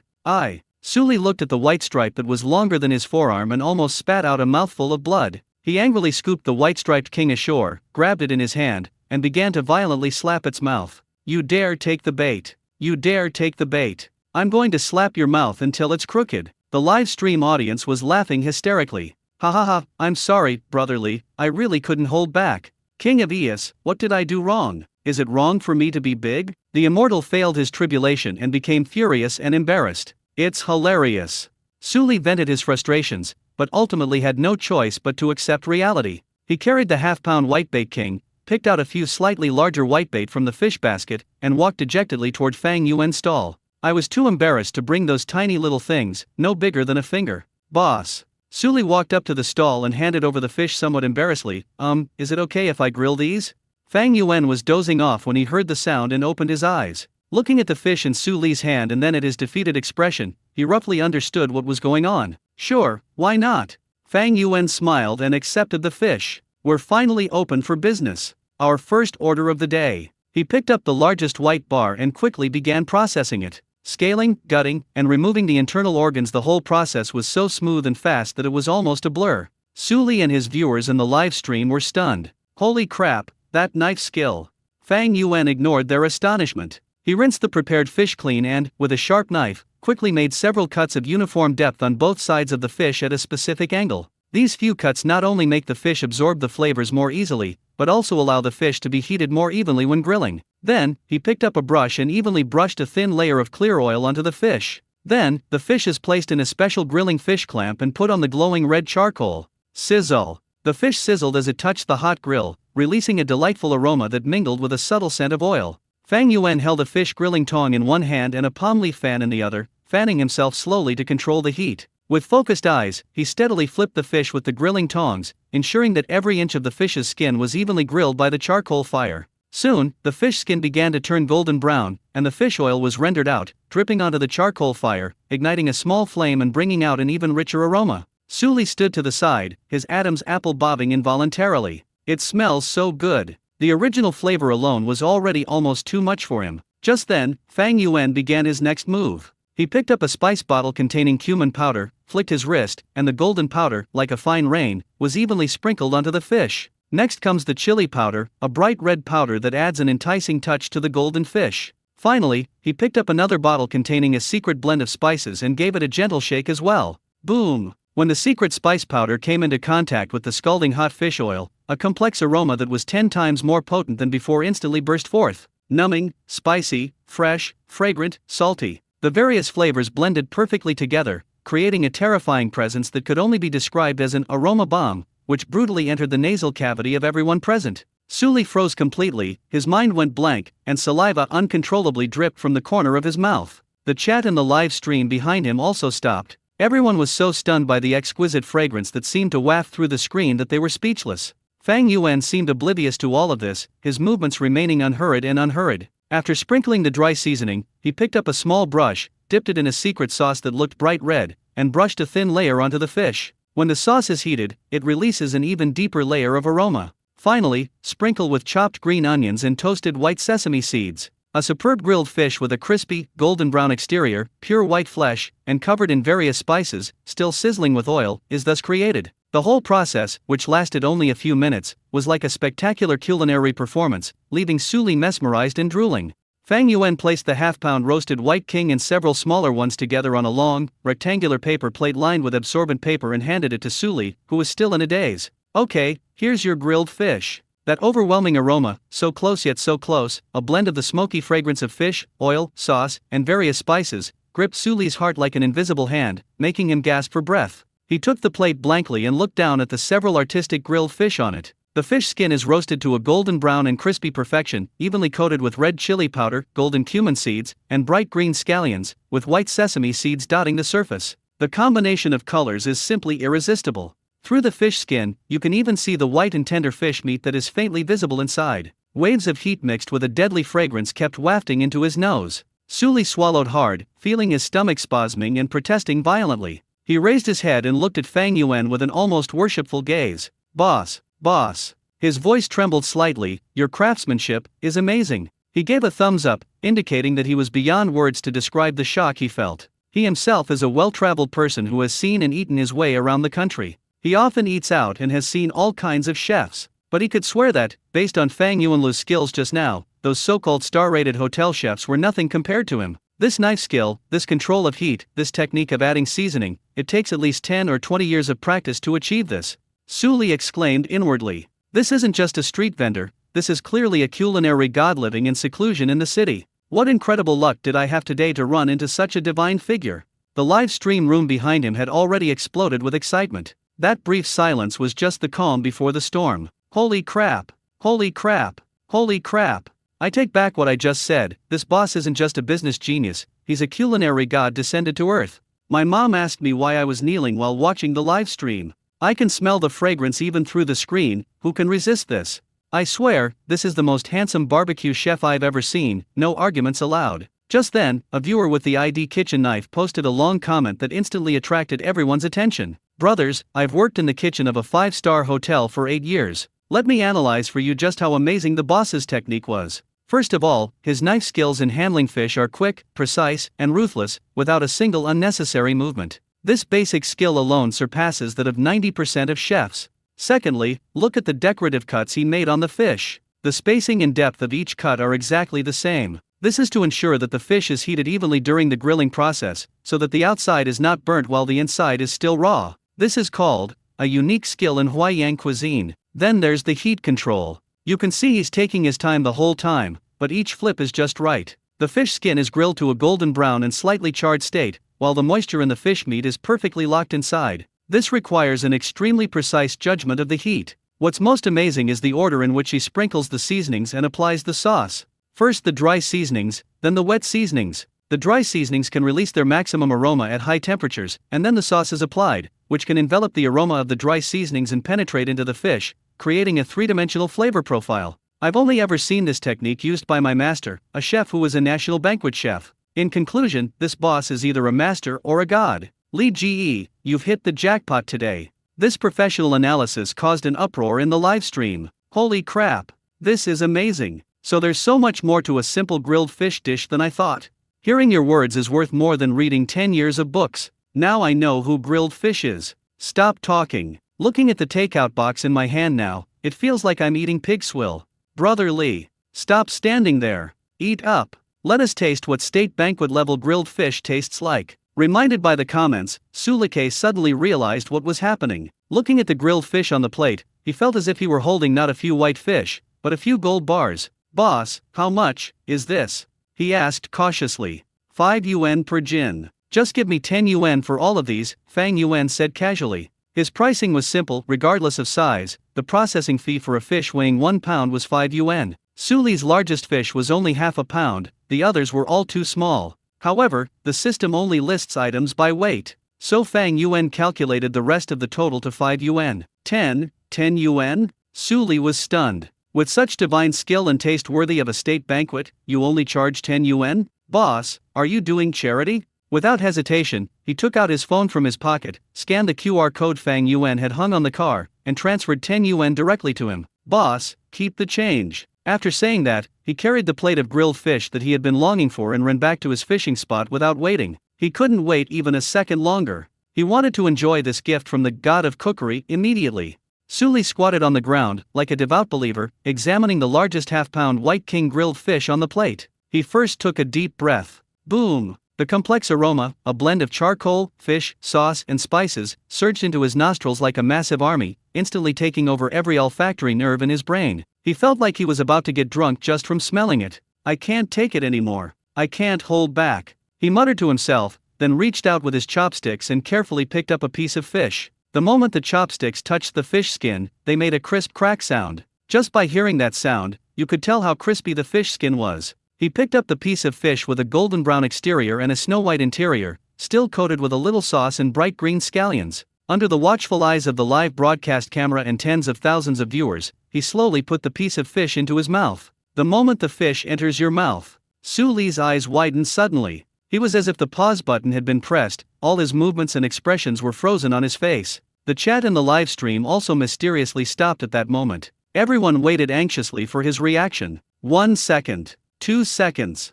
3 seconds. Suddenly, Suli's body trembled violently, and his pupils contracted sharply. An indescribable, exquisite flavor exploded in his mouth like the most violent volcanic eruption. First and foremost, the taste is amazing. The thin layer of fish skin was incredibly crispy. With a gentle touch, it crumbled on the tongue with a delightful sound. Beneath the skin, the fish meat was exceptionally tender and juicy, creating a striking contrast to the crispy exterior. Next comes a feast for the senses. The savory and delicious sauce takes center stage first, followed by the unique aroma of cumin and the just right burning sensation from the chili powder. Just when you think that's all, a subtle numbing sensation, like an electric current, quietly slides across the tip of your tongue, bringing a thrilling wave of pleasure. These flavors didn't clash with each other, instead, they blended together in a near-perfect way, layer upon layer, constantly pushing the limits of his taste buds. Is this really the taste of a whitebait? The biggest drawback of whitebait is that it has many bones and little meat, but now, Suli can't even feel the fish bones. His entire mind was completely captivated by that irresistibly delicious flavor. He couldn't even bear to chew it, but simply used his tongue and palate to gently crush the piece of fish, letting the delicious juices and complex aromas surge, swirl, and sublimate in his mouth. Suli let out a groan of extreme satisfaction from his throat. The expression on his face began to become distorted and exaggerated. His brows furrowed and relaxed at times, his lips parted in a wide grin and then pursed tightly. It looked like both pain and pleasure. It was as if his soul was undergoing a delicious baptism, and had already floated to the highest heavens. The viewers in the live stream were frantic with worry as they watched him appear to be out of his body.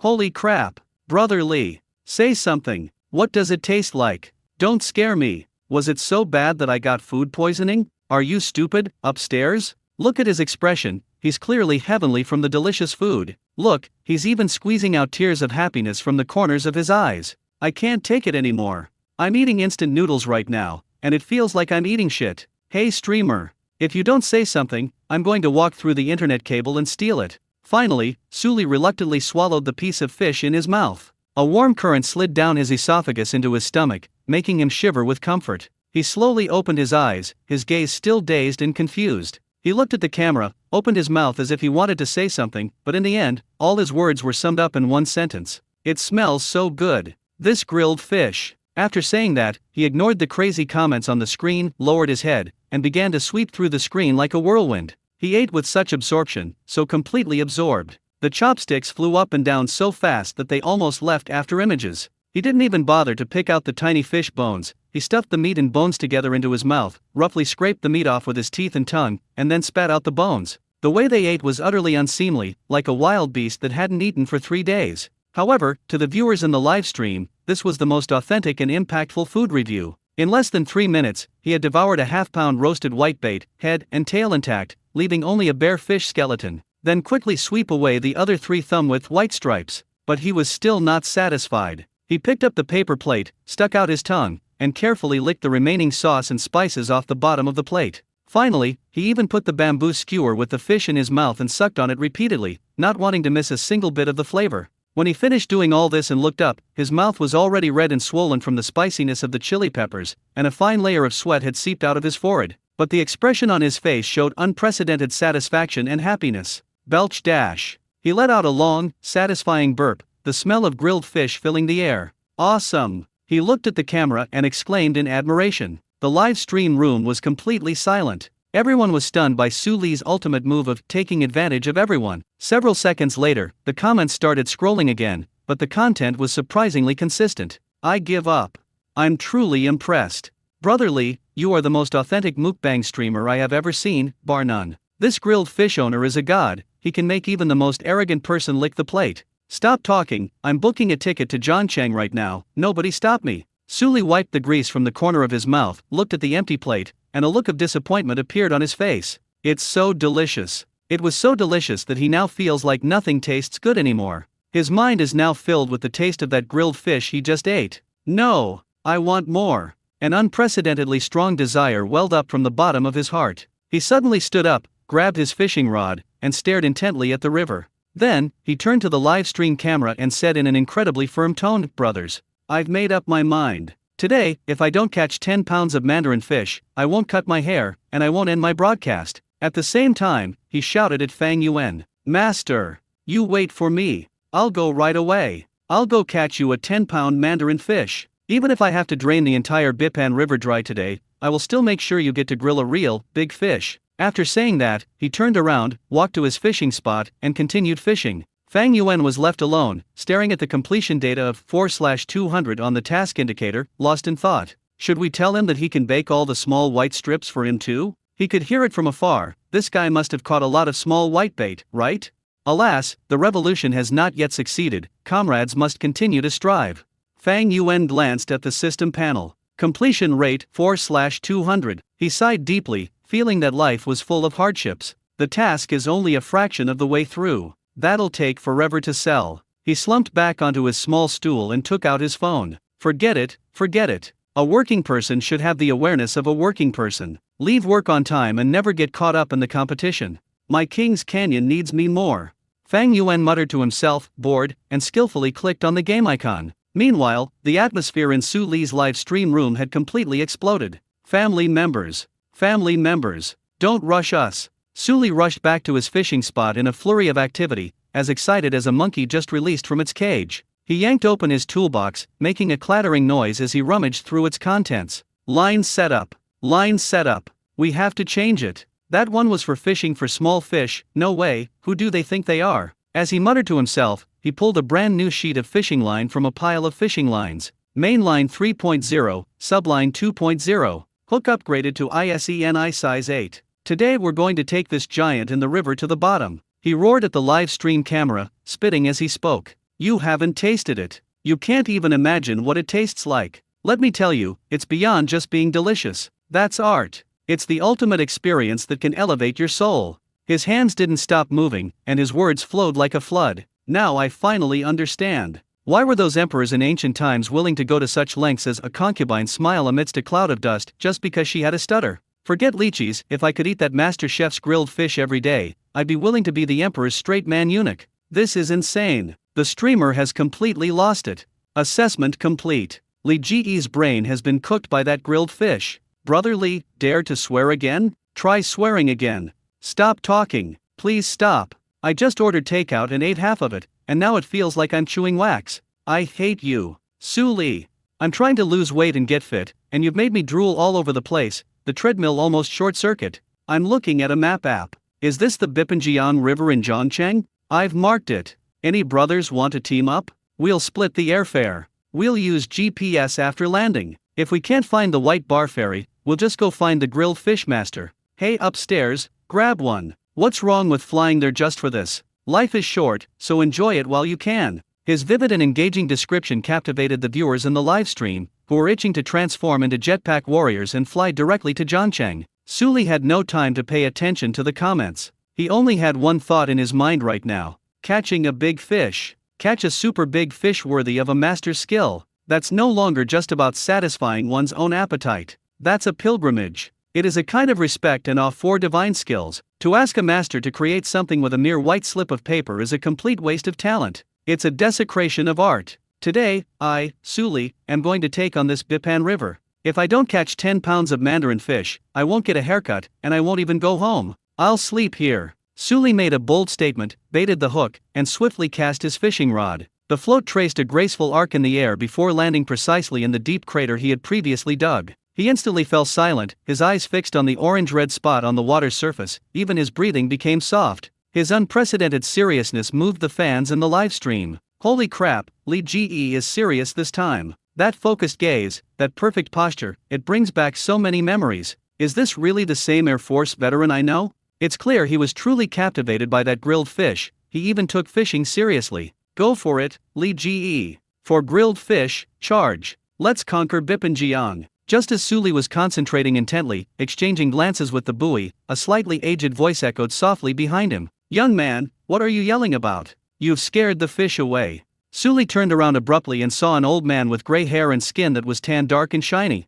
The old man was wearing liberation shoes, carrying a small bucket, and holding an old-fashioned bamboo fishing rod. He looked like a seasoned veteran who had spent many years by the river. Su Li's voracious eating habits and the overpowering aroma that wafted over had already caught his attention. What was that you were eating just now? I could smell it from far away. It smelled really good, the old man asked curiously. Su Li's eyes never left the buoy, but his mouth spouted like a machine gun, immediately replying, Sir, that's no ordinary thing. That's absolutely delicious. He gestured with his chin toward Fang Yuan's stall not far away. See that guy over there setting up a stall? He's no ordinary person. He's a hidden master. The fish he grilled, I'm telling you, was the best thing I've ever eaten in my life, bar none. The old man squinted and glanced in the direction he was pointing. He was stunned for a moment. These days, who would set up a stall in a godforsaken place like Bipanjiang? What's the point? To feed the mosquitoes? Immediately afterwards, a dismissive expression appeared on his face. Hey, what do you think it is?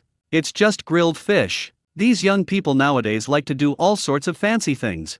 The old man pursed his lips, his tone carrying a hint of superiority from someone who had been there all along. In his view, setting up stalls in this place was purely for attention-seeking. Consequently, he looked at Suli with a touch more sympathy. This kid looks like he's always exposed to the wind and sun, he probably hasn't eaten anything good. Even a random roadside stall's grilled fish smells this good, it's pathetic. Upon hearing this, and seeing the old man's expression that said, "You're still young and don't understand," Suli suddenly became a little anxious. This is a denial of Suli's taste. It's an insult to that grilled fish master. Sir, you can't say that. That's a classic example of empiricism error. You didn't see that master's skill, the heat control, the seasoning, it was simply. He was racking his brains for a suitable word to describe it when, out of the corner of his eye, he suddenly noticed something unusual about the buoy on the water's surface. The orange-red float bobbed twice lightly, and then, as if supported from below, slowly and steadily rose upwards. 1 glance, 2 glances, 3 glances. A perfectly standard float.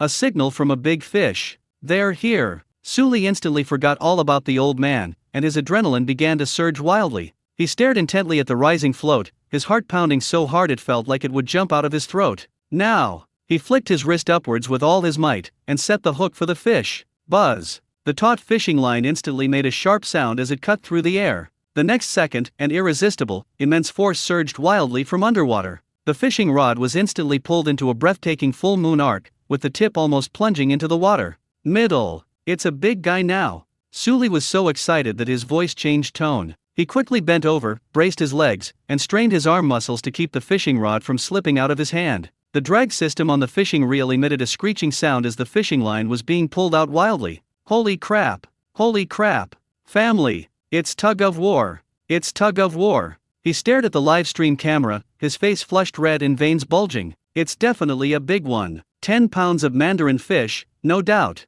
The force coming from underwater was so wild it was unbelievable. Suli was pulled so hard that he stumbled, his feet leaving 2 deep dents in the ground before he could barely regain his balance. His top-of-the-line fishing rod, known as the Dragon Slayer, was now stretched into an exaggerated C shape, its tip deeply embedded in the water, as if it might be dragged away by the immense force at any moment. Damn it! Suli squeezed out a strange cry, and the muscles in his arms tensed up instantly, with veins bulging out like coiled dragons. That's incredible! The force he used to have is on a completely different level compared to any of the fish he'd caught before. The drag system on the fishing reel emitted a piercing zzzzzzz sound, as if it were groaning in pain, and the fishing line was being pulled outwards at a speed visible to the naked eye. It's tug of war. Family, it's really tug of war. Suli's cheeks were flushed red as he roared at the foam that was still broadcasting live, spittle flying everywhere. He was no longer the dejected white strip immortal he once was. He was now as excited as if he had been injected with chicken blood, every nerve was trembling, and every cell was screaming.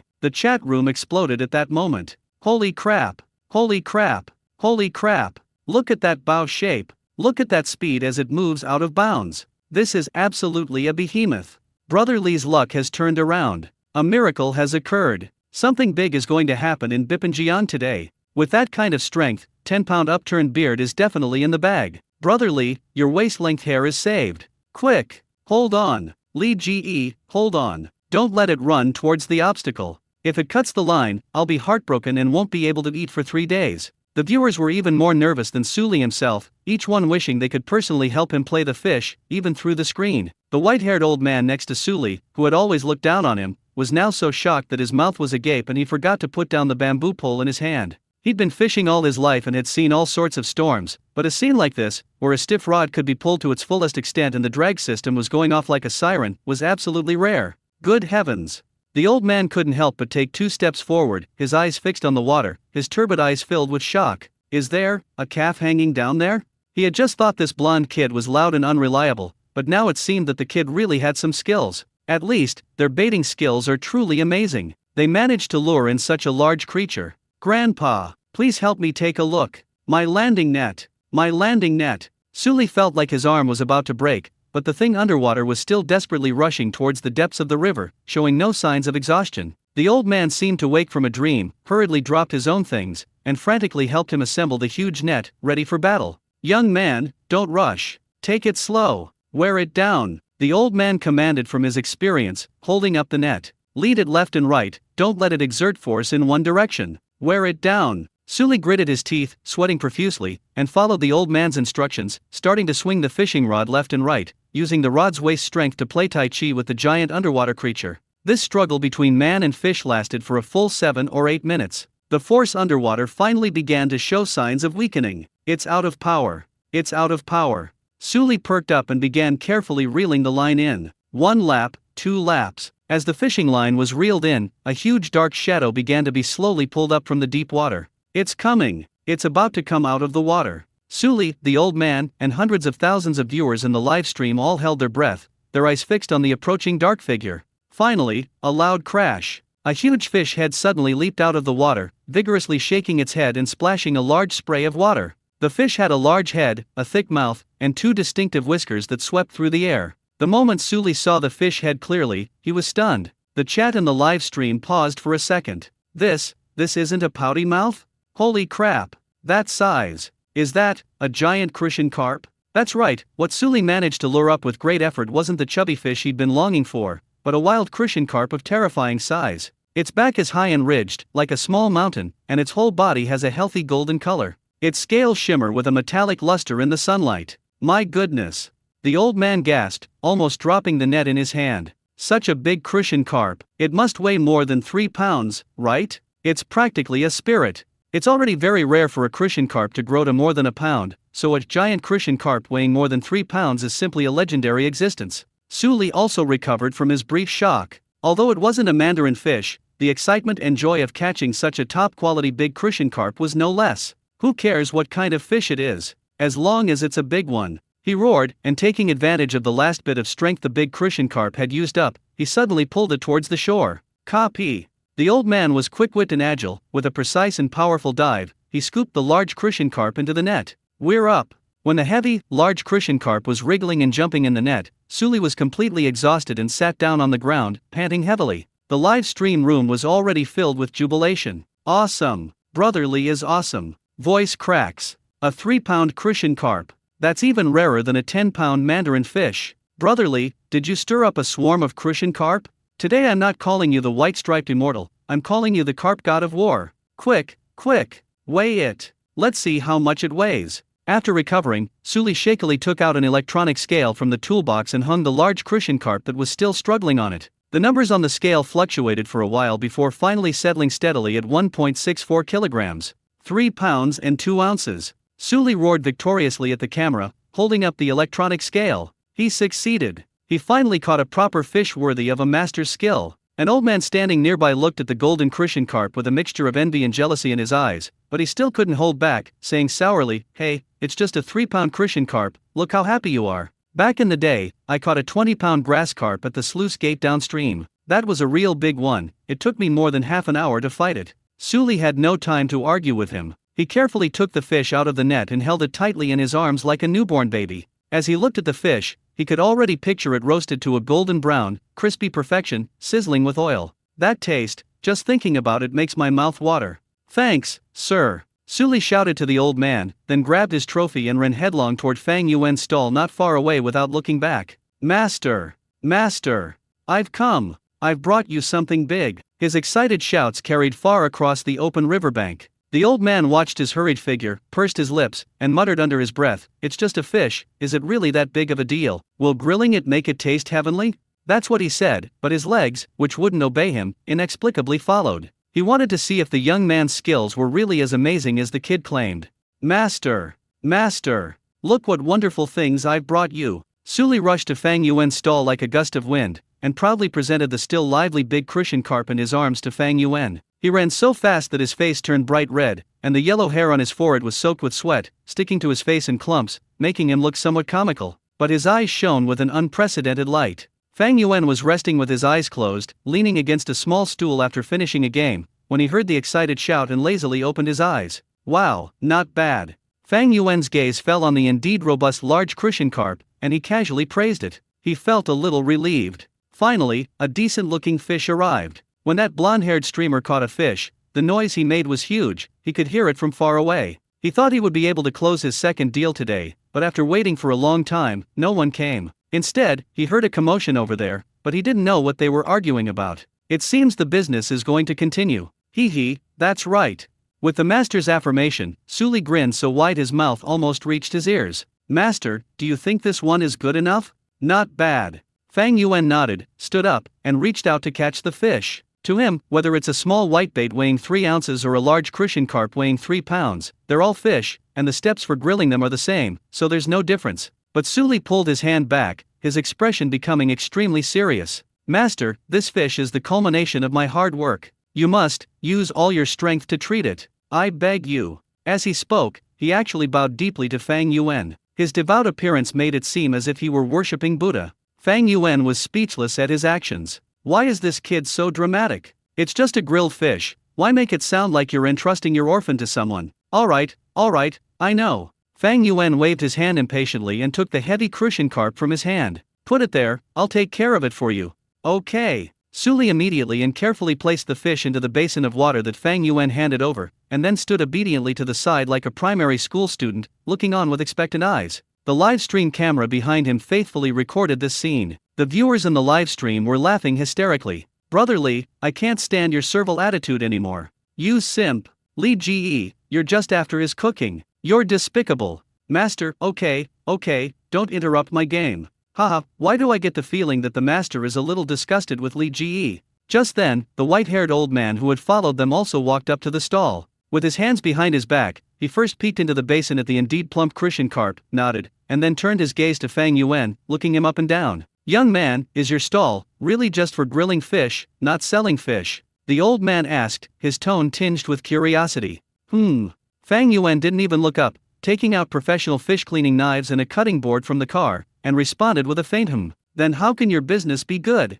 The old man asked again. In this desolate wilderness, how many people come to fish in a day? And how many of them can catch any fish? In his view, Fang Yuan's business model was a joke, purely a young person's wishful thinking. Before Fang Yuan could answer, Suli, who was standing next to him, became unhappy. Grandpa, you can't say that. Suli immediately transformed into Fang Yuan's #1 supporter, stepping forward. Master, what do you call this? This is called Zhang Taigong fishing. Those who are willing will take the bait. We fishermen love this kind of thing. Besides, can money measure a master's skill? It's art. Suli praised enthusiastically. You haven't tasted it. If you had, you would know what it means to have a worthwhile life. The old man was stunned by his retort. He pursed his lips and didn't say anything more, but the suspicion in his eyes deepened. He made up his mind. He was determined to see for himself today just how delicious this grilled fish was, and how it could have captivated this kid like that. Fang Yuan ignored their conversation. He had already begun processing the large crucian carp. While the Bipan River was stirring with undercurrents because of a fish, on the other side of the river, a few kilometers away at a secluded fishing spot, in another live streaming studio, the atmosphere was also lively.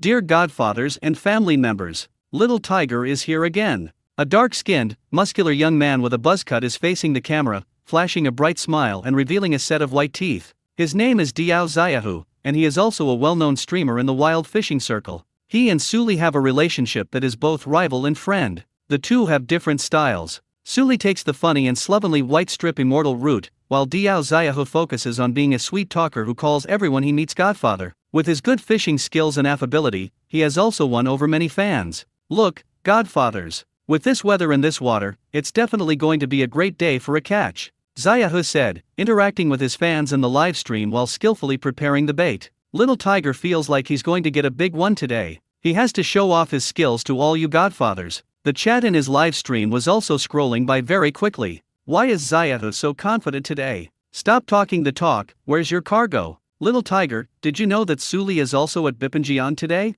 When Xiaohu saw this comment, he chuckled and said, I know, that white-striped immortal is probably baiting the fish again. Don't worry, my fellow godfathers, his skills pose no threat to me. As soon as he finished speaking, the tone of the comments in the live stream changed abruptly. Haha, Xiaohu, stop bragging. Go watch Suli's live stream, it's hilarious. Suli had a lucky day. He caught a big crucian carp weighing over 3 pounds. Really? A whitebait fairy can catch a 3-pound crucian carp? Has the sun risen in the west? Not only that, he's currently hiring someone to grill fish. The scene, wow, you'd never guess. Diao Xiaohu stared blankly at the barrage of comments for a moment. Suli? He caught a 3-pound crucian carp? What a joke. With his terrible luck, catching even 3 or 4 fish would be considered incredibly lucky. Godfathers, please don't make fun of me, Diao Xiaohu said with a disbelieving look. Who lied to you? Go see for yourself. It's almost 1 million views. Seriously, I could smell the grilled fish even through the screen. It smelled amazing. Hurry up and check it out, streamer. You'll miss out on all the excitement. Seeing the barrage of urging comments filling the screen, Diao Ziyahe took out another phone with some skepticism, opened the live streaming app, and found Su Li's live stream. As soon as he entered, he was startled by the terrifying popularity of Su Li's live stream. Over 100,000 online. This is not scientific. As far as he knew, Su Li usually earned at most 50,000 or 60,000 yuan. Then, he looked at the live stream screen. The scene he had imagined Su Li holding a big fish and bragging did not appear. The camera focused on a barbecue stall set up by the river,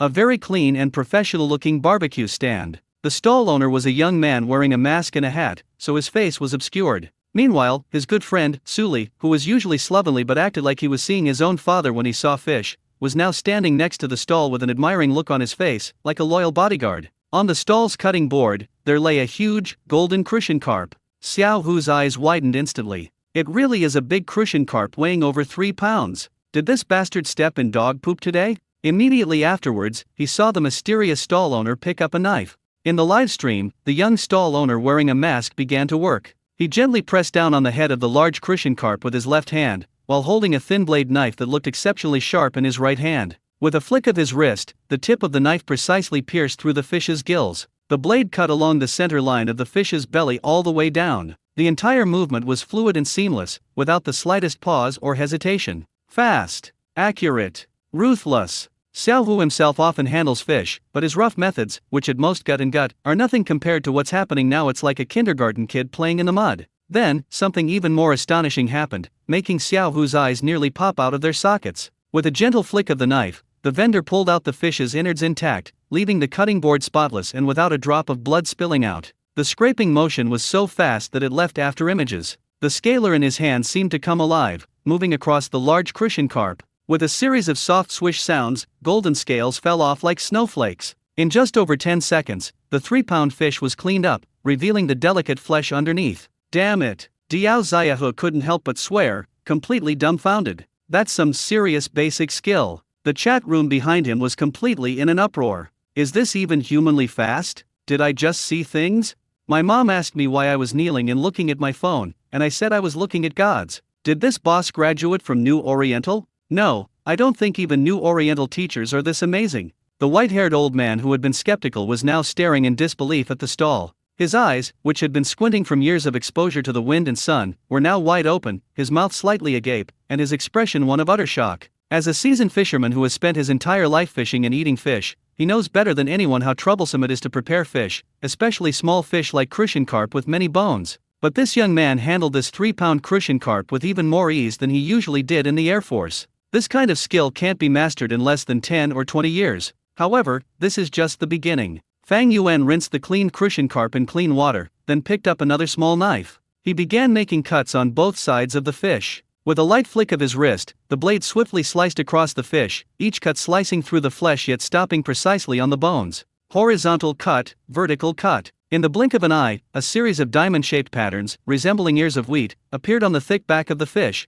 with consistent shades and even spacing. A straw raincoat and a flower knife. The white-haired old man could no longer hold back and cried out in disbelief. What flower knife? Su Li, standing to the side, looked completely bewildered. He had been so engrossed in watching the spectacle that he hadn't grasped the intricacies of it at all. This is called straw raincoat flower knife. The old man's voice trembled slightly. His gaze towards Fang Yuan had changed from initial suspicion to astonishment. This is a knife technique only top chefs know. Cutting it this way allows the flavor of the sauce to fully penetrate every fiber of the fish during grilling, and the fish is heated evenly, resulting in a crispy outer skin while the meat inside remains tender and juicy. Most importantly, the old man swallowed, lowering his voice even further. This knife technique can cut through the tiny intermuscular bones of the crucian carp. When you eat it, you won't feel those annoying little bones.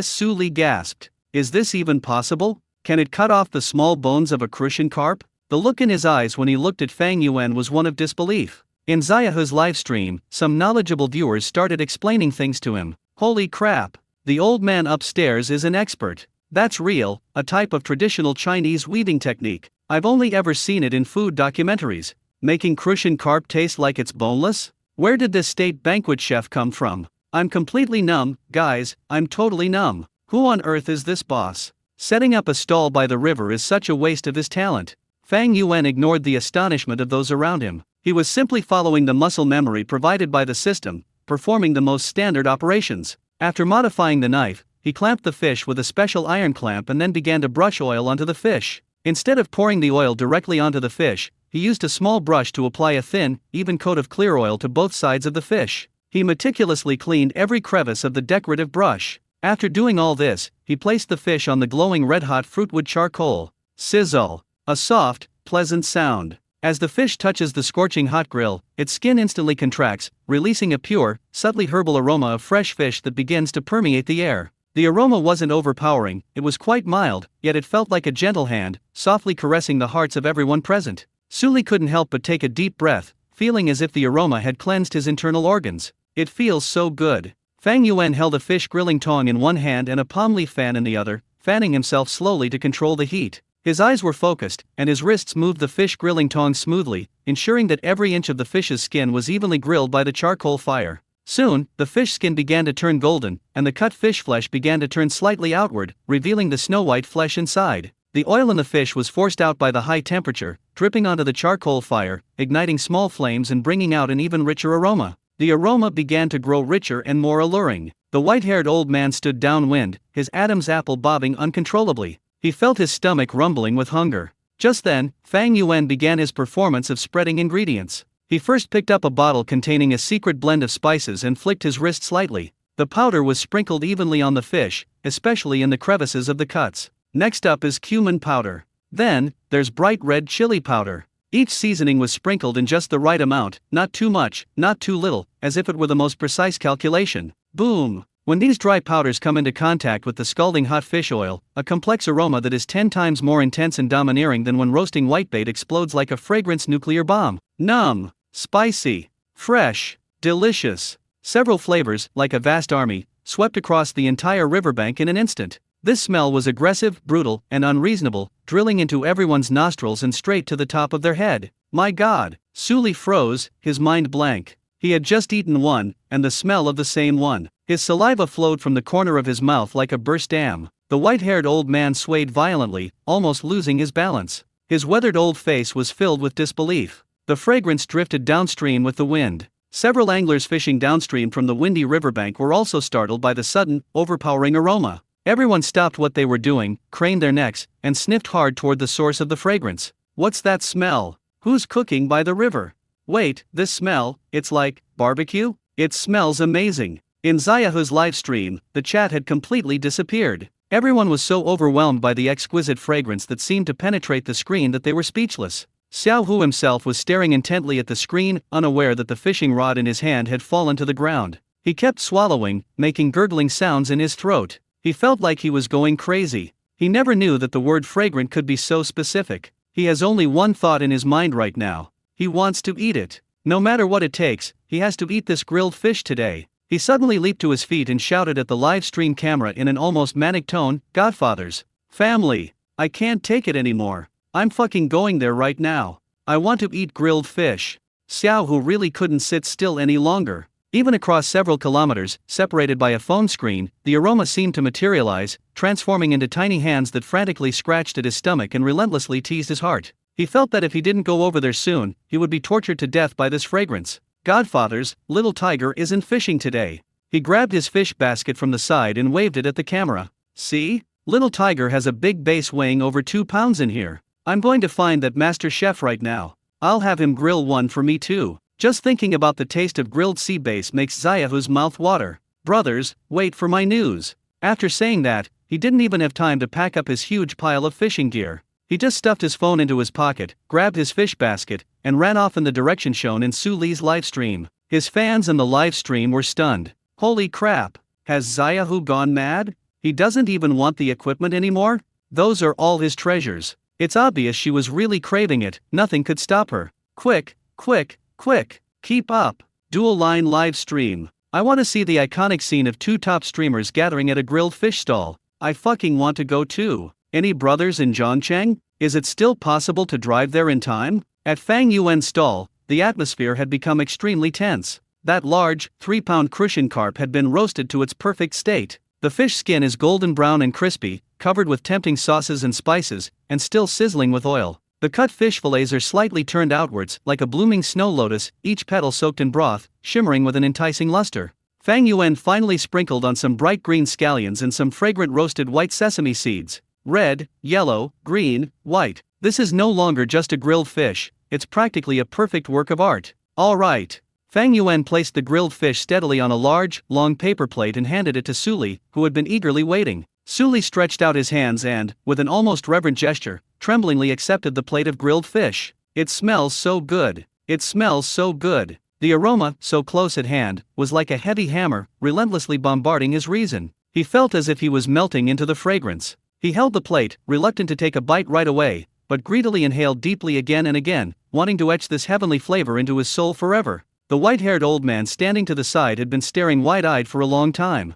He had lived for nearly 70 years and had never seen such beautiful grilled fish, nor had he ever smelled such an irresistible aroma. He kept swallowing, the gulping sound particularly clear on the quiet riverbank. He no longer harbored any contempt or doubt in his heart. All that remains is the most primal desire for delicious food. He began to regret his stubbornness earlier. If I had been nicer just now, would I have been able to get a bite of this incredibly delicious-looking grilled fish? Sigh, I'm already so old. I still can't control this bastard's mouth. I regret it so much. The old man silently regretted his actions. Just then, a series of hurried footsteps approached from afar. Xiao Hu, carrying his fish basket, charged over like a charging bull, panting heavily. Huff, huff, I'm here. As soon as he rushed to the stall, his eyes were immediately fixed on the plate of grilled fish in Suli's hand. The real thing is 100 times more amazing than what you see on the live stream. That golden color, that enticing aroma, that perfect appearance. Xiao Hu felt his saliva instantly overflowing. My dear son, no, Li. Brotherly, he looked at Suli, his voice trembling slightly. This grilled fish. Suli was immersed in the immense happiness of about to enjoy a delicious meal when he heard the sound and looked up to see Diao Xiaohu with a greedy expression. Hey, little tiger, what brings you here? Suli proudly waved the plate in his hand, as if showing off his spoils. What, did you follow the scent here? Damn, brotherly, where did you find this genius? Diao Xiaohu completely ignored his teasing, his eyes fixed on the plate of fish, then turned to Fang Yuan, his eyes filled with awe and longing. Master! Hello! My name is Diao Xiaohu, and I'm Suli's friend. As he spoke, he lifted the fish basket in his hand, revealing the equally large bass inside. Master, look, I've caught one too. Could you grill it for me? I'll pay whatever it costs. Xiaohu pleaded urgently. He had only one thought in mind, to eat this fish. Otherwise, he was afraid that when he went back, he would dream of this grilled fish. Fang Yuan glanced at him, then looked at the bass in his fish basket. Sure, but you'll have to wait a little while. He nodded and pointed to the small wooden menu next to him. The prices are written over there. He never refuses any business that comes his way. Moreover, with more people, his task progress will be faster. All right. Thank you, master. Thank you, master. Diao Xiaohu felt as if he had been granted a pardon and immediately stood obediently to the side, even more respectful than Suli had been just now. He also glanced at the menu that Fang Yuan had mentioned. I was even more surprised when I saw it. 5 yuan a pound. This is absolutely incredibly generous. Suli couldn't wait even a second longer. Holding the plate of grilled fish that he had been longing for, he took a deep breath and picked up the first piece of fish under the watchful eyes of Xiao Hu and the white-haired old man, who were practically spitting fire. That piece of fish came from the thickest part of the fish's back, the skin was golden brown, the inside was snow white, and it was coated with a little bit of bright red sauce. Under the watchful eyes of everyone, Suli slowly put the piece of fish into his mouth. The moment the scalding hot fish entered his mouth, Suli's body stiffened abruptly. His eyes widened like copper bells in an instant, his pupils contracting sharply due to the intense deliciousness. He felt as if he had been struck by lightning, his entire body electrified, the tingling sensation making his scalp tingle. A satisfied, distorted groan escaped uncontrollably from deep within his throat. It's so delicious. How can it taste so good? First of all, the taste is amazing. The fish skin was roasted to an unbelievable crispness. With the slightest touch of a tooth, it would crack open in the mouth with a crunch, a sound more pleasant than the most beautiful music. The fish meat beneath the skin is so tender and smooth that it seems to have no substance, like a piece of fine tofu pudding. It melts with a gentle touch of the tongue, and the rich juice bursts in the mouth. Crispy and tender, these two completely opposite textures blend perfectly at this moment, creating a wonderful experience that is irresistible. Next comes a frenzy of flavors. The complex flavors of the secret sauce, salty, savory, sweet, and fragrant, are like the first giant wave crashing onto your taste buds. Then, the domineering aroma of cumin and various spices, like a second giant wave, swept in and filled the entire mouth. Finally, the chili powder brought a perfect touch of fiery spiciness, and hidden beneath that spiciness was a subtle yet crucial numbing sensation, like a third wave that propelled the entire taste experience to an unprecedented climax. What Suli found most incredible was that those damned crucian carp bones had really disappeared. He can even chew without restraint, without worrying about choking. The freshness of the fish was perfectly preserved by the masterful straw raincoat flour knife technique and precise cooking time, and the flavors of the fish were perfectly blended with the various seasonings. Too much and it's cloying, too little and it's bland. This taste is simply divine. Suli felt as if his soul had left his body, floating away to the highest heavens, where he wandered in a paradise made of delicious food. The expression on his face was beyond words. Sometimes she frowned, sometimes she grinned foolishly, and sometimes she showed a painful expression similar to constipation, with even a few happy tears welling up in the corners of her eyes. He had completely forgotten that he was still live streaming, and he had also forgotten that there were two people next to him watching him expectantly. In his world, only the plate of grilled fish in front of him remained. Gulp. Seeing Su Li's ascending to heaven appearance, Diao Xiaohu could no longer hold back and let out a loud swallowing sound. He felt like he was dying of jealousy. Why wasn't I the one who caught the fish first? The white-haired old man was also stunned. His wrinkled face twitched slightly due to excessive shock and longing. He began to question the meaning of life. Compared to this, the grilled fish I used to eat was nothing. Could it even be called grilled fish? It was practically animal feed. Li, brother Li. Diao Xiaohu finally couldn't hold back anymore, his voice trembling with tears. Give your brother a bite, just one bite. Suli was so engrossed in his meal that he was only brought back to reality by the sound. He glanced at Xiaohu, who was practically drooling on the ground beside him, and then at the white-haired old man staring longingly at him on the other side, a hint of hesitation appearing on his face. To be honest, he wouldn't share even a single bite with anyone else. This is the work of a god. But seeing their pitiful state, he felt a little sorry for them, especially this old man, who just helped me scoop the fish. Sigh, never mind. Suli gritted his teeth, as if he had made a major decision. He carefully used chopsticks to pick off a small piece of meat from the fish's belly. He first reached out his chopsticks to the white-haired old man. Sir, please have a taste. The old man stared at the piece of meat, paused for a moment, and a hint of struggle flashed across his face. To eat or not to eat? Eating it would prove that everything he just said was nonsense, and that all his knowledge and experience over the past few decades had been outdone by a young man. Not eating? But this smells so damn good. Reason and desire were locked in a fierce battle in his mind. Ultimately, after reason was completely overwhelmed by the domineering aroma, desire took over. Well, I'll try it and see how good the young people's skills are these days, the old man said, feigning modesty, while quickly opening his mouth as he spoke. Suli precisely fed the piece of fish into the old man's mouth. The moment the fish touches your mouth, the old man's body suddenly stiffened. His cloudy old eyes widened instantly, his eyeballs almost bulging out of their sockets. All the wrinkles on his face seemed to be smoothed out at that moment,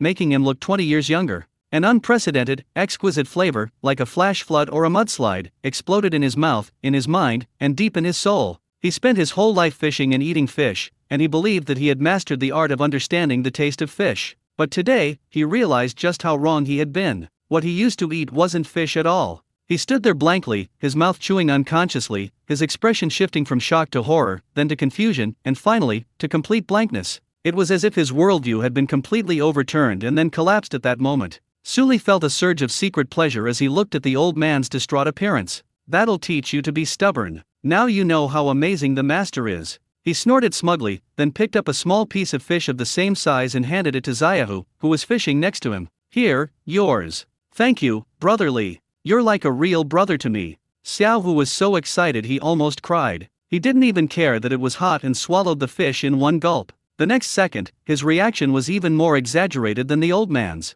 He jumped up with a loud "Ayo!" and stomped his feet wildly, grabbing his hair with both hands and making strange woo-woo-woo noises. Hot, hot, hot, smells so good. Holy crap, holy crap. He felt like his tongue was melting from the taste. He finally understood why Suli had said, "This isn't just about taste, it's about art. This flavor truly elevates the soul." Looking at the two who had completely fallen for him, Suli smiled with satisfaction. Then, ignoring them, he lowered his head, grabbed the huge plate of grilled fish, and began to devour it in a whirlwind. After a brief moment of distraction, both Xiaohu and the old man turned their intense gazes to the young stall owner who was sitting leisurely on a small stool, seemingly oblivious to everything around him. "Master!" Xiaohu was the first to rush over, handing over his fish basket. Mine! Mine! Quick, grill it for me. The old man realized what was happening and hurriedly ran back to his fishing spot, grabbed his small bucket, which contained only a few small crucian carp, no bigger than the palm of his hand, that he had caught that morning. Young man, master, can I bake this too? The old man asked expectantly. Fang Yuan glanced at Diao Xiaohu, who was rushing over with a fanatical expression, and then at the white-haired old man behind him carrying a small bucket, whose face was full of desire. He found it somewhat amusing. 2 more diners. The grilled fish was even more potent than he had imagined. However, for him, this is all a good thing. The more people there are, the faster he can complete his task. Queue up. Fang Yuan pointed to Diao Xiaohu, who was still standing to the side, and said succinctly, "Yes, yes, yes, line up, line up." The old man nodded repeatedly, without any temper, and obediently stood behind Xiaohu, occasionally peeking out to see when Fang Yuan could start grilling the next one. He had long forgotten about the 20-pound big bluefish incident. His only thought now is to be able to eat one more bite, no, to be able to eat a whole grilled fish with that heavenly flavor. "Master, it's my turn." Seeing that Suli had already run off to the side with his plate to enjoy his fish all by himself, Xiaohu immediately handed over his fish basket. Fang Yuan took the fish basket and pulled out the bass weighing over 2 pounds.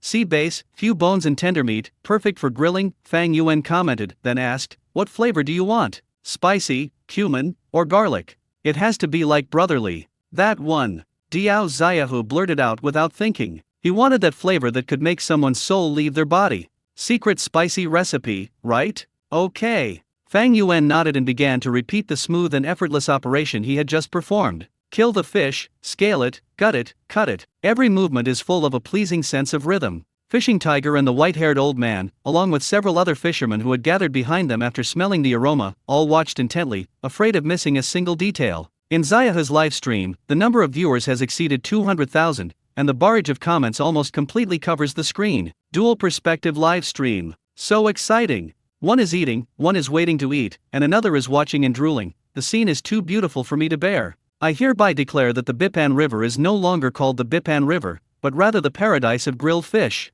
Stop talking, I'm already on my way to the airport. Anyone want to go together? We'll split the cost upon arrival. Address. I desperately need your address. I want to send rockets to the streamer. The entire internet was in an uproar because of this small barbecue stall by the river. Fang Yuan, the instigator of all this, remained calm. He's just a heartless fish grilling machine. He focused intently on controlling the heat, turning the sea bass on the grill. Sea bass has a higher oil content than crucian carp, and when grilled over charcoal, it quickly sizzles and releases a richer, more oily aroma. When Fang Yuan sprinkled the secret spices once again, that familiar, domineering fragrance once more swept through the entire venue. Plop.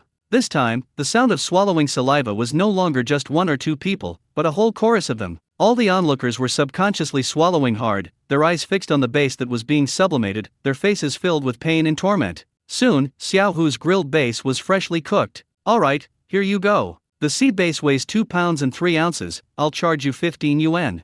Fang Yuan handed him the grilled fish. "Thank you, master. Thank you, master." Diao Xiaohu was so excited that his hands were shaking. He quickly scanned the code to pay and didn't even bother to look for Suli. He found an empty spot next to the stall, squatted down, and couldn't wait to start eating. When the first bite of the crispy on the outside and tender on the inside, richly flavored grilled sea bass entered his mouth, Xiaohu also experienced the same feeling of spiritual ascension that Suli had just felt. The flesh of the sea bass is more delicate than that of the crucian carp, almost melting in your mouth, and it has no small bones, making it incredibly enjoyable to eat. The intensely fresh and fragrant flavors exploded in his mouth, layer upon layer, constantly pushing the limits of his taste buds. Fishing for Little Tiger has gone mad too. He ate with his mouth full of oil, completely disregarding his image, and kept making happy woo-woo moans, like a little wild animal guarding its food. Thus, on the banks of the Bipan River, 2 major live-streaming anglers have both fallen victim to the allure of wild fishing. They completely forgot their identities as live streamers and transformed into the most devout believers, embarking on a selfless culinary pilgrimage in front of the god of grilled fish stall.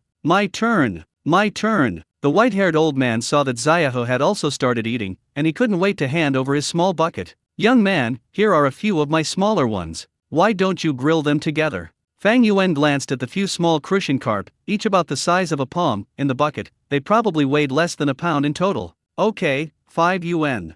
Fang Yuan quoted the price. Okay, 5 yuan. I'll transfer 5 yuan to you." The old man took out his phone without hesitation. While waiting, the old man had completely transformed into Fang Yuan's unpaid promoter. He boasted enthusiastically to the fishermen around him who had been drawn by the aroma. "You guys didn't see it. That young man's knife skills were amazing. And the cooking time, the seasoning, I'm telling you, I've eaten fish my whole life, and I've never smelled anything so delicious." He looked so proud, as if the stall belonged to his family. Those fishermen were already incredibly hungry, and his encouragement made them even more restless. "Boss, I have a half-pound bream here, can you grill it? I have 2 here, which weigh over a pound together. And me, mine may be a blank check, but it's quite large." Suddenly, a small queue formed in front of Fang Yuan's stall. Everyone carried their own fish baskets or buckets, waiting expectantly for the master's favor. Meanwhile, Suli had already finished eating his 3-pound crucian carp. He ate it all up, even sucking out the marrow from the fish head,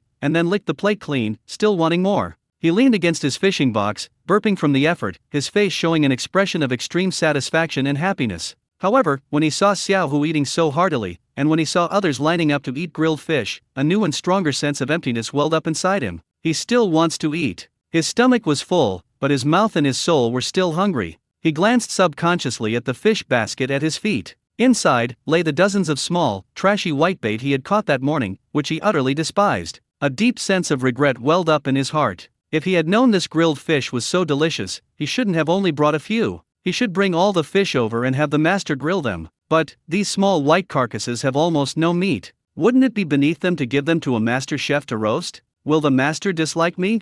Suli was caught in a deep dilemma.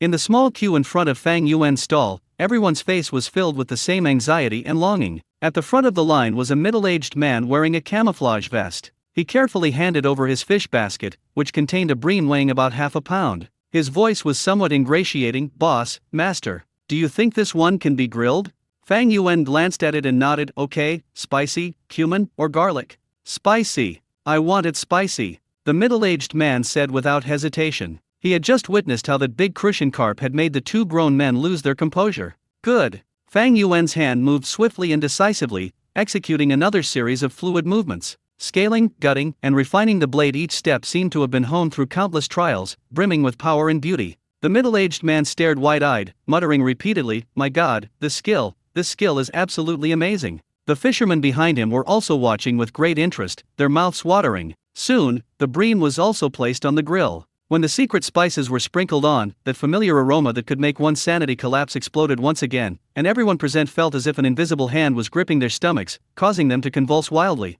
"All right, here you go, 5 yuan. Fang Yuan handed over the grilled bream. "Thank you, master. Thank you, master." The middle-aged man paid excitedly, and imitating the way he fished for the tiger cub, he found a corner to squat down and couldn't wait to take a big bite. The next second, he froze, his expression exactly the same as Suli, Diao Xiaohu, and the white-haired old man, first shock, then ecstasy, and finally a blissful intoxication. "Delicious. So delicious. I've been fishing for 20 years and I've never had such delicious grilled fish," he exclaimed indistinctly, tears welling up in his eyes. This made the people in line behind them even more anxious, wishing they could just snatch it away. One after another, the anglers presented their catches. There were crucian carp, bream, and even 2 small, unidentifiable fish. Without exception, when they received the plate of grilled fish that smelled divine from Fang Yuan and took their first bite, they were all instantly captivated. They squatted by the river, eating without any regard for their image, making all sorts of satisfied noises. The banks of the Bipan River have become a massive culinary pilgrimage site, and Fang Yuan is the one and only god.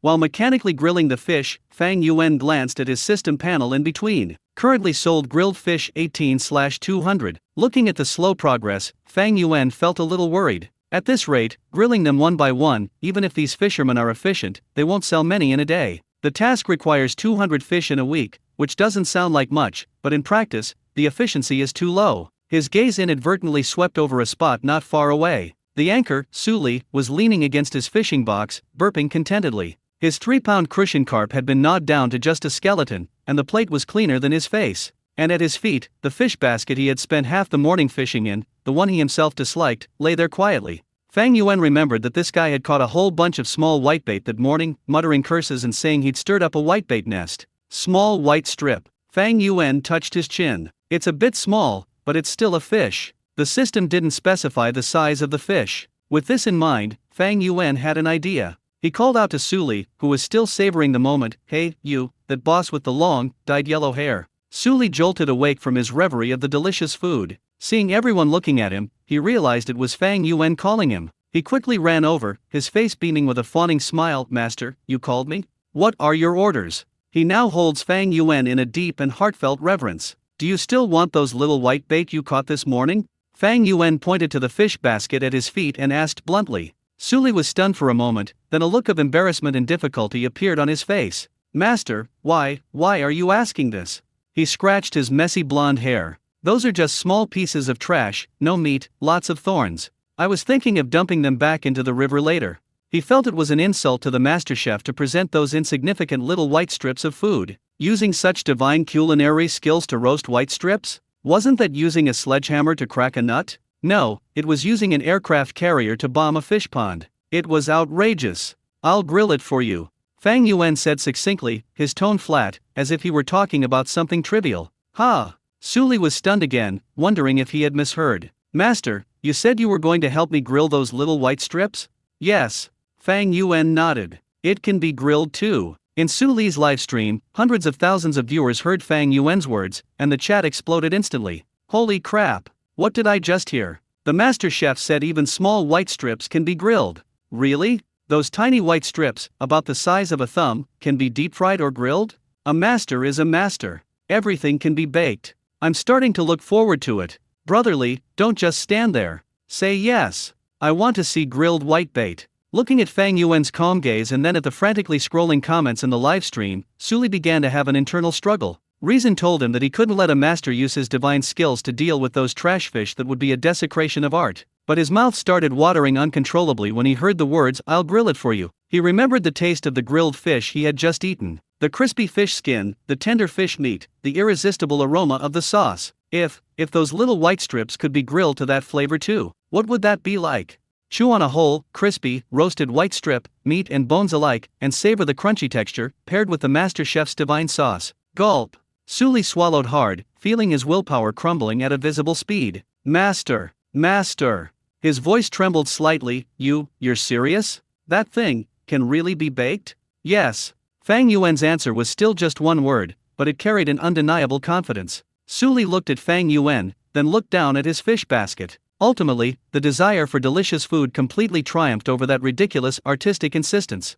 He gritted his teeth and stamped his foot, as if he had made a momentous decision. "Grill. Master. Please do me the work. Grill it for me." After saying that, as if afraid that Fang Yuan would change his mind, he grabbed his fish basket, ran to Fang Yuan's stall, and with a whoosh, dumped all the fish inside onto the stainless steel work table. Dozens of whitebait of various sizes, along with a few small crucian carp and bream, were jumping and scurrying about on the work table, their silvery bodies gleaming. Among them, the most numerous are those tiny whitebait, which are only the length of a finger and are deeply hated by anglers. Suli looked at the pile of little pieces of trash, his face flushing slightly. He said apologetically, "Master, it's all here. There are probably about 30 or 40 pieces. Just grill them as you see fit. Grill what you can, and leave the rest."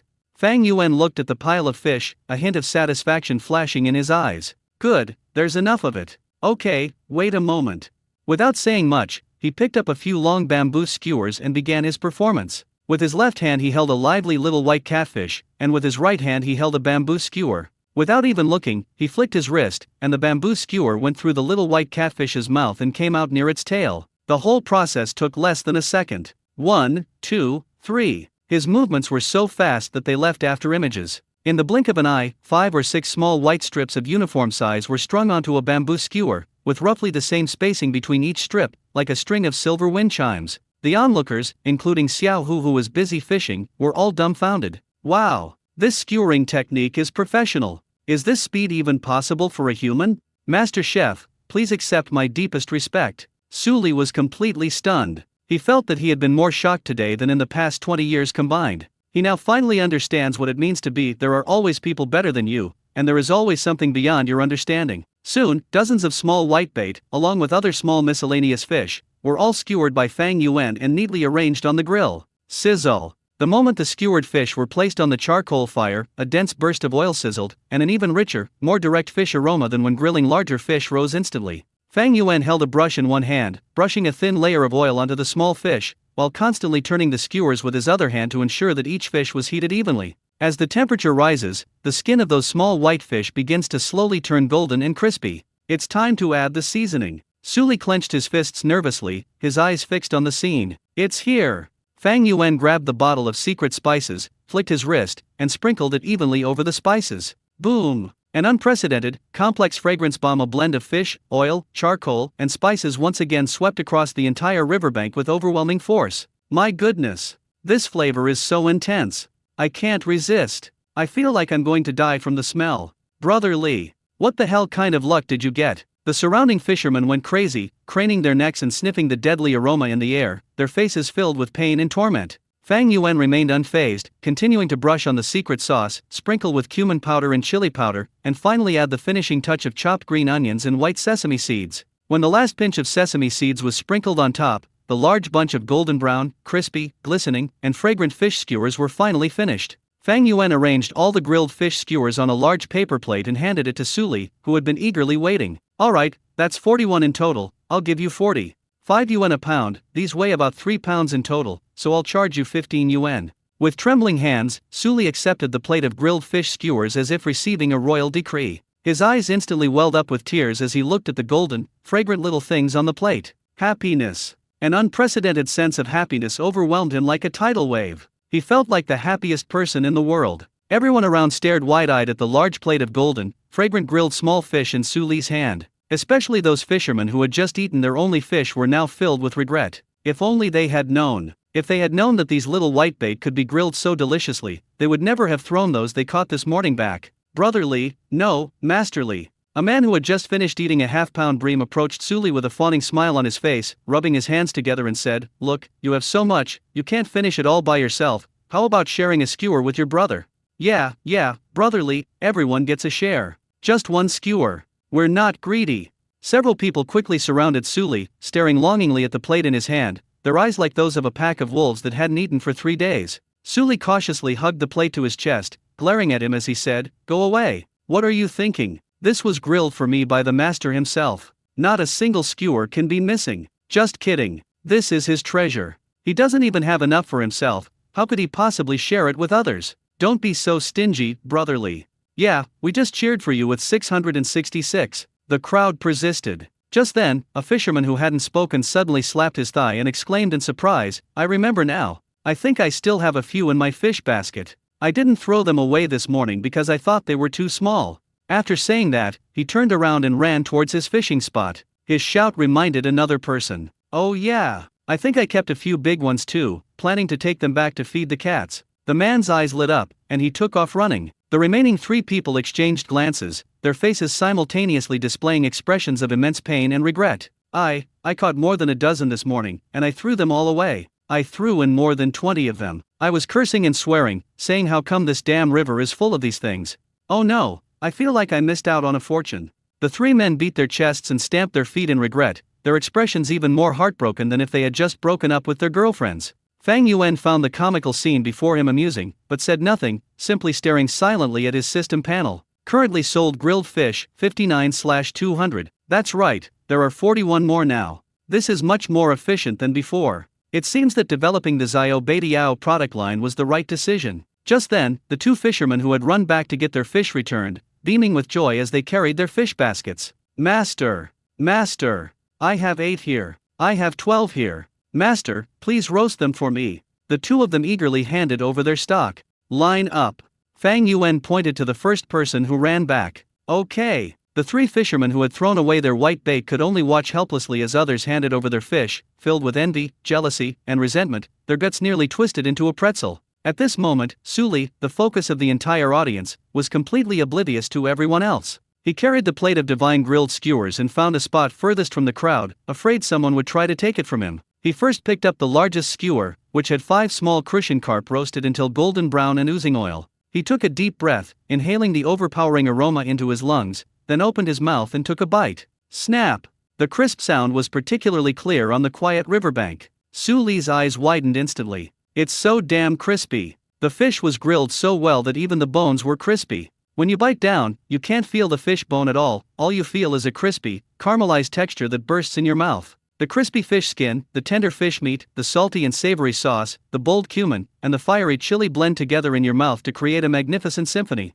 Ugh! Sully groaned happily, feeling every taste bud in his body cheering and jumping for joy. He ate the whole small crucian carp, head and tail, in just a few bites, leaving not a single crumb. Then came the second, the third. He ate extremely fast, like a tireless eating machine. His live stream viewership has soared to 500,000, and the chat is going absolutely crazy. I'm going crazy. I'm really going crazy. Watching Lee Ge eat is more torturous than watching a horror movie. That voice is so crisp. I can feel my teeth chattering even through the screen. Hey streamer, have some decency. Stop eating. Leave me a bite. Any brothers from Zhongcheng here? Let's team up. Heading to Bipanjiang now. Let's catch the grilled fish master. I've already booked my flight, arriving tomorrow morning. Brotherly, please save me a seat. The entire live stream was filled with an emotion called jealousy. After finishing the small crucian carp, Sully picked up a skewer of grilled whitebait. Compared to small crucian carp, these small whitebait are even smaller and are grilled to be drier and crispier. He imitated how he ate skewers, taking a bite and eating half a skewer in one go. Crunch, crunch. The sound that came out of his mouth was 100 times clearer than before. The small white strips have very little meat to begin with, and after being grilled like this, almost all the moisture is dried out, leaving only extreme crispness and a caramelized aroma. Every bite is a feast for the senses. Sully was completely out of control. He kept going, one string after another, unable to stop. He felt as if he wasn't eating fish, but rather an addictive poison. He ate with his mouth full of oil, his lips covered in chili and cumin powder, looking completely disheveled, but the expression on his face was one of unprecedented satisfaction and happiness. Beside them, Xiao Hu and the white-haired old man had long since finished their portions. The two men watched as Sully devoured his meal, their mouths watering, especially when fishing for Xiao Hu. He had already finished his 2-pound bass. Seeing Sully's blissful expression as he ate the white skewers, Diao Xiaohu was furious. No, we can't let him have fun here all by himself. I want to go fishing too. I want to catch more fish than him, and I want the master chef to grill them for me. The three unlucky guys who threw away the ES were so angry they almost turned red with envy. Watching Sully eat so heartily felt like someone was cutting into their hearts with a knife. I can't take it anymore, one of them said, clutching his chest in anguish. I'm casting my line right now. I'm not going home until I've caught a few fish today. Yes, fishing. We absolutely have to go fishing. Nobody can stop me today. I'm going to take on all the fish in this river. The three of them yelled and ran back to their fishing spots, ready to fight to the death. In an instant, the aroma completely ignited the fighting spirit of all the anglers along the riverbank. Their purpose is no longer for the sense of honor of conquering giants, nor for the leisurely pursuit of self-cultivation. They now have only one goal: fishing. Then, take it to that young master and exchange it for a plate of exquisite grilled fish that can elevate your soul. Xiao Hu was the first one who couldn't sit still. He watched Sully eating noisily over there, occasionally glancing provocatively in his direction with a smug look that could drive anyone crazy. Damn it, we can't let him get any more arrogant. Xiao Hu hardened his heart. He suddenly leaped to his feet and, facing his phone camera that is, the hundreds of thousands of godfathers in the live stream shouted passionately, "Godfathers! You all saw it! That bastard Sully is showing off here because he has so many fish. I'm fishing for little tiger, and today I'm going to act on behalf of heaven. I can't let him enjoy this heavenly delicacy all to himself. I'm going back to fishing right now. If I don't fill my fish basket to the brim today, I'm not fishing for tiger." The live stream chat responded immediately. Support Xiaohu. Defeat Sully. Go, little tiger. Catch a big one and show him who's the real boss of the Bipan River. Little tiger, we don't ask for anything else. Just give us a sip of the broth when you catch it and have the master chef grill it. My mouth is already watering. Go now. We'll be waiting for your triumphant return. With the support of his godfathers, Xiao Hu was instantly filled with fighting spirit. He put his clean plate aside, grabbed his expensive fishing rod, and rushed back to his fishing spot. Now, he has only one thought in his mind: fishing, catching a big fish. Meanwhile, the white-haired old man was also filled with excitement as he looked at the group of young people who were acting like they were on steroids. He had just finished eating the few small crucian carp he had caught. Although they were only the size of his palm, the taste of them after being grilled by Fang Yuan was so good that even this seasoned fisherman of 70 years almost swallowed his tongue. Tasty. It's so delicious. He was now so full he was burping. His stomach was satisfied, but a new thought was rising in his mind. He touched the old-fashioned mobile phone in his pocket and checked the time. It's almost noon. In a little while, his precious grandson will be home from school. The old man's face lit up with a kind smile when he thought of his grandson. His grandson, Chen Yifei, is a 6th grade student at Zhongcheng Experimental Primary School. He's chubby, with a lively and endearing appearance. However, he's extremely picky about food. Most dishes simply don't meet his standards. The old man's mind was filled with the image of his grandson's chubby little face, and his heart softened. If Zayafei could also taste this heavenly grilled fish, how happy would he be? Once the thought came to mind, it became impossible to suppress. Right. We must catch one. A big one. It's baked to perfection. I'll take it home for my dear grandson and give him a big surprise. The old man became more and more excited as he thought about it. He remembered that his beloved grandson's favorite food was sea bass, which had few bones and tender meat. Okay, let's go bass fishing then. The old man's eyes sharpened instantly, and his back, which had been somewhat hunched due to his age, seemed to straighten up considerably at that moment. He grabbed his fishing rod, walked to the riverbank, chose a spot he thought was most likely to catch bass, baited the hook, and cast it with all his might. His eyes were fixed on the buoy on the water's surface, his focused expression no less intense than that of the young people beside him. For his grandson's smile, the veteran is going into battle once again. Meanwhile, at Zhongcheng Experimental Primary School, dozens of kilometers away, in the classroom of Class 2, Grade 6, math teacher Mr. Yuan was explaining problem-solving strategies at the podium. So, the key to this problem lies in finding this hidden equality relationship. Once you find it, the problem will be solved. Do you all understand? Understood, the students replied listlessly. Only Chen Yifei, who was sitting in the last row of the classroom by the window, didn't hear a thing. He was resting his chubby chin on his hand, gazing out the window in a daze, his little face filled with melancholy. He had no appetite. Ever since last Thursday, when the uncle who sells the divine fire chicken noodles and spicy skewers said he would never come back, Chen Yifei felt like his world had turned gray. The food at home isn't very good. Other snacks near the school are even worse. That taste was all he could think about. The chewy and smooth texture of the spicy noodles, the savory and spicy broth of the spicy skewers, and the burst of juice when you bite into the fish tofu. Gurgle. His stomach growled involuntarily, and he started drooling involuntarily. I really want to eat it. Where did that uncle go? Didn't he promise that little girl he'd pinky swear he'd come back the next day? Why did he go back on his word? Liar. Big liar. Chen Yifei cursed Fang Yuan 100 times in his heart, but after cursing him, he felt an even deeper sense of loss and longing. Achoo! He suddenly sneezed loudly, startling the students in front of him. Chen Yifei, do you have a cold? Li Zihao, the chubby boy sitting next to him, asked with concern. No, Chen Yifei said, rubbing his nose. It's just that I feel, someone is talking about me. Little did he know that at that very moment, his most beloved grandfather was dozens of kilometers away on the riverbank, striving to give him a taste of the most delicious grilled perch in the world. The air along the Bipan River became incredibly heavy at that moment. The once leisurely anglers now resembled soldiers on the battlefield, their eyes filled with murderous intent. Their enemies are the fish of all sizes in this river. Their target was the sizzling grill at Fang Yuan's stall. I won! I won! The silence lasted less than 10 minutes before it was broken by a wild shout of joy. He was one of the unlucky guys who threw away all the fishing rods that morning, and now he was excitedly holding the fishing rod, the tip of the rod being pulled into a small arc. Although they don't look very big, at this moment when the whole army has been wiped out, any fish is a rare trophy. He carefully swam the fish to the shore. It was a crucian carp the size of his palm. Ha ha ha, I caught one. The man was so excited he almost cried. He didn't even bother to remove the hook and ran wildly towards Fang Yuan's stall with the fishing line in his hand. Master! Master! Mine! Quick! Grill it for me! He quickly handed over the still lively crucian carp, as if afraid someone would snatch it first. Okay, 5 yuan. Fang Yuan calmly took the fish. The man paid and then stood by, watching his hope slowly turn golden on the charcoal fire. His success acted as a fuse, instantly igniting everyone's competitive spirit. Damn it, he's already caught some, why haven't I gotten a bite yet? Change the bait. We have to change the bait. This bait won't work. Did I not prepare my nest properly?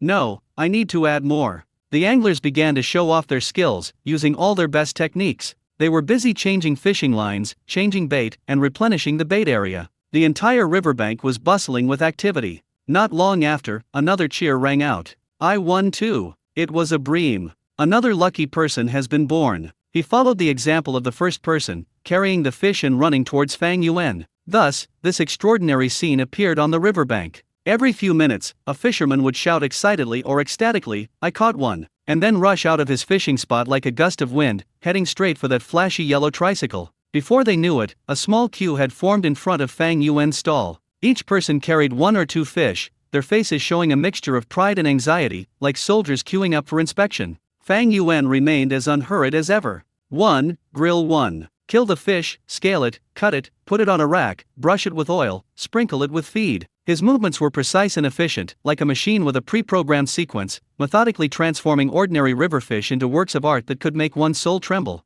He himself felt somewhat numb. These fishermen are crazy. It's just a bite to eat, why act like it's a matter of life and death? He simply couldn't understand the thought process of this group of people. However, this is a great thing for his mission. While he was grilling, he glanced at the system panel. Currently sold grilled fish, 103/200. Whoa! Fang Yuan was slightly surprised. It's already over 100? He checked the time, it was only around 10:30 a.m. In other words, in just over 2 hours since he set up his stall, he has sold more than 100 fish. This was much faster than he had expected. He originally thought that it would take at least 3 or 4 days to complete the task of writing 200 items. It seems that we might be able to complete more than half of it today. This feeling is absolutely amazing. Fang Yuan's mood instantly improved, and even his movements while grilling the fish became a bit lighter. The fragrance in the air came in waves, never stopping. This aroma is both a stimulant and the sweetest torture for anglers who are fighting hard. Whenever the aroma wafted by, their hands would move a little faster, and the longing in their eyes would intensify.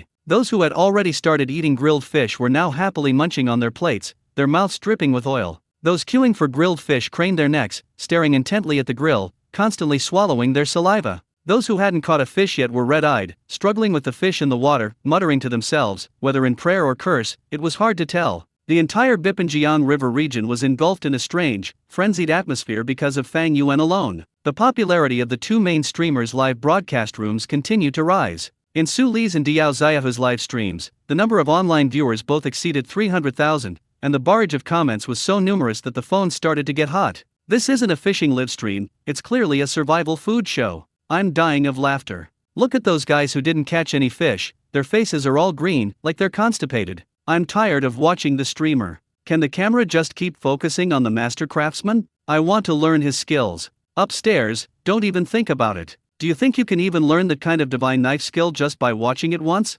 Stop talking, I've already booked a boat through Didi. Anyone want to join me? I'm going to cross the Bipan River to reach the other side of the delicious food. Online, countless netizens who were at work or in class were virtually experiencing this food extravaganza taking place by the river through these two live streams. They were so tempted that they wanted to quit their jobs, skip class, and rush to the scene. Fang Yuan, who was at the center of the storm, just found it a bit noisy. He just wanted to finish the task quietly, then pack up early, go home, and play video games. Next one. He grilled another one and handed it out. The line moved forward another step. Looking at the almost uninterrupted line, Fang Yuan thought to himself that at this rate, they might be able to finish the mission this afternoon. Thinking of this, he couldn't help but curl his lips into a Nike-style smile. This week's tasks don't seem so difficult.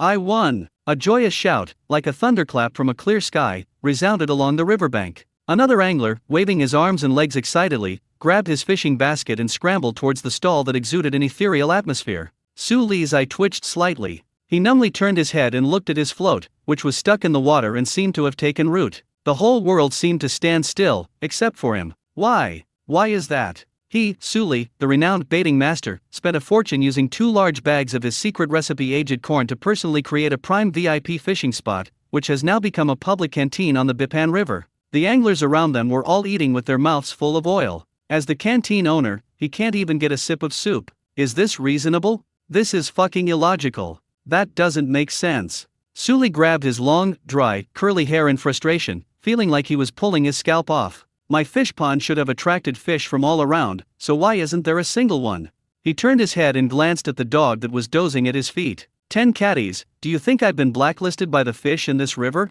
The stray dog named Shijin rolled over, turned its rear end towards him, and continued sleeping. Even dogs looked down on him. Su Li felt his heart turn ice cold. His fans in the live stream were even more eager for a good show. Hey Li, don't ask any more. The fish have eaten too much of your bait and are lying at the bottom burping. They're too busy to bite. The master of nest digging truly lives up to his name, he's a professional at serving the people. I hereby announce that Su Li has been awarded the title of Best Philanthropist of the Year in Bipanjiang. Let's give him a round of applause. This isn't some kind of fertilizing master, this is clearly a money-giving spirit. Hilarious. The streamer's fishing spot is so bad, not a single fish can survive within a 10-mile radius. Hey Li GE, move. If you don't move, all the fish will be caught by others, and all the grilled fish will be eaten. I'm so anxious. If the streamer were even slightly useful, he'd be eating his next meal by now. Seeing these hurtful comments, Suli was so angry that he almost threw his phone into the river. Fart! He roared at the live stream camera.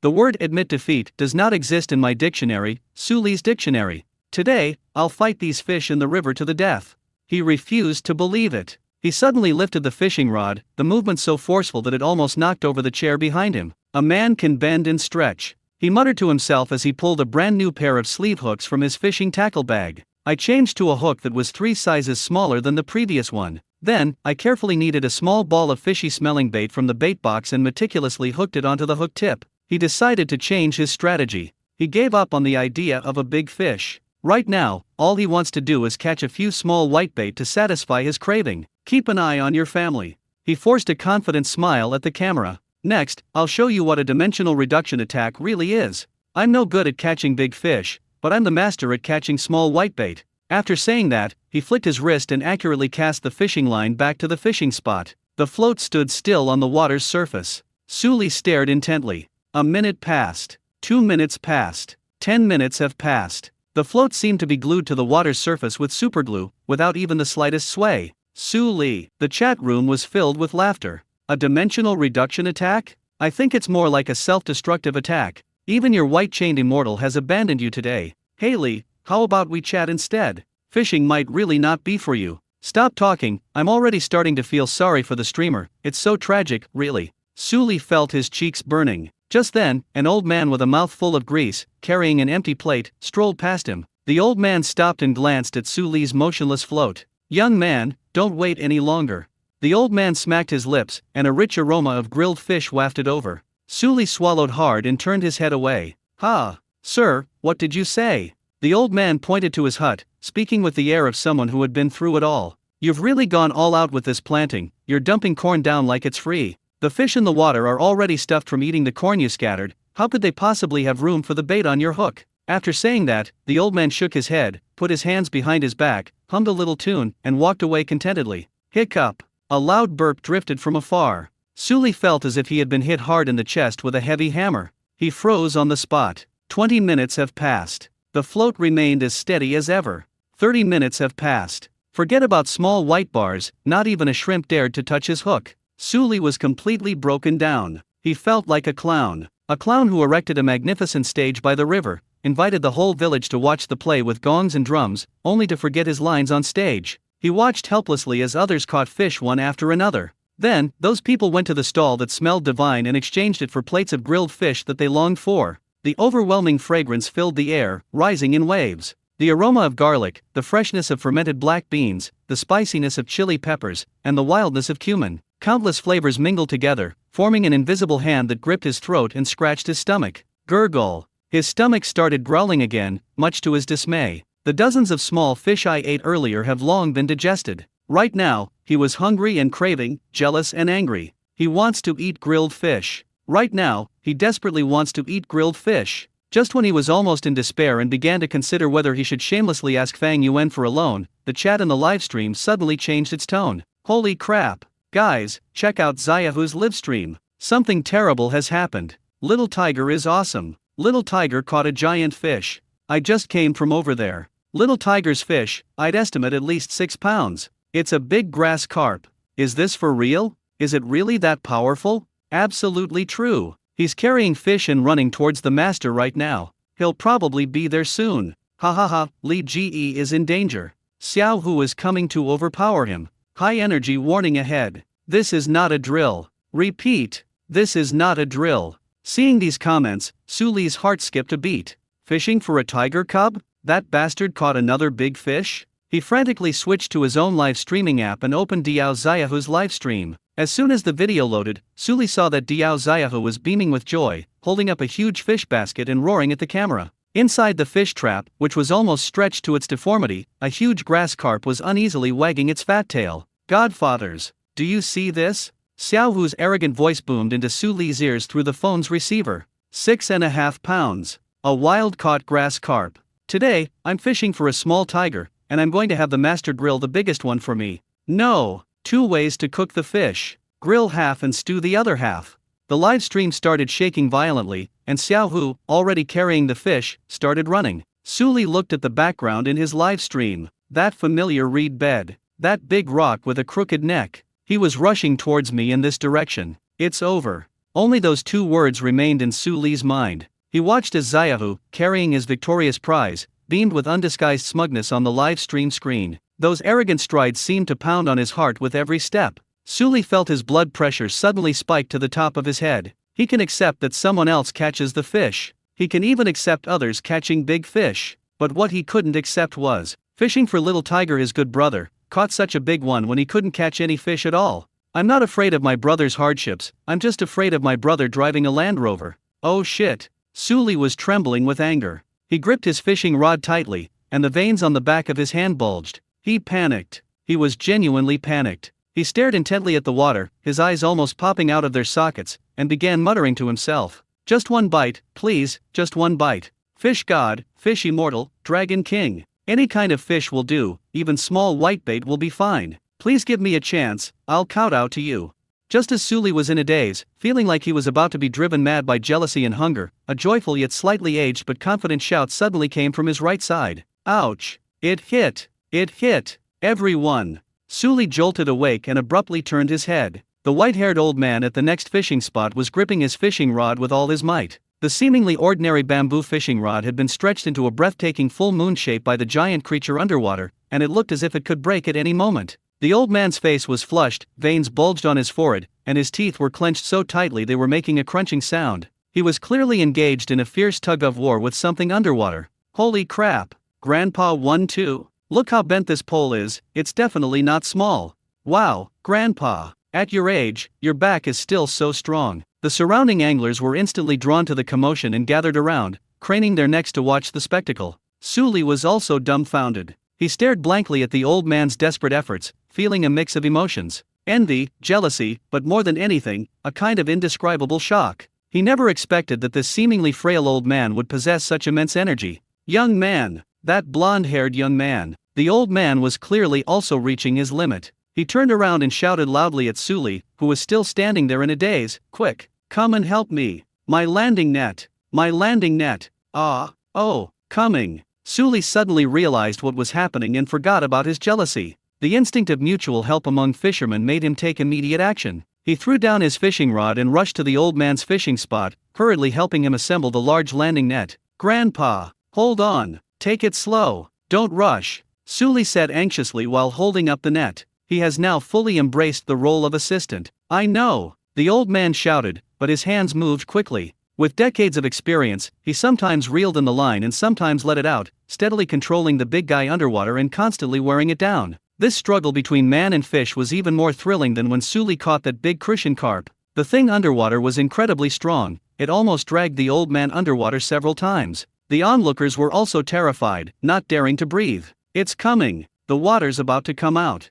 I don't know who shouted it. Everyone's eyes were fixed on the water. A huge black shadow was seen being slowly dragged towards the shore by the old man. The moment the enormous fish head burst out of the water, everyone present couldn't help but gasp. Another big grass carp. Moreover, this one is a whole size bigger than the one we caught earlier when we were fishing for the little tiger. The fish's back was as wide as a door panel, and its entire body was covered with huge, bluish-black scales that shimmered with a metallic luster in the sunlight. Good heavens! Su Li was also stunned. This must weigh 7 or 8 pounds. Stop talking nonsense. Hurry up and scoop it up.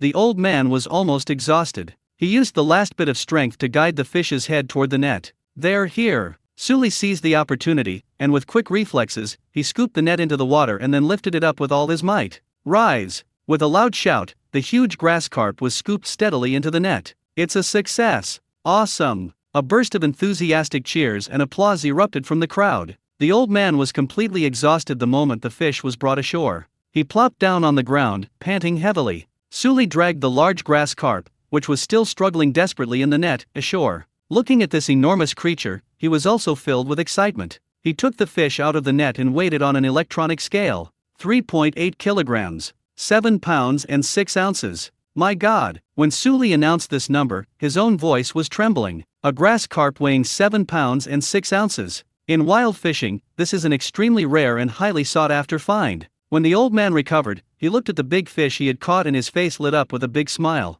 His wrinkles gathered together, like a blooming old chrysanthemum. Ha ha ha, I knew it. All these decades of honing my skills haven't been for nothing, he said proudly, his eyes filled with arrogance. He carefully picked up the fish, feeling even more affectionate than if he were holding his own grandson. Xiao Fei is in for a treat, he muttered to himself. Looking at the old man's happy expression, Suli felt a pang of sadness, but more than anything, he was happy for him. In any case, catching such a big fish is something to celebrate. However, at that moment, an arrogant voice came from afar. Ha ha ha, I'm here. Master, quickly, grill me some fish. Xiao Hu, carrying his 6.5-pound grass carp, rushed to Fang Yuan's stall like a whirlwind, slamming the fish basket onto the counter with a loud thud, as if afraid no one would know he had caught a big fish. His arrival instantly drew everyone's attention. When people saw the equally large grass carp in his fish basket, they were once again amazed. Holy crap, what's going on today? Did they disturb the grass carp's feeding grounds?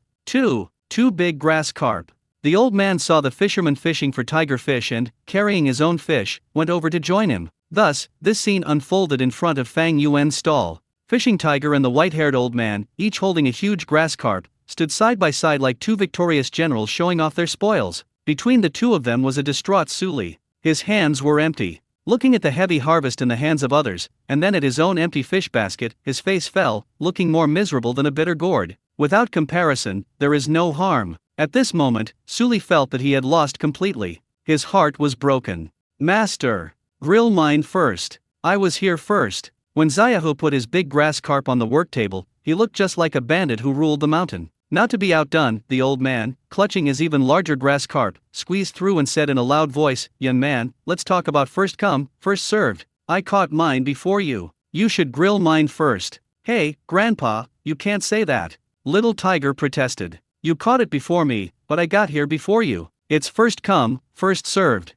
You young man, how can you be so unreasonable?" "How am I being unreasonable?" As the two were about to start arguing over priority barbecue rights, the onlookers watched with great interest. Fang Yuan was getting a headache from all the noise they were making. He tapped on the stainless steel workbench, making two crisp clang sounds, successfully attracting the attention of the two men. "Stop arguing." He pointed at Xiaohu, then at the old man, and said succinctly, "Let's grill together." His barbecue cart, produced by the system, has a large enough grill to accommodate not only 2 grills, but also 4 or 5 at the same time. Upon hearing Fang Yuan's words, the two immediately stopped talking. "All right. I'll listen to the master. The master is right." The two immediately reached an agreement and obediently put the fish on the plate. Fang Yuan looked at the 2 enormous objects on the cutting board, which weighed more than 14 pounds in total, and felt a bit emotional. These fishermen have endless potential when it comes to making a living. He picked up a knife and began to process the 2 large grass carp. It was still that same superb knife skill, scraping scales and removing dirt with lightning speed. Next, the decorative knife was used. Considering that grass carp has relatively thick flesh and a slightly muddy taste, Fang Yuan made deeper and denser cuts with his straw raincoat flower knife technique this time. The blade moved across the fish's body with a soft swish, swish, swish sound, and dense diamond patterns appeared on both sides of the fish's body, deep enough to see the bone, yet still connected to the flesh. The onlookers were dazzled and exclaimed in amazement, "My God, the knife skills are amazing. Every time I see them, I'm blown away. This isn't cooking, it's an art form." Suli, watching from the side, felt his heart breaking even more. 2 fish this big, knife skills this amazing, seasoning this powerful. How delicious would it be if it were baked? The thought of that taste, and the realization that he wouldn't be able to get a single bite, made Suli feel like his heart was bleeding. He silently retreated to the very back of the crowd, afraid that if he watched any longer, he would be unable to resist rushing forward to snatch it. Fang Yuan used 2 large grass carp, which had been cleaned and gutted, to hold them in 2 huge grilling tongs and placed them on the charcoal fire. Sizzle! The simultaneous loading of the 2 enormous items created a more spectacular scene than ever before. A large amount of fish oil was instantly forced out, dripping onto the scalding hot fruitwood charcoal, stirring up plumes of thick white smoke, accompanied by an extremely rich and oily aroma. Fang Yuan controlled a fish with one hand, turning it over and brushing it with oil from time to time, his movements calm and unhurried, just like a maestro conducting a symphony orchestra. Under his control, the skin of 2 enormous grass carp slowly changed from bluish-white to an enticing golden yellow. The cut fish meat, heated, turned slightly outwards, resembling 2 giant snow lotuses about to bloom. Time seemed to slow down at that moment. Everyone's breathing became rapid with the rising heat from the grill. The air was filled with a maddening aroma and the agonizing feeling of waiting. The two fishermen, Xiao Hu and the old man, stared intently at their own fish, their faces filled with anticipation and pride. The old man, in particular, was already imagining the look of surprise and delight on his chubby grandson's face when he saw the giant grilled fish, which was thicker than his arm. Thinking of this, his smile became even brighter. Finally, we arrived at the most crucial step, adding the ingredients. Fang Yuan picked up the bottle of secret spices in one hand and the brush of secret sauce in the other, using both hands simultaneously to give the two fish a final enhancement. Boom! When the spices and sauces come into contact with the two piping hot fish at the same time, the domineering aroma explodes out with a force 10 times stronger than before. This fragrance nuclear bomb is incredibly powerful. The entire riverbank seemed to be completely enveloped by this smell. The anglers dozens of meters downstream could smell the irresistible aroma, and they were all restless, frequently turning around to look. Plop! At the scene, a chorus of unified swallowing sounds rang out. Everyone watching felt their reason being mercilessly destroyed by the aroma. It smells so good. This can no longer be described as fragrant, it's torture. A sweet torture. Xiao Hu was so excited that he trembled all over, he felt like he was about to faint from happiness. The old man's face was flushed, and he was too excited to speak. Finally, after sprinkling on the last pinch of chopped green onions and white sesame seeds, these two giant grilled fish, which can be described as works of art, were officially completed. All right. Fang Yuan placed the two grilled fish into two large paper plates. The one on the left, 6.5 pounds, 35. He looked at Xiaohu. The one on the right, 7 pounds and 6 ounces, 40. He then looked at the old man. Okay. Thank you, master. Thank you, young man. The two excitedly scanned the code to pay, and each received the heavy, piping hot trophy from Fang Yuan, which exuded an unparalleled delicious aroma. Xiao Hu, holding his grilled fish, glanced triumphantly at the group of envious and jealous, defeated opponents around him, laughed heartily, and then found a spot to eagerly prepare to dig in. But the old man didn't rush to eat. He looked at the perfectly grilled fish on the plate, a smile of immense satisfaction spreading across his face. He carefully placed the plate on his fishing box, then took out a larger plastic bag from his bag, seemingly preparing to pack it up. Sir, wouldn't you like to try some? Someone asked curiously from the side. No, no. The old man waved his hand, his smile incredibly kind. This fish is for my grandson. He loves eating this the most. After saying that, he carefully tried to put the piping hot grilled fish into the bag. Those around him, hearing his words and seeing the loving look in his eyes, were all moved. Fang Yuan, after grilling the two large pieces, also felt a bit tired. He wiped the sweat from his forehead and checked the time. 11:30 a.m. It's almost time. Fang Yuan stretched, feeling a bit sore in his back from standing all morning. Although the task progress is encouraging, health is the foundation of everything. He believes in leaving get off work on time and never working overtime. This is his life motto. Alright, everyone. Fang Yuan stood up, clapped his hands, and announced loudly to the fishermen still in line and those watching from the surrounding area. That concludes today's morning session. I'm going to have lunch and take a break.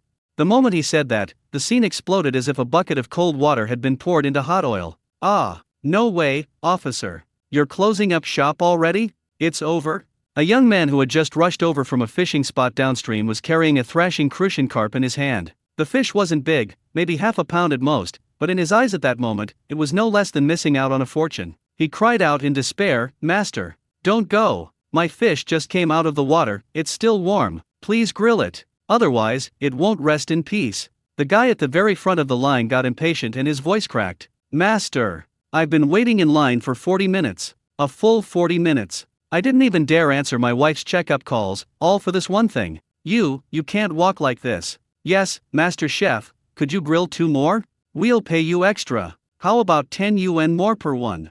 Yes, more money." Everyone started talking at once, trying to persuade him to stay. The scene resembled a massive fan backlash, with people practically rushing up to hug Fang Yuan's leg. Fang Yuan, however, remained as steady as an old dog, completely unmoved. He waved his hand, his expression so serious it was as if he were announcing discipline. "No, it's time. My principle is to leave work on time. Starving to death is a small matter, following the rules is a big deal. We'll open at 2 p.m. sharp. If you want grilled food, come back in the afternoon." After saying that, he completely ignored the wails of the crowd and began to pack up his things on the stall. The caps of the spice bottles were screwed on one by one with a click, and they were neatly arranged according to their categories. The work surface that had been used was wiped 3 times with a damp cloth until it was shiny and bright enough to reflect a person's image. Finally, with a whoosh, the cargo bed of the tricycle was closed. The entire movement was fluid and seamless, without the slightest hesitation, conveying a resolute attitude that if you're not proactive about leaving get off work, there's something wrong with your thinking.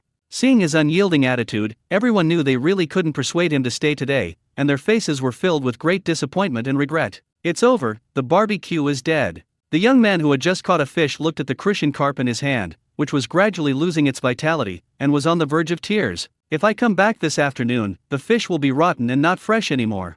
I should have known better than to queue. I should have eaten first. The man in line lamented, feeling like he had missed out on the whole world. Those who haven't caught a fish yet are half relieved and half anxious. Fortunately, I still have an afternoon to create a miracle. The worrying thing is that, judging from this situation, the competition in the afternoon will only be more intense. It's practically hell mode. An elderly man who was carefully packing up grilled fish nearby heard that Fang Yuan was leaving and quickly came over. His face was filled with gratitude and relief. Young man, thank you so much for today. I've lived for over 70 years and traveled all over the country, and I've never smelled such delicious grilled fish. My grandson would jump for joy if he ate your grilled fish. It's all right, sir.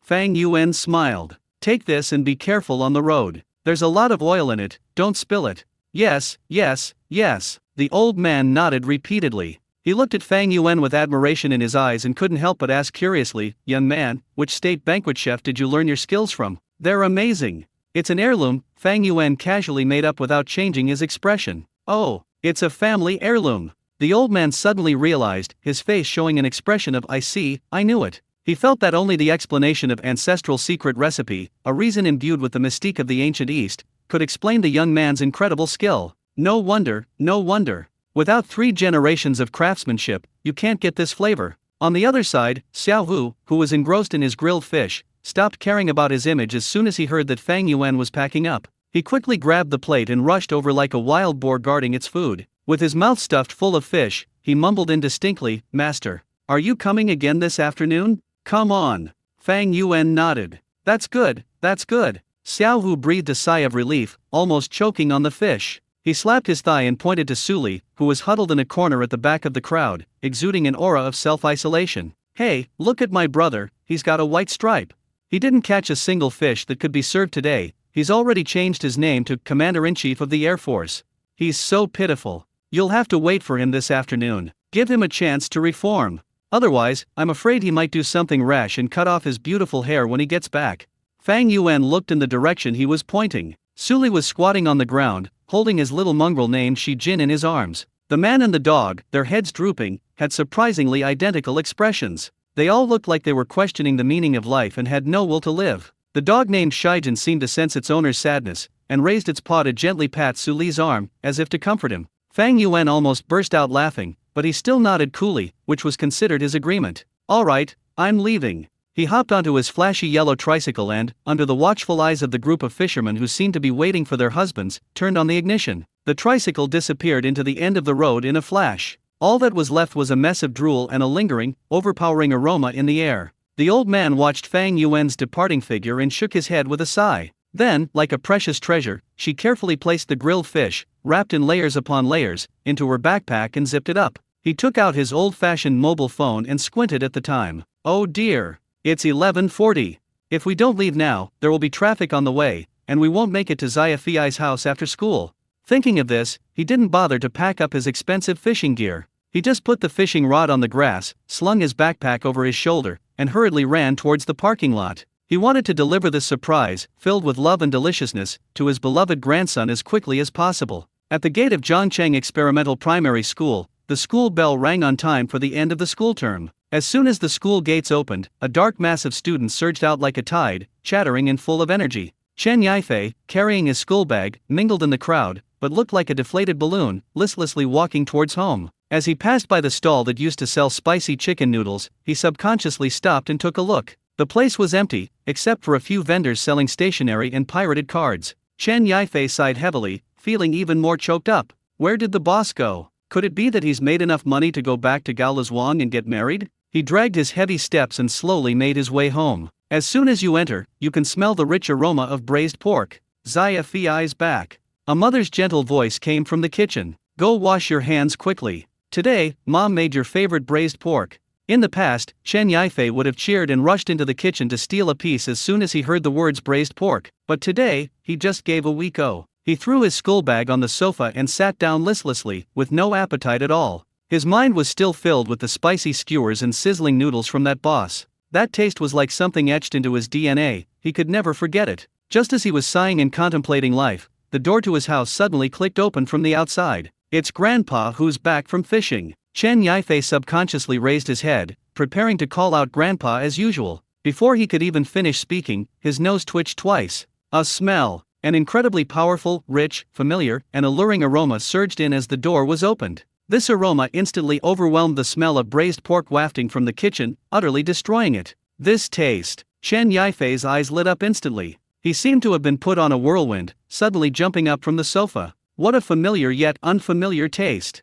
This fragrance is so unique. It's completely different from the pure, savory flavor of my mom's braised pork. They're like two different worlds. The flavor has the aroma of charcoal grilling. It has the natural freshness of fish. There was also an extremely complex aroma of spices that Chen Yifei couldn't describe, yet it made his salivary glands instantly go out of control. It is unreasonable. It grew wildly. It's like an invisible hand, gripping your throat and forcing you to submit to it. Chen Yifei's nose has been more sensitive than a dog since he was a child, and he is recognized by his family as a gourmet food connoisseur. The moment he smelled that fragrance, his DNA stirred. Last week at the school gate, the aroma of the spicy broth from that mysterious uncle's stall instantly exploded in my mind. Although the formulas are different, the domineering aura that makes people lose their rationality as soon as they smell it is exactly the same. The body is always more honest than the brain. 1 second Chen Yifei was sprawled on the sofa contemplating life, the next second it was as if a spring had been installed under his butt. Whoosh! He sprang from the sofa, like a mad little wild boar, and charged straight toward the door.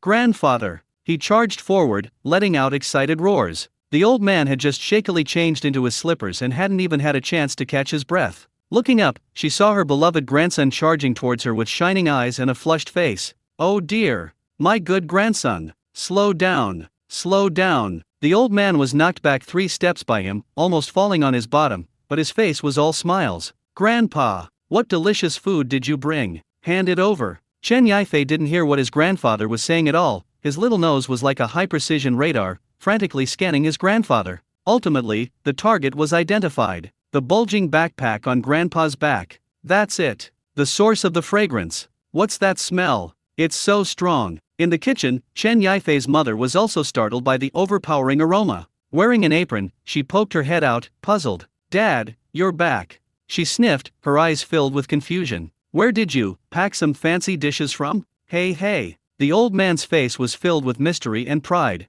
This wasn't bought. He carefully took the backpack off his shoulder and gently placed it on the dining table. They moved as if afraid of bumping or hurting themselves. Chen Yifei and his mother, like two curious cats, immediately surrounded them. Under the expectant gazes of the mother and son, the old man took a deep breath and slowly unzipped his backpack. An even stronger aroma escaped from the gap in the zipper and entered their nostrils. Gulp! Chen Yifei couldn't help but swallow. The old man slowly took out something that was wrapped up tightly from his bag. The outside was covered by 3 thick supermarket plastic bags, tied in a tight knot. When the old man untied the last knot and tore open the bag, that seal fragrance, like a prehistoric beast breaking free of all its shackles, erupted with overwhelming force. Boom! The air in the entire living room was instantly and completely altered by this smell. The aroma of braised pork wafting from the kitchen was irresistible. It vanished in an instant. Oh my God! Chen Yifei's mother was so shocked that she covered her mouth, her eyes wide open like saucers. What an amazing flavor! Just one whiff of it is enough to steal your soul. As for Chen Yifei, he has completely crashed. His mind went blank, and all his language functions failed. He just stared intently at the huge object wrapped in oil paper, which was still emitting a slight warmth, making gurgling swallowing sounds in his throat, like a broken blower. There was nothing else in his world. All that remains is this unknown food before me, and the most primal, purest desire from the depths of my genes. The old man was bursting with pride as he looked at his grandson and daughter-in-law, who were completely drooling over their food. Having been a serious intellectual my whole life, I've never felt so proud and elated. He cleared his throat and, with a tone of pride comparable to announcing a major discovery, slowly and methodically peeled off the grease-soaked paper package, layer by layer. When the whole, huge, golden brown, and fragrant roasted grass carp was displayed perfectly before the two of them, time seemed to have been paused at that moment. It's so beautiful. This fish is so beautiful. The fish was grilled to a golden brown, the color that most whets the appetite, and was evenly coated with a mysterious, bright red sauce, and garnished with emerald green scallions and fragrant white sesame seeds. The fish fillets, finely sliced open with the straw raincoat knife, flipped up like a golden chrysanthemum blooming in a raging fire. Each of the upturned petals was covered with tempting, glistening broth. The rising steam, carrying a powerful aroma, swirled upwards. This is no longer a fish. This is clearly a work of art that glows and can be eaten. Wow dash! Chen Yifei could no longer hold back and let out a thunderous, soul-stirring exclamation. He felt like his eyes were about to be blinded by the fish. Dad, these are the fish you caught? Chen Yifei's mother also looked completely bewildered. She knew her father-in-law was a skilled fisherman, but weren't the fish he caught always destined to be steamed or braised? When did the old man secretly take some advanced courses, and even learn to cook such a hardcore dish? The key is that, with its presentation and aroma, you could easily believe it's the grand finale dish at a Michelin-starred restaurant. Of course. The old man puffed out his chest, feeling like he had reached the pinnacle of his life, and the wrinkles on his face beamed like a radiant sunflower. I caught this myself this morning. A big grass carp weighing 7 pounds and 6 ounces. It was still jumping around. He paused deliberately, lowered his voice, and added in a tone as if recounting a secret of the martial arts world. However, I didn't grill it. It was grilled on site by a master. Master? The mother and son spoke in unison. A young master who has kept his abilities hidden. The old man vividly recounted his extraordinary encounter by the river that day, leaving Chen Yifei and his mother completely stunned. Especially Chen Yifei. When he heard the keywords tricycle, young uncle wearing a mask and his skills are simply amazing, he was amazed. His heart skipped a beat. Then, it started pounding wildly again. It's him. You can't go wrong. It must be him. That uncle who sells spicy chicken noodles. He didn't run away. He just moved to a different place and started selling grilled fish. This realization made Chen Yifei so excited that he almost took off on the spot and performed a Thomas Flair for his grandfather. But he didn't make a sound, because all his attention had once again been completely drawn to the perfect grilled fish in front of him. Mom! Hurry! Chopsticks! I need chopsticks. He grabbed his mother's arm and shook it impatiently, drooling almost in strands. No! Mom! Give me a spoon. I want to eat with a spoon. All right. You little glutton. His mother was amused by his pathetic appearance and, forgetting about the bubbling braised pork in the pot, quickly turned around and rushed into the kitchen to get the tableware. Wait! Don't you dare steal any food. Go wash your hands. A culinary storm within the family is about to officially begin at the dining table. Come on, Zia, try the biggest one. At the dining table, the old man carefully used chopsticks to pick up a large piece of the fattest fish meat from the back of the fish and put it into Chen Yifei's bowl. The fish had a golden, crispy skin and a snow-white, tender interior, covered in a generous amount of sauce and spices, shimmering enticingly under the light. Chen Yifei had been waiting for a long time. He picked up a piece of fish that was bigger than his mouth, and without caring that it was hot, he shoved half of it into his mouth. The moment the fish touches your mouth, Chen Yifei's body trembled violently. His already large eyes widened in an instant, and he seemed to freeze, as if a pause button had been pressed. How is it, Zia? Is it delicious? The old man asked expectantly. Chen Yifei's mother also looked at him nervously. A full 3 seconds passed. Chen Yifei seemed to come alive, chewing rapidly while making muffled woo-woo sounds, nodding his head like he was pounding garlic. Delicious. So delicious. After he finally swallowed the fish in his mouth, he uttered the most sincere and loudest praise he had given in the 12 years he had lived in this world. My God! This tastes divine. First, there's the taste. The fish skin was roasted to an indescribable crispness, it cracked open in his mouth with a light touch of his teeth, a sound that sent shivers down his spine. The meat under the fish skin is as tender as tofu, melting in your mouth with just a touch of your tongue, bursting with juicy goodness. Next came a flavor frenzy. That familiar, domineering, complex spice aroma that haunted his dreams, mixed with the natural sweetness of the fish and the savory flavor of the sauce, was like a tsunami, instantly overwhelming all his taste buds. What shocked him most was that the annoying little bones of the grass carp had disappeared. He can chew without restraint, without worrying about choking.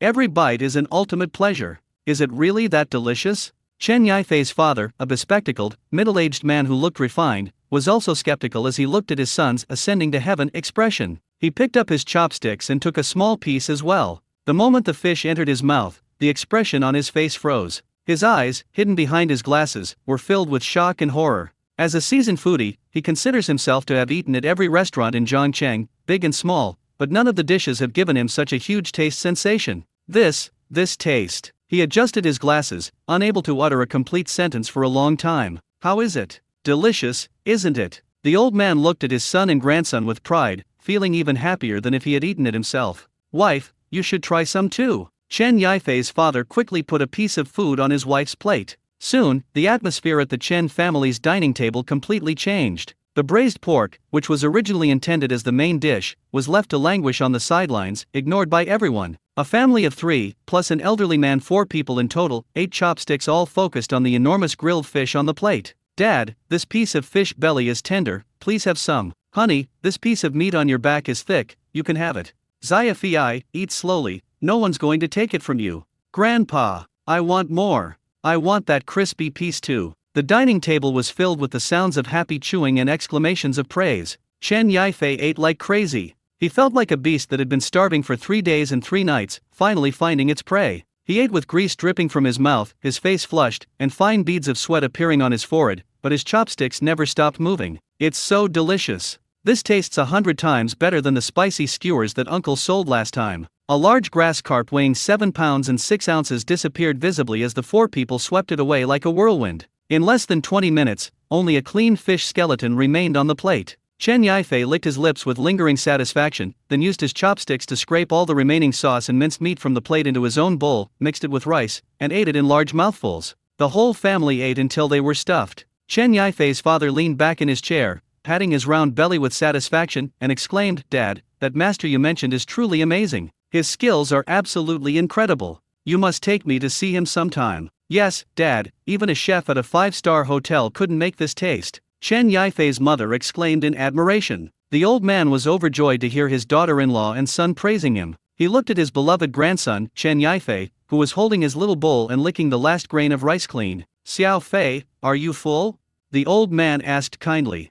I'm full. Chen Yifei answered loudly, then let out a satisfied burp that smelled of grilled fish. He put down his bowl, ran to the old man's side, hugged his arm, and said in a spoiled tone, Grandpa, this grilled fish is so delicious. I've never eaten anything so delicious before. As long as it tastes good. If it tastes good, Grandpa's efforts weren't in vain. The old man patted his little head happily. Grandpa. Chen Yifei looked up at him with an incredibly longing gaze. I want to eat it again tomorrow. No, I want to eat it tonight. Are you going fishing again tonight? Could you bring me back another one? Looking into his grandson's expectant eyes, the old man's heart melted instantly. He can catch 10, let alone 1. He patted his chest confidently and said loudly, Great. No problem. If our little Fei wants to eat, Grandpa will go again tonight. I promise to catch an even bigger one for you. Yay! Long live Grandpa. Chen Yifei was so excited that he jumped up and gave his grandfather a loud kiss on the cheek. The old man was overjoyed by his grandson's kiss and burst into laughter.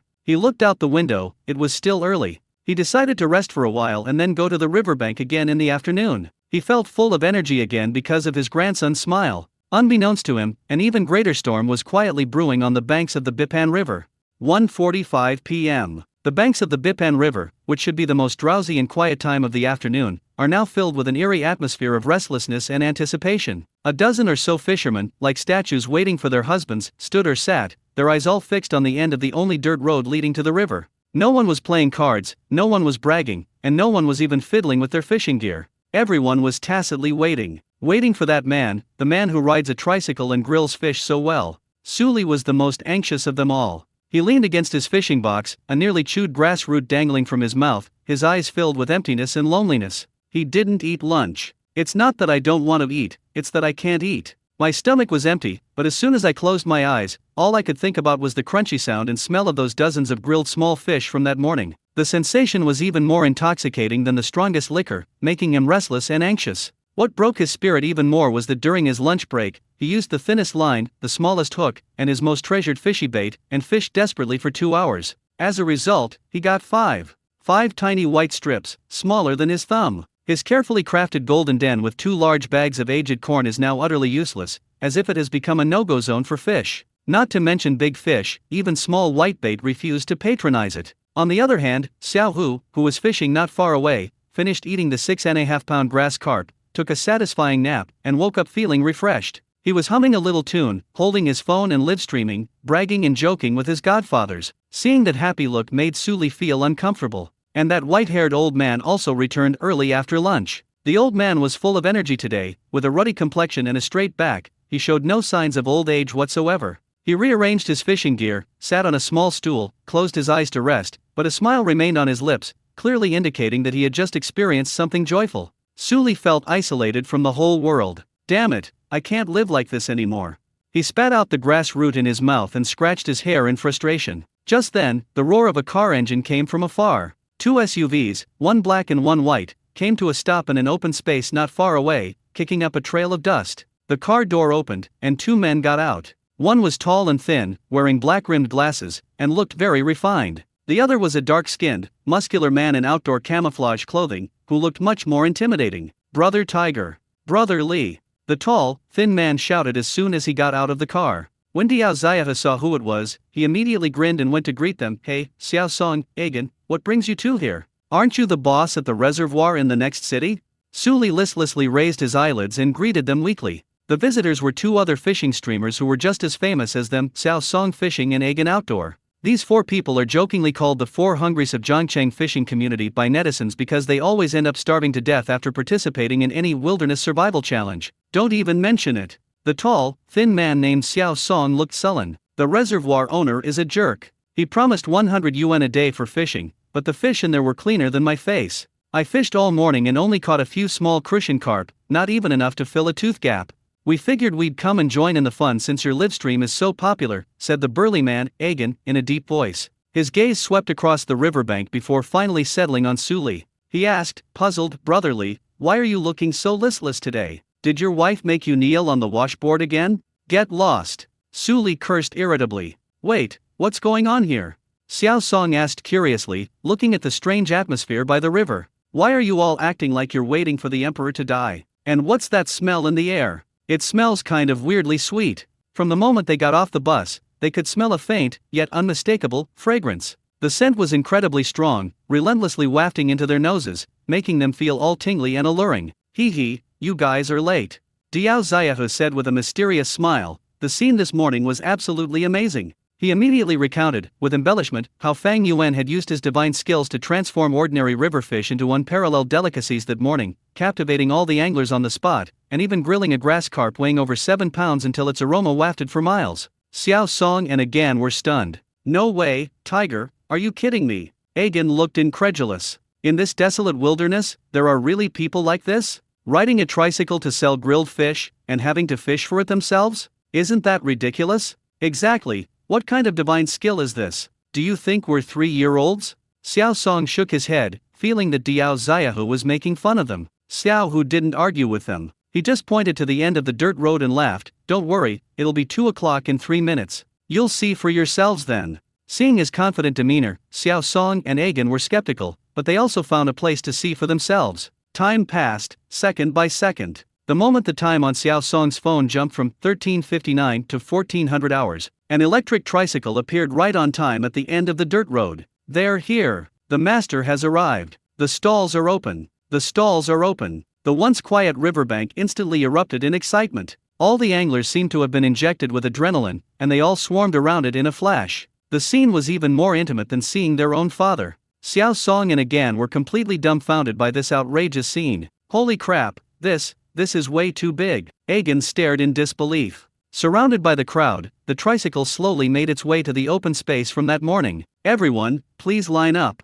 Fang Yuan said something in a low voice, but it actually made the fishermen, who were just as excited as ever, obediently line up in front of the stall. Although the line was crooked, we did manage to get in. This scene once again refreshed Xiao Song and Agan's understanding. Who is this young man? He seems to have a lot of influence. Fang Yuan didn't care what others thought. He went to work on time and got to work. He skillfully opened the back of the tricycle, revealing a professional barbecue grill and a stainless steel work table. He laid out the spice bottles he had collected that morning and lit the fruitwood charcoal under the grill. The series of movements were fluid and seamless. "Master! Mine! Mine!" Suli was the first person in line. Like a primary school student who had just snagged the first spot in the cafeteria, he excitedly handed over a fish basket containing 5 pitiful little white fish. "Master, please forgive me. These are the only 5. They represent all my possessions from lunch," he said with a look of tragic despair. Xiao Song and Agan watched from a short distance away, almost bursting out laughing. "No way? That's it? 5 tiny white strips like toothpicks?" Agan clutched his stomach, laughing so hard he was shaking. "Brotherly, have you switched to raising fish fry?" "Brother Tiger, is this the divine delicacy you were talking about?" Xiao Song pointed at the few small white strips and looked at Xiao Hu with a "you're fucking kidding me" expression. Xiao Hu rolled his eyes at them, crossed his arms, and said in a profound tone, "Stop making noise, just watch and smell." Fang Yuan took the 5 small white strips without any disgust. He picked up a bamboo skewer, flicked his wrist, and in less than 3 seconds, the 5 small white strips were neatly strung together. He placed the fish skewers on the charcoal fire and brushed them with a thin layer of oil. Sizzle! A slight crackling sound of oil sizzling filled the air, and a pure fishy aroma began to permeate the atmosphere. Xiao Song and again curled their lips in disdain. "That's it? It's just dried roasted fish. What's so special about it?" However, the next second, the expressions on their faces froze. Fang Yuan picked up a spice bottle next to him and flicked his wrist at the string of small fish that were beginning to turn slightly yellow. Some dark red, powdery secret spices were sprinkled evenly on top. Boom! The moment the spice powder came into contact with the scalding fish oil, a complex aroma that was 10 times stronger and more potent than before exploded like an invisible aroma nuclear bomb. That aroma, numbing, spicy, fresh, and fragrant, mixed with the smoky scent of fish and the smoky aroma of charcoal, formed an irresistible torrent that instantly overwhelmed everyone's sense of smell. Holy crap! Xiao Song's mouth was slightly open, and his glasses almost slipped off his nose. He felt as if his brain had been hit hard by the aroma, and went completely blank for a moment. Forrest Gump, standing next to him, was in an even worse state. He froze, a gurgling sound like someone was being choked escaping his throat, and saliva uncontrollably dripped from the corner of his mouth. That smell was just utterly unreasonable. Xiao Song and Agan have traveled all over the country and have eaten and seen all kinds of food, from rare delicacies to bizarre dishes, but they swear they've never smelled such a deadly fragrance in their entire lives. The flavor contained the fiery heat of chili peppers, the wildness of cumin, and an extremely complex aroma of spices that they couldn't quite identify, yet which made their very souls tremble. Just smelling it makes you feel like a million kittens are scratching at your stomach, making you crave it so much you're going crazy. Plop! Forrest Gump swallowed hard, his eyes fixed on the skewer of golden fish on the grill, his gaze filled with primal longing, like a wild beast that hadn't eaten for 10 days and had spotted its prey. "Brother Song," his voice trembled slightly, "brother who, he seems, not to be bragging." Xiao Song didn't answer him because he was speechless. His entire attention was drawn to the young master and the string of small fish that were sublimating. Fang Yuan remained unfazed and continued his artistic creation. Brush on a layer of bright red secret sauce, then sprinkle with chili powder and cumin powder, and finally, add the finishing touch of chopped green onions and white sesame seeds. When the last pinch of sesame seeds was sprinkled on, the originally ordinary little white stripe was completely transformed into a sparkling work of art. The golden, crispy fish skin is coated with a glossy sauce and garnished with red chili peppers, green scallions, and white sesame seeds. The presentation is absolutely stunning. "Okay, that's all." Fang Yuan handed the grilled fish skewers to Su Li, who had been eagerly waiting. "Thank you, master. Thank you, master." Su Li, his hands trembling, accepted it as if it were a priceless treasure. He first took a deep breath, inhaling the intoxicating fragrance into his lungs, and instantly a blissful expression appeared on his face. Then, he turned his head and deliberately glanced at Xiao Song and Agan, who were already dumbfounded, a smug and wicked smile curling at the corner of his mouth. "Oh dear, I've been starving all afternoon, at least I have something to eat." As he spoke, he opened his mouth and took a big bite of the grilled fish skewer. Snap! A crisp, clear sound rang out from the riverbank. Su Li froze completely. Immediately afterwards, his eyes widened, his face contorted in a grimace, whether in pain or pleasure, and he let out a blissful groan. He closed his eyes and chewed quickly, the crunching sound like the most beautiful music, clearly reaching everyone's ears through the air. Listening to that voice, Xiao Song and Agan felt their teeth ache and their mouths watered even more. "How is it? Is it delicious?" Xiao Hu asked gloatingly from the side. Su Li swallowed the fish in his mouth, let out a long sigh of relief, and then opened his eyes, with 2 glistening tears still clinging to the corners of his eyes. "What do you think? It's incredibly delicious." After saying that, he ignored everyone, lowered his head, and transformed into a human-shaped glutton. In just a few bites, he ate the skewer of small white strips, meat and bones alike, clean, even licking the sauce off the bamboo skewer. After finishing his meal, he smacked his lips with lingering satisfaction and let out a loud burp,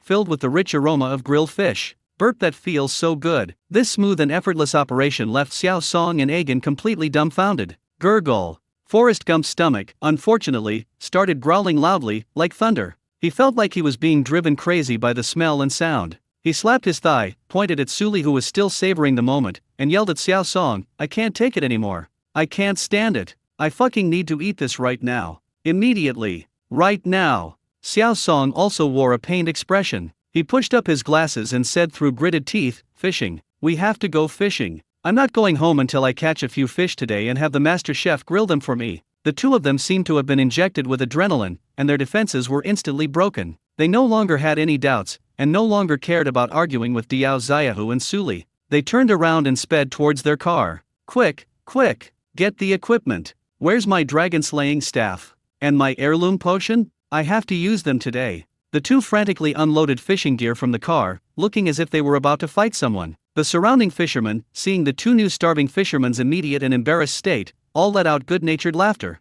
"Ha ha ha, two more have gone mad. I knew it. No one can stay rational in front of a master's grilled fish. Welcome to the grilled fish cult." Xiaohu laughed so hard he couldn't straighten up when he saw his two brothers looking so pathetic. He walked up to the stall and gave Fang Yuan, who was grilling fish for the next customer, a thumbs up. "Master, you're amazing. With just one move, you've completely subdued my two arrogant brothers." Fang Yuan merely glanced at him indifferently and remained silent. What he was thinking was, two more potential clients, not bad. It seems like I can catch up on today's task progress again. While grilling the fish, he glanced at his system panel. Currently sold grilled fish, 108/200. With Suli's 5 entries, there are now 108 entries. Before closing up shop in the morning, he grilled a total of 103 fish. During their 2-hour lunch break, the group didn't rest either, catching quite a few more. At this rate, completing 2/3 of the task today shouldn't be a problem. Fang Yuan was in a good mood, and even his movements became lighter. Meanwhile, Xiao Song and Agan had already quickly settled into their fishing spots. Both were experienced anglers, and they completed a series of actions in one go, choosing a spot, baiting the area, adjusting the float, and preparing the bait. "Hey Forrest Gump, let's have a contest." Xiao Song called out to Forrest Gump, who was not far away, as he sprinkled bait into the water. "Let's compete. Who's afraid of who?" Agan, who was hooking a huge ball of bait, replied without looking up, "Let's see who catches a fish first, and who catches the biggest one." "All right. The loser buys a midnight snack tonight. It's a deal." Suli and Diao Xiaohu, seeing the two of them acting like they were on steroids, also became interested. "Hey, this is interesting." Diao Xiaohu stroked his chin and started his live stream. Family members, the show is about to begin." He shouted excitedly to the camera. "The 4 hunger men have gathered at Bipanjiang today, and are about to engage in an epic showdown for a bite of grilled fish. I'm fishing for Little Tiger, and I'm the banker. I bet Agan will catch the fish first. I'll beat Xiao Song." Suli shouted, not to be outdone. "That guy Agan only knows how to use brute force, his technique is too rough. Xiao Song is skilled, he'll definitely be faster than him." A fishing competition sparked by grilled fish thus began dramatically. The atmosphere along the entire riverbank was instantly ignited. With Xiao Song and Agan officially joining the fray, the atmosphere along the Bipan River completely changed. If the morning was just a series of individual fishing enthusiasts chasing their own appetites, it has now escalated into a public competition concerning dignity and honor. The title of 4 hungry men sounds funny, but they are well-known figures in the Zhongcheng Wild Fishing Circle. The fact that all 4 of them are now gathered together, with their sights set on the same man's grill, is a huge gimmick in itself. In Suli and Diao Xiaohu's live stream, the popularity skyrocketed instantly, and the barrage of comments was flying everywhere. "Holy crap! This is a battle of the century. The 4 starving men have finally united. Ha ha ha, is it really worth it for a stutter? Look how driven these kids are. I bet Forrest Gump will win. He may be clumsy, but he's incredibly lucky.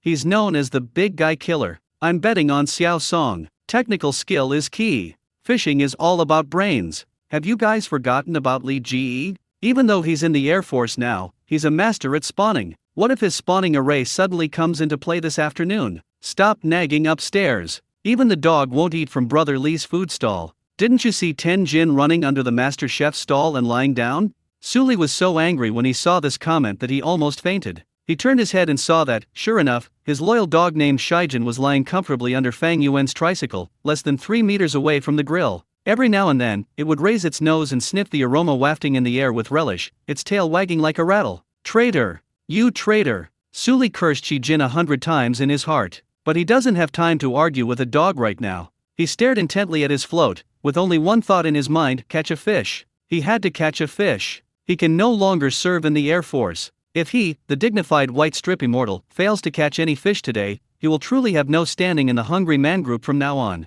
On the other side, the 2 main characters of the competition, Xiao Song and Agan, put in their utmost effort. Xiao Song truly lives up to his reputation as a representative of technical expertise. Unlike Suli, he didn't start by bombarding the enemy with large amounts of bait. He first carefully observed the water flow and wind direction, and then chose a backwater bay with a relatively gentle current. The bait he used was his own specially made fermented rice, which was small in size but had an extremely strong aroma. He didn't scatter it all at once, but used a baiting spoon to feed it one spoonful at a time, precisely and in a small area, focusing on the word entice. His fishing line setup is also very particular. The main line is 0.8 and the leader is 0.4. He uses a special hook for catching small crucian carp and a finely textured bait that is easy to swallow. His strategy was clear: avoid the big fish first, focus on the small crucian carp and bream, make sure he has fish to grill first, and then talk about the rest. Forrest Gump, on the other hand, took a completely different approach. He believed that miracles can happen with great effort. He chose his fishing spot in the center of the main river channel, where the water was deepest and the current was fastest.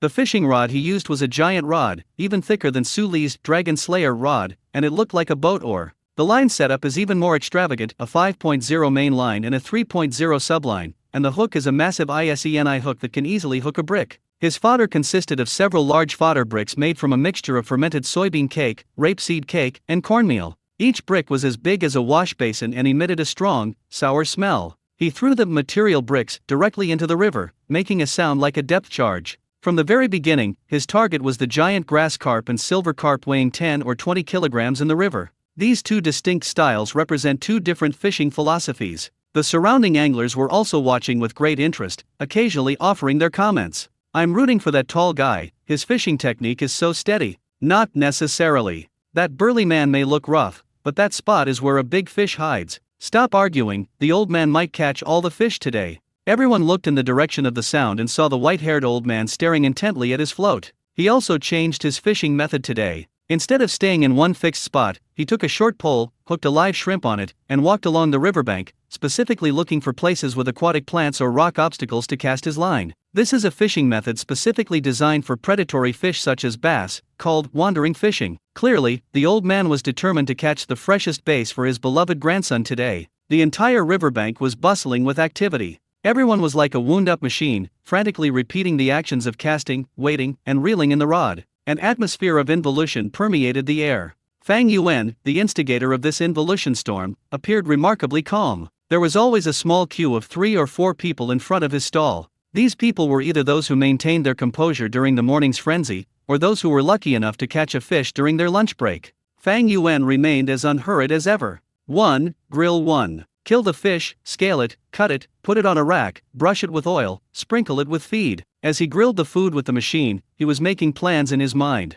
Fortunately, the system does not restrict the size of the fish to be grilled, otherwise, grilling large fish one by one would be too inefficient. Now, as long as someone catches a bunch of small whitebait, he can grill more than a dozen at a time, and the task progress will skyrocket. This feeling is absolutely amazing. He grilled a bream weighing about half a pound and handed it to the customers in line. Currently sold grilled fish, 121/200. As he watched the numbers steadily increase on the system panel, Fang Yuan couldn't help but smile slightly. At this rate, we might reach 170 or 180 by this afternoon. If I work another morning tomorrow, this week's tasks will be completed ahead of schedule. The rest of the time, I can go home and lie down to play games. Thinking of this, his actions of grilling fish were filled with longing for a better life in the future. I won! I won! Just then, a joyful shout broke the tranquility of the riverbank. It's Xiao Song. He suddenly flicked his wrist, and the soft tip of the rod was instantly pulled into a beautiful arc. Here it comes. Less than 10 minutes into the match, Xiao Song has already caught a fish.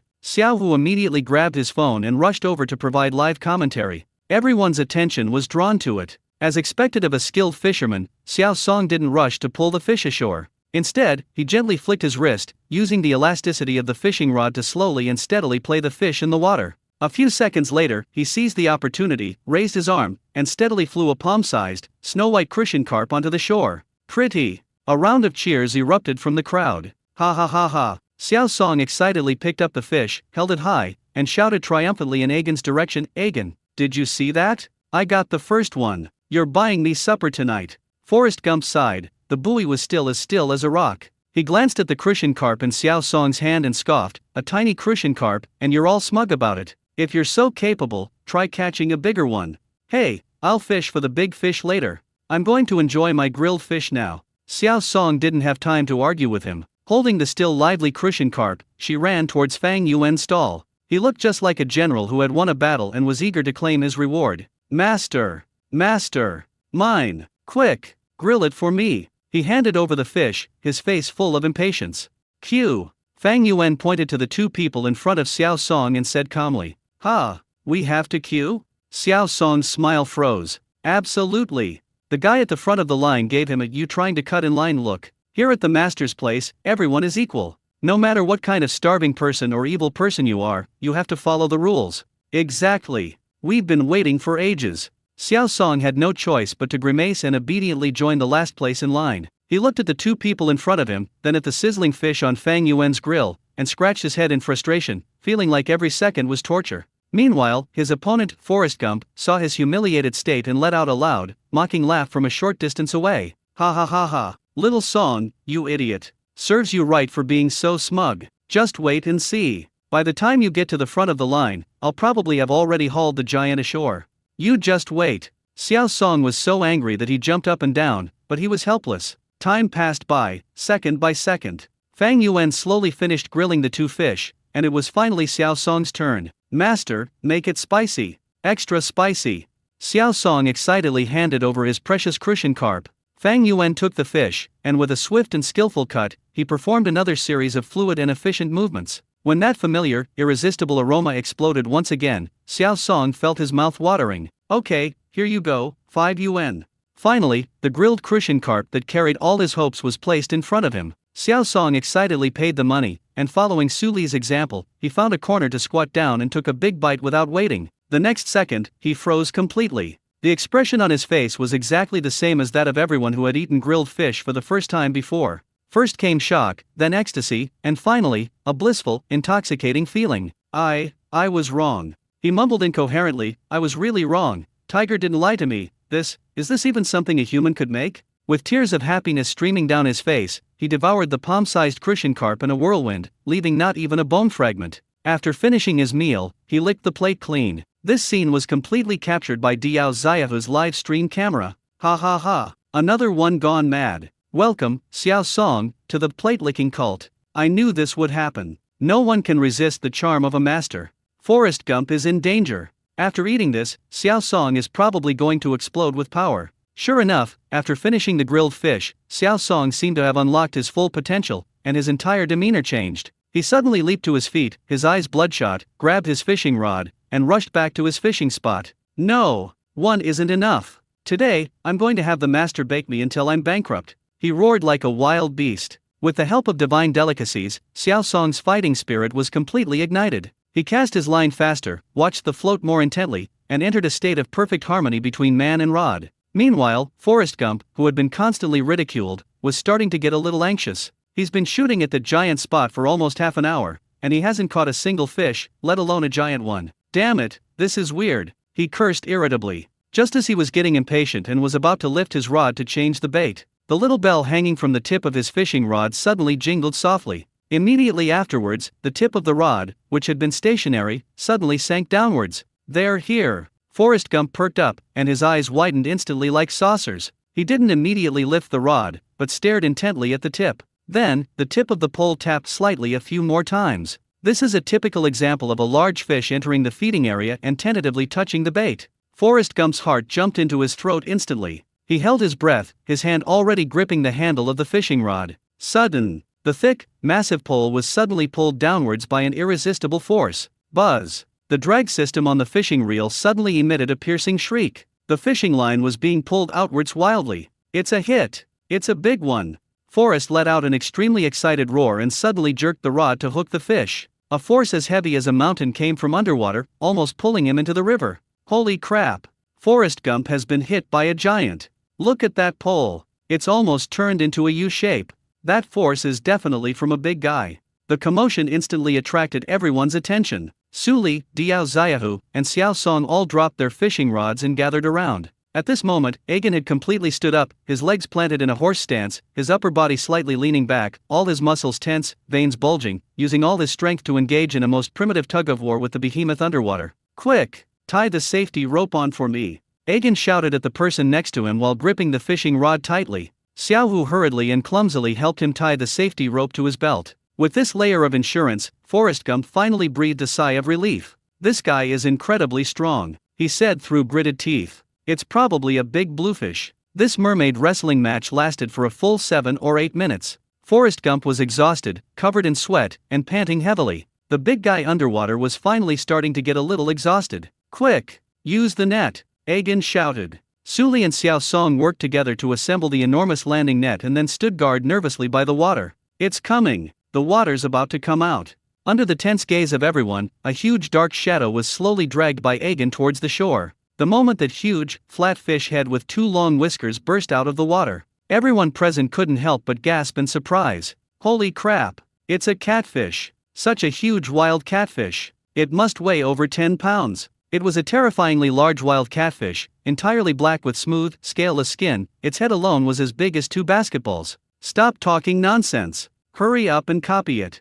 Forrest Gump was almost exhausted. Suli and Xiao Song exchanged a glance and together extended the huge net into the water. 1, 2, 3, go! With all their might, the two of them managed to scoop the still struggling catfish onto the shore. "It's a success!" A cheer that was more enthusiastic than ever before erupted from the crowd. The moment the fish was brought ashore, Forrest Gump was completely exhausted and plopped down on the ground, laughing like a 300-pound child. "Quick! Weigh it! Let's see how much it weighs!" Fishing Little Tiger was even more excited than Forrest Gump. He hurriedly grabbed the electronic scale and hooked it onto the big catfish that was still thrashing its tail on the ground. The numbers on the scale jumped rapidly, and finally settled steadily on a number that made everyone gasp. 6.8 kilograms. 13 pounds and 6 ounces. My God! When he announced the number, Xiao Hu's voice cracked. A wild catfish weighing 13.6 jin, approximately 6.8 catties. In the wild fishing resources of the Bipan River, this is absolutely a king-level existence. Awesome! You little rascal, Forrest Gump, your ancestors' graves must be emitting auspicious smoke today. Suli and Xiao Song looked at the enormous creature with expressions of envy, jealousy, and resentment. Especially Xiao Song, who was just feeling smug about catching a crucian carp the size of his palm. But now compared to Agen's, it's a joke. Ha ha ha ha. Forrest Gump got up from the ground, put his hands on his hips, and let out a triumphant laugh that only a victor deserves. He walked up to Xiao Song, patted him on the shoulder, and said in a tone of experienced person, "Xiao Song, do you see? Fishing, skill alone is not enough, you also need a broad perspective. Do you understand what perspective means?" After saying that, he ignored Xiao Song, who had a constipated expression, and the other 2 equally sour good brothers. Together, they carried the huge trophy and walked proudly toward Fang Yuan's stall. "Master! Master! I've arrived!" Forrest Gump hadn't even arrived yet, but his booming voice had already reached us. Fang Yuan was grilling a few small fish for a customer when he heard the noise. He looked up and was startled by the huge catfish. "Goodness, this thing is really ugly. However, it's big enough and substantial enough. Master, what do you think of this one?" Agen placed the large catfish on the work table with such a commotion, it was as if a pig had been thrown up there, his face full of pride. "Can it be grilled?" "Yes." Fang Yuan nodded. Although catfish are ugly, they have delicious meat and few bones, making them an excellent ingredient for grilled fish. "This fish is quite fatty, I suggest you try something different." Fang Yuan thought for a moment and suggested. "The secret spicy flavor is delicious, but it might be a bit too rich. How about trying the rich garlic flavor?" "Garlic flavor?" Agen was taken aback. He saw that everyone else had chosen the spicy flavor, and subconsciously wanted to choose that too. "Listen to the master." Xiao Hu, who was standing nearby, reacted even faster than Forrest Gump. "A master's recommendation can't be wrong. If the master tells you to eat garlic flavor, then you eat garlic flavor." "Yes, yes, yes. We'll listen to the master." Agen nodded quickly. He now has complete trust in this young master. "Good." Fang Yuan picked up a knife and began to process the giant catfish. Catfish have no scales, but their bodies are covered with a layer of slippery mucus, making them more difficult to handle than fish with scales. But in Fang Yuan's hands, none of these are problems. He first scalded the fish with boiling water, then scraped it off with the back of a knife. The mucus and black skin were easily scraped off, revealing the tender white fish meat inside. Opening the abdomen and removing the internal organs, all done in one go. Next comes the reworking. Considering the thick flesh of the catfish, Fang Yuan's knife skills were more refined this time than before. He not only made straw raincoat-shaped cuts on both sides of the fish, but also made several cuts inside the fish's belly to ensure that the sauce could penetrate in without any blind spots. This series of incredibly skillful maneuvers once again drew gasps of amazement from the surrounding onlookers. Fang Yuan used an oversized grilling tong to hold the catfish, which had been cleaned and cut, on the charcoal fire. Sizzle. Catfish has a much higher oil content than grass carp and crucian carp. Once heated, a large amount of oil is forced out, dripping onto the charcoal fire, igniting bursts of flames and thick smoke, accompanied by an oily aroma that is more domineering and richer than ever before. If grilling other fish before was like an aroma bomb, then grilling this big catfish now is like detonating a fat nuclear bomb. That pure, primal, sinfully smoky aroma of charred fat made everyone present feel their blood lipids soaring, but their mouths watered even more. Fang Yuan didn't rush to spread the dry ingredients. He first mixed a large amount of minced garlic with some chopped chili peppers and fermented black beans, and then spread it evenly on the fish body and inside the fish belly. Then, brush on the oil and turn it over to bake. As the temperature rises, the aroma of the garlic is fully released, blending perfectly with the oily fragrance of the catfish itself. The aroma was so enticing it made your scalp tingle. Finally, Fang Yuan drizzled on his secret recipe soy sauce and oyster sauce, and sprinkled on chopped green onions. A superb grilled catfish, with a crispy golden brown exterior, a rich garlic flavor inside, and still sizzling with oil, is officially ready. Alright, 13 jin and 6 liang, let's say 13.5 jin, that's 70 yuan in total. Okay. Thank you, master. Excitedly, Agan scanned the code to pay, and amidst the envious gazes of the crowd, he carried his dazzling trophy back to his fishing spot. Su Li, Diao Xiaohu, and Xiao Song, like three dogs that have smelled blood, immediately surrounded them. Brother Gan. My good brother Gan. Su Li rubbed his hands together, his face full of a fawning smile. Everyone gets a share, can you give your brother a bite? Yeah, just one bite. Forrest Gump looked at his three good-for-nothing brothers and snorted smugly. Alright, for the sake of our brotherhood, I'll show you what I'm made of. He carefully used chopsticks to pick off a small piece of the fattest meat from the fish's belly. The piece of meat had been roasted until it was slightly translucent, covered with golden garlic and sauce, making it look incredibly appetizing. He took a big bite himself first. The moment Forrest Gump tasted the fish, his eyes lit up. Tasty. It's so delicious it'll blow your mind. The fish skin is crispy, and the fish meat is tender and smooth like cream, melting in your mouth, rich but not greasy. The rich aroma of garlic, mixed with the salty and savory flavor of fermented black beans, the mild spiciness of millet peppers, and the natural freshness of the fish, creates an unprecedented taste storm in your mouth. This taste is completely different from the spicy grilled crucian carp he had that morning. If spicy flavors are like fiery and passionate rock music, then garlic flavors are like rich and melodious jazz, leaving an unforgettable aftertaste. How is it? Su Li was so anxious that he kept stamping his feet. Forrest Gump swallowed the fish in his mouth, let out a long breath, and a look of profound understanding appeared on his face. I understand, he murmured to himself, I finally understand. A master chef's grilled fish doesn't just have one flavor. Different fish, different parts, grilled with different seasonings, will taste completely different.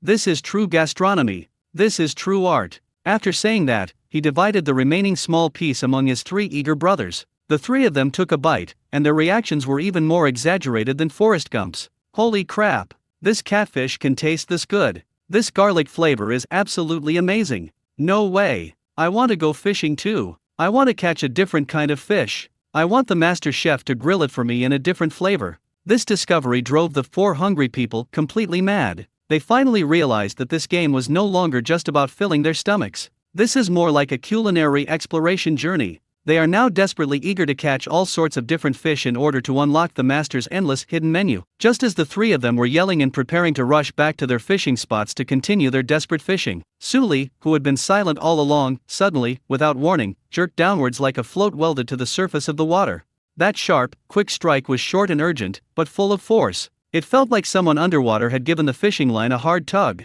Su Li was jolted awake from his endless envy and jealousy as if he had been electrocuted. He stared intently at his float, his heart pounding so hard it felt like it was going to jump out of his throat. It's ready! After a whole afternoon of being out of the game, watching his three good brothers catch fish one by one and eat heavenly delicacies, he was on the verge of despair and questioning the meaning of life. Finally, I got a mouth. Don't move. Don't move. Xiao, who also noticed something was off about Su Li. He nervously lowered his voice and made a SHH gesture towards the live stream camera. Family members. Attention! Something seems to be happening with Brotherly. The live stream chat exploded instantly. Holy crap! Really? Li Ge's float moved? Did I see that right? Did I just illegally immigrate? Is the white-striped immortal about to make a comeback? Quick! Zoom in! I want a close-up. Su Li ignored the commotion around him, all his attention was focused on the small float. After that sudden jolt, the float slowly rose again and returned to calm. but Suli knew that this was just the calm before the storm. There are definitely fish underwater. And they're definitely not just small whitebait. When small whitebait take the bait, they peck at it gently and continuously, and the float moves with small up and down tremors. That last bite was clean, decisive, and powerful. It was a standard, substantial fish testing the bait. He held his breath, his hand already gently resting on the fishing rod, his palms sweaty. It's here. After a few seconds of pause, the still float suddenly began to slowly, little by little, rise upwards again. 1 eye, 2 eyes,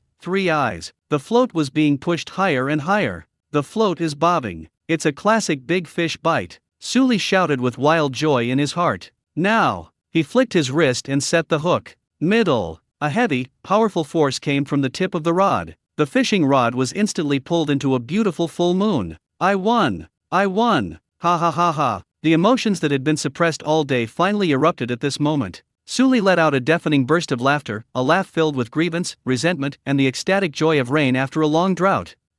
Suli. Today, I finally caught a fish. He roared at the live stream camera, tears welling up in his eyes. The fans in the live stream also got excited. He won. Brother Lee finally won. I knew it. How could a burrowing fairy be going to keep getting no fish? Brothers, type Lee GE is awesome. In the chat. Judging by the way it's bent like a bow, this fish is definitely not small. Brother Lee is about to redeem himself. The fish underwater is incredibly strong. It darted desperately toward the center of the river, making the fishing boat hum. Suli dared not delay. He immediately stood up, gripped the fishing rod tightly with both hands, bent his legs slightly to stabilize his body, and began to carefully play the fish. He is no longer the impetuous and reckless young man he was this morning. After experiencing countless failures and setbacks, he became more composed and focused than ever before. He would reel in the line and let it out, keeping the line taut and constantly expending the fish's energy underwater. His 3 good brothers had also gathered around, each with a serious expression, ready to help at any moment. Stay calm, Brother Lee. Don't panic. It looks like a carp. It's really strong. Take it slow. Let's walk it around first and then talk about it. This mermaid wrestling match lasted for nearly 5 minutes. The fish underwater was finally starting to get exhausted. Suli seized the opportunity and began to slowly drag it towards the shore. Use the net. Get ready to use the net. He shouted excitedly. Xiao Song and Agan immediately worked together to put the large net into the water. A golden figure appeared on the water's surface. It was a large carp with a hide, bulging back and its entire body covered in golden scales. Good heavens! A giant golden carp. This one must weigh at least 3 or 4 pounds. Amidst gasps of surprise, Suli used his last bit of strength to lure the fish head towards the net. Rise! With a loud shout, the golden carp was scooped steadily into the net. It's a success! Yay! The moment the fish was brought ashore, Suli could no longer contain his excitement. He threw down his fishing rod and jumped up, shouting and leaping like a child. He felt like a traveler who had been walking in the desert for 3 days and 3 nights and was about to die of thirst, and finally saw an oasis. He rushed over, picked up the large carp that was still struggling desperately from the net, and excitedly kissed it hard. My darling, you've finally arrived. His pathetic appearance amused everyone around him. Quick, weigh it. Xiao Hu brought out an electronic scale and weighed himself. 1.8 kilograms. That's 3 jin and 6 liang. Not bad, Brother Lee. A carp weighing 3 pounds and 6 ounces. Although it can't compare to the catfish that weighed over 10 kilograms that Agan had, nor to the 2 large grass carp that morning. But for Suli, who had been out of work all day, this fish was no less valuable than a 10-pound mandarin fish.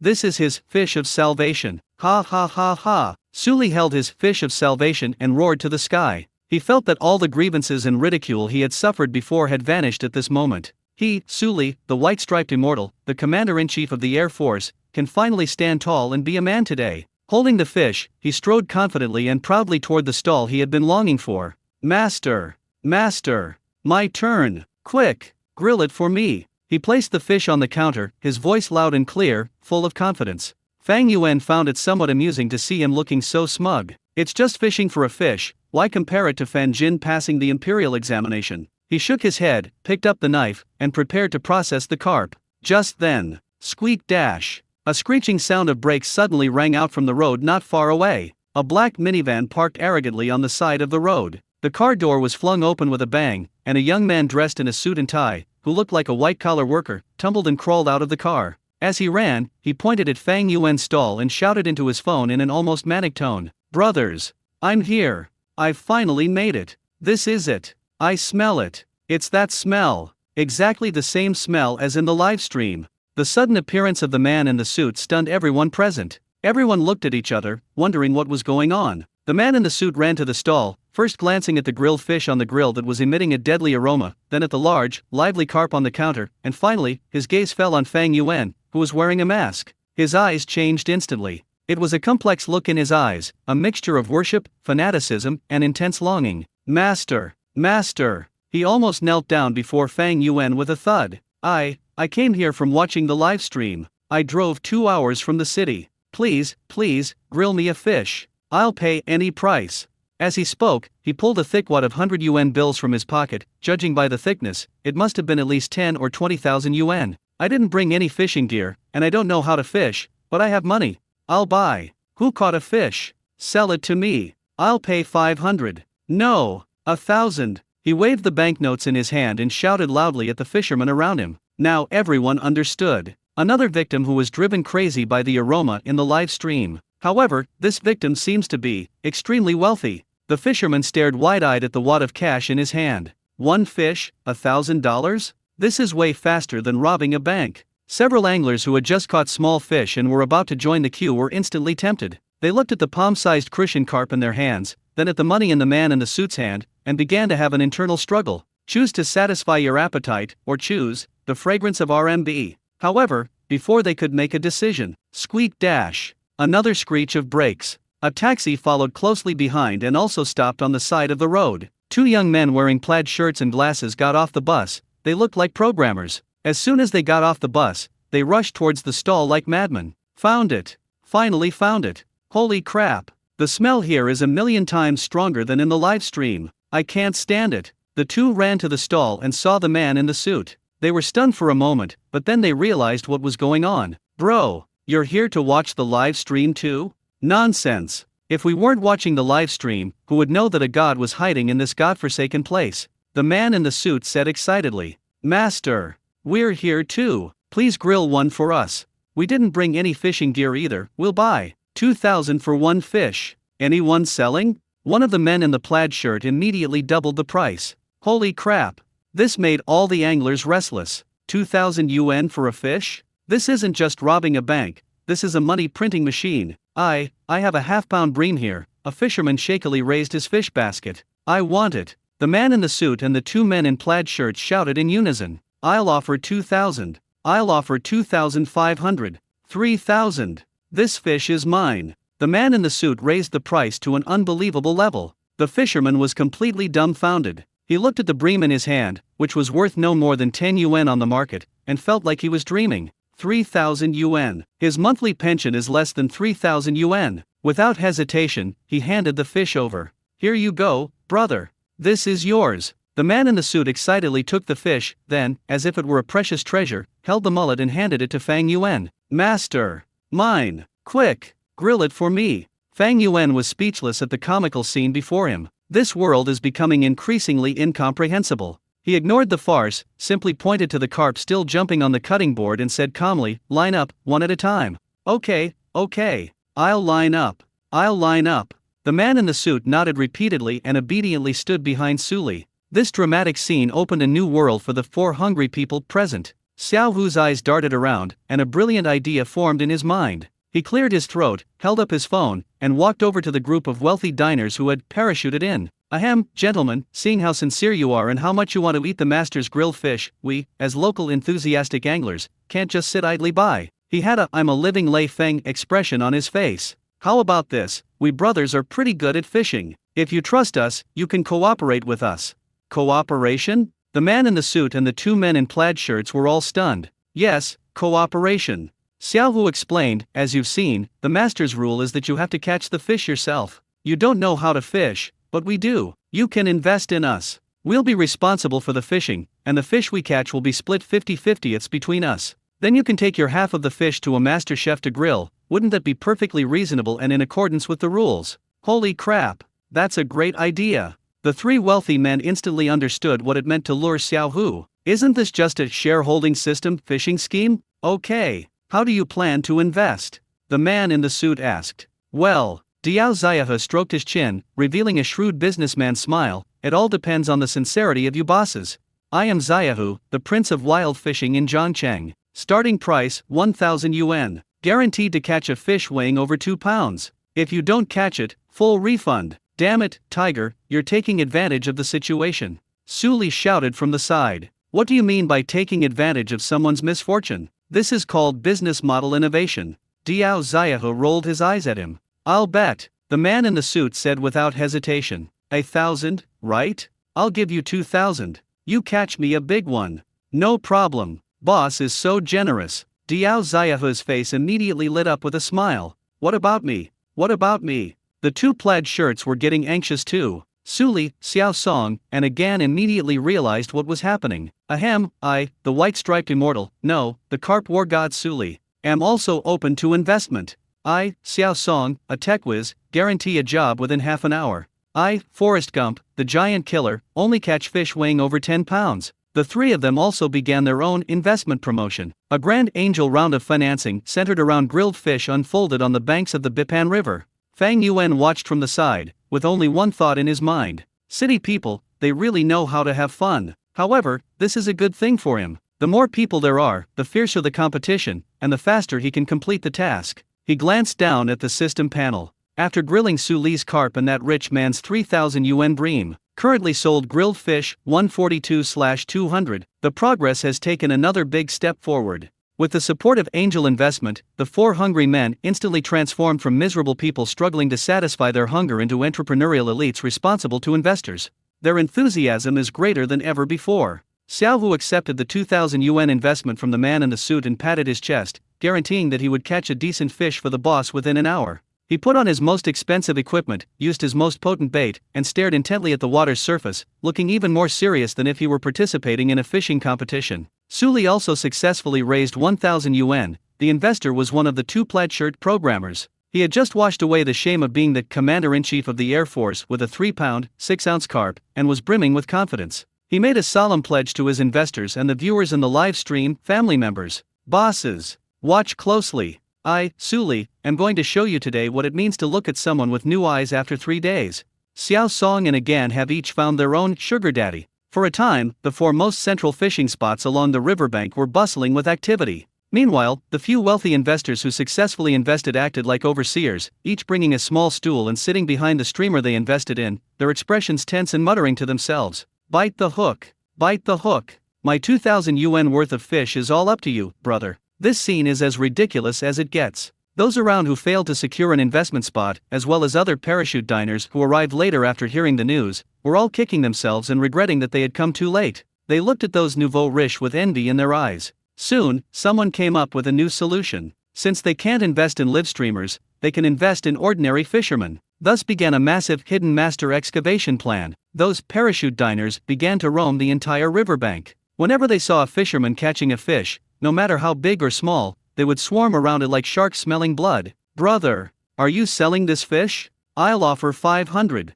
I'll offer 800. Brother, ignore him, I'll give you 1,000. Cash. The once peaceful and tranquil banks of the Bipan River have been completely transformed into a noisy, money-grubbing, fish market. The ordinary fishermen were all dumbfounded. They'd been fishing their whole lives and had never had anything like it. Normally, the fish I catch are either taken home to eat or given to the neighbors. When did this thing start selling for such an exorbitant price? At first, some veteran anglers were reluctant to sell their catch, either out of pride or because they couldn't bear to part with it. But when the price is raised to 1,500, 2,000, or even higher, even the strongest will begin to waver. After all, who would turn down money? Thus, this extraordinary scene appeared on the riverbank. An old man had just caught a grass carp weighing less than a pound. Before he could even remove the hook, he was surrounded by 3 or 4 men in suits. Grandpa, 2,000. Sell it to me. I'll offer 2,200. The old man looked at the fish in his hand, then at the stacks of red banknotes, and his hands began to tremble. Finally, this grass carp, which would normally cost at most 20 yuan on the market, was sold for a high price of 2,500 yuan. The man who bought the fish was as excited as if he had won the lottery.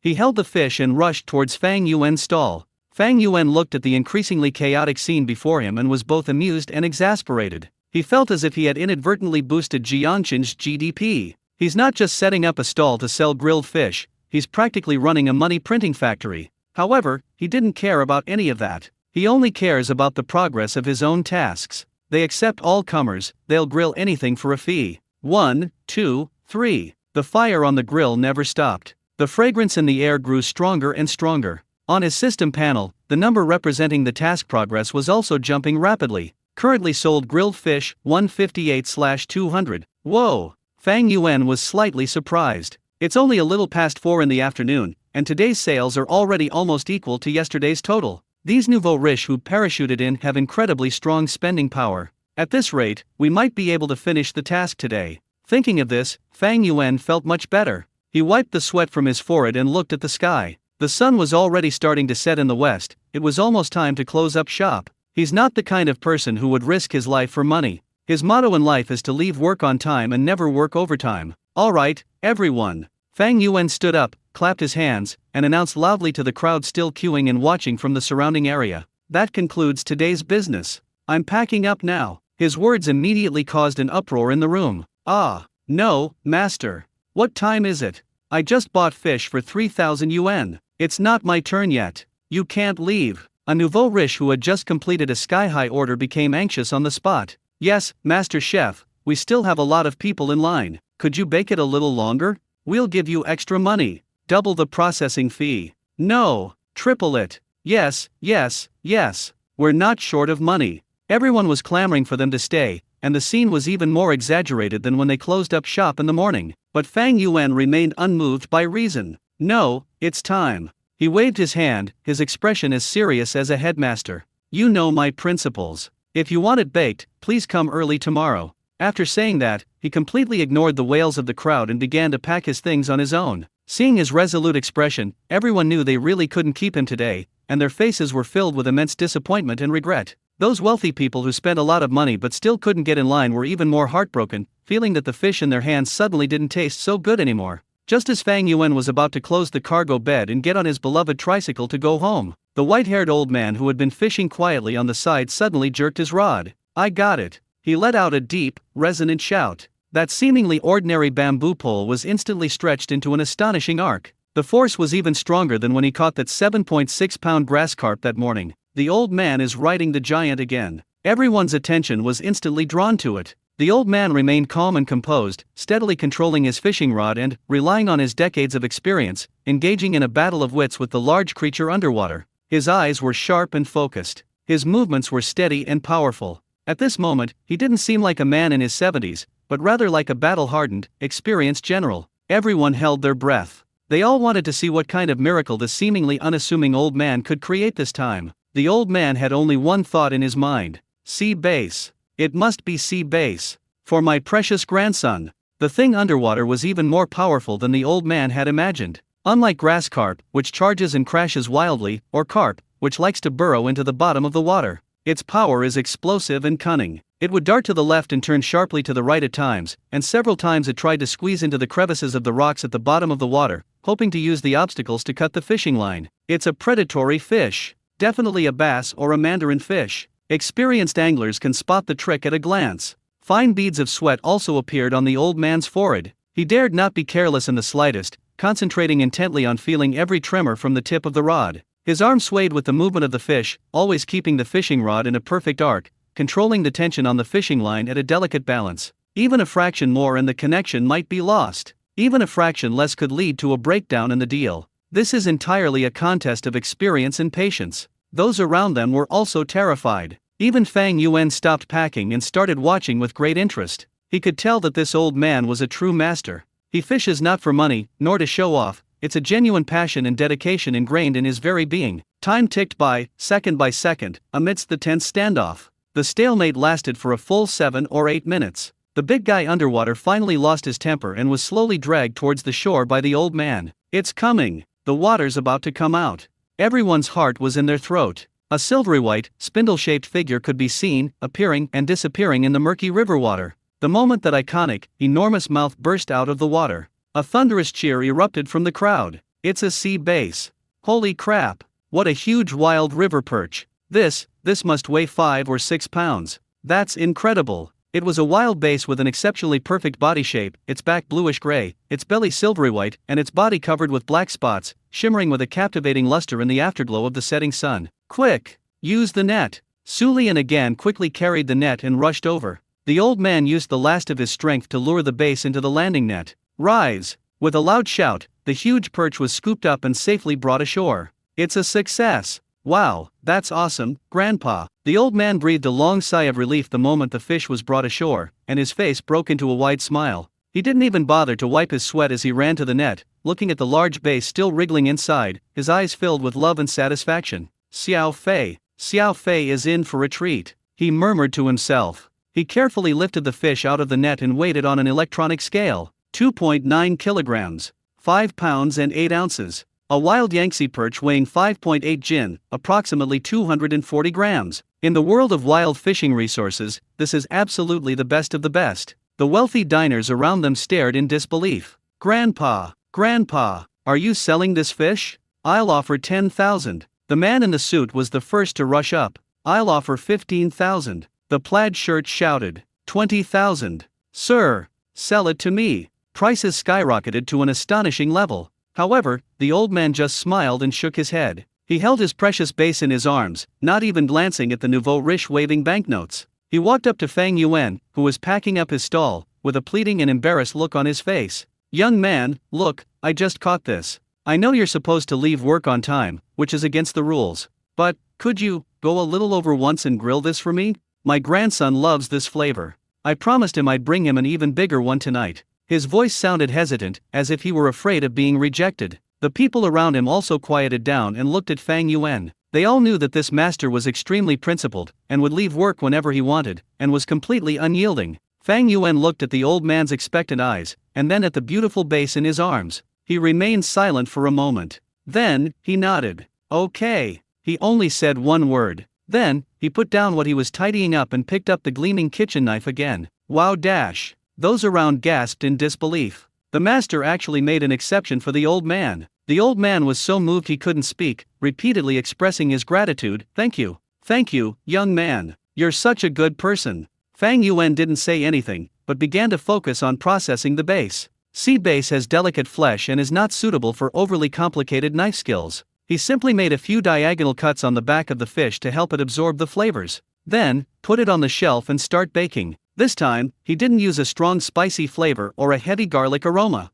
He simply brushed on a thin layer of oil and used the purest charcoal fire to grill the fish skin until it was golden and crispy. Then, sprinkle on a little fine salt, a pinch of white pepper, and a secret spice blend with a subtle lemon scent. Finally, drizzle with a little hot oil. There's no rich sauce, and no overpowering chili peppers. Only the natural freshness of the fish and the delicate aroma brought out by the spices. The taste was different from any other time before. It is light and elegant, yet equally irresistible. All right, sir. Fang Yuan placed the grilled sea base into a clean paper plate. This fish has tender flesh, so you can enjoy its natural flavor without adding too many seasonings. Thank you. The old man excitedly accepted the grilled fish. Just smelling its aroma made his mouth water. He carefully packed the grilled fish, which carried his love, and put it into his backpack. Then, he bowed deeply to Fang Yuan. Fang Yuan accepted it readily. He packed up his last belongings, closed the cargo bed, and hopped onto his tricycle. See you tomorrow, everyone. Amidst the complex gazes of a group of anglers, a mixture of envy, jealousy, and admiration lingered. Fang Yuan turned on the switch and disappeared into the twilight. He glanced at the system panel. Currently sold grilled fish, 159/200. With the exception made for the old man, today's task progress finally settled at 159. There are 41 more to go. Tomorrow morning should be enough. Fang Yuan felt incredibly relaxed. Unbeknownst to him, a much larger food storm, spearheaded by his grandson, was quietly brewing. Night falls. At Chen Yifei's home, the exact same scene as at noon unfolded once again. A 5-pound, 8-ounce roasted river perch was devoured by the family in no time. Delicious. So delicious. Chen Yifei hugged his round belly, lay happily on the sofa, and felt that he had reached the pinnacle of life. The taste of this sea bass is completely different from the grass carp he ate for lunch. The fish meat is as tender as jelly, melts in your mouth, has no muddy taste, only a mouthful of sweetness and a faint fragrance. Dad, that master you mentioned is truly an amazing person. Chen Yifei's father exclaimed in admiration. He can actually cook different fish using different methods. He's not just a chef, he's an artist. The old man felt even happier hearing his family's praise than if he had eaten the food himself. Just then, Chen Yifei, who had been lying on the sofa like a corpse, suddenly jumped up. He ran up to his grandfather, who was watching TV, with a mysterious look on his face. "Grandpa, can I talk to you about something?" "What is it, my dear grandson?" The old man was leaning back on the sofa, happily watching a war drama, with 2 shiny walnuts in his hands. Hearing this, he affectionately patted Chen Yifei's head. "Hey hey." Chen Yifei first gave a fawning smile, then leaned close to his grandfather's ear and lowered his voice. "Grandpa, that uncle's grilled fish is so delicious." His tone carried in barely suppressed excitement and longing. "It's simply divinely made. I want to eat it again tomorrow." The old man's face broke into a wide smile as he listened to his grandson's praise. He was even happier than if he had been praised himself. "Isn't it delicious? Let me tell you, your grandpa has been fishing all his life and I've never tasted anything this amazing." "Of course." Chen Yifei nodded frantically, like a mortar and pestle pounding garlic. "So, Grandpa." He abruptly changed the subject, grabbed the old man's arm, and looked at him with bright, sparkling eyes. "Are you going fishing by the river again tomorrow? Can I come with you?" After he finished speaking, he added, as if afraid that his grandfather would disagree, "I'll go take a look, I promise I won't cause any trouble." He had to see it for himself. Is that mysterious grilled fish uncle really the same big liar who sold spicy skewers at the school gate before? The taste and the feeling are so similar. Upon hearing his grandson's request, the eldest son's smile froze inch by inch at a visible speed. He stopped fiddling with the walnuts. The atmosphere in the room instantly shifted from a joyful family comedy to a serious educational channel. The old man put on a stern face, his voice carrying an unquestionable authority. "Nonsense." Chen Yifei shuddered in fright. "Tomorrow is Tuesday, you have to go to school. Going to school is a huge deal, the most important thing. How can we let it be delayed because of something like a mouth to eat?" Although he dotes on his grandson terribly, he will not back down an inch on matters of principle. The Chen family line cannot be broken by gluttony. But I really want to go." Seeing that force wouldn't work, Chen Yifei immediately switched tactics, grabbed his grandfather's arm, and used his S-level ultimate technique, the art of acting cute. His body twisted like a pretzel, and his voice became soft and sweet. "Grandpa, good grandpa, the best grandpa in the world. Just for a morning, just for a short while, is that all right? I promise, I'll come back as soon as I see Uncle grilling fish. I'll definitely study hard this afternoon and won't even doze off. Please, Grandpa." "No." The old man's attitude was unusually firm, like a rock in a latrine, both smelly and hard. Going to school means studying hard, and playing means playing like crazy. These two things should not be confused. There's no room for discussion on this. "Dad is right, Zia, don't be silly." Chen Yifei's father, who had been silent until now, finally spoke up. He pushed up his glasses and looked serious. "Studying is a student's top priority. When you have your weekend off, Grandpa will take you there." "Wah!" Chen Yifei's attempts to charm and plead failed completely in the face of the ironclad defense formed by his grandfather and father. He hung his little head, his face full of grievance and disappointment, feeling as if his heart had been shattered into a QR code, and he wouldn't know how much sadness was hidden inside unless he scanned it. "Weekend? We have to wait a full 4 days. 4 days. That's 96 hours. 4 days later, the daylilies were completely cold. We don't even know if that fairy uncle is still there. What if he makes enough money and goes back to Gaolazwan to get married?" The more he thought about it, the sadder and more desperate he became. His eyes started to redden, and tears welled up in them. Seeing his grandson looking so pitiful, the old man felt a pang of sympathy. He sighed, his tone softening. "Zia, it's not that Grandpa doesn't want to take you. It's really, Sai, you'll understand when you grow up and get into college. You can't endure the hardships of studying now, but you'll have to endure the hardships of life later." A set of profound truths left Chen Yifei even more bewildered. He felt like the whole world had turned gray, and even the scenes of people tearing apart Japanese soldiers on TV had become boring. Just then, out of the corner of his eye, he suddenly caught sight of the dining table. There was a plate that his mother had carefully wrapped in plastic wrap. There was about a quarter of the grilled sea bass left on the plate. The fish skin is golden yellow, and the flesh is snow white. He had risked his life to snatch this from his parents' mouths, intending to have it as a late-night snack. A thought flashed through his mind like a bolt of lightning in the night. His eyes lit up instantly. "Yes, how come I didn't think of that? As the saying goes, if the mountain won't come to me, I'll go to the mountain. Grandpa won't take me. Does he think I don't have legs?" He instantly wiped away all the sadness from his face, and as if possessed by a drama queen, he leaped up from the sofa, rushed to the dining table, and carefully picked up the plate. His movements were as devout as if he were holding the imperial seal of the state. "Dad, Mom, Grandpa." He held up the plate, a bright, almost fake smile returning to his face. "I suddenly remembered that my cousin loves to eat fish. She's been under a lot of pressure studying lately and has even lost weight. This is so delicious, I have to bring it over for her to try. After all, my cousin used to take me to eat delicious food all the time. I want to share this delicious grilled fish with her. Chen Yifei's cousin lives in the next neighborhood, and the two families visit each other frequently. Oh, our Zaya Fei has grown up. He even knows how to care for his older sister now. Chen Yifei's mother was washing dishes in the kitchen when she heard this. She poked her head out and praised him with a smile. Go on, be careful on the road, don't run, watch out for cars. Okay, Mom. Chen Yifei said without turning his head as he quickly changed his shoes. After I finish giving it to my cousin, I'm going to go play with her Pang and the others for a while. We've agreed to discuss a really difficult math problem. Okay, don't stay out too late. You have to be home before 9:30, Mr. Chen instructed. Okay. None of the three adults in the family suspected anything. In their view, it was just an ordinary night when they had eaten their fill and wanted to go out and play with their friends. The door slammed shut. Chen Yifei stood in the stairwell, holding the grilled fish he treasured.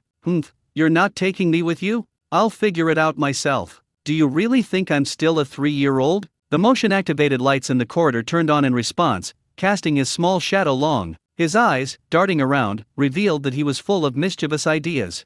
Under the cover of night, Chen Yifei's figure moved like a nimble little cheetah, crossing the community's garden and heading straight for a building in the neighboring community. Ding dong! The door opened, and a young girl wearing loose pajamas, messy hair, and black-rimmed glasses poked her head out, her face full of impatience. Who is it? So late at night. She is Chen Yifei's cousin, Chen Sisi, a soon-to-be junior in college who is addicted to watching TV dramas and ordering takeout. Sister, it's me. Chen Yifei stepped out from the doorway. Zaya Fei? What are you doing here so late? I just watched a crucial episode. Chen Sisi yawned, but before she could finish speaking, her nose twitched involuntarily. A strange fragrance, faint and elusive, wafted from the plate that Chen Yifei was holding. The aroma, delicate yet possessing an indescribable domineering quality, forcefully penetrated her nostrils, causing her foodie heart, filled with takeout and junk food, to suddenly flutter. What are you holding? Chen Sisi's gaze instantly locked onto the plate covered by plastic wrap. Chen Yifei chuckled, said nothing, walked straight into the house, placed the plate on the coffee table in the living room, and then carefully tore off the plastic wrap.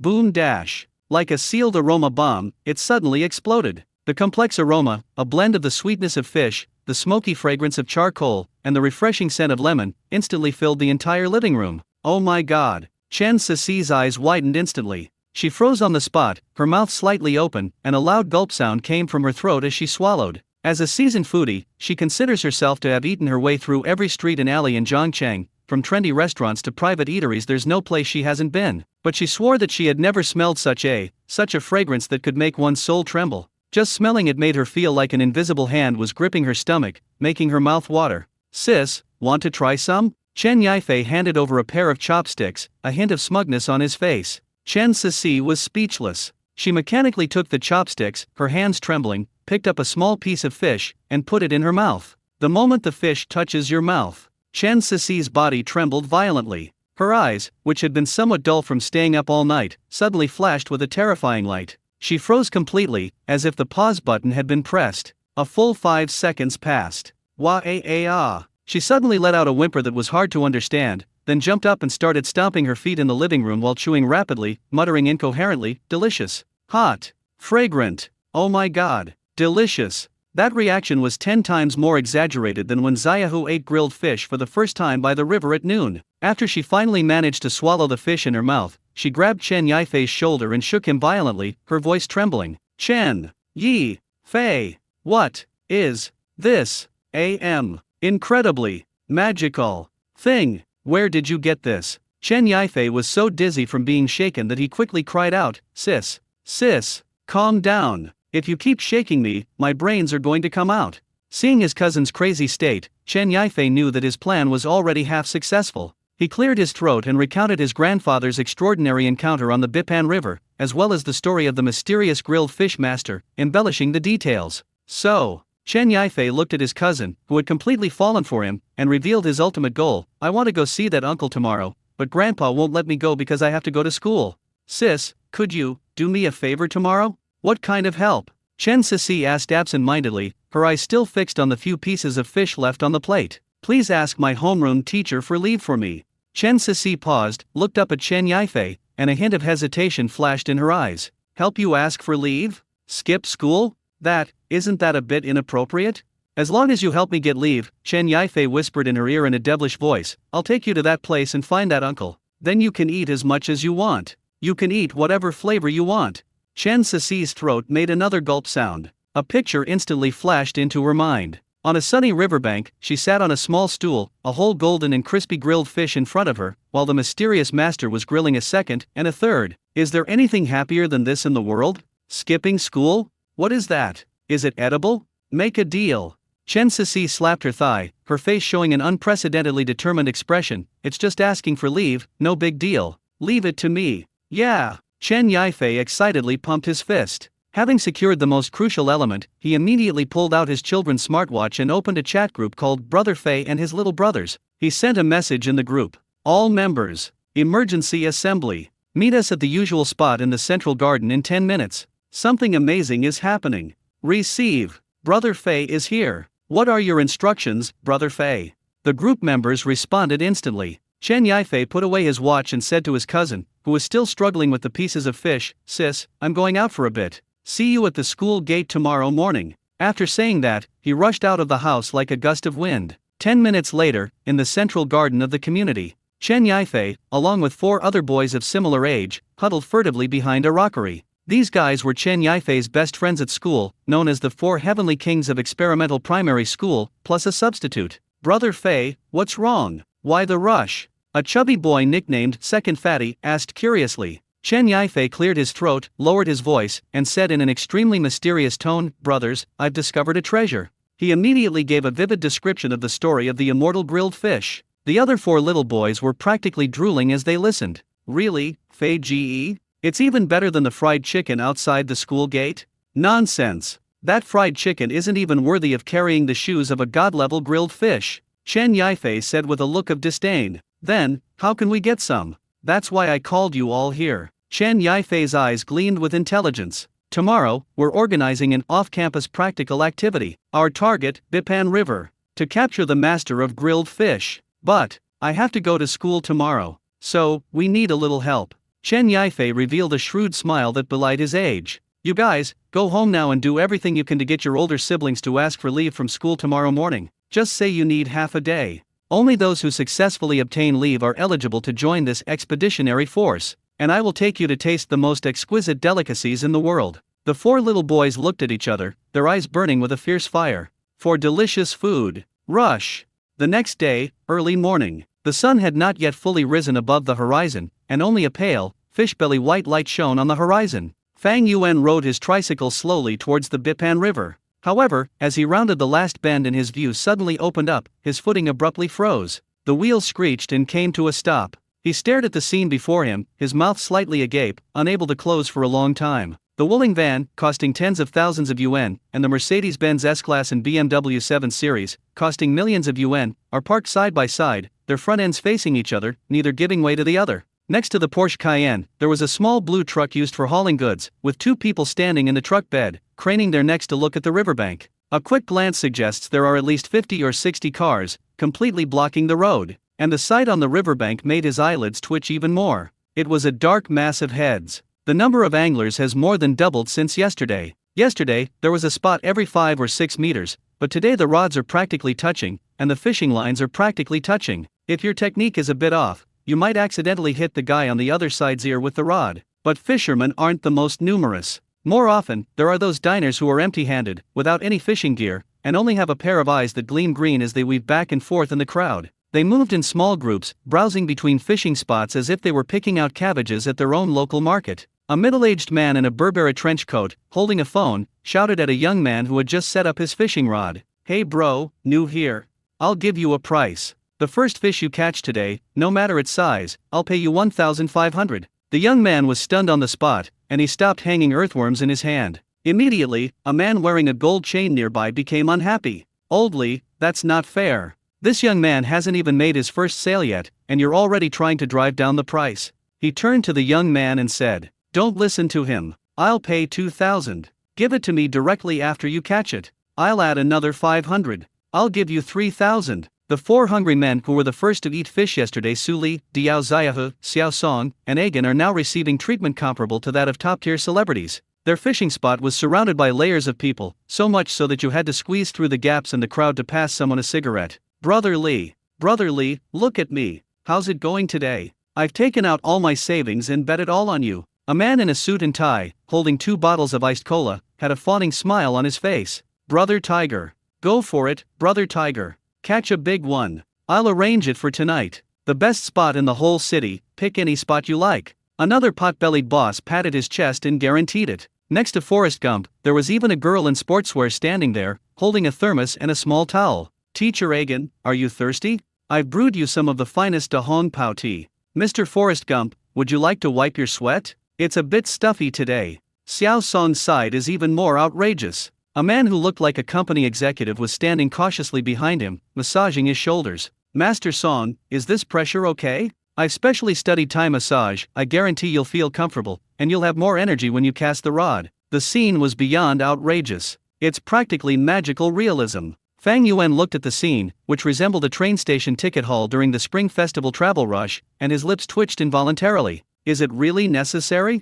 He was genuinely puzzled. It's just a grilled fish, isn't it? Just then, someone in the crowd spotted his flashy yellow tricycle. He's here. The master has arrived. A loud shout was like a thunderclap thrown into a calm lake. Quickly! Make way! Clear a path for the master. Stop pushing! Stop pushing! Someone stepped on my foot. The places where the master's wheels have rolled are auspicious sights. Get out of the way. The once bustling riverbank suddenly seemed to be muted, only to erupt into a new wave of commotion. Everyone spontaneously stepped aside, creating a narrow passage just wide enough for one tricycle to pass through. Under the gazes of a crowd of fervent, adoring, and eager eyes, Fang Yuan remained unfazed as he pedaled his bicycle slowly to his usual spot. He parked the tricycle, set up the stand, and looked around at the faces that were practically drooling. He cleared his throat and spoke calmly. Everyone, the usual rules. Cue. The 2 words were uttered. Splash. As soon as he finished speaking, dozens of people sprang into action, scrambling to get to his stall but not daring to cause any trouble. Soon, a long, crooked line formed in front of his stall. At the very front of the line was a middle-aged man wearing a floral shirt and with his hair slicked back. He looked excited, holding a black plastic bag in both hands as if it were some rare treasure. Master! Mine! I'm first in line. Fang Yuan took the plastic bag, opened it, and took a look. Inside was a carp weighing over a pound, its body already somewhat stiff. He frowned. This fish, it's been dead for a while, hasn't it? Yes, master. Upon hearing this, the man in the floral shirt's expression immediately turned as bitter as gall. I caught one at 3 p.m. yesterday, but I couldn't get a turn in line before you closed up shop. The more the man talked, the more aggrieved he felt. I was worried that it would be stale if it died, which would affect your performance, so I drove all over town to find a small hotel with a refrigerator, booked a private room for it, and left it frozen overnight. Fang Yuan. He didn't know what to say for a moment. The crowd behind them also erupted in an uproar. Holy crap! Good heavens! I just had to say good heavens. Giving fish room service? What kind of internationalist spirit is this? Bro, this is true love. This fish died a worthy death. It had a private room and enjoyed air conditioning. Its life was complete. Fang Yuan was speechless and could only shake his head, silently beginning to deal with the carp that had stayed in a hotel. Scaling, gutting, and cleaning all done in one go. He lit the fruitwood charcoal, set up the grill, and his movements were fluid and graceful. When he took out that ordinary glass bottle, unscrewed the cap, and flicked his wrist slightly, sizzle. Golden yellow powder of secret spices was precisely sprinkled onto the fish. Boom dash. An indescribable complex aroma, a blend of the smoky scent of charcoal and the fresh aroma of fish, explodes in your mind. That familiar, domineering scent, capable of instantly shattering the defenses of human reason, once again reigns supreme on the banks of the Bipan River. Ah dash. It's here. This is the taste. My God. My God. My DNA is moving. I can't take it anymore. I'm drooling. I can't stop drooling like a tap. The entire riverbank was instantly filled with a chorus of groans, a mixture of pain and intense pleasure. In that instant, everyone's olfactory defenses were utterly and irrevocably breached. Those newlyweds who smelled this scent for the first time were completely petrified on the spot. Their expressions were blank, their eyes unfocused, and their pupils dilated, as if their happiness had been sucked away by a dementor, leaving only an instinctive craving for grilled fish. Fang Yuan ignored the thunderous and overwhelming reaction from those around him. He simply flipped the grilled fish skillfully. The firelight on the grill reflected in his focused eyes. In the office of Class 2, Grade 6 at Zhongcheng Experimental Primary School, Ms. Wang, the young homeroom teacher, is holding a steaming cup of goji berry and chrysanthemum tea, preparing to start her day's work. She glanced at today's schedule. The first period in the morning was Chinese, the second was math, and the third was physical education. Another peaceful and fulfilling day. However, the smile on her face didn't last more than 3 seconds. Knock, knock, knock. There was a knock on the office door. Please come in. A young man who looked to be in his early 20s, dressed like a rock singer, peeked in. Hello teacher, I am Wang Xiaoshui's brother. I'm here to ask for leave for him. Wang Xiaoshui. Teacher Wang was taken aback. He found Wang Xiaoshui's file among a pile of student records. What happened to him? He ate something bad last night, he was vomiting and had diarrhea, and he's still in the hospital getting in for drip. The young man looked distressed, his acting quite exaggerated. Oh, okay then, let him get some rest. Although Teacher Wang felt that the young man seemed unreliable, since he was family, she didn't say anything and signed the leave slip. Thank you, teacher. Goodbye, teacher. The young man felt like he had been granted a pardon, grabbed the leave slip, and ran off in a flash. Teacher Wang shook his head, just about to take a sip of tea to calm his nerves. Knock, knock, knock. The door rang again. The person who came in this time was a muscular boy wearing sportswear who looked like a sports student. Teacher, I need to ask for leave for my cousin, Li Erpang. Li Erpang? Teacher Wang frowned slightly. What's wrong with him now? His family's 5-year-old hen had a difficult birth this morning. He has to go back to help. He's really close to that hen. The boy's expression was very serious. Teacher Wang. The cup in her hand wobbled, and she almost spilled the water. Is the hen having a difficult birth? What is the reason for this leave request? She's been in the industry for 5 years and has never heard of anything so outrageous. This reason, isn't it a bit? Teacher. It's true. The boy cried out anxiously, practically swearing an oath.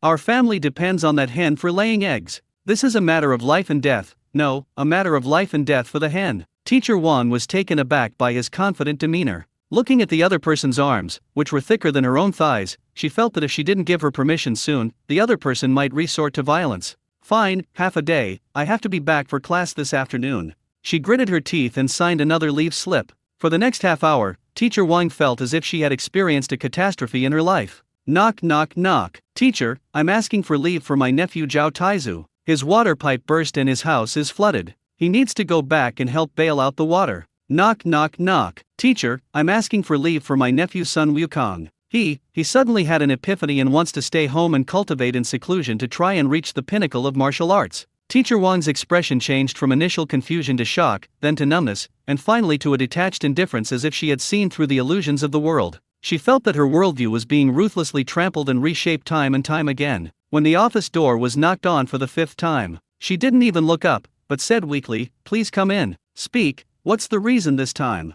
A female college student, dressed in a white dress, with long hair flowing down her shoulders, and looking pure and lovely, walked in timidly. It was Chen Yifei's cousin, Chen Sisi. Teacher, hello. Chen Sisi's heart skipped a beat when she saw Teacher Wang's lifeless expression, sensing that something was wrong. I'm Chen Yifei's cousin. I'm here to ask for leave for him. Chen Yifei. Teacher Wang finally looked up. She remembered this student. He was smart, loyal, but a bit mischievous. What's wrong with him? Is his husky about to have puppies? Chen Sisi was stunned. How come this teacher's thought process is not quite the same as she imagined? She quickly followed the script she and Chen Yifei had discussed the night before, putting on a sorrowful expression. No, teacher, it's a distant relative of mine, my cousin Xiafei's, second cousin's father-in-law. He suddenly fell seriously ill last night and is currently in the hospital being treated. We have to take the child there quickly to see him one last time. As she spoke, she secretly pinched her thigh and managed to squeeze out 2 tears. Teacher Wang looked at her and fell silent. The air in the office seemed to freeze. Chen Sisi felt uneasy under her gaze, and her palms started to sweat. Oh no, did I overact? Did the teacher notice? Just as she was about to break down, Teacher Wang suddenly let out a long sigh. She took out a sick leave slip and a pen from the drawer, quickly signed her name, and handed it over. Go. Her voice was filled with weariness and a sense of vicissitude. Okay. Thank you, teacher. Chen Sisi took the sick leave slip, hardly believing her ears. Did you succeed so easily? Holding the sick leave slip that seemed to radiate holy light, she walked out of the office in a daze. In the office, Teacher Wang stared at the 5 sick leave slips neatly arranged in a row on the table, lost in deep thought. Wang Xiaozhui, Li Erpang, Zhao Taizu, Sun Haozi, Chen Yifei. Aren't these 5 guys the 5 you usually hang out with the most? Today, actually, everyone took the day off. A terrible thought arose in her mind. She suddenly stood up, rushed to the window, and looked downstairs. The 5 boys who had just been critically ill, suffering a family disaster, and in seclusion were now gathered at the school gate, full of energy, chatting and laughing with a rock youth, a sports student, a strong man, a punk rocker, and the female college student who had just been crying her eyes out. Then, the 10 people, in a large group, split into 2 cars and sped away. Teacher Wang held onto the window frame, feeling a sudden dizziness. These little brats, did they skip school as a group? The entrance to Zhangcheng Experimental Primary School. 5 elementary school students who had just escaped from their homeroom teacher's clutches were naturally unaware that their teacher already knew they had skipped class. He was bowing frantically to 5 older youths with different art styles. "Sister, you are my only sister. My dear sister." Chen Yifei was practically kneeling before Chen Sisi, his thumbs up practically reaching for the sky. "Brother, from today onwards, you are my half-brother." Li Erpang went even further, grabbing the arm of the muscular PE student and almost wiping his snot and tears on him. Wang Xiaohui, Zhao Taizu, and Sun Haozi each found their own benefactors, and their flattery flowed like a never-ending river. "Rock and roll bro, that line you just used was amazing. I almost believed it. Brother Zhuang, if you just stand there, our teachers won't dare to utter a single word. Brother Ma, your hairstyle is definitely more intimidating." The 5 people who were being praised also had mixed feelings on their faces, especially the young man with multicolored, punk-style hair, whose lips twitched.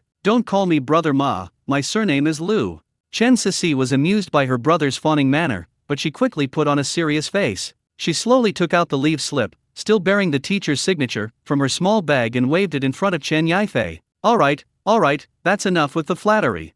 She cleared her throat, raised her chin, and exuded an aura of dominance, looking every bit like a female gang leader collecting protection money. "Chen Yifei, I have fulfilled my mission. Now, it is your turn to keep your promise." She squinted and asked, word by word, "Where is my divine grilled fish?" As soon as she finished speaking, the 4 tools behind her surrounded her, their eyes fixed intently on Chen Yifei. The rock youth pushed up his sunglasses. "Kid, I went to great lengths to fabricate my most tragic backstory to help you get time off. If you dare to lie to me." The PE student cracked his knuckles, making a series of crisp crack sounds. "I have training this afternoon, so my time is very precious. You know that, right?" The taciturn, burly man didn't speak, but simply took a step forward, instantly casting a huge shadow over the 5 little kids. The flamboyant youth, Brother Lu, took out a small comb and carefully combed his proud bangs. "I spent 880 yuan on this hairstyle. If it gets even a little bit oily or greasy, or if I'm not satisfied with my food, humph." Every single one of these 5 people was lured there by their younger siblings with promises of unparalleled cuisine. Claims like eating it will make you fly to heaven, a Michelin 3-star chef resigned overnight, and even Qin Shi Huang would have lived another 500 years after tasting it. Although they said they didn't believe it, the way those little kids described it, drooling with excitement, was incredibly convincing. Moreover, there are samples to prove it. Faced with the pressure from the 5 creditors, Chen Yifei not only showed no fear, but instead puffed out his chest. "Don't worry, everyone. When have I, Chen Yifei, ever lied to anyone? Today, I'll show you a thing or two. Let me show you what real gourmet food is. Everyone, get on the bus. Target, Bipan River. Charge." At a command, the 10 men split into 2 groups. Chen Sisi, Chen Yifei, Li Erpang, and 2 other elementary school students squeezed into Chen Sisi's flashy red Beetle. The remaining rock youth, sports students, strong men, the punk Lu Ge, and Sun Wukong all climbed into a second-hand Wuling Hongguang that could be described as a legendary car. Chen Yifei sat in the passenger seat of the Beetle without hesitation, looking every bit the commander-in-chief and chief navigator. "Sis, hold on. Repeat after me, turn left, get on the elevated road, head west all the way to the end." The red Beetle took the lead, nimbly merging into the morning rush hour traffic. The Wuling Hongguang followed closely behind, its engine roaring in a defiant manner. The atmosphere inside the car became intense from the very beginning. The 2 vehicles were able to communicate across each other using an old-fashioned walkie-talkie that appeared out of nowhere. "ZZZ. Brother Fei, this is Monkey, please respond." The impatient voice of Sun Wukong came through the walkie-talkie. "Is that grilled fish you're talking about really that delicious? Let me tell you, I'm a guy who's eaten KFC Crazy Thursday, I'm a picky eater." "KFC? What's that?" "Let me tell you this, Monkey, that old man from KFC, when he was carrying the shoes of the founder of the grilled fish we're eating today, people complained that his hands smelled of chicken fat. Garbage. Do you understand? Pure industrial garbage." "That's right." Li Erpang, sitting in the back seat of the Beetle, grabbed the walkie-talkie and added his own commentary, spittle flying everywhere. The grilled fish that Fei Ji was talking about, that taste, that taste. He hesitated for a long time, seemingly organizing his thoughts. It's fragrant, numbing, and spicy. It's so good it feels like my head is about to fly off. I only had a small bite yesterday. Chen Sisi, who was driving, couldn't help but join the praise, and she unconsciously licked her lips as she drove. How should I put it? In one word, it's high class.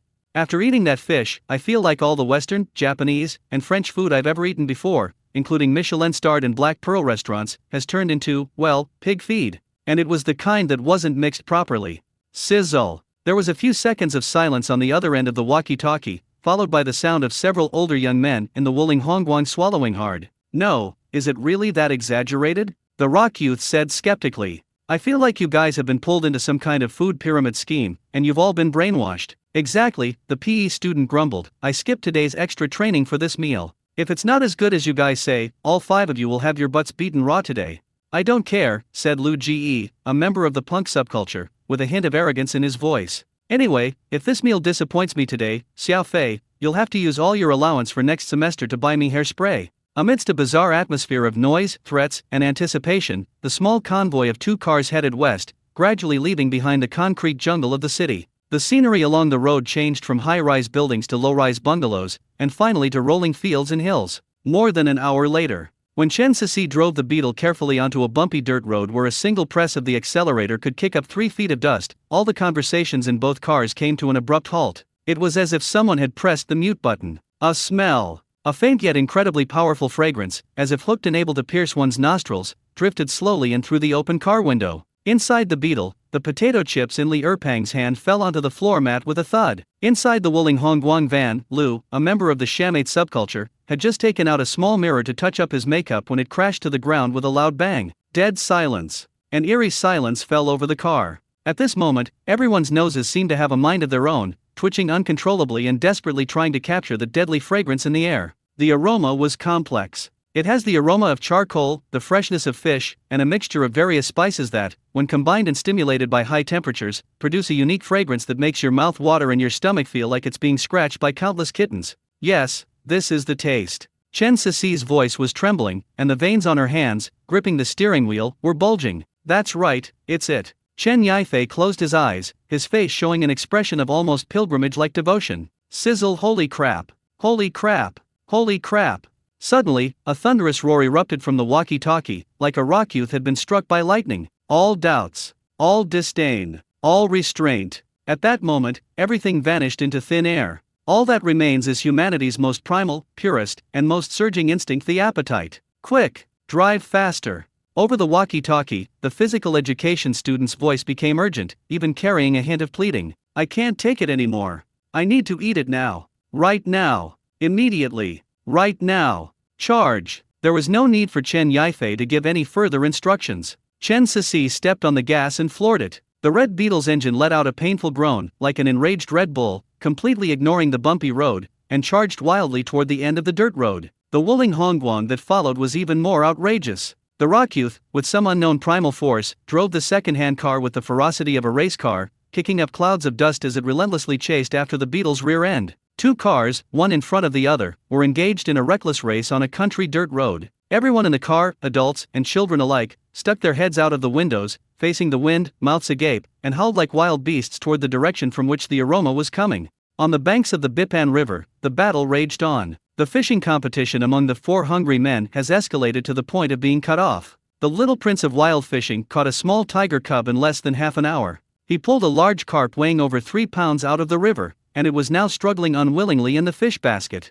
His investor, dressed in a suit and tie and clearly a big spender in the gaming world, was beaming with pride, like a lottery winner who had won 5 million, as he stood happily in front of Fang Yuan's stall. His eyes were fixed on his fish, as if to say, this immense wealth is mine. On the other side, Agan and the technically skilled Xiao Song also opened their own businesses. Although the fish caught weren't very big, at least they didn't disappoint the boss behind them, so it was a satisfactory result. Only Su Li. Today, the Bipan River seems to have a grudge against him. He spent most of the morning preparing bait and carefully selecting a golden fishing spot that was as quiet as a library. Forget about big fish, there wasn't even a shrimp that came to freeload. He watched helplessly as his 3 good brothers took turns catching fish. Hearing the cheers and the whooshing sound of the fishing line emerging from the water from their side, he felt his heart bleeding. His own fish basket has been so clean since morning that it can be used as a mirror. Air Force. He's becoming the Air Force Commander-in-Chief today. The plaid-shirt programmer investor standing behind him had gone from initial anticipation to restlessness. Brother Lee. No, Master Su. The programmer rubbed his hands together and cautiously peeked over. Are all the fish on holiday today? Su Lee's eye twitched slightly. The programmer, oblivious, continued to flirt with his own breakdown. Look at Brother Tiger, he's fishing so well, like he's catching fish straight from a pond. And Xiao Song, he just posted another one, his boss is overjoyed. Brother Lee, my 2,000 yuan. Did I just buy something that left me feeling lonely? If I had known it would turn out like this, I would have just used it to buy 2 648 yuan packs. At least I could have heard something and drawn a few purple skins. Every word was like a poisoned dagger, precisely stabbing into Su Lee's crumbling pride. Shut up. Su Lee turned around abruptly, his eyes bloodshot, like an enraged lion. The programmer trembled at his shout and swallowed the rest of his words. Fishing. What's the most important thing? Su Lee lowered his voice and roared, each word distinct and deliberate. It's about patience. It's about mindset. It's about outsmarting and outmaneuvering the beasts in the water. Your babbling on and on is ruining my mood and disrupting the magnetic field between me and the fish. We're both going to starve here today. The programmer was stunned by this mysterious theory of magnetic field induction. He opened his mouth but couldn't utter a single word, and could only silently take 2 steps back. Su Lee turned his head back and stared intently at the motionless float on the water's surface. The brightly colored float now seemed full of mockery to him. Damn it! Today is really weird. He gritted his teeth and cursed under his breath. How could I, Su Lee, the mighty catching immortal, nicknamed the White Strip War God, possibly have my car overturned on a small Bipan river? How could I possibly be an Air Force pilot?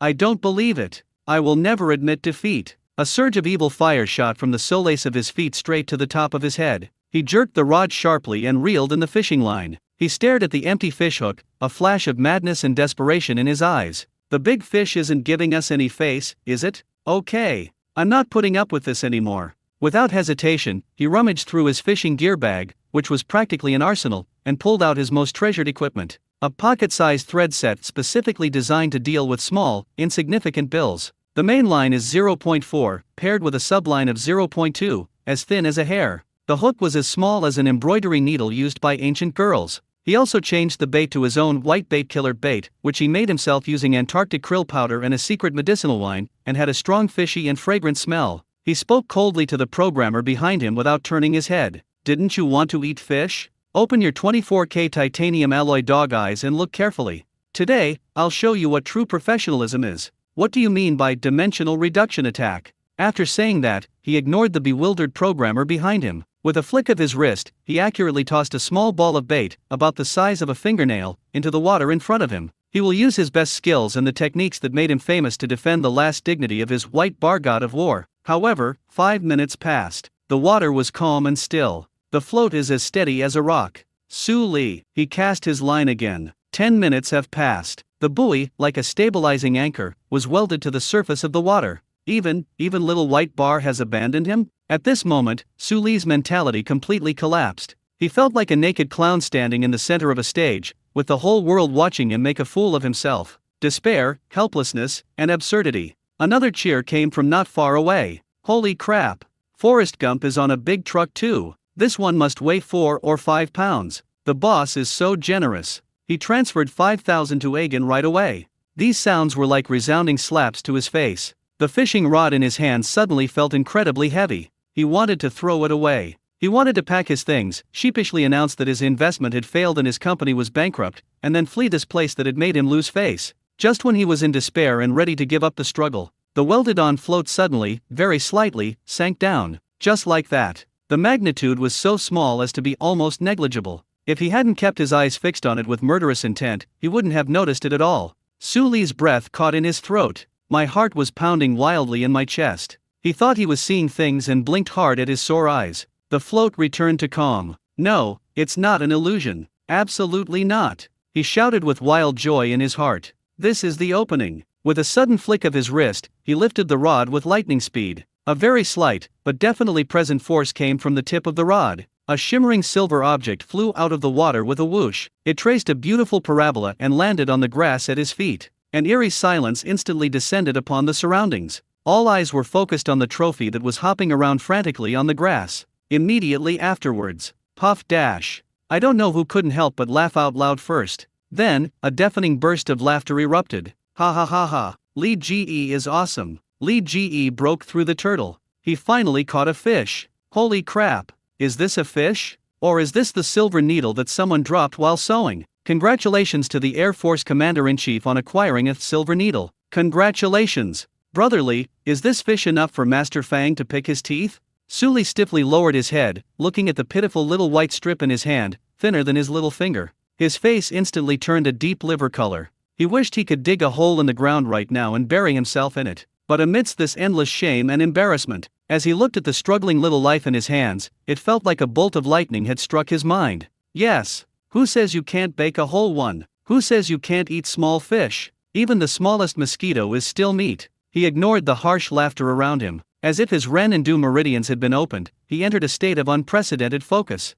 Casting rod. Lift the fishing rod. Apply bait. He repeated this set of movements frantically at an almost mechanical speed. 1. Another streak of silver light flew out of the water. 2. 5. 15 articles. In less than 10 minutes, the fishermen who had just been mocking him were all dumbfounded. They watched in disbelief as Suli, with his incredible flying needle technique, managed to fly 15 silver needles out of the river. Although these 15 fish combined probably wouldn't even weigh 2 ounces. But he didn't care anymore. Dignity. Today, I'm going to eat back the dignity I've lost, bite by bite. Clutching this hard-won, poignant trophy, he stood tall and proud amidst the complex gazes of the crowd, a mixture of schadenfreude and a touch of admiration. He walked towards the stall that would determine his fate that day, like a warrior about to be executed. Fang Yuan was grilling a large carp, the oil dripping onto the charcoal fire, sizzling and filling the air with a fragrant aroma. Suli walked to the stall and took a deep breath. Master! He slammed the pitiful little fish, still alive and kicking, strung on a straw rope onto the cutting board in front of Fang Yuan. His voice carried a tragic, desperate air. Mine! All my possessions! Grill it for me! Fang Yuan's lips twitched as he looked at the string of things Suli had slammed onto the cutting board. This thing is less like a fish and more like a string of toothpicks freshly pulled from the water. It's still the mini version. This guy really threw his face and dignity into the river to feed the fish just to get a bite of his grilled fish. The surrounding crowd could no longer contain themselves and erupted in a torrent of laughter. Ha ha ha, Brother Lee, you understand performance art. One of the fishermen who had been queuing just moments before burst into laughter, clutching his stomach and squatting down. Dude, are you here to buy supplies? Planning to open a toothpick factory? Another voice shouted sharply. 15 fish, 15 toothpicks, the master grills them, and you take them back to skewer 15 pieces of meat. Isn't that a skewer of lamb? Perfect. What the hell are these lamb skewers? Is there anything left after they're grilled? I bet if you blew on them, all that's left is a straw rope? Brother Lee, stop struggling. This is your fate, the fate of the Air Force Commander-in-Chief. Suli's face went from red to purple, then from purple to black, resembling a traffic light. He stiffened his neck and roared back with all his might. You guys don't know anything. That's what they mean by the best things come in small packages.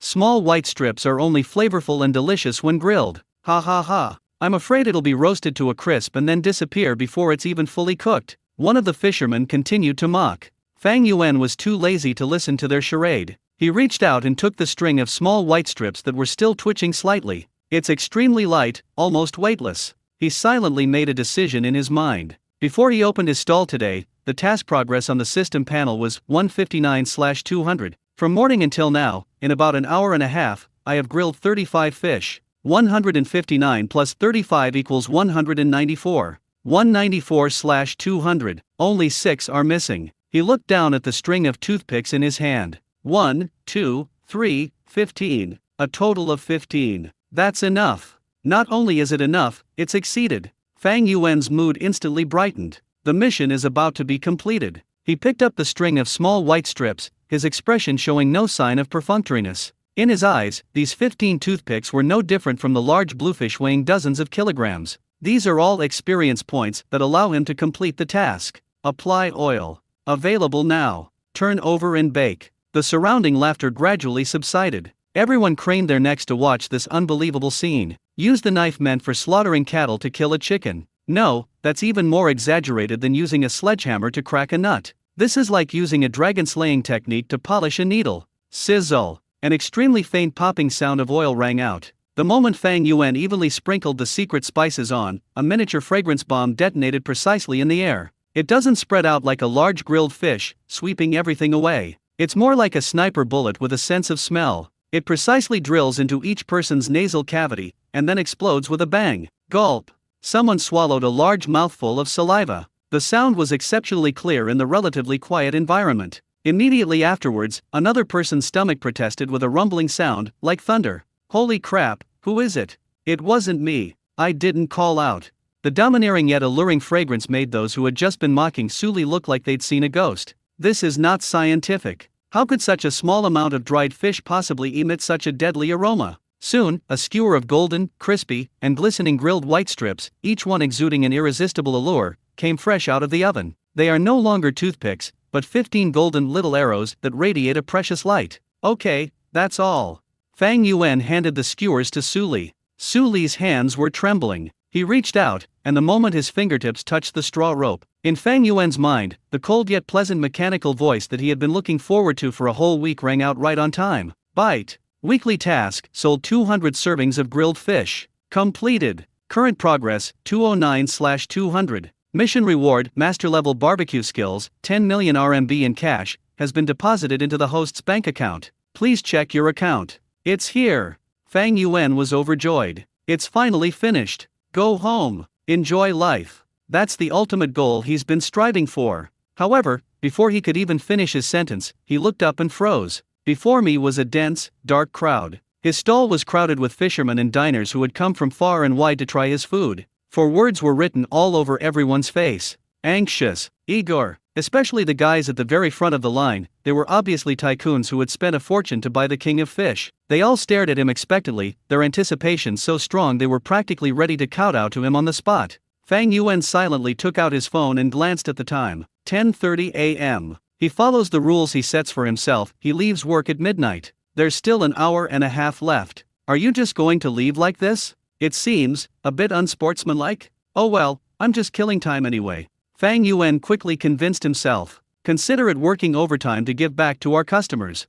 He made his decision. Today, I'll make an exception. We'll work until midnight. Not a second longer. Thinking about this made him feel much more relaxed. He stuffed the skewer of grilled white strips into Suli's hand, who had been eagerly waiting. Then, in an unprecedented, even gentle tone, he called out to the person behind him in line. Next. The sound was not loud, but to everyone else, it sounded like heavenly music. It's my turn. It's my turn. I can finally eat. I'll be there soon too. The wealthy men at the front of the line were so excited they almost hugged each other on the spot. Suli, who had already obtained his spoils of war, became another focal point. He held the string of golden fish, straightening his back under countless envious, jealous, and resentful gazes. He walked up to the guy who had mocked him the most before. Then, in front of him, gently put a small grilled white strip into your mouth. Click, a soft sound. Suli closed his eyes. He didn't chew. The little fish melted on his tongue. Crispy fish bones, charred fish skin, and the incredibly tender, single strand of fish meat, all mixed with an overwhelmingly powerful blend of spices. An indescribable savory aroma exploded on his taste buds.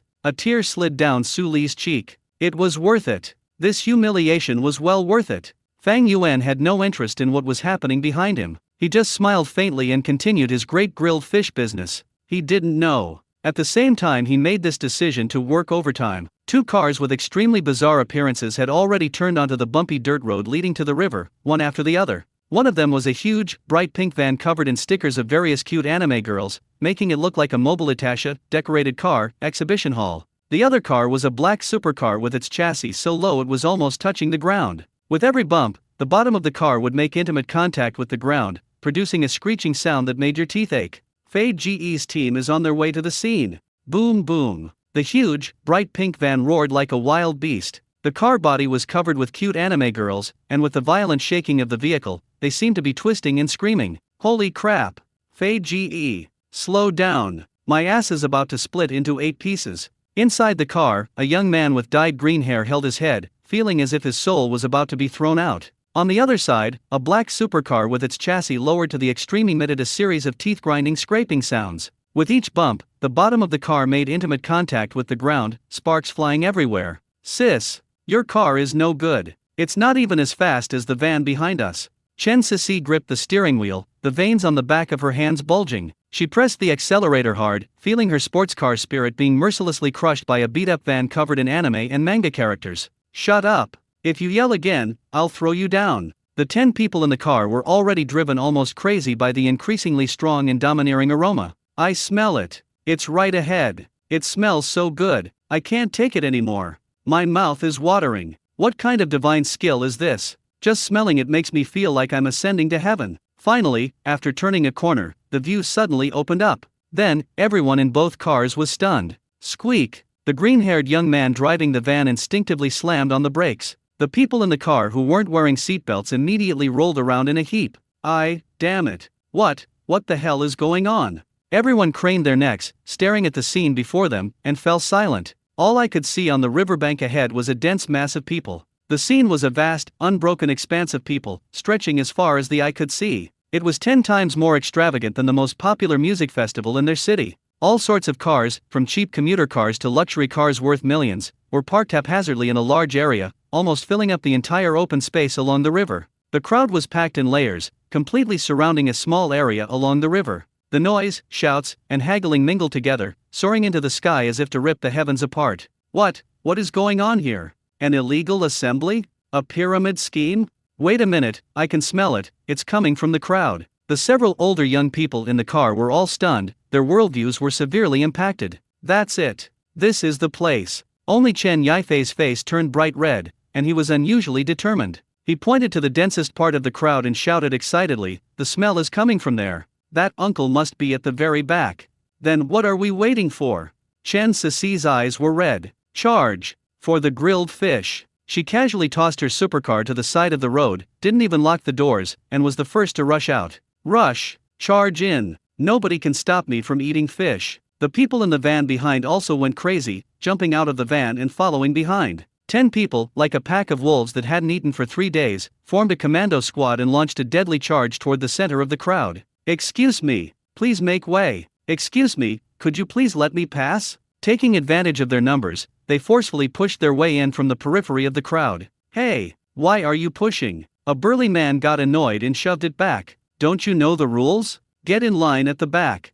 "Exactly. New here, huh? Trying to cut in line? No way. If you want to eat fish, go buy it from the fisherman over there. If you can't buy fish, it's no use squeezing in front of the owner, he won't sell to you." Those around them looked down on and were hostile towards this group of unruly and impulsive newcomers, but Chen Yifei and Chen Cici didn't care about any of that right now. They had only one thought in their minds. Find him. Let's see for ourselves if that master is really him. Taking advantage of his small stature, Chen Yifei ducked down and squeezed under one of the older brother's elbows. He dashed left and right, weaving through a forest of countless long legs, and was the first to squeeze to the front. "Get out of the way." Chen Cici was even more domineering, directly pushing aside the people blocking her way and squeezing out a path to follow closely behind. When they finally broke through the wall of people and saw the scene inside, both of them stopped abruptly in their tracks. My mind went blank. That's it. A bright yellow tricycle. A simple yet professional barbecue grill. As well as a young man wearing a black mask and a simple white t-shirt was calmly turning a grilled fish in front of the grill.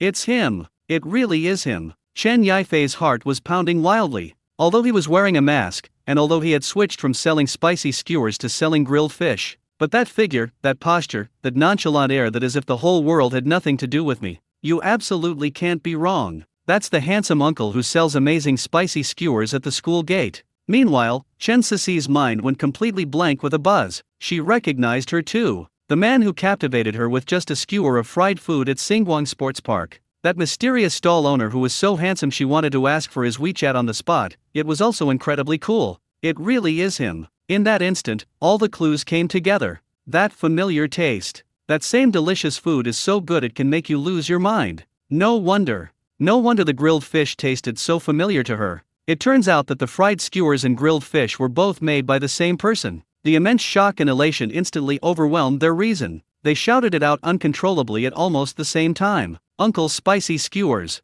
I've finally found you." Chen Yifei pointed at Fang Yuan, his voice high-pitched and bright, full of childlike excitement and grievance. Mr. Fang, is it really you?" Chen Cici covered her mouth, her beautiful eyes wide open, her voice filled with barely suppressed surprise and disbelief. 2 distinct yet equally recognizable shouts pierced through the noisy crowd. Fang Yuan, who was focused on grilling the fish, paused slightly as he flipped the fish over. He looked up and followed the sound. My gaze passed through the swirling blue smoke. Then he saw two people. A little devil, his face flushed red, excitedly pointing at his own nose. There was also a stunningly beautiful woman with a hot body standing next to the little devil, looking at him with an expression of utter disbelief. Fang Yuan's mind went blank for half a second. Who is this? The extravagant brother Fei from the gate of Zhongcheng Experimental Primary School last week? The one next to me, that female customer at Xinguang Sports Park who insisted on adding me on WeChat? These two, how did they end up together? And they even found this godforsaken place together? Has the sun risen in the west? Fang Yuan watched them silently. This world is ridiculously small. This moment of deathly silence is more striking than any commotion. The once noisy and bustling riverbank seemed to be paused by these two sudden shouts. All eyes immediately turned to the source of the sound. A little brat, his face flushed, was excitedly pointing at Fang Yuan's nose. There was also a stunningly beautiful woman standing next to the little devil, looking at him with an expression of utter disbelief. She had a hot body and was incredibly beautiful. Who are these two people? Uncle Spicy Skewers? Boss Fang? What is all this about? Isn't this young man widely recognized as a grilled fish master? How come he's suddenly given so many strange nicknames? The diners waiting in line for the fish were all completely bewildered. Meanwhile, the four hungry men, Suli, Diao Ziahe, Xiao Song, and Agan, who were the first to come into contact with Fang Yuan, looked at each other in bewilderment, their eyes blazing with gossip. Holy crap, what's going on? Li Ji, did you hear that? That kid called Master Spicy Skewer Uncle. Diao Ziahe lowered his voice and nudged Suli, who was in a trance after finishing a skewer of toothpick fish. Suli smacked his lips, savoring the exquisite taste, and mumbled, I heard. That beautiful woman called out something like, Boss Fang? Boss Fang? Agan scratched his bald head, looking puzzled. Master's surname is Fang? Isn't his surname Da and his name Shi?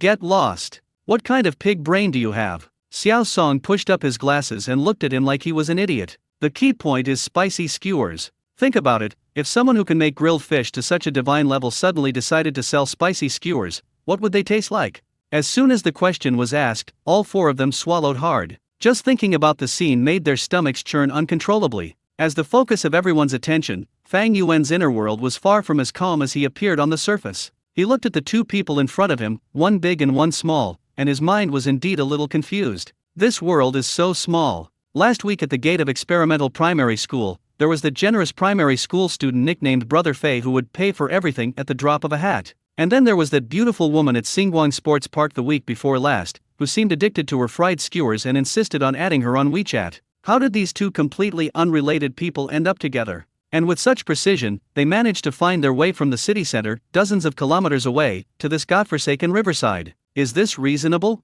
This is unreasonable. Fang Yuan looked at them, and only one feeling came to mind, outrageous. Uncle, you big liar. Chen Yifei didn't care what the people around him thought. He was filled with excitement at the long-awaited reunion and the grievance of being abandoned for almost a week. He rushed to the stall in 2 strides, tilting his little face up and looking at Fang Yuan with a huff. You said you lived far away, and I believed you, but then you turned around and came here to sell grilled fish. Do you know how hard I've been looking for you? I wait for you at the school gate every day, until it's dark. But where are you? There's no sign of you. The grilled fish my grandpa brought home, I could tell it was made by you the moment I smelled it. That unreasonable aroma, no one but you big liar, could make it. His rapid-fire accusations, delivered in a loud and clear voice, stunned everyone around him. That's a lot of information. Does this kid mean that the master used to sell spicy skewers outside an elementary school? And judging from his tone, he seems to be a regular customer of the master?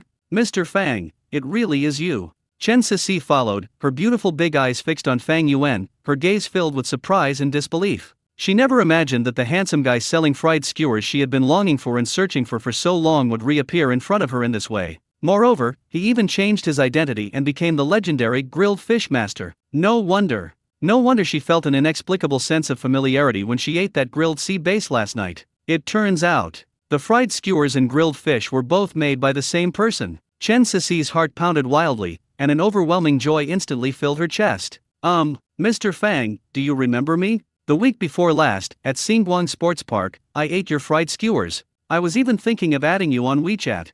She said somewhat shyly, her cheeks slightly flushed. What could Fang Yuan say? Of course he remembers. After all, it's not uncommon for diners to insist on adding him on WeChat, but it's rare to see such a beautiful female diner doing so. Looking at the two figures in front of him, one so excited he almost jumped up, the other so surprised he was incoherent, he felt a little helpless. He just wanted to set up a stall quietly, make some money, and complete a task. How did it turn into some kind of large-scale family reunion?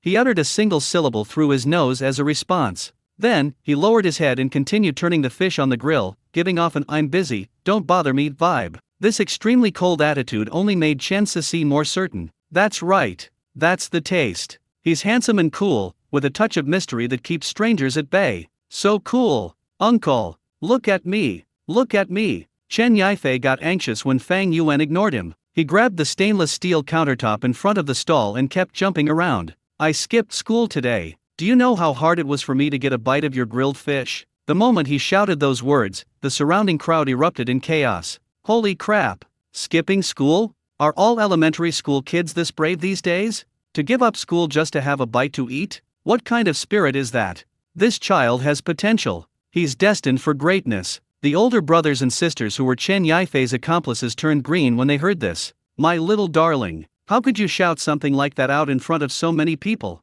We still have a sense of shame. Cough cough. Chen Sisi quickly pulled Chen Yifei back and covered his mouth. She looked at Fang Yuan with a fawning smile on her face and her voice was sickeningly sweet. Mr. Fang, look, we've come all this way, and we're your regular customers, could you do us a favor? She pointed to the long queue that seemed to stretch on forever. With this queue, we probably won't get any food even by the afternoon. We don't have any fish either, so, how about you just sell us too? As soon as she said that, the man at the very front of the line immediately became unhappy. Hey, you young people, don't you know any rules? He stared wide-eyed, his voice louder than a loudspeaker. If you want to eat fish, you'll have to catch it yourself or buy it yourself. The master chef only grills the fish, he doesn't sell it. That's an ironclad rule. Exactly.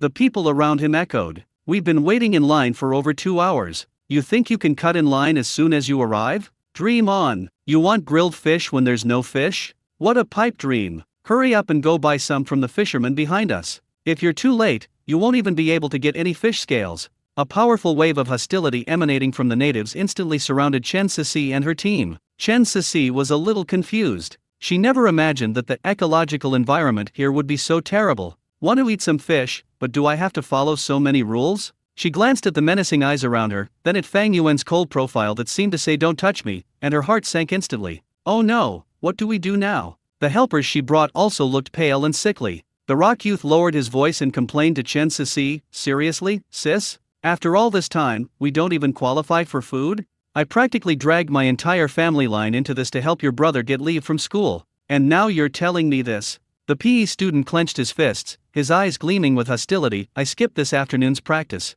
If the coach finds out, he'll skin me alive. If I don't get to eat this fish today, I'll. He didn't finish his sentence, but the meaning was obvious. Chen Sisi was in a real bind. She felt as if she had gone from being a gourmet to the head of a fraud ring. Behind her, Chen Yifei looked at Fang Yuan, who was so close yet so far away. Smelling the intoxicating fragrance in the air, his eyes reddened, and he was about to burst into tears. He felt like the most miserable kid in the world. The divine food was right in front of him, but he couldn't eat it. This is worse than killing him. However, just as tensions were rising and Chen Yifei was about to unleash a devastating attack, a mere second before the floodwaters of Jinshan Temple were about to fall, a powerful, slightly angry, yet incredibly familiar voice suddenly rang out from behind them. Chen Yifei, you brat, who told you to skip class? This loud shout, like a thunderclap from a clear sky, instantly stunned everyone present. Chen Yifei's tears, which had just welled up in his eyes but hadn't yet fallen, were abruptly choked back by the shock. He shuddered and stiffly, inch by inch, turned around. Then, he saw the person he least wanted to see in his life at that moment. His grandfather. The old man who praised him for being sensible yesterday should be somewhere along the riverbank today, diligently casting his fishing rod for his extra dinner. At this moment, he stood behind them with a dark expression, holding his signature bamboo fishing rod, like a gatekeeper descending from the sky. The old man's eyes were like two sharp knives, fixed firmly on Chen Yifei. In those eyes, there was shock, there was anger, but more than anything, there was a heart-wrenching sense of disappointment and frustration. Grandpa, Grandpa. Chen Yifei's voice trembled, and his face turned as white as paper in an instant. It's over. Barbecue is here. This time, they've truly been caught red-handed, and there's no way they can clear their name now. You little brat. You still know I'm your grandfather. The old man rushed over in 3 strides and grabbed Chen Yifei's ear with such force that it looked like he was going to twist it off his head.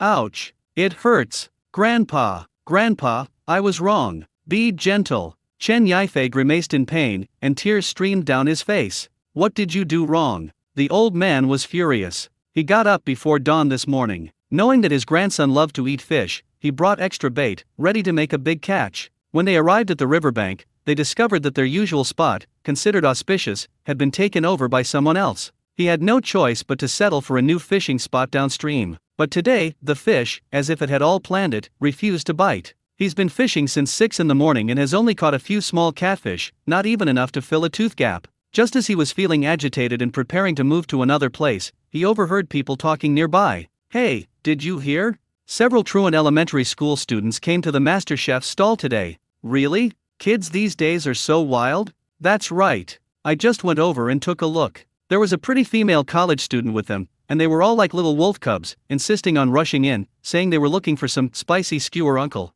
Upon hearing this, the old man's heart skipped a beat. A pretty female college student, a truant elementary school student, spicy skewer uncle. The combination of these keywords instantly gave him an extremely ominous premonition. He quickly reeled in his fishing rod and rushed over here in a great hurry. As it turned out, he actually got caught red-handed. Seeing his beloved grandson, who should have been in the classroom studying, actually appear here, the old man felt his blood pressure plummet. I worked so hard fishing here for you, thinking I'd treat you to a nice meal tonight. And what do? You dare skip school and come here to play. Who do you think you are? The old man got angrier and angrier as he spoke, and the hand that was pulling his ear tightened its grip. Grandpa, I was wrong. I was really wrong. I just really wanted to eat Uncle's grilled fish. Chen Yifei pleaded, his voice trembling with tears. You dare talk back.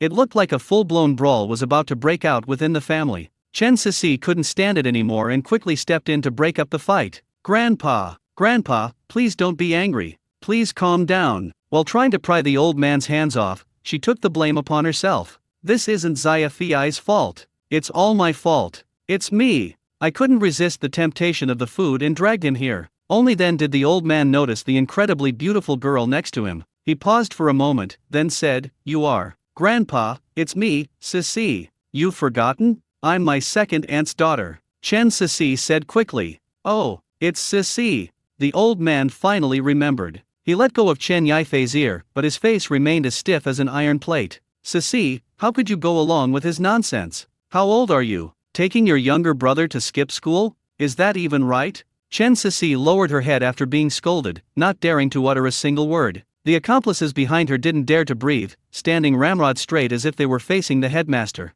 Especially that PE student, who was just yelling about opening the child's buttocks, is now as cowardly as a quail. Just kidding, this is someone's grandfather. If they dare to say another word, it won't just be a matter of not getting grilled fish today, they might very well be thrown into the river to feed the fish by this seemingly incredibly strong old man. The entire scene fell into an eerie stalemate because of the old man's appearance. The onlookers were also thoroughly enjoying the spectacle. Wow, so this kid is the grandson of that fishing master from yesterday. This is going to be interesting. The main culprit has come knocking. I bet 5 cents this kid's got a spanking today. Fang Yuan also stopped what he was doing and watched the scene with great interest. He finally understood how the two of them had gotten together. They turned out to be relatives. The world is truly amazing. Seeing the atmosphere growing increasingly tense, Chen Yifei knew that if things continued like this, he would definitely be in trouble today. His eyes darted around, and an idea came to him. He suddenly lunged forward, grabbed the old man's leg, and, using all his acting skills, began to wail loudly.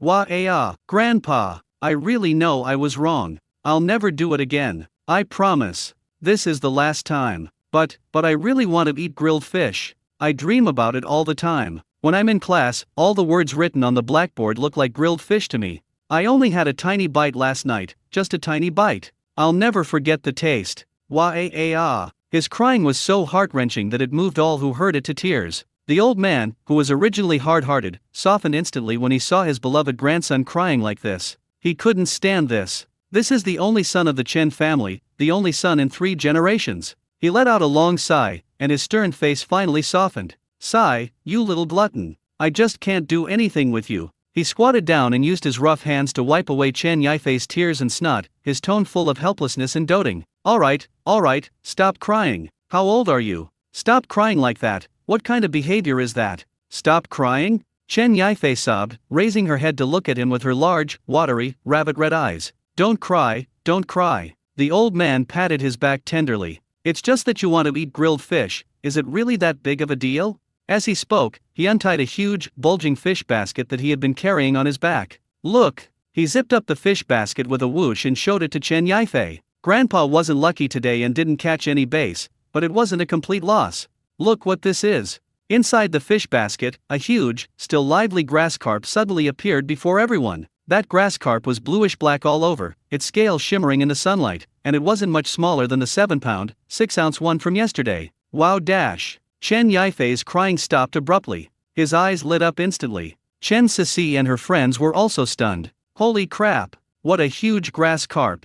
This must weigh at least 6 or 7 pounds. The old man smiled smugly. 6 pounds and 8 ounces. He proudly announced a precise figure. That's all we're counting on today. He stood up again, carrying the fish basket in one hand and holding his beloved grandson's hand in the other, then glanced at the group of dumbfounded older youths next to him. What are you still standing there for? Didn't we want to eat grilled fish? Walk! After saying that, he took Chen Yifei's hand and walked proudly and confidently toward Fang Yuan. The old man's appearance was like Zhao Zilong of Changshan in the Romance of the Three Kingdoms, single-handedly carving a bloody path through the long line. When the diners around saw this fishing god grandpa who had caught 2 giant fish yesterday and even had the chef make an exception and work overtime for him, they all subconsciously made way for him to the sides. There's no way around it, this old man's status on the banks of the Bipan River is simply too extraordinary. They are not only a regular customer of the master chef, but also a symbol of skill and luck. Yesterday afternoon, it was that enormous bass he caught just before he packed up his fishing rod that made the chef soften his heart and bake one last batch, the diner's own guess. Today, he brought another big grass carp weighing 6 or 7 pounds.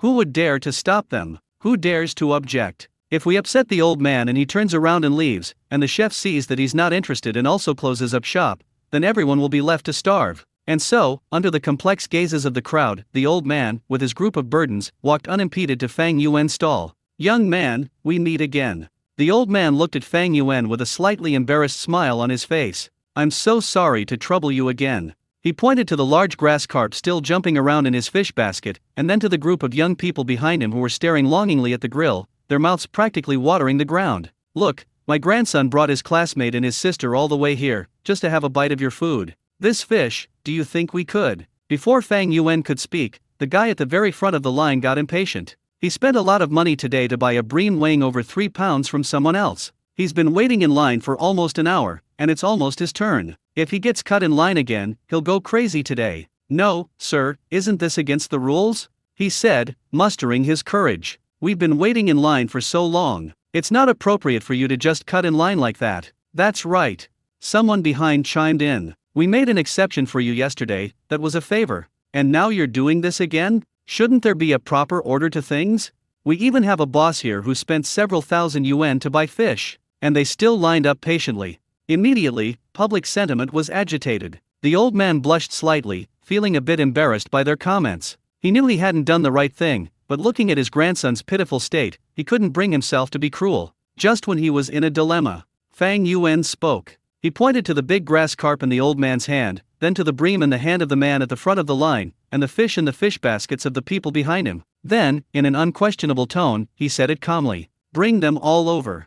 Let's grill it together. The room fell silent upon hearing this. Baking them together? What's the meaning? The man in line was stunned. Master, what do you mean? What I mean is, Fang Yuan raised his eyelids and glanced around. You guys, those of you at the front of the line, bring all the fish over here. Today, I'm going to treat you to a whole fish feast. Fang Yuan decided to end this quickly. As he spoke, he pulled out a spare, larger grill from under the tricycle. Then he placed the 2 grills side by side and lit all the fruitwood charcoal inside. Everyone then realized what was happening. The head chef is going to go all out and grill several fish at the same time. Holy crap! The master chef's about to unleash his ultimate move. Dual grill mode. Is this a hidden skill? That's awesome. Now we can all eat faster. The people in line instantly erupted in excitement. The older brother who had been objecting just moments before was now filled with ecstatic joy. Without saying a word, he quickly handed over his bream, which was over 3 meters long. The others followed suit and handed over their spoils. The old man also handed over his large grass carp, his face full of gratitude. Without wasting any words, Fang Yuan picked up the knife and began his performance. Kill the fish, remove the scales, gut it, and cut it open. His movements were so fast it was as if he was pressing the fast-forward button. 1, 2, 3. In the blink of an eye, he had cleaned 5 or 6 fish of different sizes and neatly arranged them on the work table. The smooth and effortless movements left Chen Sisi's accomplice brothers speechless with astonishment. Holy crap! The rock youth pushed up his sunglasses, his mouth agape. This knife skill, is it even humanly possible? His hand, I feel like it's almost leaving after images. The physical education student also looked horrified. They finally understood why this group of people were so crazy about getting a bite of grilled fish. Just watching the process of preparing the fish is a visual feast. This is no longer cooking, this is art. Next, it's time to modify the knife. Fang Yuan used different knife techniques depending on the size and texture of each fish. To deal with the old man's thick-fleshed grass carp, he used an even finer and deeper straw raincoat flower knife technique than yesterday.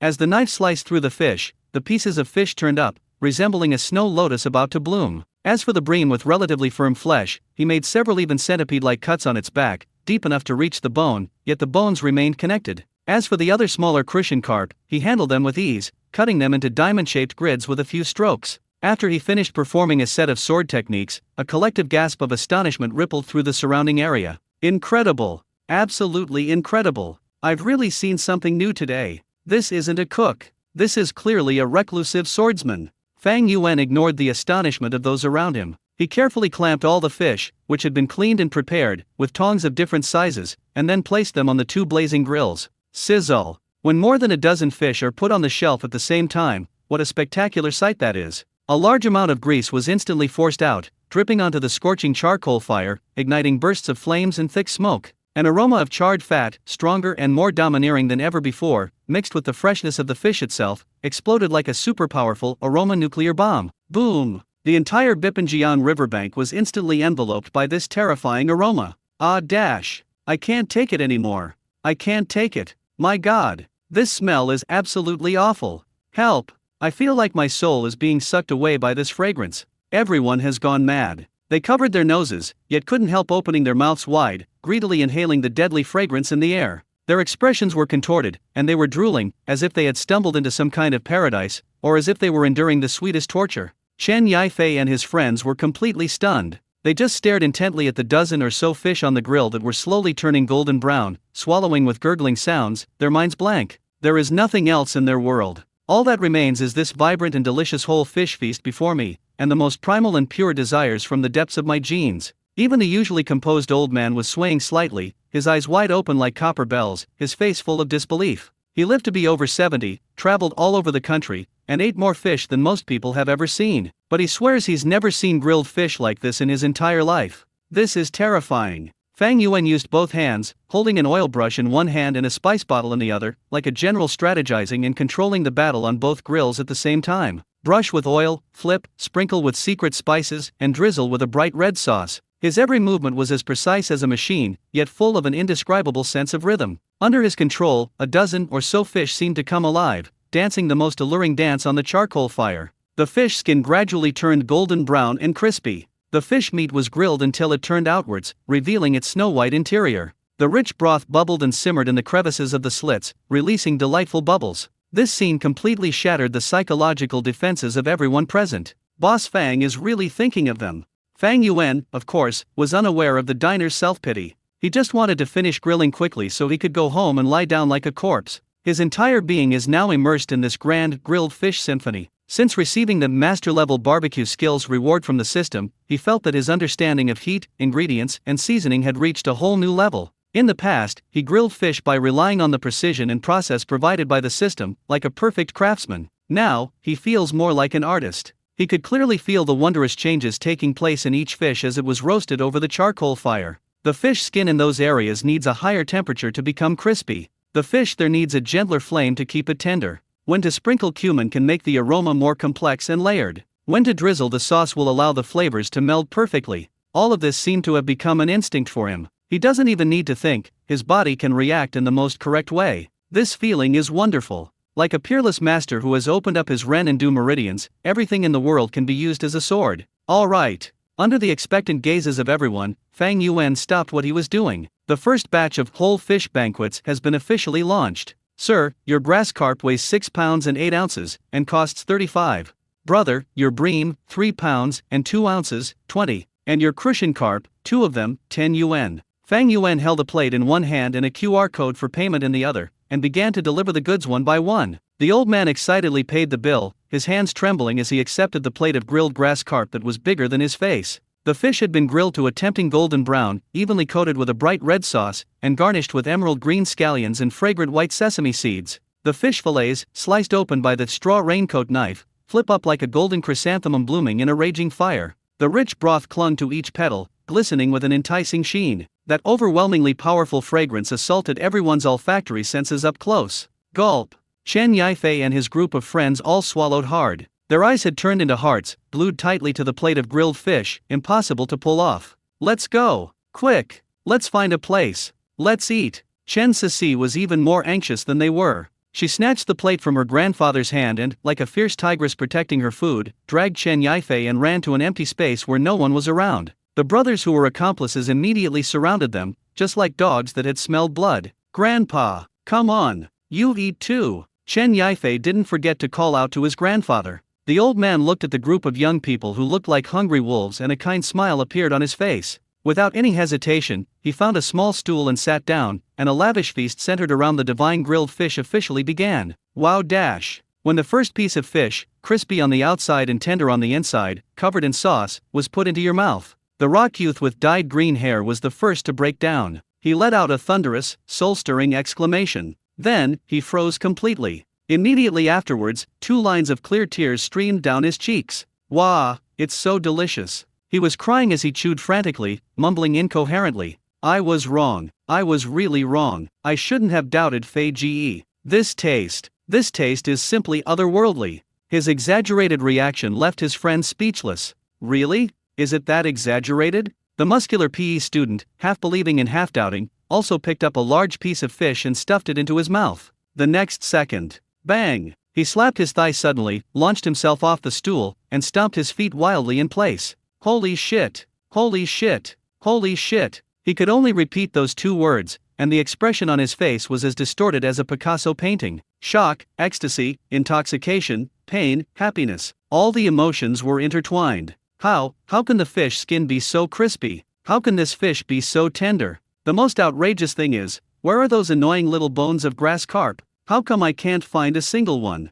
The remaining few were also completely captivated by this heavenly flavor. They no longer cared about their image or manners. They transformed into primal beasts, and 8 pairs of chopsticks, like a storm, rained down on the enormous plate of grilled fish. Mine! This is mine! Nobody can take it from me. Leave some for me. Leave some fish skin for me. Ah, hot, fragrant, refreshing. The scene was so brutal it could only be described as tragic. Relying on his status as the host, Chen Yifei took the initiative, grabbed a large piece of fish belly, and stuffed it into his mouth greasy and his face flushed. Chen Sisi completely let loose, throwing all semblance of a ladylike image to the winds. She almost got into a fight with that punk youth, Brother Lu, over a piece of meat from the belly of a fish. The old man watched from the side, laughing heartily. He slowly picked up a small piece of fish, put it in his mouth, and savored it carefully. Yes, it's still that familiar taste that can elevate your soul. Meanwhile, Fang Yuan's stall was still packed with people. After grilling the first batch, he didn't stop for a moment and immediately put the second batch of fish on the rack.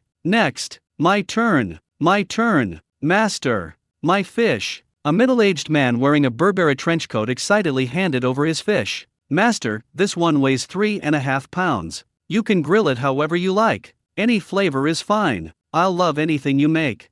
Fang Yuan took the fish and swiftly chopped it down. Soon, a new round of fragrance nuclear bombs was detonated on the riverbank once again. The diners who had just received their grilled fish followed Chen Yifei and his group's example, squatting down in a corner or simply standing, eagerly starting to eat. As a result, an extremely magical scene appeared along the entire Bipan River. On one side, dozens of anglers were frantically swinging their fishing rods, their eyes bloodshot, as if they had an irreconcilable hatred for the fish in the water. On the other side, hundreds of diners were frantically swallowing their saliva, craning their necks and looking on with eyes full of longing for the food. There were also a dozen or so people scattered in various corners, eating their grilled fish with gusto, completely disregarding their image. Their faces all wore the same expression, a happiness so intense it was almost distorted. It was also making blissful moans, ah, and woo-woo, the meaning of which was unclear. The scene left some passers-by who had just come after smelling the odor completely dumbfounded. Are these people crazy?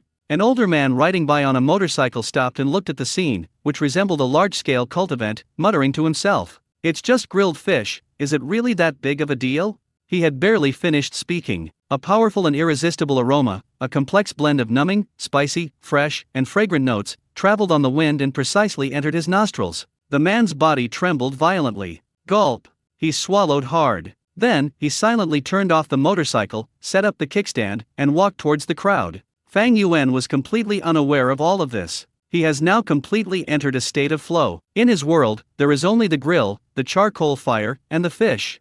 The number of diners in line dwindled rapidly. Soon, Fang Yuan handed the last grilled fish to the middle-aged diner in front of him. "All right, everyone." Fang Yuan stood up, clapped his hands, and announced loudly to the diners around him who were still enjoying themselves, "That concludes today's business hours. We're closing up shop." Fang Yuan's words, "That's it for closing time," were like pouring a ladle of cold water into a scalding oil pan. The entire riverbank was instantly in an uproar. "Ah, no way, master. That's it. No way. I just spent 8,000 yuan to buy this fish, and it's not my turn yet." A wealthy diner who had just rushed over from the riverbank immediately became anxious. He pointed at the 2-pound mandarin fish in his fish basket, his voice cracking. "Master Chef, could you bake it a little longer? We'll pay you extra. Double the processing fee." "No, 5 times. Is that all right?" Yes. We're not short of money. As long as you're willing to bake, we'll pay any price."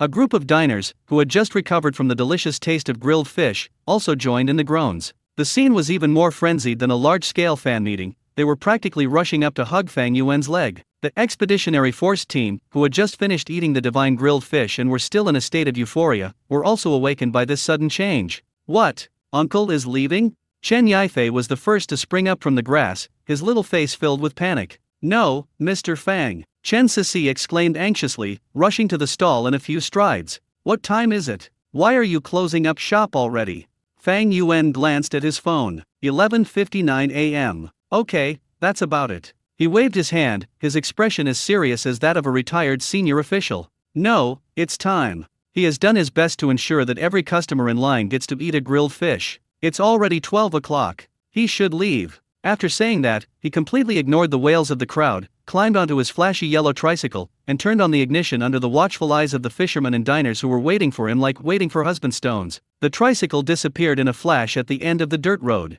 All that was left was a mess of drool and a lingering, overpowering aroma in the air. "Oh no, barbecue is gone." The nouveau riche who spent 8,000 yuan on fish looked at the mandarin fish in his fish basket that was gradually losing its vitality and was on the verge of tears. "My fish, my $8,000. The other diners around them, who also failed to get a turn in line, were all kicking themselves, their faces filled with immense disappointment and regret. "Don't rush! Don't rush!" Just then, Diao Xiaohu, who was in the crowd, suddenly shouted at the top of his lungs. "We old folks all understand the master chef's rules. His morning session is over, and he'll be back on time at 2 p.m. His words instantly gave a shot of adrenaline to everyone present who was in despair. "Really? Are you coming again this afternoon? Great! I still have a chance." The atmosphere at the scene instantly became lively again. Those who didn't get to eat fish were all eager to try again in the afternoon. Chen Sisi, Chen Yifei, and their group breathed a long sigh of relief. "I was so scared. I thought he was going to run away again," Chen Yifei said, patting his chest with lingering fear. 2 o'clock in the afternoon, right? Chen Sisi glanced at her watch, her fighting spirit rekindled in her eyes. "Then we'll wait here. Today, I have to eat another one." "Yes. Wait. Nobody's going to let me leave here today." The members of the Expeditionary Force also expressed their agreement. Having tasted that exquisite flavor, sending them back now would be worse than killing them. So, the group of people didn't bother going home and set up camp on the grass by the river, preparing for a protracted battle. Time passed, second by second. The afternoon sun became somewhat scorching. The wind blowing along the riverbank carries a warm feeling when it touches you. The group of fishermen, having eaten their fill, were either playing cards, bragging, or simply spreading out a mat and taking a nap under the shade of a tree. Those who didn't get to eat were on high alert, constantly checking the time on their phones, their faces showing a mixture of anxiety and anticipation. Chen Yifei and his group were even more restless. A few little kids were playing in the river for a while, and then they were teasing Su Li's dog named Shi Jin. Meanwhile, Chen Sisi and the other older youths gathered together, spitting as they reminisced about the grilled fish they had that morning. "So, who exactly is Boss Fang?" the rock youth asked with longing. "He's handsome, incredibly skilled, and has such a strong personality he's practically a male protagonist straight out of a novel. Yeah, the PE student nodded in agreement. I feel like he has a special kind of aura about him, like a calm look that makes everyone else seem like an idiot. I've made up my mind, Chen Sisi suddenly announced. When he comes this afternoon, I'm going to get his WeChat. This time, nobody can stop me. Sis, go for it. I support you. If you can make him my brother-in-law, then I can eat grilled fish every day. Chen Yifei fanned the flames from the side. In a noisy, fantastical atmosphere, the time finally came to 1:59 p.m. It's coming. It's coming. I don't know who shouted it. The entire riverbank instantly erupted in excitement. Everyone seemed to have been put on a whim, standing up abruptly and turning their gazes to the end of the only dirt road leading to the river. The scene was even more exaggerated than when Fang Yuan came in the morning. Chen Sisi and Chen Yifei also stood up nervously, craning their necks to look in that direction. The time on the phone ticked away, second by second. 13:59:58, 13:59:59, 14 hours. Time's up. However, at the end of the dirt road, there was nothing. There was nothing but dust blown up by the wind. What's going on? Where are they? Is the master chef's watch inaccurate? The group looked at each other, their faces filled with confusion. Another 5 minutes passed. Still no one. 10 minutes. It remains empty. Half an hour has passed. The sun was already beginning to set, but the bright yellow tricycle still hadn't appeared. On the riverbank, the atmosphere of anxiety and anticipation slowly began to turn into disappointment and unease. No way. The head chef isn't coming this afternoon? A terrible thought simultaneously arose in everyone's mind. Impossible. Absolutely impossible. Diao Xiaohu was the first to jump out. He said confidently to the live stream camera, Master Chef is a man of principle. If he says he'll be here at 2 o'clock, he will definitely be here. There must be traffic on the way, or the tricycle has run out of power. Everyone, please wait a little longer. However, his words seemed somewhat weak and powerless. Another hour has passed. 3 p.m. The sun had already hung over the western mountains, and the river surface shimmered with golden light. Fang Yuan still hasn't come. The crowd began to stir, then slowly dispersed. Those nouveau riche who spent a fortune but didn't even get to eat fish drove off in their luxury cars, grumbling and cursing. Those anglers who had spent the day fishing, hoping to exchange their catch for a delicious meal, all sighed and packed up their fishing gear. On the banks of the Bipan River, the grand scene that once rivaled the Spring Festival travel rush is now crumbling at a visible speed. Chen Sisi and Chen Yifei were still waiting there, dumbfounded. Their faces were filled with disbelief. How could they not come? Chen Sisi murmured to herself, feeling her heart sinking little by little. Uncle lied to me again. Chen Yifei's eyes reddened again. They waited from 2 p.m. until sunset, when the evening glow painted the entire sky red. Until they reached the riverbank, only this group of fools remained, along with a few fishermen who were still unwilling to give up. That fragrant tricycle, which traveled far and wide, never appeared. Let's go. Finally, Chen Sisi let out a long sigh, her voice filled with endless exhaustion and disappointment. He won't be coming.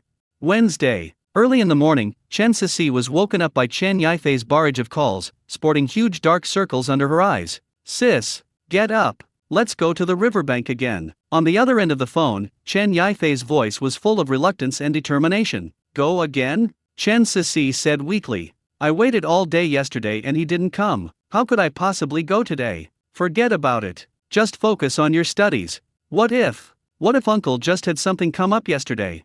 Chen Yifei clung to his last hope. Let's wait one more day. Just one more day. If he doesn't come today, I'll give up. Seeing her younger brother's stubbornness, Chen Sisi sighed. In fact, didn't she share the same thoughts? Ever since she tasted that divine grilled fish yesterday, she felt as if half of her soul had been left behind on the banks of the Bipan River. Last night, she ordered the highest-rated grilled fish in the city and spent over 200 yuan. But the moment she put the grilled fish in her mouth, she almost spat it out on the spot. Compared to what Fang Yuan made, it tasted like swill. Without comparison, there is no harm. After tasting the ultimate deliciousness, all other foods in the world become tasteless. This feeling is so agonizing. Alright, I'll go check again. If Boss Fang is here, I'll bring you a grilled fish to take home. You can focus on your studies. Chen Sisi struggled to get out of bed, quickly washed her face, and didn't even bother to put on makeup. She then drove her beetle, whose chassis was almost completely scraped, alone towards the Bipan River. When she arrived at the banks of the Bipan River, it was just dawn. The scene along the river is completely different from yesterday. There were no more traffic jams, no more dense crowds. Only a few anglers sat alone by the river, like statues, guarding their fishing rods. Among them were Suli and Diao Xiaohu. "Oh, you're here too." When Diao Xiaohu saw Chen Sisi, he greeted her listlessly. He looked very unwell today, with sunken eyes and an unshaven beard. He didn't even do a live stream. "Will Boss Fang come today?" Chen Sisi asked, clinging to her last glimmer of hope. "Who knows?" Diao Xiaohu gave a wry smile and shook his head. "I feel it's unlikely. We're just not giving up, let's try our luck again." Suli, standing next to him, also sighed. His signature blonde hair looked rather dull today. And so, a group of people, also cursed by the food, began another day of long and desperate waiting by the river. From sunrise to midday, from afternoon to dusk, they had almost lost sight of the dirt road leading to the river. But that bright yellow tricycle never appeared. The sun has once again set behind the mountains. The evening breeze swept across the river, bringing a touch of coolness and dispelling the last vestiges of hope in everyone's hearts. Sigh, it's over, it's over. A fisherman stood up and silently began packing his things. I knew it. These kinds of extraordinary people are all about fate. They're like a gust of wind, blowing through your world, leaving you with a little something to remember them by, and then disappearing without a trace. Yes, we are already incredibly fortunate to have the chance to taste his cooking once. We shouldn't ask for too much. Let's go home, there's no point in waiting any longer.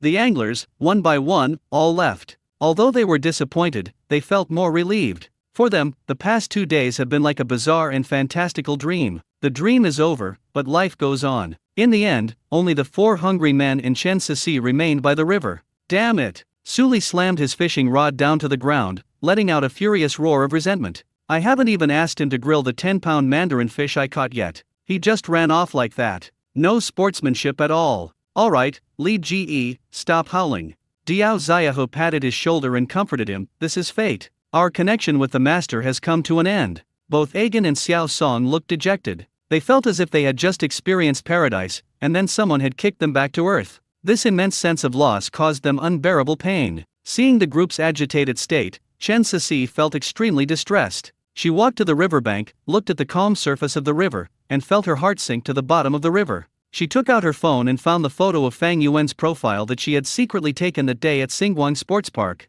The man in the photo, wearing a mask and with a calm expression, is intently frying skewers. She stared at the photo for a very long time. Then, he let out a long sigh. Garlic bird, go home. For the next few days, Chen Sisi lived in a daze. She felt that she had contracted a kind of lovesickness, an extreme longing for delicious food. She finds nothing tasteless. Everything I look at seems unpleasant. He looked completely wilted, like a plant that had been drained of all its moisture. She locked herself in her messy bedroom, watching dramas, and ordering takeout day and night. But the things that used to bring her joy can no longer offer her any comfort. She ordered her favorite spicy hot pot, which looked very appetizing with its red oil and sauce. But when you put it in your mouth, it feels like you're chewing wax. She ordered another roasted lamb leg, as long as an arm, which was crispy on the outside and tender on the inside, with an irresistible aroma. But she only took one bite before she couldn't swallow anymore. Well, she threw the takeout aside, utterly dejected, and collapsed onto the sofa.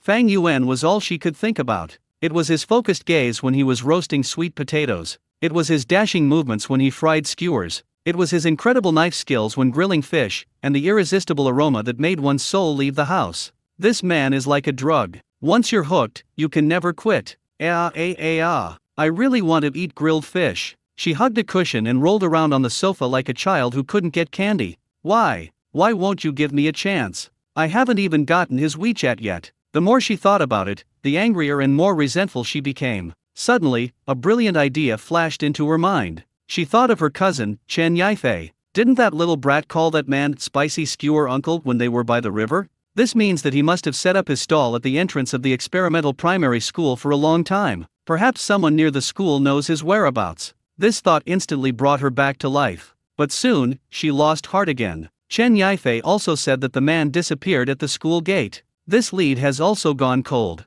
This man was like a ghost, appearing and disappearing unpredictably, elusive and unpredictable. He always appears in the most unexpected places, using the ultimate deliciousness to subvert your worldview, and then, just when you become dependent on him, he disappears without a trace, without mercy. Just when she was sighing and feeling that her life was bleak, unconsciously, she scrolled through her phone screen, looking at her WeChat messages. Suddenly, a somewhat familiar group chat name caught her eye. Potato Light Project. This is a group of foodies who are all customers of Boss Fang. I created this group specifically to keep track of the boss's movements as soon as possible. Later, Fang Yuan disappeared from the milk tea stall on the cliff of Yunding Peak, and the group gradually fell silent. Chen Sisi had long forgotten about it. Unexpectedly, it was brought up again today. An inexplicable impulse drove her to open the group. The group chat was quiet. The latest chat history was from a week ago. The content is mostly trivial everyday chatter. Hey guys, I just found a super delicious barbecue place. Anyone want to go together? Forget it, ever since I ate Boss Fang's roasted sweet potatoes, I feel like I'll never love any other food in my life. Don't even mention it, I feel like crying whenever I see sweet potatoes now. I want to eat Boss Fang's roasted sweet potatoes. I want to eat Boss Fang's fried skewers. I'm craving Boss Fang's braised duck. I want to eat Mr. Fang's milk tea. Sigh, I wonder where Boss Fang went. In this vast sea of people, why is it so hard to find someone? Looking at these chat logs, Chen Sisi suddenly felt a strong sense of resonance. It turns out that she wasn't the only one in the world who had been hurt by that man. These are all her fellow patients. She felt as if she had instantly found her people. Just as she was about to pop up and share her feelings of longing for her scumbag boss with these fellow sufferers, a new message suddenly popped up in the group chat. The person who sent the message was a user with the online name Financial Street Elite King. Financial Street Elite Wang brothers and sisters. I have a question. Has anyone in Wuhan recently seen a master selling grilled fish on a yellow tricycle? The moment this message came out, the group chat instantly became lively. The cat who loves fish, grilled fish? What's wrong? Is it delicious? Financial Street Elite Wang, it's more than just delicious. It's an otherworldly taste. Let me tell you, yesterday I was watching a live stream by a fishing streamer, and just smelling that aroma through the screen almost made me die on the spot. Lin loves food, really? Is it that exaggerated? Financial Street Elite Wang, it's true. Even though it's just through a screen, the sheer number of people in the queue is very convincing. Lin loves food. Lin loves food, Mr. Wang. Please send us the live stream recording quickly. Let us see it. Financial Street Elite Wang, wait. I'm going to find it right now. Soon, a video was posted in the group by Financial Street Elite Wang. The video footage is somewhat shaky, clearly a screen recording of a live stream on a mobile phone. The video shows a crowded riverside scene where a young man wearing a mask is intently grilling fish at a makeshift barbecue grill. Although the image was somewhat blurry, and the man was wearing a mask so his full face was obscured, but when everyone in the group saw that familiar, calm figure, the entire Potato Light Action group exploded. Barbecue Prince, it's him. It's him. It's him. I'd recognize him even if he were ashes. The cat who loves fish, oh my god. It really is Boss Fang. He secretly went to sell grilled fish? Financial Street Elite Wang, I knew it. I knew that in this world, besides Boss Fang, there couldn't be anyone else who could make such a deadly fragrance. Lin loves food, aha. Where is he? Mr. Wang, tell us the address right now. I need to go there right now. The group chat instantly erupted into chaos. At this moment, all the patients who had been diving were brought back to life. One by one, people were so excited they were incoherent, frantically refreshing the screen. Chen Sisi stared at the familiar and unfamiliar profile pictures on her phone screen, which were flashing wildly. Looking at their reactions, which were exactly the same as his own, excited and enthusiastic, she felt her eyes welling up with tears again. It turns out she wasn't fighting alone. She has so many like-minded comrades in arms. An unprecedented sense of belonging and excitement instantly filled her chest. She couldn't hold back any longer. With trembling hands, she quickly typed a line of text into the chat box. Sisi who never gets enough to eat, it's him. It's him. Sisi who never gets enough to eat, I was there the day before yesterday. Her message was like dropping a depth charge into an already boiling oil pan. After a mere 0.01 seconds of silence, the entire group erupted into a frenzy of texting that was more intense than ever before. Lin loves food, holy crap. Sisi, you're here too? Financial Street Elite Wang, really? Did you see it with your own eyes? Barbecue Prince, tell me quickly. Where's the address? Is the head chef still there? The cat who loves to eat fish, please provide the address and location. I'll fly there right now. Looking at the eager questions in the group chat, Chen Sisi took a deep breath. She knew it was time to recount her roller coaster-like experiences of the past 2 days. She told these fellow sufferers who, like her, were in the same boat. She wiped away the tears from the corners of her eyes, and a smile that looked even uglier than crying appeared on her face. Then she started typing. He wrote a passage in an extremely tragic tone, filled with blood and tears, a passage that could move any foodie to tears. Sisi who never gets enough to eat, brothers and sisters, calm down and listen to me. Chen Sisi's message was like a bucket of cold water, calming down the group members who were instantly agitated. Lin loves food, Sisi, tell me quickly. What exactly happened? Financial Street Elite 1, yeah, stop keeping us in suspense, we're getting impatient. Seeing the anxious urging in the group, Chen Sisi composed herself for a moment, then began typing rapidly, recounting the events of the past 2 days in a tearful and accusatory tone. Sisi who never gets enough to eat, that place is called Bipanjian, a godforsaken place that even GPS can't find. I only managed to get there by following my cousin, who had eaten his spicy skewers before. Sisi who never gets enough to eat, you guys didn't see the scene back then, it was a sea of people. It was full of anglers and rich people who came from the live stream because they smelled the fish. If you wanted to eat fish, you had to catch it yourself, or buy it from someone else at a high price. A broken fish that weighed less than a pound could sell for 3 to 5,000. Financial Street Elite 1, holy crap. Is it rolled up like that? Barbecue Prince, 3 to 5,000 yuan for a fish? That's faster than robbery. Sisi who never gets enough to eat, that's nothing. The key is that Boss Fang's cooking skills have evolved since he started making roasted sweet potatoes and fried skewers. The taste of that grilled fish. I'm telling you, in my more than 20 years of life, everything I've ever eaten combined can't compare to that one bite of grilled fish. That taste is simply a miracle. As she typed, she recalled the taste of that day, and her mouth watered involuntarily. Lin Lin loves food, don't even mention it. I feel like I'm about to die of cravings. The cat who loves to eat fish, so what? So what? Did you get to eat it? Sisi who never gets enough to eat, I ate. My grandpa, no, my cousin's grandpa, caught a grass carp weighing over 8 pounds. The 10 of us finished it in less than 10 minutes. The taste, let me tell you, after eating it, I felt like I was elevated. My soul left my body. Sisi, who is always hungry, but here comes the important part. She paused deliberately, whetting everyone's appetite. Then, she typed out a sentence that made everyone's heart tighten. Sisi who is always hungry, we just finished eating and he was closing up shop. Lin Lin loves food?